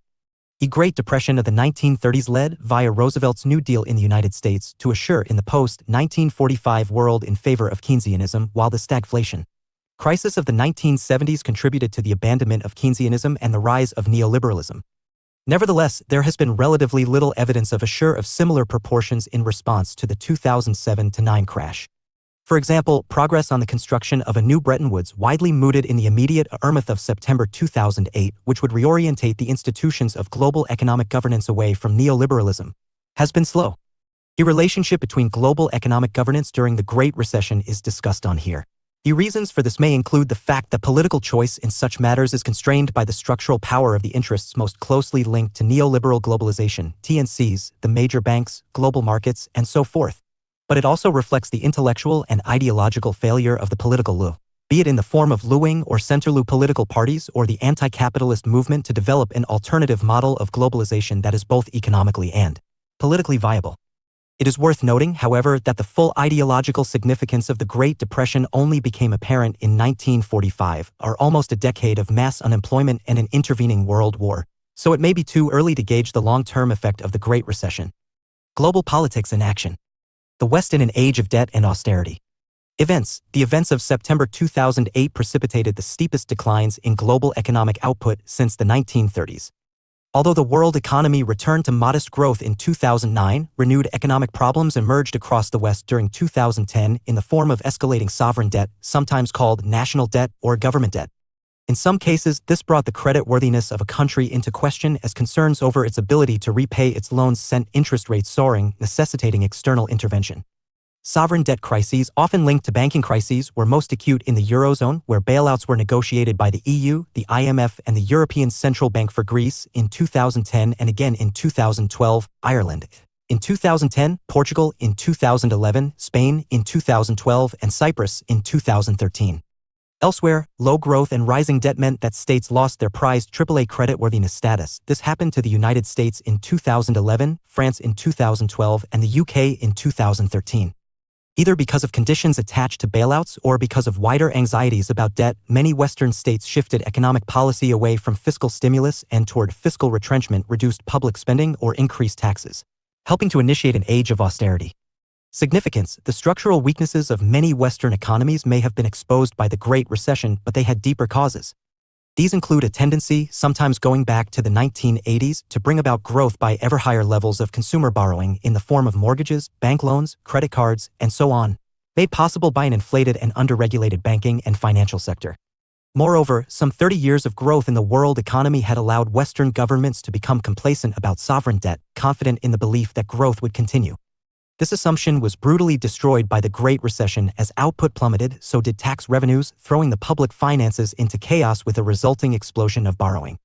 However, there is major debate about how the blight of debt should be addressed, and especially about the link between debt and austerity. The austerity approach, adopted across much of Europe, is based on the belief that if chronic indebtedness is the problem, the solution must be debt reduction, achieved, in particular, by cutting public spending. A failure to take the austerity medicine risks passing on an escalating debt burden to future generations. Austerity, nevertheless, brings with it the problem that spending cuts and/or increased taxes take demand out of the economy and so threatens to result in economic stagnation.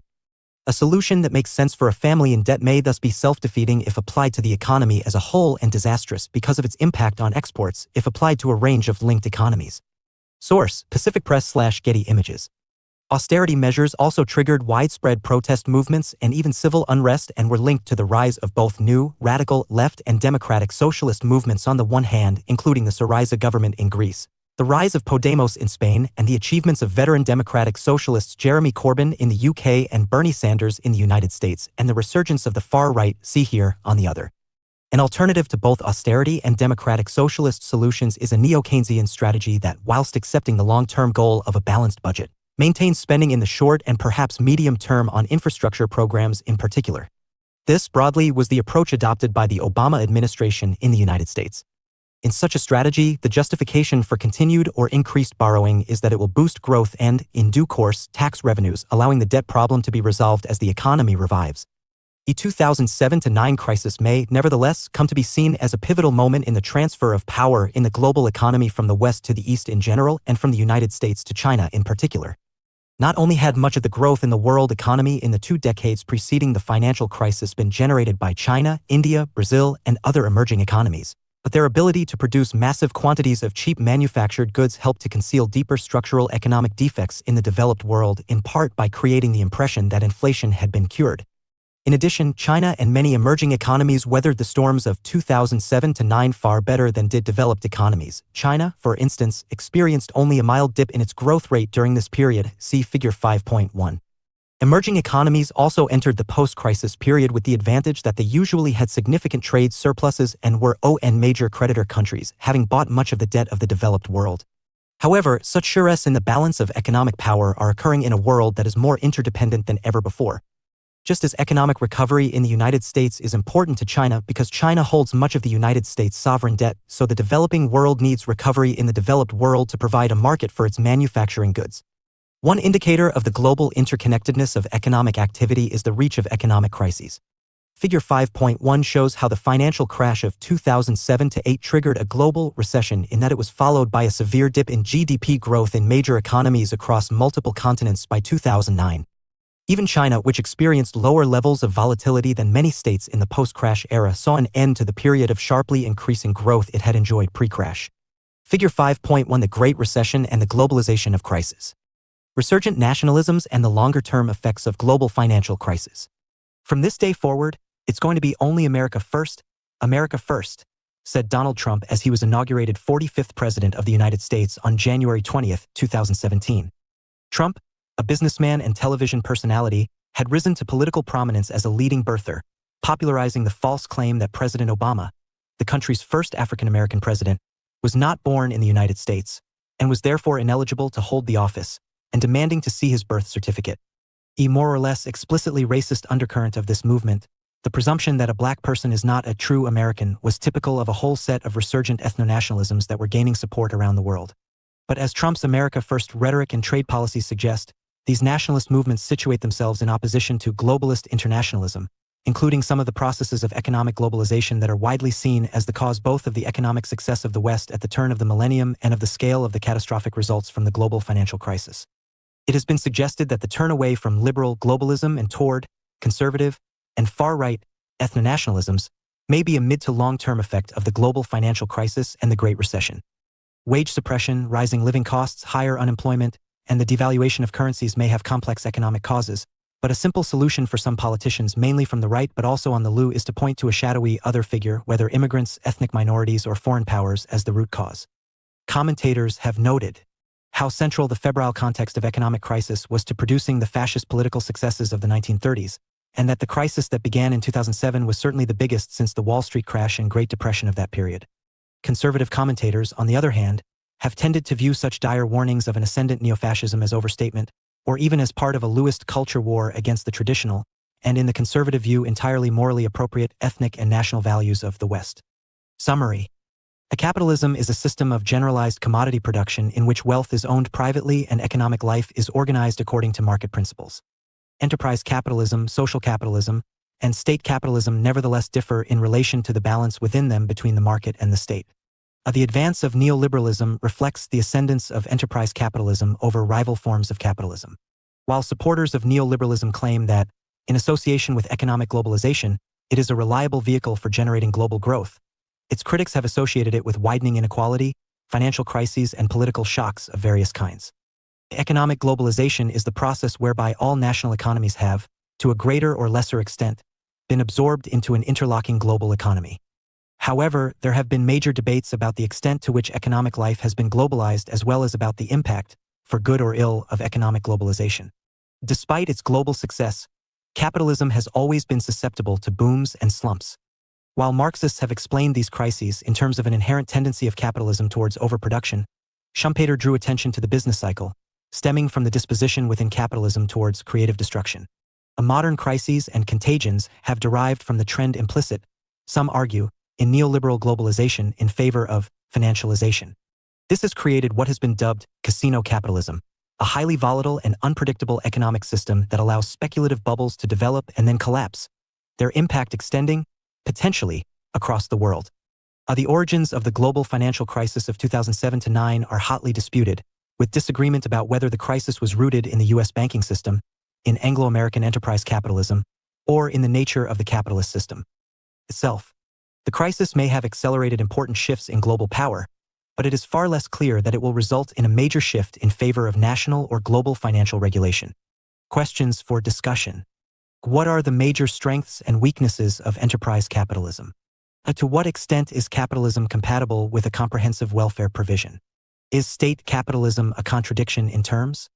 To what extent are neoliberalism and economic globalization linked? What are the chief drivers of economic globalization? Is the idea of a global economy a myth? Are transnational corporations a force for good or for ill? Is capitalism inherently unstable and crisis-prone? What does the 2007-09 global financial crisis tell us about the nature of the modern world economy? Will globalization survive the resurgence of nationalisms? Further reading.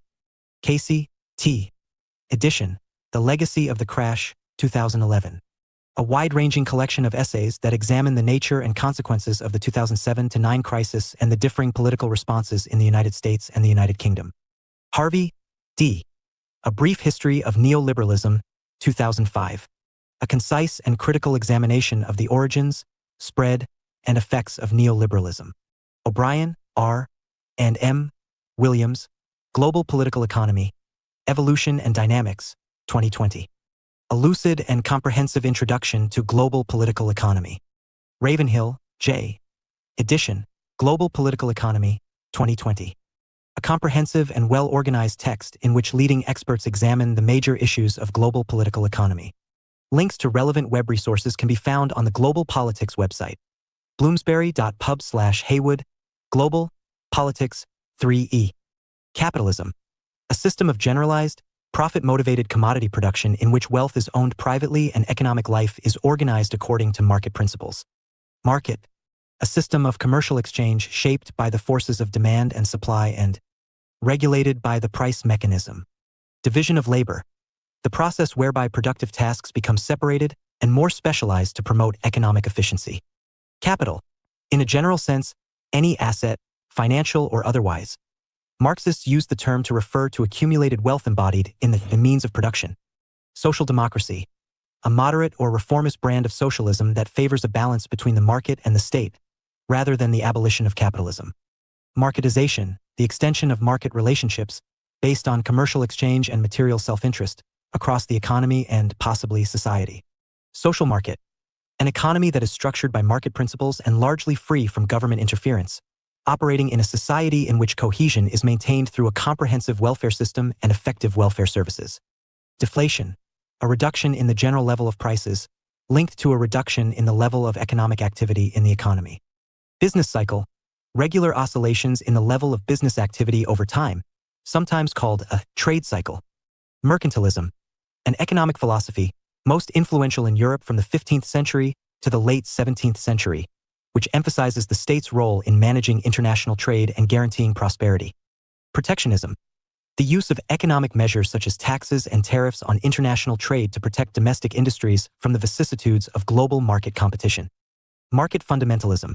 An absolute faith in the market, reflected in the belief that the market mechanism offers solutions to all economic and social problems. Keynesianism. A theory developed by J. M. Keynes see here, or policy of economic management, associated with regulating aggregate demand to achieve full employment. Financialization. The reconstruction of the finances of businesses, public bodies, and individual citizens to allow them to borrow money and so raise their spending. Internationalization. The growth of relations and movements, for instance, of goods, money, people, messages, and ideas, across borders and between states, creating higher levels of interdependence. Consumerism. Consumerism, a psychological and cultural phenomenon whereby personal happiness is equated with the consumption of material possessions, see here. Intrafirm trade, trade between two affiliates within the same company or between a parent company and an affiliate. Recession, a period of general economic decline that is part of the usual business cycle. Fiscal policies, policies whereby a government uses public spending or taxation in an effort to produce national economic effects, such as increased growth or employment.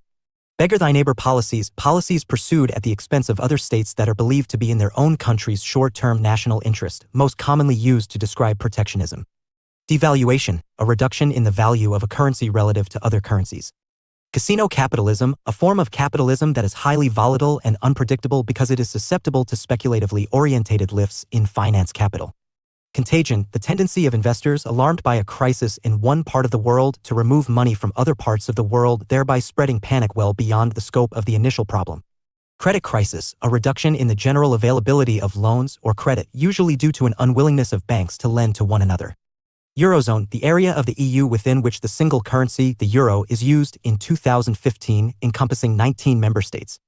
Sovereign debt crisis, a structural imbalance in state finances that makes it impossible to repay or refinance the national debt without assistance from a third party. 6666. The state, the individual, and foreign policy in a global age. Source, Anadolu Agency/Getty Images. Preview. The state has long been regarded as the most significant actor on the world stage, the basic unit of global politics. Its predominance stems from its sovereign jurisdiction. If, as the German sociologist Max Weber argued, the defining feature of states as social entities is their exercise of near unchallengeable, legitimate power within their borders, then we might expect them to operate as independent and autonomous entities in world affairs.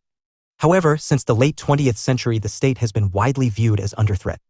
Economic and political globalization have transferred key powers from states to subnational, transnational and multinational entities from the United Nations and regional organizations such as the African Union to the World Trade Organization, transnational corporations, and collective security organizations such as NATO.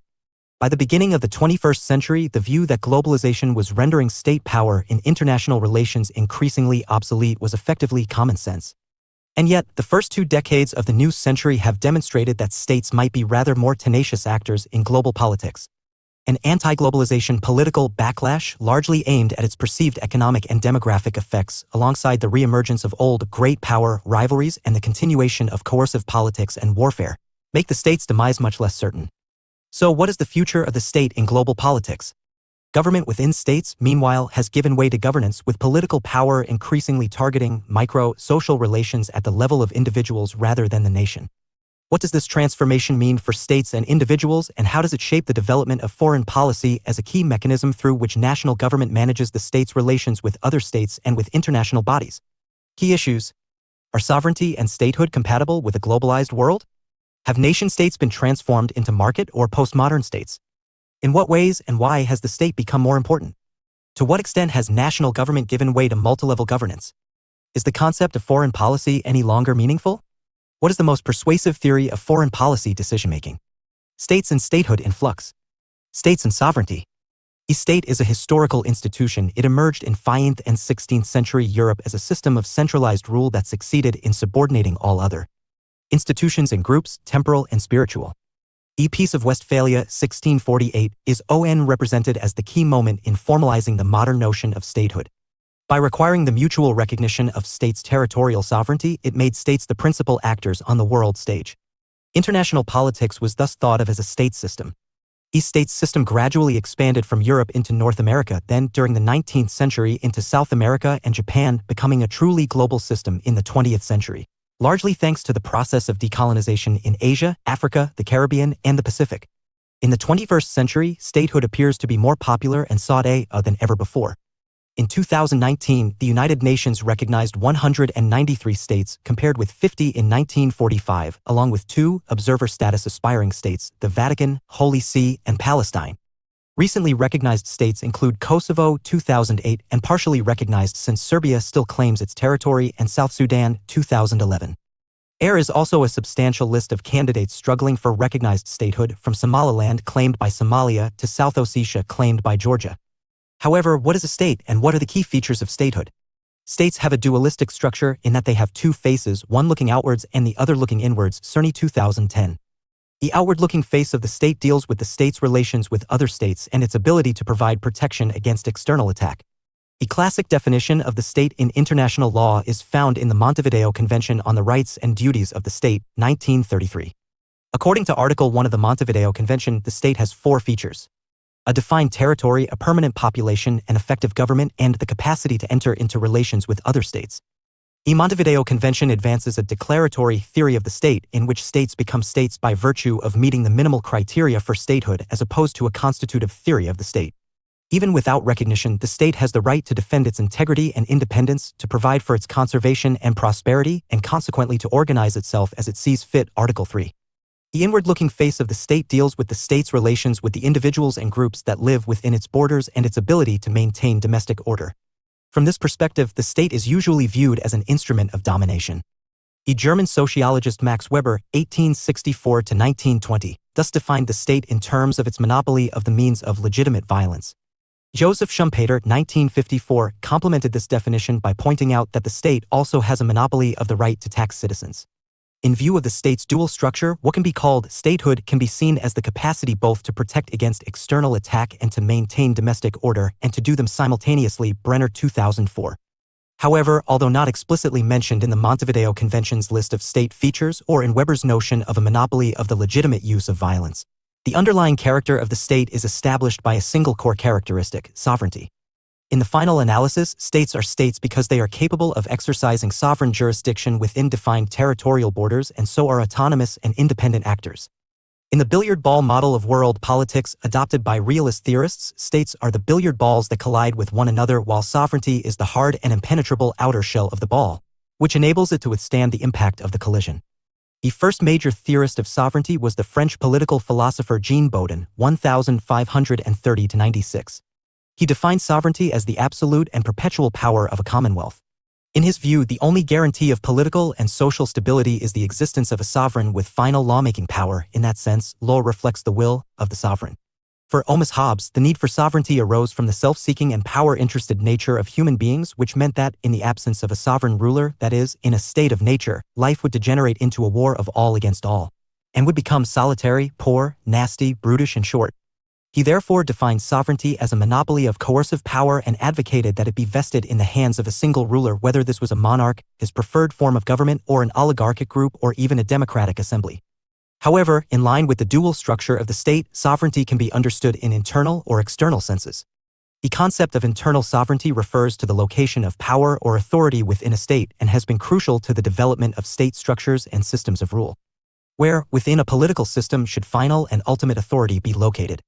Early thinkers, as already noted, were inclined to the belief that sovereignty should be vested in the hands of a single person, a monarch. Absolute monarchs described themselves as sovereigns and could, as did Louis XIV of France in the 17th century, declare that they were the state. A radical departure from this absolutist notion of sovereignty came in the 18th century with the Swiss political philosopher Jean-Jacques Rousseau's rejection of monarchical rule in favor of the notion of popular sovereignty. For Rousseau, ultimate authority was vested in the people themselves, expressed in the idea of the general will.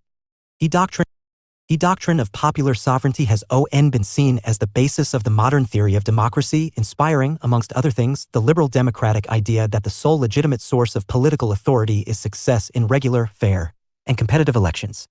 Nevertheless, some liberal thinkers warn that the concept of internal sovereignty is always tainted by its absolutist origins, arguing that the idea of an absolute and final source of authority is difficult to reconcile with the reality of diffused power and pluralist competition found within the modern democratic state. A state may, however, be considered sovereign by other states even where there is tension or conflict over the internal location of sovereign power. This is the notion of external sovereignty.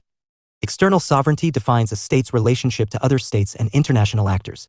It establishes the state's capacity to act as an independent and autonomous entity in world affairs. As such, it is the form of sovereignty that is of crucial importance for global politics.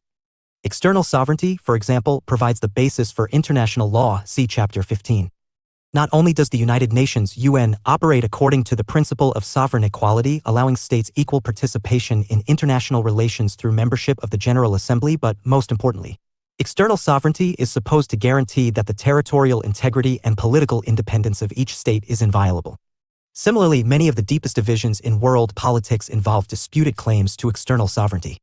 The long-standing Arab-Israeli conflict, for instance, turns on the question of external sovereignty for Palestinians, see here, while the outbreak of the Russia-Ukraine war in 2022, see here, followed Russia's denial of Ukrainian external sovereignty on the basis that Russian President Vladimir Putin viewed some regions of eastern Ukraine as essentially Russian territory.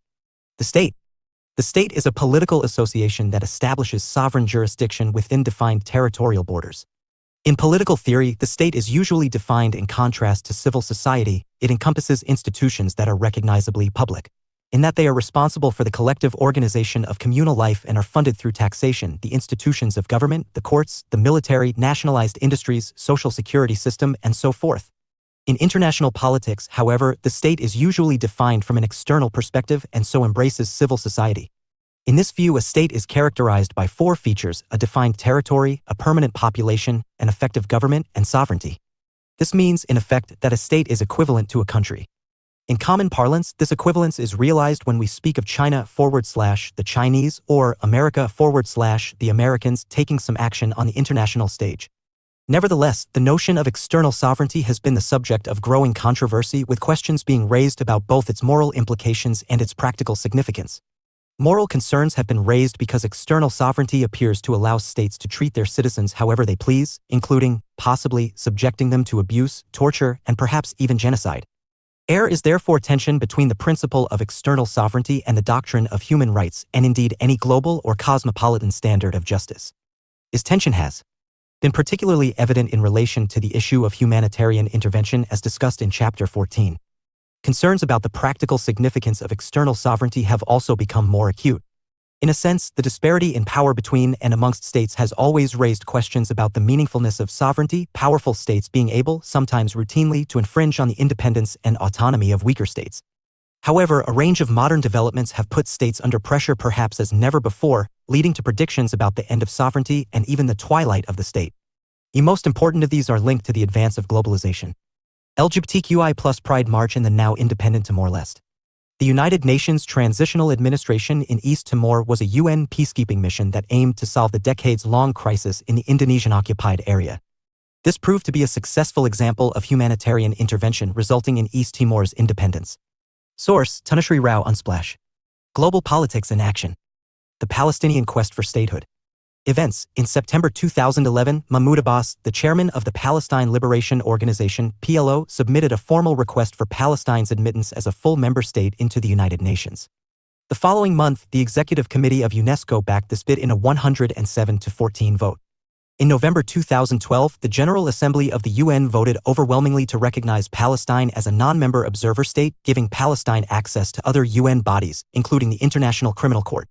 The emergence of a national consciousness amongst Palestinian Arabs can be traced back to a pre-First World War reaction against increasing Jewish immigration into Palestine, then loosely part of the Ottoman Empire, which was strengthened during the First World War by British encouragement for Arab nationalism.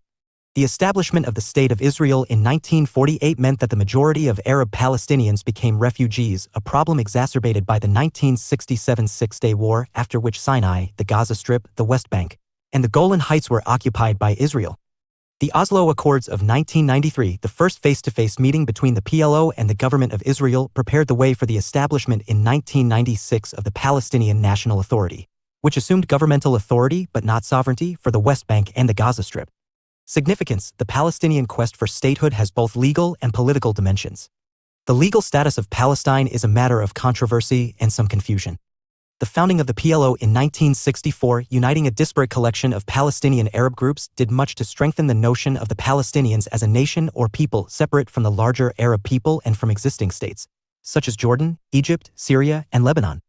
However, it was not until the establishment of the Palestinian Authority that the Palestinians could be said to have a defined territory and an effective government, albeit one that lacked de jure and de facto sovereignty.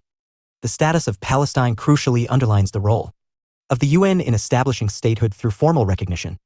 Palestine's transition from being a non-state entity with an observer status in the UN General Assembly granted in 1974 to being a non-member observer state has not been endorsed by the UN Security Council and falls short of full membership of the UN and thus full statehood. Nevertheless, as of April 2022, 138 of the UN's 193 members had recognized the existence of the State of Palestine.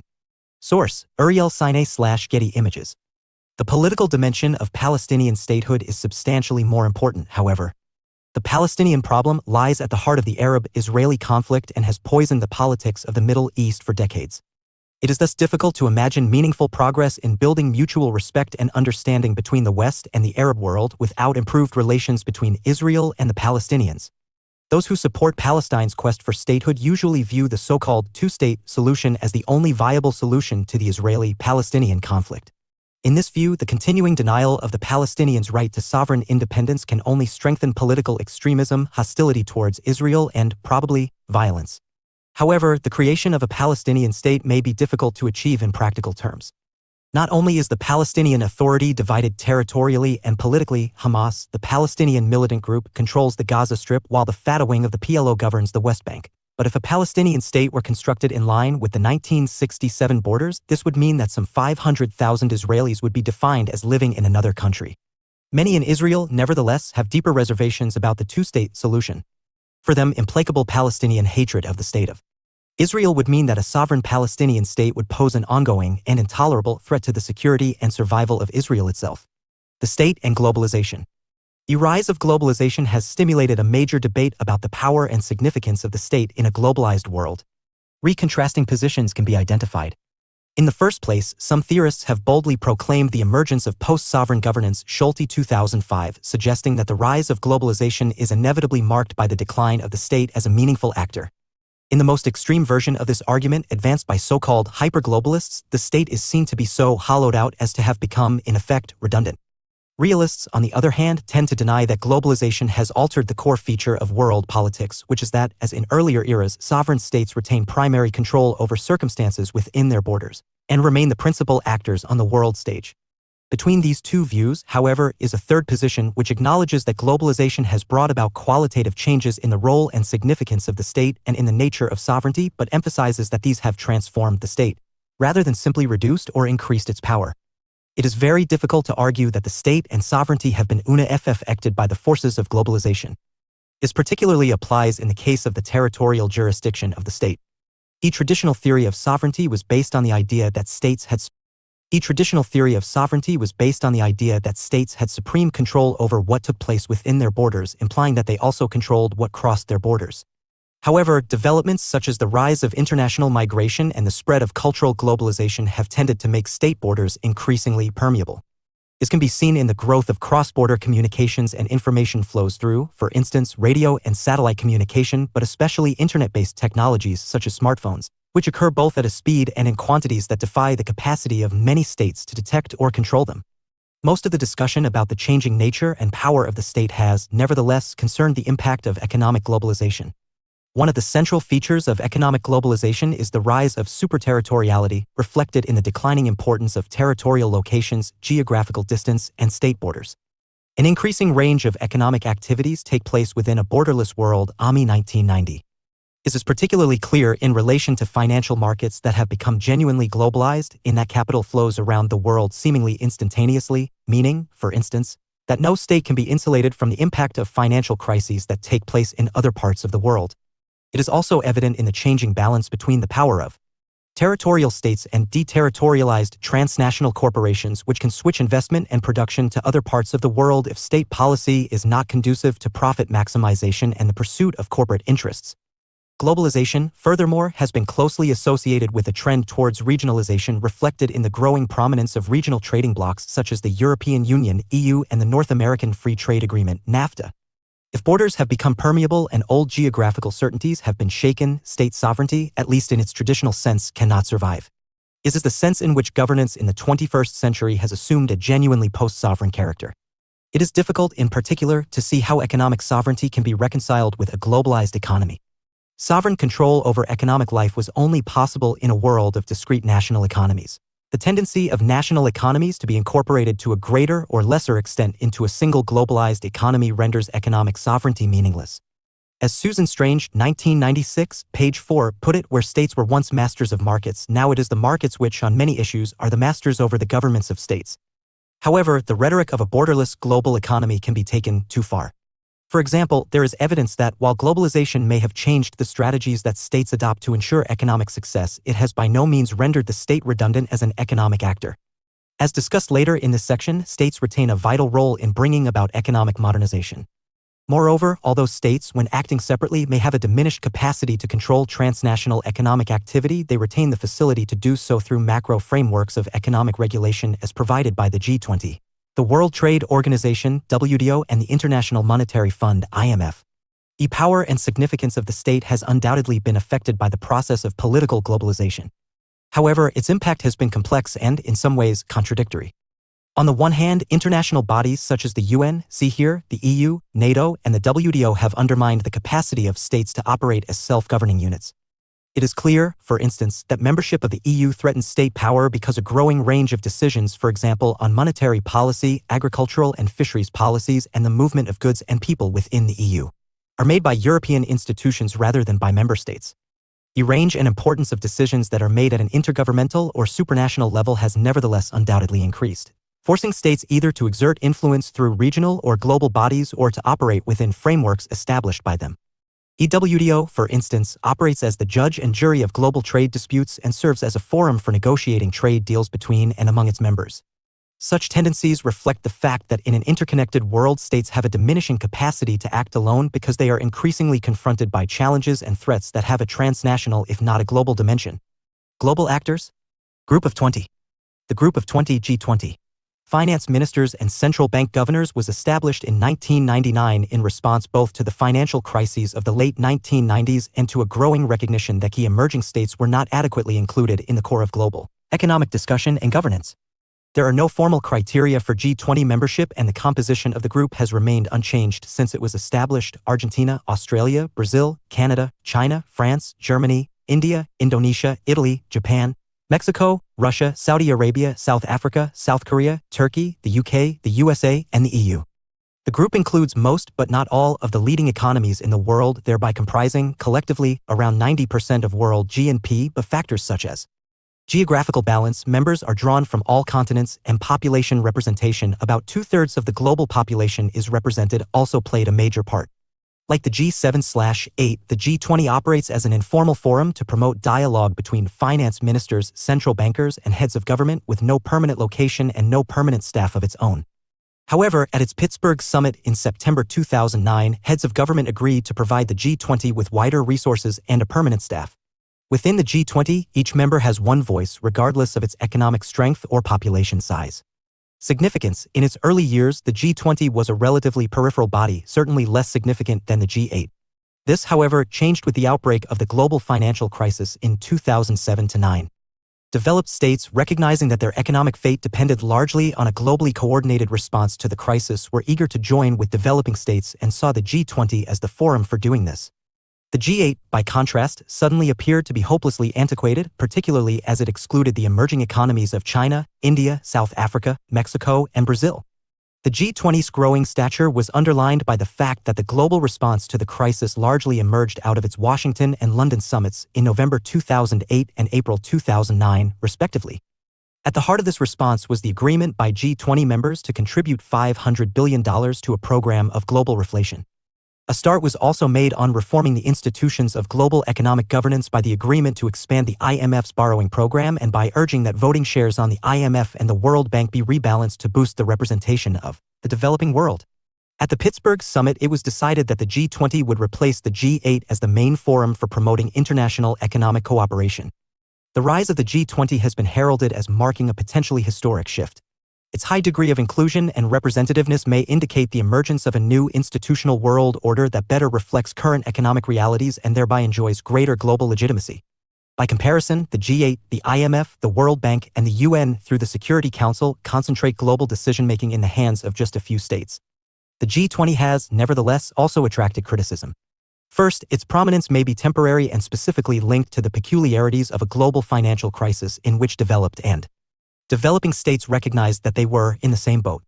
Developing a globally coordinated response over issues such as climate change and world trade, where the interests of the developed and developing worlds often diverge, may be much more difficult. Second, the G20, even transformed into a permanent body, remains toothless. It castigates countries judged to be behaving irresponsibly, condemns weak financial regulation at national and global levels, and takes a stance on matters such as bankers' bonuses, but it lacks the capacity to impose its will, still less to punish transgressors. Third, although the G20 clearly provides better representation than the G8, its membership is selected arbitrarily and excludes some rich states and all the world's poorest states. The G20's key players are also firmly wedded to a mainstream economic philosophy that favors the market and globalization, albeit a more regulated form of globalization. Political globalization. Political globalization refers to the growing importance of international organizations. These are organizations that are transnational in that they exert influence not within a single state but within an international area comprising several states. However, the nature of political globalization and its implications for the state vary depending on whether it is modeled on the principle of intergovernmentalism or supranationalism. Intergovernmental international organizations provide a mechanism that enables states, at least in theory, to take concerted action without sacrificing sovereignty. Supranational bodies, on the other hand, are able to impose their will on states. Most commentators nevertheless accept that political globalization lags markedly behind economic and cultural forms of globalization. On the other hand, political globalization opens up opportunities for the state as well as diminishing them. Working through international organizations and regimes may expand the capacities of the state, allowing them to continue to extend their influence within a globalized and interconnected world. This occurs when states pool their sovereignty. The notion of pooled sovereignty has been most explicitly developed in relation to the EU but could just as well be applied to any other international organization. By pooling sovereignty, member states transfer certain powers from national governments to EU institutions, thereby gaining access to a larger and more meaningful form of sovereignty. In this view, sovereignty is not a zero-sum game. The pooled sovereignty of the EU is, at least potentially, greater than the combined national sovereignties that compose it because, in this case, a regional body is able to exert greater influence in a globalized world than the member states could if each acted individually. State transformation. Globalizing tendencies have not only cast doubt over the continued relevance of the principle of state sovereignty but also, arguably, reshaped the nature and role of the state itself. As a historical institution, the state has undergone a variety of transformations. The rise of nationalism from the early 19th century onwards led to the creation of the nation-state, which allied the state as a system of centralized rule to nationhood as a source of social cohesion and political legitimacy. The quest for national self-determination became the principal motor behind state construction, as discussed in Chapter 8. For much of the 20th century, the state was characterized by its expanding social and economic role. The most extreme example of this was the development of collectivized states, which attempted to bring the entirety of economic life under state control. The best examples of such states were in orthodox communist countries such as the Soviet Union and throughout Eastern Europe. States in the capitalist world nevertheless also demonstrated a marked tendency towards economic and social intervention, albeit of a more modest kind. In their case, this involved the adoption of Keynesian strategies of economic management and a strengthening of social protection, leading to the development of the welfare state. The ability to deliver prosperity and to protect citizens from social deprivation thus became the principal source of legitimacy in most states. Since the 1980s, however, many commentators have drawn attention to the progressive hollowing out of the state, giving rise, allegedly, to a new state form. It has been variously described as the competition state, the market state, Bobbitt 2002, and the postmodern state, Cooper 2004. The most common explanation for this has been the changed relationship between the state and the market that has been brought about by the pressures generated by economic globalization. This is reflected in the general trend towards neoliberalism, most dramatically demonstrated by the transition from collectivized to market-based economies in former communist countries during the 1990s, but it was also evident, to some degree, across the globe through the adoption of policies of privatization, deregulation, and the rolling back of welfare provision. The influential French post-structuralist Michel Foucault documented the rise of neoliberalism across the Western world as concomitant to the rise of governmentality, a mode of governance that relies less on violent sovereign forms of power like those centered in the Weberian definition of statehood and more on internalized, individualized government of self and others and of personal conduct by individual members of a society. Governmentality. Developed in his hugely popular public lectures at the Collège de France, Paris, 1970-84, Michel Foucault's concept of governmentality is now widely used among critical and post-structuralist scholars of global politics. An early exponent of Foucault's concept, Mitchell Dean, notes that we usually identify government and its power with the state, i.e. with a sovereign body that claims a monopoly of independent territorial power and means of violence. Dean 2010, page 16. Governmentality, on the other hand, is a way of thinking about governmental power as more diffuse and less state-centric. Governmentality describes a type of political and economic power that emerged from the 18th century as the divine right of kings gave way to more Enlightenment thinking on legitimate power in Europe, see here. Sovereign power morphed during this period from the personalized rule of individual monarchs into what Foucault called the conduct of conduct, the dominant rationalities that shape how we conduct ourselves in everyday life, as much as how political leaders organize the business of states. Modern societies are therefore less ruled by individual sovereigns exerting disciplinary and hierarchical forms of power upon their subjects and are more governed by rationalities, dominant ways of understanding and doing things. For instance, neoliberalism, through which citizens to a large degree govern themselves and one another.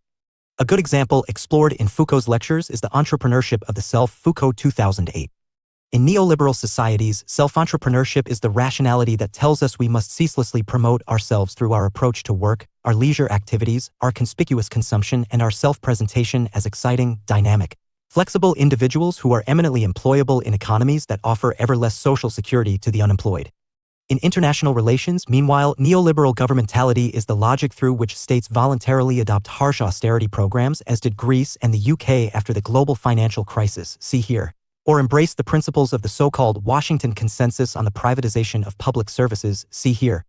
Critics of the concept, particularly Marxists, note that governmentality tends to highlight horizontal power relations between citizens without giving due attention to vertical power relations and the ways in which governmental rationalities, ideology for Marxists, may be designed by and serve powerful social groups or classes. Globalization can be seen to have promoted such developments in at least three ways. First, a greater exposure to global markets has encouraged many countries to adopt strategies designed to attract foreign capital and inward investment, namely policies of financial and economic deregulation. Second, intensified foreign competition forced countries to keep wage levels low and to promote labor flexibility, which meant scaling down welfare costs and other impediments to international competitiveness. TNCs acquired growing INFL yuans at the expense of the state. by virtue of the ease with which they are able to relocate production and investment in a globalized economy if state policy is insufficiently responsive to corporate interests. However, the changed relationship between markets and states may not simply mean a reduced role for the state but rather a different role for the state. The state may have been transformed, not eclipsed altogether. Svensson 2004. Robert Cox has argued that the growing global organization of production and finance had transformed conventional conceptions of government and society, leading to the internationalization of the state. This is the process whereby national institutions, policies, and practices become little more than an instrument for restructuring national economies in line with the dynamics of the global capitalist economy. Although this implies that states have lost substantial power over the economy, the process of economic globalization nevertheless requires a political framework that is provided by the state, notably in the form of the military territorial power of an enforcer. Cox 1994. In the modern global economy, this role has largely been assumed by the United States. Robert Cox 1926 to 2018. Canadian international political economist and leading exponent of critical theory. Cox worked in the International Labour Organization (ILO) before, in the early 1970s, taking up an academic career. Cox adopted a reflexive approach to theory in which theories are firmly linked to their context and subject. In his seminal work Production, Power, and World Order, Social Forces in the Making of History 1987, he examined the relationship between material forces of production, ideas, and institutions in three periods. The liberal international economy 1789 to 1873, the era of rival imperialisms 1873 to 1945, and the neoliberal world order post 1945. His writing examines issues such as the implications of globalization and the nature of U.S. global hegemony, in part to highlight the prospects for counter-hegemonic social forces. Cox's other major writings include, with H. Jacobson, The Anatomy of Influence, 1972, and with Timothy J. Sinclair, Approaches to World Order, 1996. Bob Jessup, 2002, described the advent of a more market-orientated state in terms of a move away from the Keynesian welfare national state towards what he called the Schumpeterian competition state. The competition state is a state that aims to secure economic growth within its borders by securing competitive advantages in the wider global economy. Competition states are distinguished by the recognition of the need to strengthen education and training as the principal way of guaranteeing economic success in the new technology-dependent economy, and this approach was adopted by the Asian tiger economies from the 1970s onwards. Although they attempt to increase market responsiveness by promoting entrepreneurialism and labor flexibility, competition states are also aware of the need to combat social exclusion and bolster the moral foundations of society. To some extent, the advance of the competition state is evident in a wider share from so-called demand-side economics, which encourages consumers to consume, by, for instance, Keynesian reflation, to supply-side economics, which encourages producers to produce, by, for example, improved education and training, labor flexibility, and deregulation. Behavioral economics and the nudge state. One key dimension of the internal transformation of states has been the emergence of new ideas and technologies for governing. States and their governments have increasingly drawn lessons from behavioral economics, a branch of economic theory concerned with mapping and predicting real human behavior rather than drawing on abstract principles alone. Governments use behavioral nudges to induce citizen behavior that fits their policies. For example, a government wishing to reduce public spending on health will employ creative, visual health warnings on food, drinks, tobacco, and other products that may have detrimental effects on the health of the citizenry.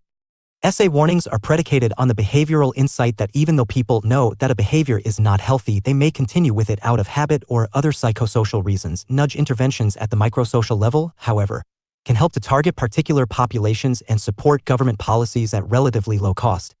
The Behavioral Insights Team, or Nudge Unit, formed by the UK Government Cabinet Office in 2010 and headed by psychologist David Halpern, experimented successfully with a range of nudges across a range of social policy areas, from police recruitment to welfare benefits, and pioneered this model of governance. A 2019 World Bank report included the UK, alongside Australia, Canada, Denmark, France, Germany, the Netherlands, Peru, Singapore, and the United States, as one of 10 states leading the global use of behavioral science to address intractable policy problems, something the bank's own behavioral science team hopes to apply in the case of developing countries. The rise of the nudge state is open to a range of criticisms, from nannying or even authoritarian micromanagement of citizens to its reliance on big data and algorithmic, automated processing that risks dehumanizing subjects and compromising their privacy. The postmodern state. The notion of the postmodern state has been associated in particular with the writings of Robert Cooper, 2004. In Cooper's analysis, the post-Cold War world is divided into three parts, each characterized by a distinctive state structure: the pre-modern, modern, and postmodern worlds. A postmodern world is a world in which force has been rejected as a means of resolving disputes, order being maintained instead through a respect for the rule of law and a willingness to operate through multilateral institutions. Security in such a world is based on transparency, mutual openness, interdependence, and, above all, a recognition of mutual vulnerability. States appropriate to such a world, postmodern states, are more pluralist, more complex, and less centralized than the bureaucratic modern states they have replaced, and they also tend to be less nationalistic, allowing, even encouraging, multiple identities to thrive. Postmodern states are characterized by both the wider role played by private organizations in the processes of governance and the fact that government's role is increasingly orientated around the promotion of personal development and personal consumption. As Cooper, 2004, page 53, put it, individual consumption replaces collective glory as the dominant theme of national life. In terms of their external orientation, postmodern states are distinguished by their unwarlike character, reflected in the application of moral consciousness to international relations and a rejection of the balance of power as unworkable in the post-Cold War era. On this basis, the only clear examples of postmodern states are found in Europe, with the EU perhaps being an example of a postmodern proto-state. However, the plight of the state may be most serious in formerly colonized societies and developing countries.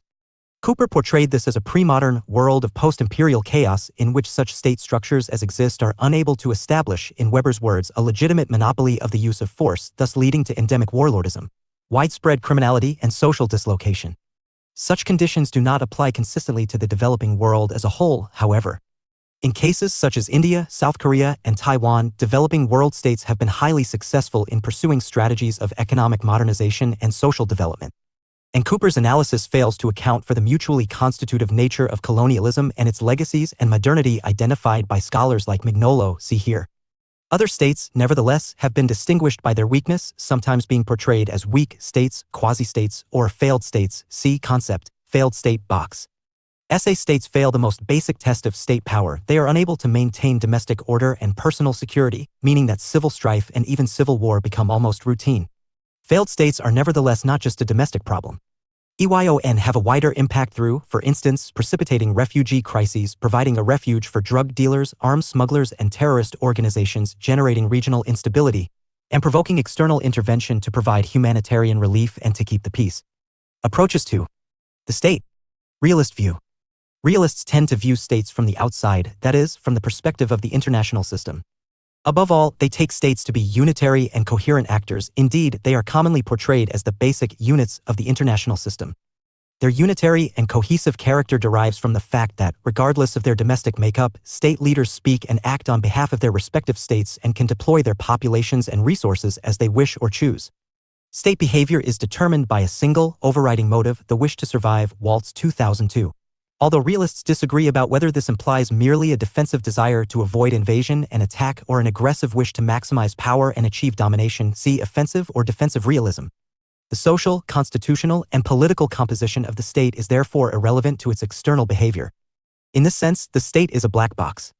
Neorealists in particular insist that states differ only in terms of their capabilities or power resources. There are great powers, minor powers, and so on. All realists nevertheless agree that the state is the dominant global actor, hence they adopt a state-centric view of global politics. For example, from a realist perspective, globalization and the state are not separate or, still less, opposing forces. Rather, globalization has been created by states and thus exists to serve their interests. Other actors thus only exert influence to the extent that the state allows. Liberal view. Liberals believe that the state arises out of the needs of society and reflects the interests of individual citizens. Social contract theory suggests that the state was established through an agreement amongst citizens to create a sovereign power to escape from the chaos and brutality of the state of nature, a stateless or pre-political society. The core role of the state is thus to ensure order by arbitrating between the competing individuals and groups in society. The state thus acts as a referee or umpire. This implies that changes in the structure of society can and will alter the role and power of the state. Liberals, as a result, have been less willing than realists to view the state as the dominant global actor, usually adopting instead a mixed-actor model of world politics. Indeed, liberals have generally accepted that globalization has been marked by the decline of the state and perhaps the transition from nation-states to postmodern or market states as power has shifted away from the state and towards in particular global markets and transnational corporations, TNCs, but also to individuals. Furthermore, liberals insist that the constitutional and political makeup of the state has a crucial impact on its external behavior. In particular, Republican liberals argue that democratic states are inherently more peaceable than non-democratic states. Doyle, 1986. Marxist views. Critical theorists reject both realist state-centrism and liberal assertions about the retreat of the state, but they do so in different ways. Western Marxists in the late 20th century engaged in heated theoretical debate on the nature of the state, with the principal protagonists being Ralph Miliband, who outlined an instrumental view of the state, and Nikos Poulantzas, and later Bob Jessup, who argued that the state is better understood as a social relation.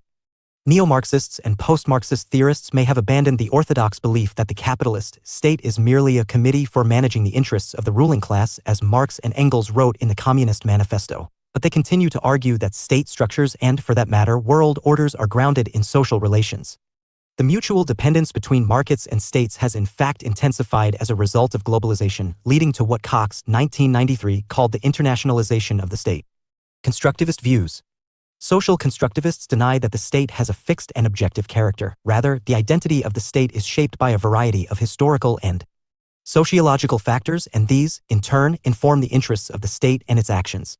When 1999, for example, distinguished between the social identity of the state shaped by the status, role, or personality that international society ascribes to a state and its corporate identity shaped by internal material, ideological, and cultural factors.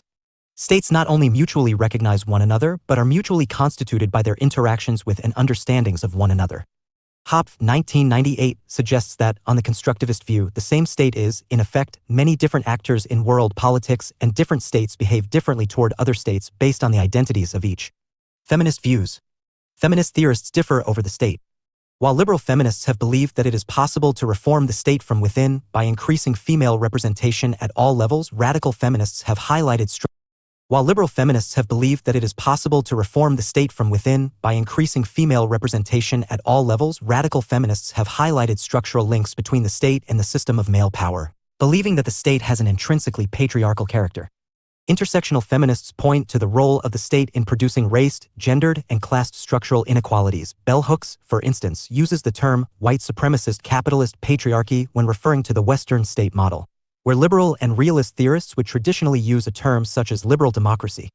Feminist international relations theorists such as Jay and Tickner have critiqued the centering of statesmen and of belligerent, state-centric masculinist approaches in diplomacy and international politics, while Charlotte Hooper refers to the struggles among manly states in establishing a hegemonic masculinity through colonization. Postcolonial views. The Russian Marxist revolutionary V.I. Lenin viewed imperialism, the practice of powerful states occupying and colonizing those societies less able to defend themselves for the purpose of extracting valuable commodities and labor from them, as the highest stage of capitalism and a key aim of the capitalist state. Postcolonial theorists and the anti-colonial movements from which they sprang, often influenced by Marxist and Leninist thought themselves, have been acutely aware of the role of the state in colonial and imperialist violence. Not only did state forces lead the invasion, occupation, and exploitation of colonized societies, they also instituted state structures in those societies. None of the 54 recognized states in the continent of Africa today existed in their present form prior to European colonization. Each is the result of colonialism, of anti-colonial struggle, and of eventual decolonization. European powers governed their colonial possessions through often brutal local state bureaucracies, which mobilized what postcolonial theory terms colorism, along with caste-based and racist forms of social and economic policy, to more effectively exploit the societies they had subjugated. While global politics had entered a post-colonial era by the late 20th century when European states had lost control over territories in Africa, Asia, and the Americas, post-colonial thinkers highlight the ways in which Western, white-majority countries often maintained colonial or neo-colonial relations with formerly colonized states across the global color line, CP, here using the mechanisms and institutions of global governance, the IMF, for example, to do so. Failed state. A failed state is a state that is deemed by other states or international organizations to be unable to perform its key role of ensuring domestic order by monopolizing the use of force within its territory. Examples of failed states in recent decades have included Cambodia, Haiti, Rwanda, Liberia, and Somalia. Failed states are no longer able to operate as viable political units in that they lack a credible system of law and order, often being gripped by civil war or warlordism. They are also no longer able to operate as viable economic units in that they are incapable of providing for their citizens and have no functioning infrastructure. Although relatively few states collapse altogether, a much larger number barely function and are dangerously close to collapse.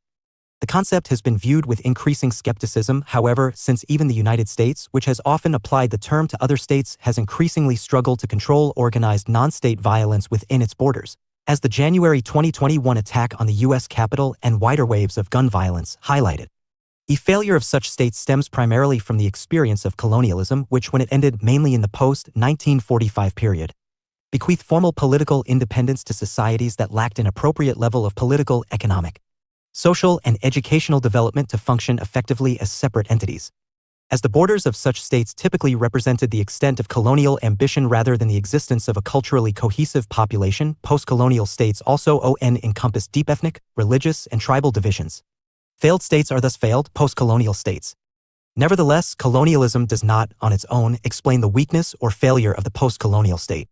Other sources of state failure include internal factors such as the existence of social elites, backward institutions, and parochial value systems that block the transition from pre-industrial agrarian societies to modern industrial ones, and external factors, notably the impact of TNCs and neocolonialism.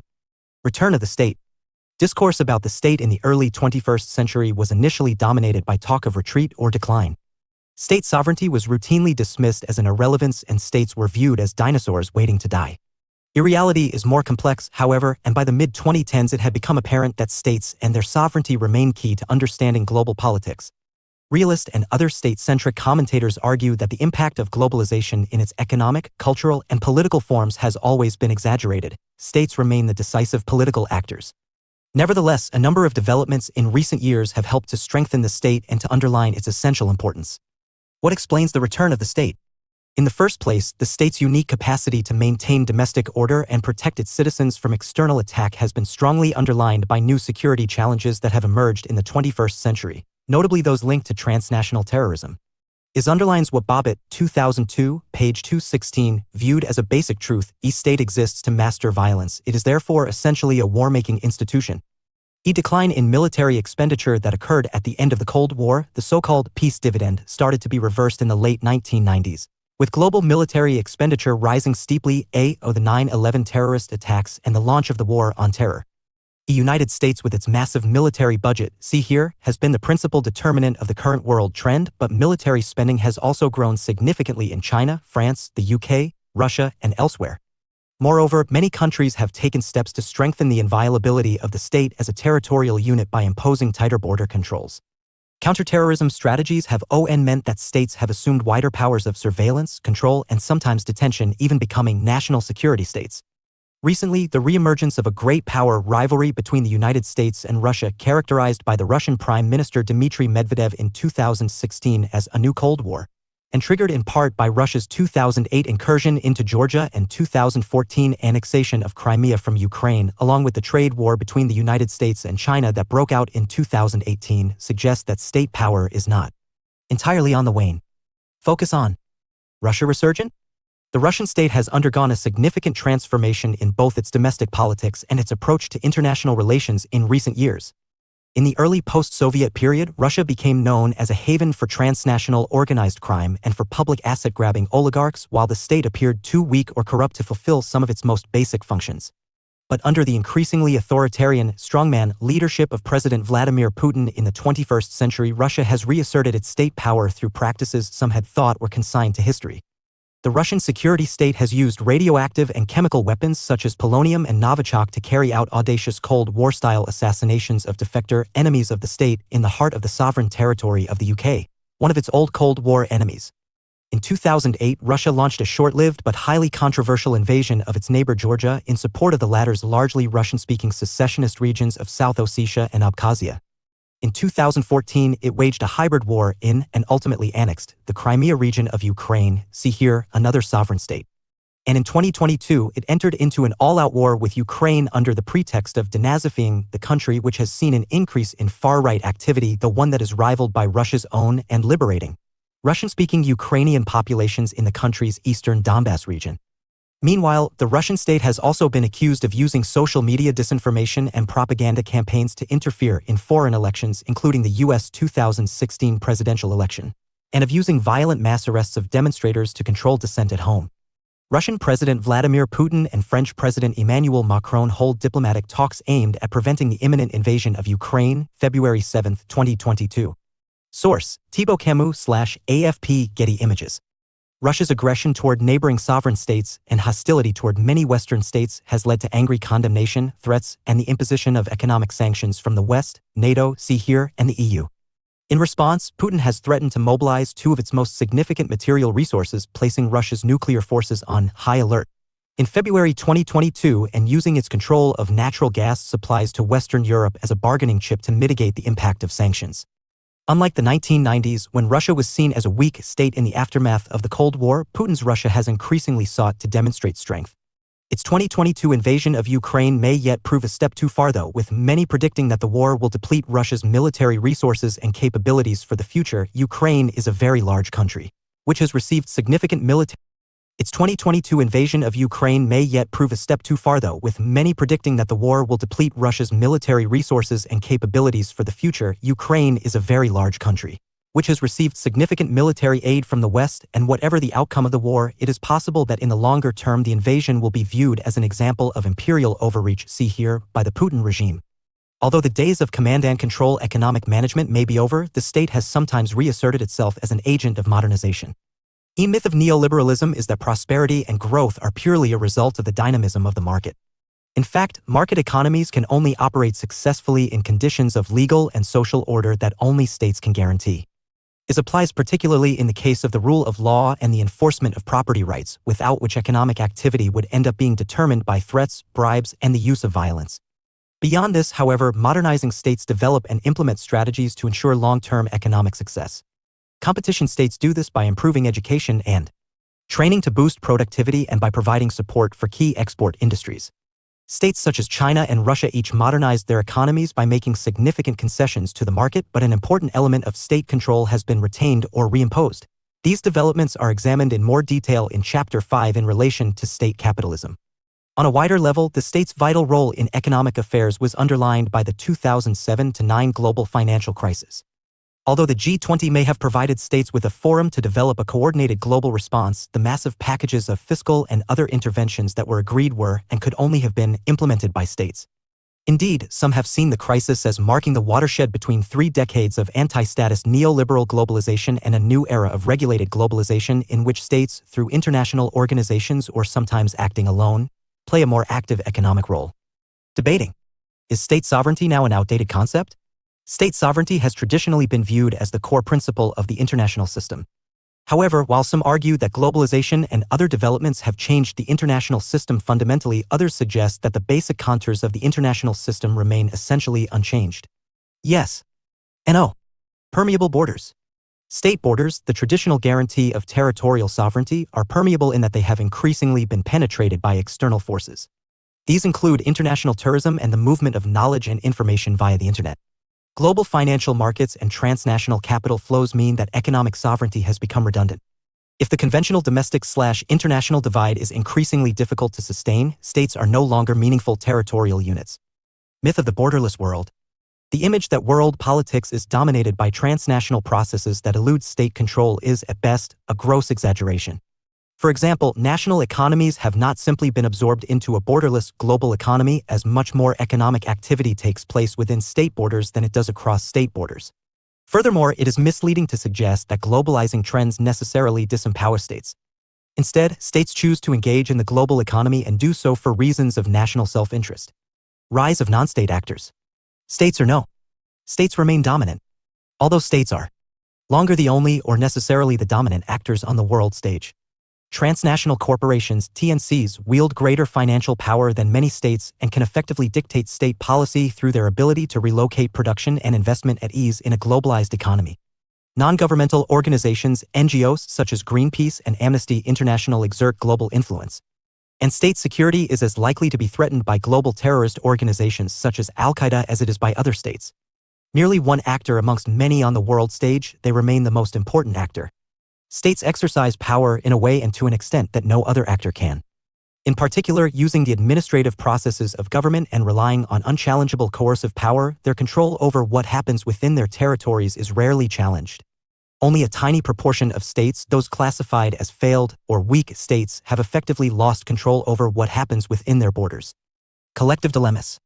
In modern circumstances, states are increasingly confronted by collective dilemmas, issues that are particularly taxing because they confound even the most powerful of states when acting alone.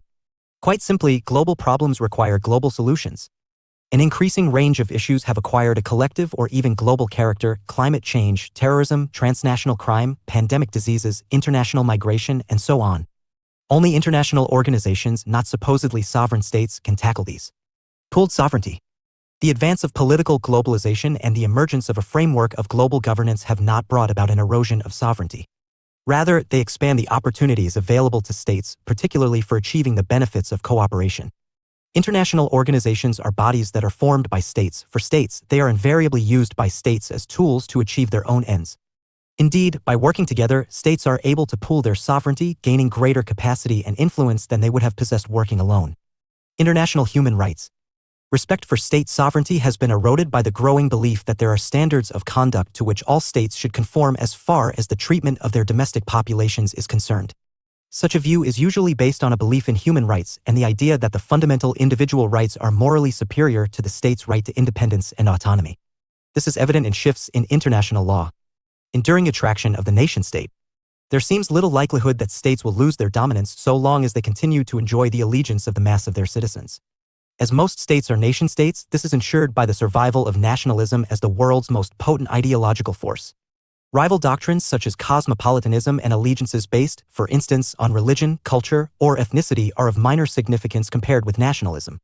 Examined in Chapter 15 and in the wider acceptance of humanitarian intervention, see Chapter 14. Finally, there has been a growing recognition of the role of the state in promoting development. This is reflected in an increased emphasis on state building as a key aspect of the larger process of peace building. The provision of humanitarian relief and the task of conflict resolution become almost insuperably difficult in the absence of a functioning system of law and order. The wider use of humanitarian interventions since the early 1990s, later under the banner of a responsibility to protect, has meant that ordered rule is provided, initially at least, by external powers. However, this does not constitute a long-term solution. As examples such as Somalia, Iraq, and Afghanistan demonstrate, externally imposed order is only sustainable for a limited period of time, both because the economic and human cost to the intervening powers may be unsustainable in the long run and because, sooner or later, the presence of foreign troops and police provokes resentment and hostility. Foreign intervention has therefore come, over time, to focus increasingly on the construction of effective indigenous leadership and building legitimate national institutions such as an army, a police force, a judiciary, a central bank, government departments, local administration, a tax collection agency, and functioning education, transport, energy, and healthcare systems. The process of state building is nevertheless profoundly difficult. National government to multilevel governance. From government to governance. Changes to the role and significance of the state have also had important implications for the nature and functioning of government. Government refers to the formal and institutional processes that operate at the national level to maintain order and facilitate collective action. Its central feature is the ability to make collective decisions and the capacity to enforce them. Since the 1980s, however, it has become increasingly fashionable for international theorists and political analysts to talk more in terms of governance rather than government, with terms such as global governance, see Chapter 20. Good governance and corporate governance becoming commonplace. The so-called governance turn in the study of international and domestic politics has been a consequence of a variety of developments. At the heart of these is the growing redundancy of the traditional notion of government as a hierarchy or collection of hierarchies. For Max Weber, 1948, hierarchy, in the form of what he termed bureaucracy, was the typical form of organization in modern industrialized societies. It was typified by the existence of fixed and official areas of jurisdiction, clear laws or rules, and a firmly ordered and established top-down chain of command. The virtue of such a command-and-control system was supposedly its rationality. Bureaucratization, according to Weber, reflected the advance of a reliable, predictable, and, above all, efficient means of social organization. Bureaucracies or hierarchies thus developed in the military and the police, in schools and universities, and throughout the modern state in the growth of government departments and executive. Bureaucracies or hierarchies thus developed in the military and the police, in schools and universities, and throughout the modern state in the growth of government departments and executive agencies. Similarly, the emergence of capitalist economies generating pressure for greater economic efficiency made large-scale corporations the dominant form of business organization in the 20th century. Governance. Governance, is a broader term than government.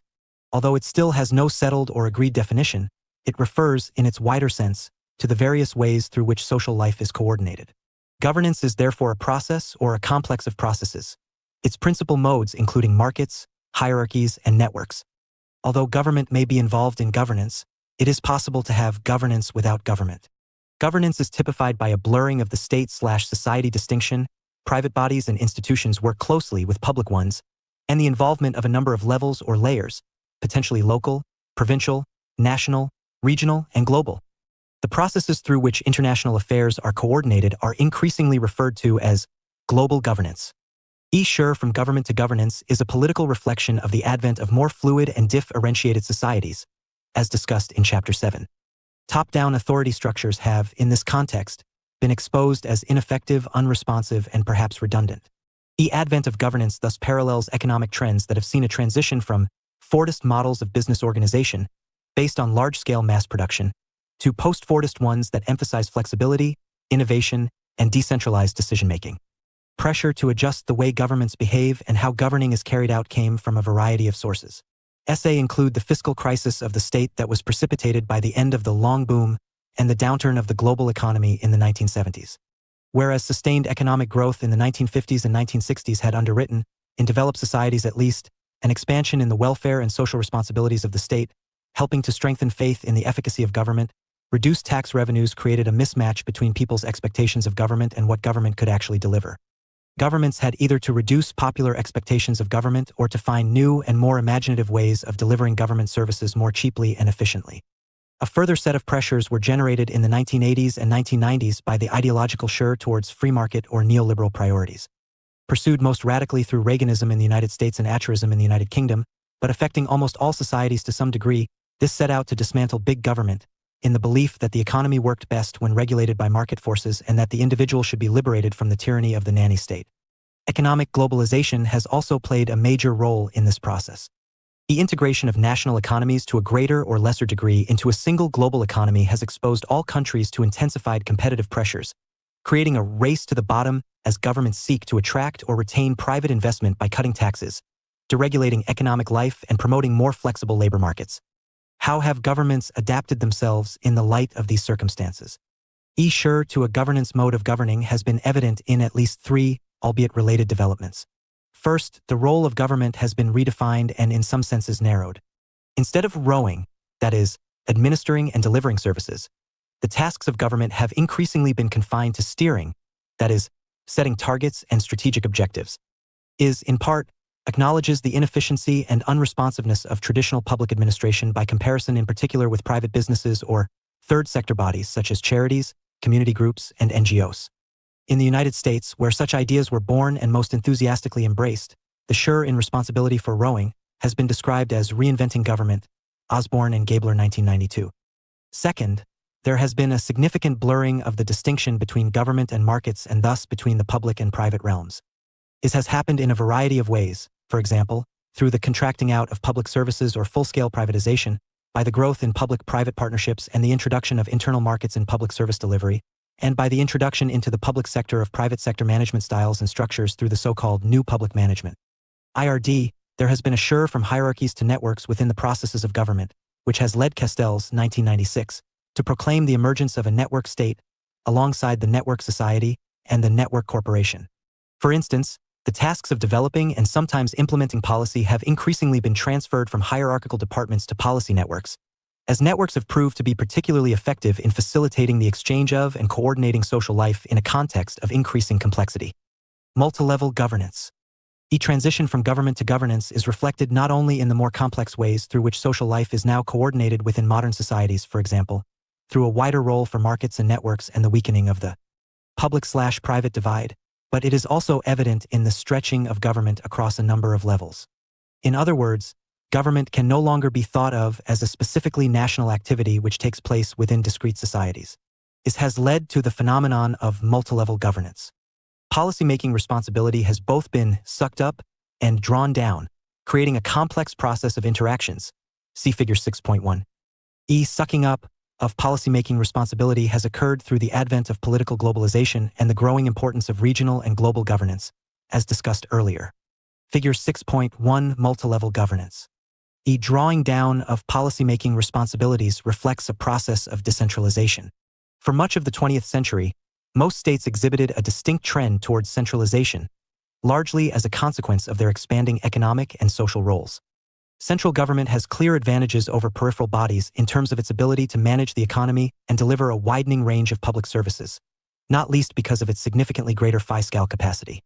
However, since about the 1960s, this trend has been reversed, giving way to a countervailing tendency towards localization. In many cases, this has been reflected in the growth or strengthening of peripheral or subnational political bodies. See Table 6.1. Table 6.1 Examples of localization. India post-independence, a US-style federal system was chosen rather than a UK-style unitary one. Spain, after the death of General Franco in 1975, in its transition to democratic government, a system of devolution was adopted, with 17 autonomous communities, each based on an elected assembly invested with broad control of domestic policy. France in 1982, the strategy of functional regionalism became a fully fledged system of regional government based on 22 directly elected regional councils. United Kingdom, the introduction of devolution in the late 1990s led to the creation of a Scottish Parliament, a Welsh Assembly, and a Northern Ireland Assembly, and the emergence of a form of quasi-federalism. Although localization may appear to be the antithesis of globalization, the two processes are closely, and perhaps intrinsically linked, as reflected in the notion of globalization, Robertson 1992.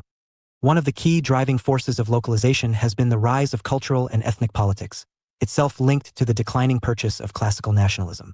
In the late 1960s and early 1970s, secessionist groups and forms of ethnic nationalism sprang up in many parts of Western Europe and North America. This was most evident in Quebec in Canada, Scotland and Wales in the UK, Catalonia and the Basque area in Spain, Corsica in France, and Flanders in Belgium. It created pressure for political decentralization and sometimes precipitated major constitutional upheavals. Similar manifestations of ethnic assertiveness were evident among the Native Americans in Canada and the United States, the Aboriginal peoples in Australia, and the Maoris in New Zealand. Other examples of localization include the tendency towards religious revivalism, through which Muslims, Christians, Hindus, Jews, and even Buddhists have gone. Other examples of localization include the tendency towards religious revivalism, through which Muslims, Christians, Hindus, Jews, and even Buddhists have gone local to reaffirm their faith through the adoption of fundamentalist beliefs and practices, and the stress within the anti-capitalist movement, see here, on the politics of protest and political activism, reflected in the slogan, "Think globally, act locally." Native Americans hold up flags noting the names of Native American people who have been killed. They stand on the spot where a statue of Christopher Columbus was toppled in protest during the 2020 global Black Lives Matter demonstrations. Source: Stephen Maturin/Getty Images. Federalism. Federalism, from the Latin foedus, meaning pact or covenant, refers to legal and political structures that distribute power between two distinct levels of government, neither of which is subordinate to the other. Its central feature is therefore the principle of shared sovereignty. Classical federations are few in number: the United States, India, Switzerland, Belgium, Canada, and Australia. However, many more states have federal-type features. Most federal or federal-type states were formed by the coming together of a number of established political communities. They are often geographically large and may have culturally diverse populations. Federalism may nevertheless also have an international dimension, providing the basis in particular for regional integration, as in the case of European federalism, discussed in Chapter 21. Localization, in its cultural, economic, but especially in its political form, has had profound implications for the process of governance, making the policy process yet more fragmented and decentralized. EU provides the best example of multilevel governance, operating as it does through complex processes involving subnational as well as national and supranational levels and actors. Local authorities and devolved bodies bypass national governments and seek direct representation in Brussels, strengthening their involvement in EU-level economic planning and infrastructure development. Moreover, since the late 1980s, the idea of a Europe of the regions has taken root, as regional and provincial levels of government have lobbied for and benefited from the direct distribution of aid from the European Regional Development Fund. Over time, regional aid has eclipsed agriculture as the largest single area of EU spending. Foreign policy. International relations, IR, theories, see chapters 3 and 4, have tended to take for granted that the state is the key entity in global politics, and to focus on analyzing structures and events through the lens of state interactions. An alternative approach, which first emerged in the United States in the late 1950s, emphasizes the importance of individuals as decision-makers within societies. Foreign policy analysis, FPA, is a subfield that emerged out of the behavioralist turn in IR and the wider social sciences in the mid-20th century. For FPA scholars, what happens within the international is the result of decisions made by individuals at the national and subnational level, presidents and prime ministers, foreign ministers, diplomats, bureaucrats, and even members of the public. FPA approaches therefore analyze not the grand structures of world politics but rather how particular foreign policy decisions are made by particular, relevant individuals. SA policies in turn elicit responses from other individuals in the form of other states' foreign policies, and true international relations lie in the interaction of these policies. FPA scholarship draws upon a diverse range of other social scientific disciplines, from personal and social psychology to media studies and history, to make sense of foreign policy decision-making by individuals. It also explores a huge range of relevant variables. Many FPA studies focus on leadership styles and the personal characteristics, beliefs, and psychology of particular decision-makers in positions of power. Others analyze the role of bureaucracy, the machinery of foreign policymaking, including government committees, the powers conferred upon individuals by holding particular offices of state, and so on, as a space in which pulling and hauling takes place between individual policymakers with differing foreign policy agendas, Allison 1969. Constructivist FPA, meanwhile, tends to focus on identities and perceptions as the causes of foreign policy decisions, for example, Campbell 1992. In FPA, the influence upon foreign policy decision-makers of everything from religious beliefs to cognitive bias, groupthink, and public opinion is studied for clues as to why particular outcomes in world politics come about. While FPA has had moments of ascendancy, particularly in the 1960s, 1990s, and 2000s, it has remained somewhat marginal within the wider academic field of IR and the study of global politics. Its proponents suggest that it could be poised to become one of the cutting-edge fields of social science in the 21st century, Hudson and Day 2020, page 216. But a critical perspective on this subfield reveals some potential weaknesses. First, by their own admission, in some cases, Herman 1980, FPA scholars tend toward journalistic, rather than social scientific accounts of global politics. While this approach might produce engaging narratives about how powerful individuals arrived at decisions, these analyses might lack rigor, and sometimes proceed by assertions that are very hard to substantiate about the personal psychology and inner lives of leaders. For instance, Margaret Herman's extensive work on the personal characteristics and traits of leaders and how they come to make foreign policy decisions, for example, offers a neat FPA typology into which we can slot a range of world leaders today. For Herman, 1980, two broad varieties predominate: aggressive leaders who are high in need for power, low in conceptual complexity, distrustful of others, nationalistic, and likely to believe that they have some control over the events in which they are involved, and conciliatory leaders who are high in need for affiliation, high in conceptual complexity, trusting of others, low in nationalism, and likely to exhibit little belief in their own ability to control the events in which they are involved. Whether a leader is more aggressive or conciliatory will determine the decisions they make on foreign policy issues. But are there really just two basic kinds of leader out there? Is social psychology and political decision-making ever really reducible to such a narrow typology? And what kinds of moral judgments or normative commitments are implicit in these lists of characteristics?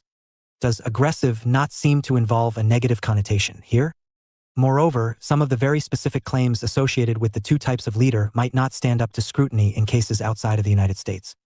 Kwame Nkrumah was very much a conciliatory foreign policy decision-maker on the one hand, in that he was a staunch Pan-Africanist, and was certainly high in conceptual complexity as a social and political theorist too, but he was also nationalistic, a trait Herman associates only with the aggressive leader.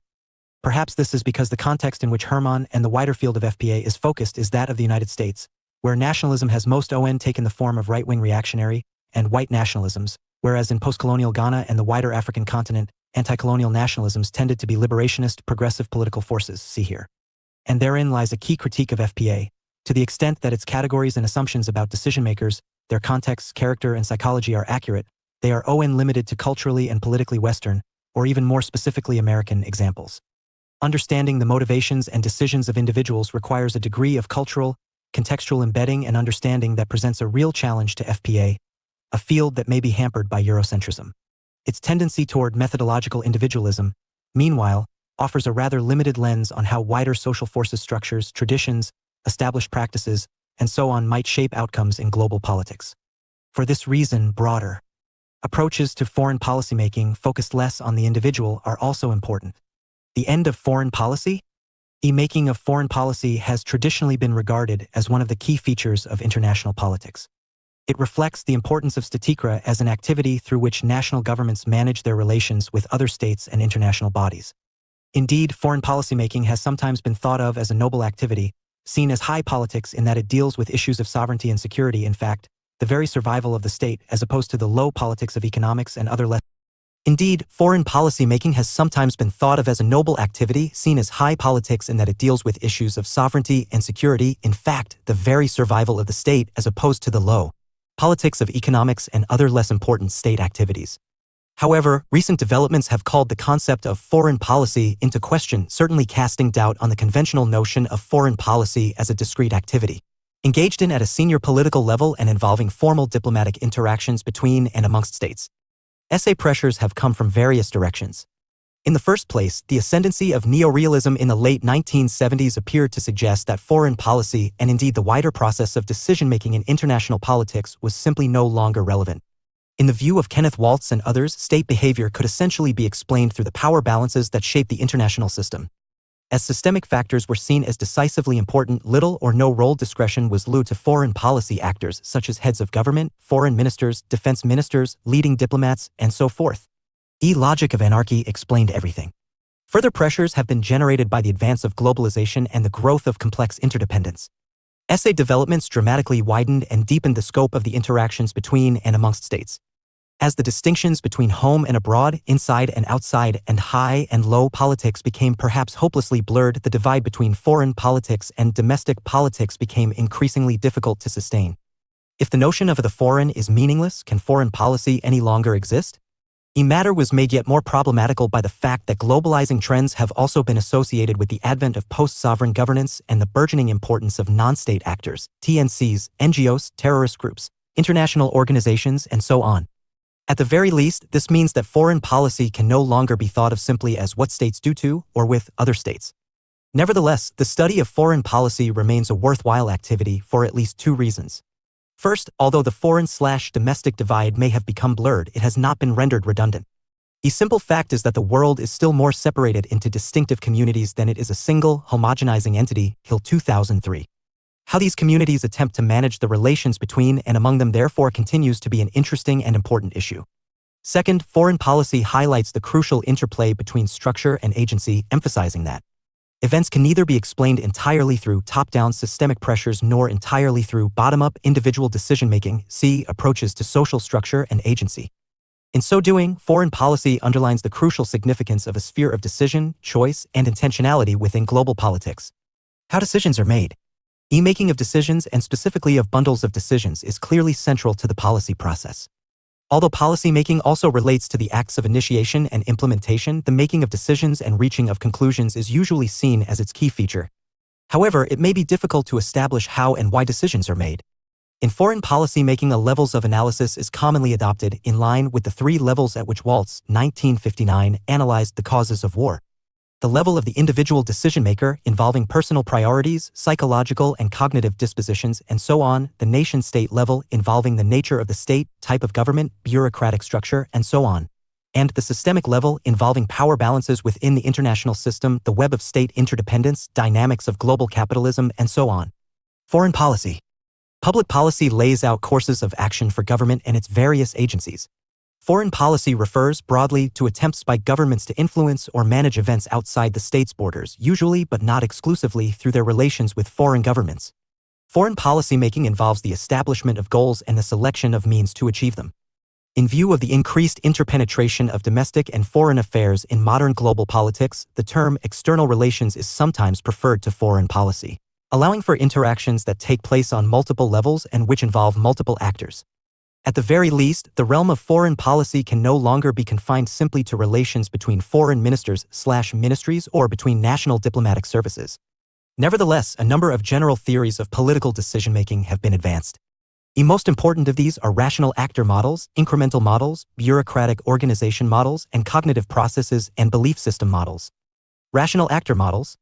Decision-making models that emphasize human rationality have generally been constructed on the basis of economic theories that have themselves been derived from utilitarianism.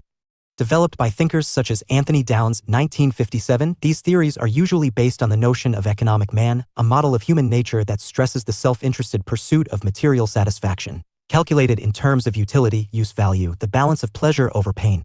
In this light, decisions can be seen to be reached using the following procedures. The nature of the problem is identified. An objective or goal is selected on the basis of an ordering of individual preferences. The available means of achieving this objective are evaluated in terms of their effectiveness, reliability, costs, and so on. A decision is made through the selection of the means most likely to secure the desired end. This type of process assumes both that clear-cut objectives exist and that human beings are able to pursue them in a rational and consistent manner. The best example of such an approach to decision-making is found in the use of cost-benefit analysis in the making of business decisions.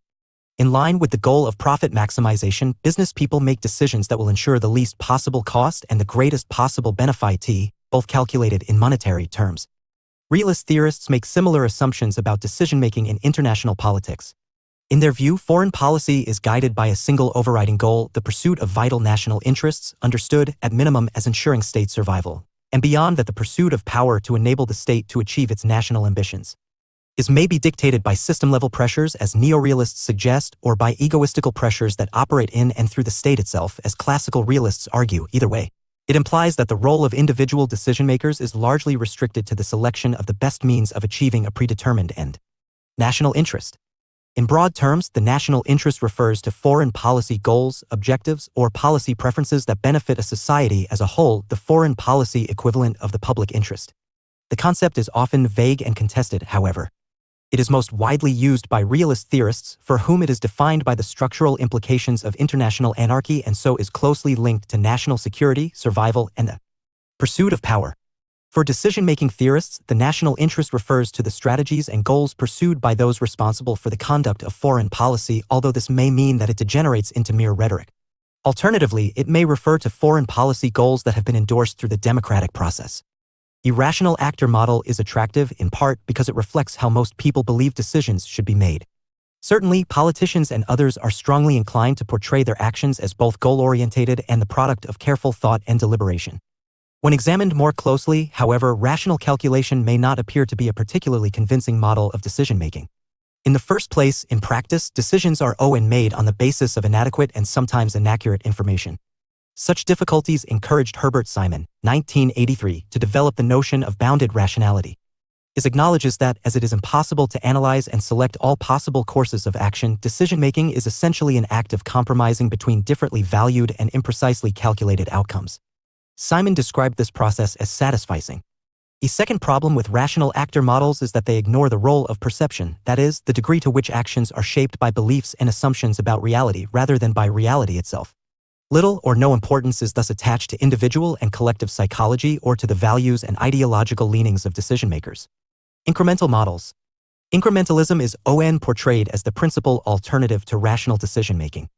David Braybrook and Charles Lindblom, 1963, termed this model disjointed incrementalism, neatly summed up by Lindblom, 1959, as the science of muddling through. His position holds that, in practice, decisions tend to be made on the basis of inadequate information and low levels of understanding, and this discourages decision-makers from pursuing bold and innovative courses of action.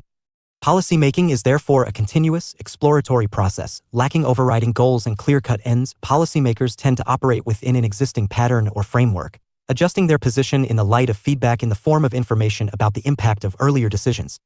Indeed, incrementalism may suggest a strategy of avoidance or evasion, policymakers being inclined to move away from problems rather than trying to solve them.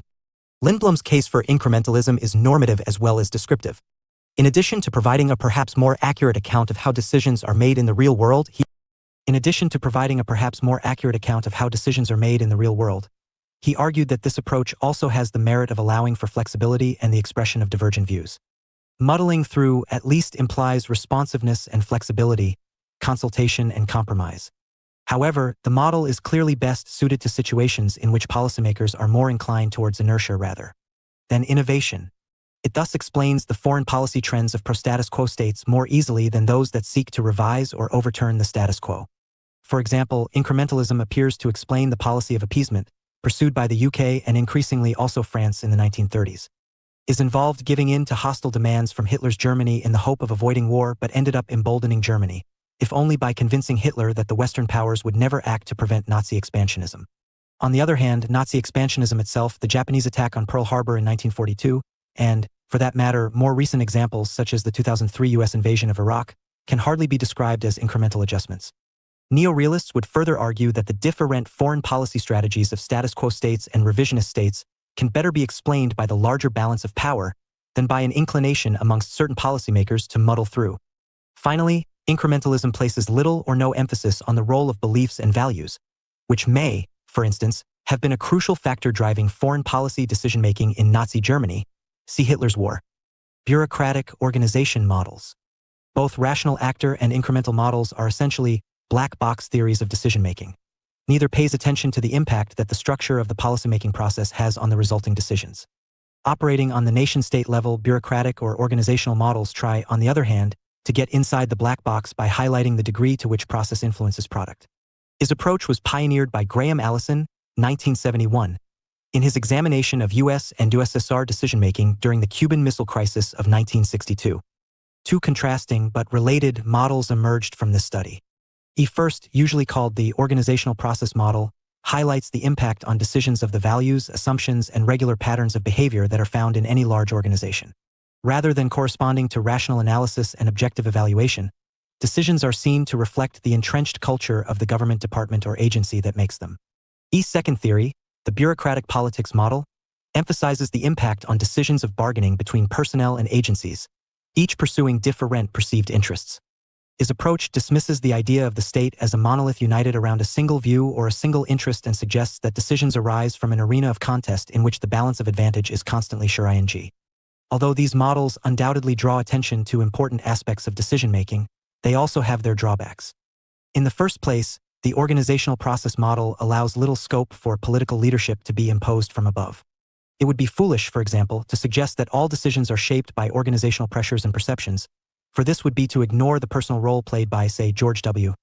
Bush in initiating the War on Terror, or Hitler's influence on Germany's decision to invade Poland. Second, it is simplistic to suggest, as the bureaucratic politics model does, that political actors simply hold views that are based on their own position and on the interests of the organizations in which they work. Although the aphorism, "where you stand depends on where you sit," may be applicable, personal sympathies and individual goals cannot be altogether discounted. Finally, to explain decisions entirely in terms of black box considerations is to fail to give any weight to the external pressures that emanate from the broader political, economic, cultural, and ideological context. Summary. The state has four key features: a defined territory, a permanent population, an effective government, and the capacity to enter into relations with other states. This core feature, however, is sovereignty, the principle of absolute and unlimited power. There are, nevertheless, internal and external dimensions of sovereignty. A globalization has widely been seen to curtail state sovereignty, creating post-sovereign governance. In particular, economic sovereignty has been compromised by transborder trading, capital, and other flows. Some believe that such developments have transformed the nature of the state, giving rise to the competition state, the market state, or the postmodern state. Contrary to the declinist literature, there is growing evidence of the return of state power.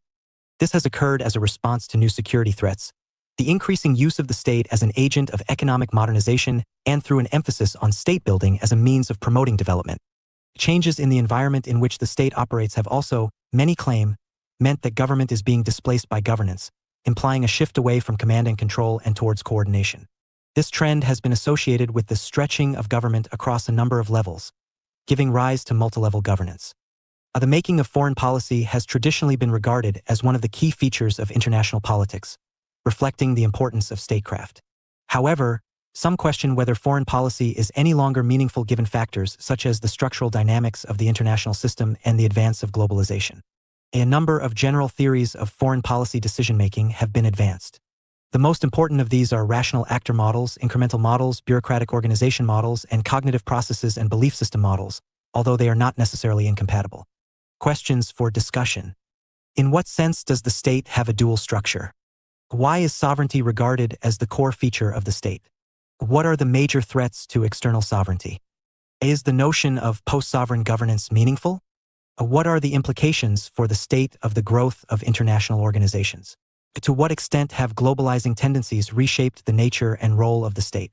Is the return of the state a myth or a reality? In what ways does governance differ from government? Is foreign policymaking best understood on an individual, national, or systemic level? How has neorealism challenged the traditional conception of foreign policy? Why is it so difficult for foreign policy actors to make rational and balanced decisions? Further reading. Bell, S. and A. Hindmore, Rethinking Governance, The Centrality of the State in Modern Society, 2009. A clear account of how modern states use a mixture of governance modes to address specific problems, which challenges the notion of the decent red state. Davies, J.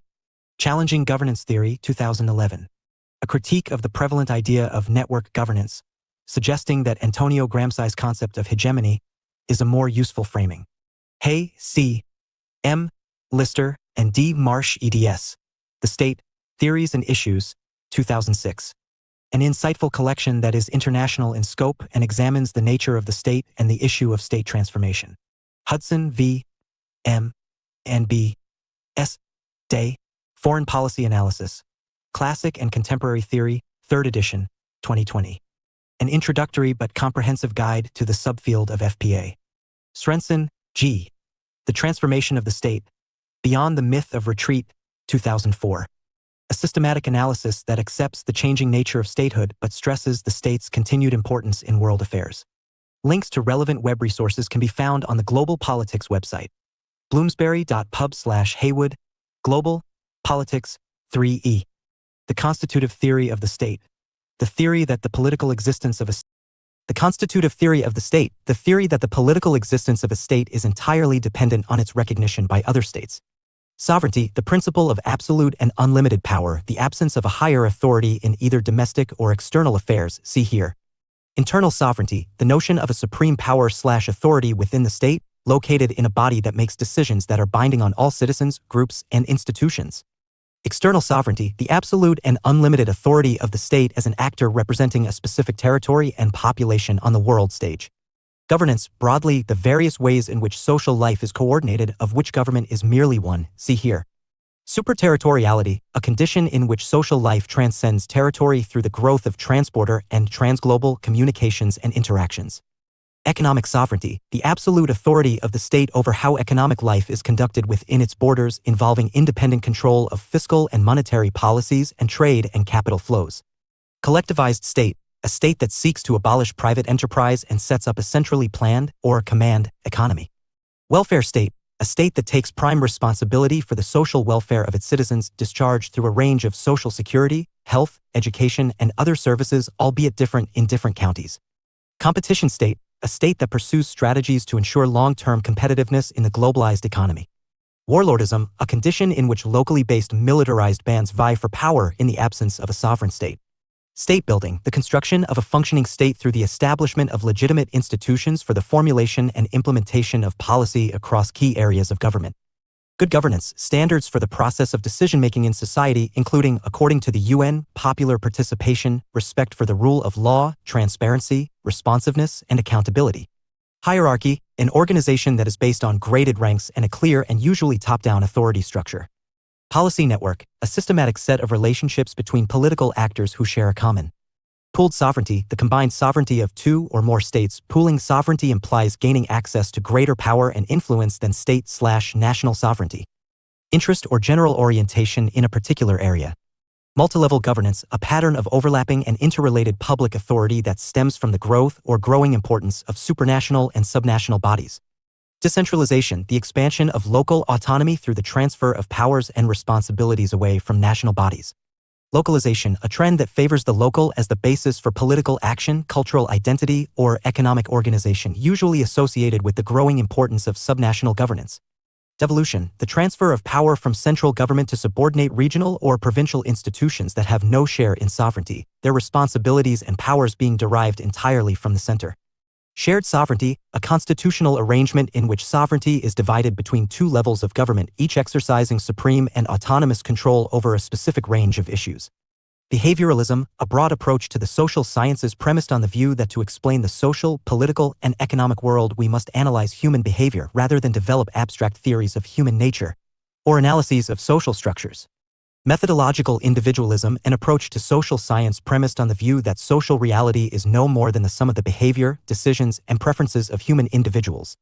It rejects the study of social structures. Foreign, from the Latin forus meaning outside, dealing or concerned with another country, area, or people, implies strange or not familiar. Incrementalism, the theory that decisions are made not in the light of clear-cut objectives but through small adjustments dictated by changing circumstances. Society in a global age. Source. Preview. The study of international relations traditionally paid little attention to social forces or social factors. States rather than societies were viewed as the principal actors on the world stage, and relations between and amongst them were thought to be determined by strictly political considerations linked to power and security, not to sociological ones. In some ways, the advent of globalization accentuated this disregard for the social, as hyperglobalists in particular portrayed globalization as a strictly economic or even technological phenomenon.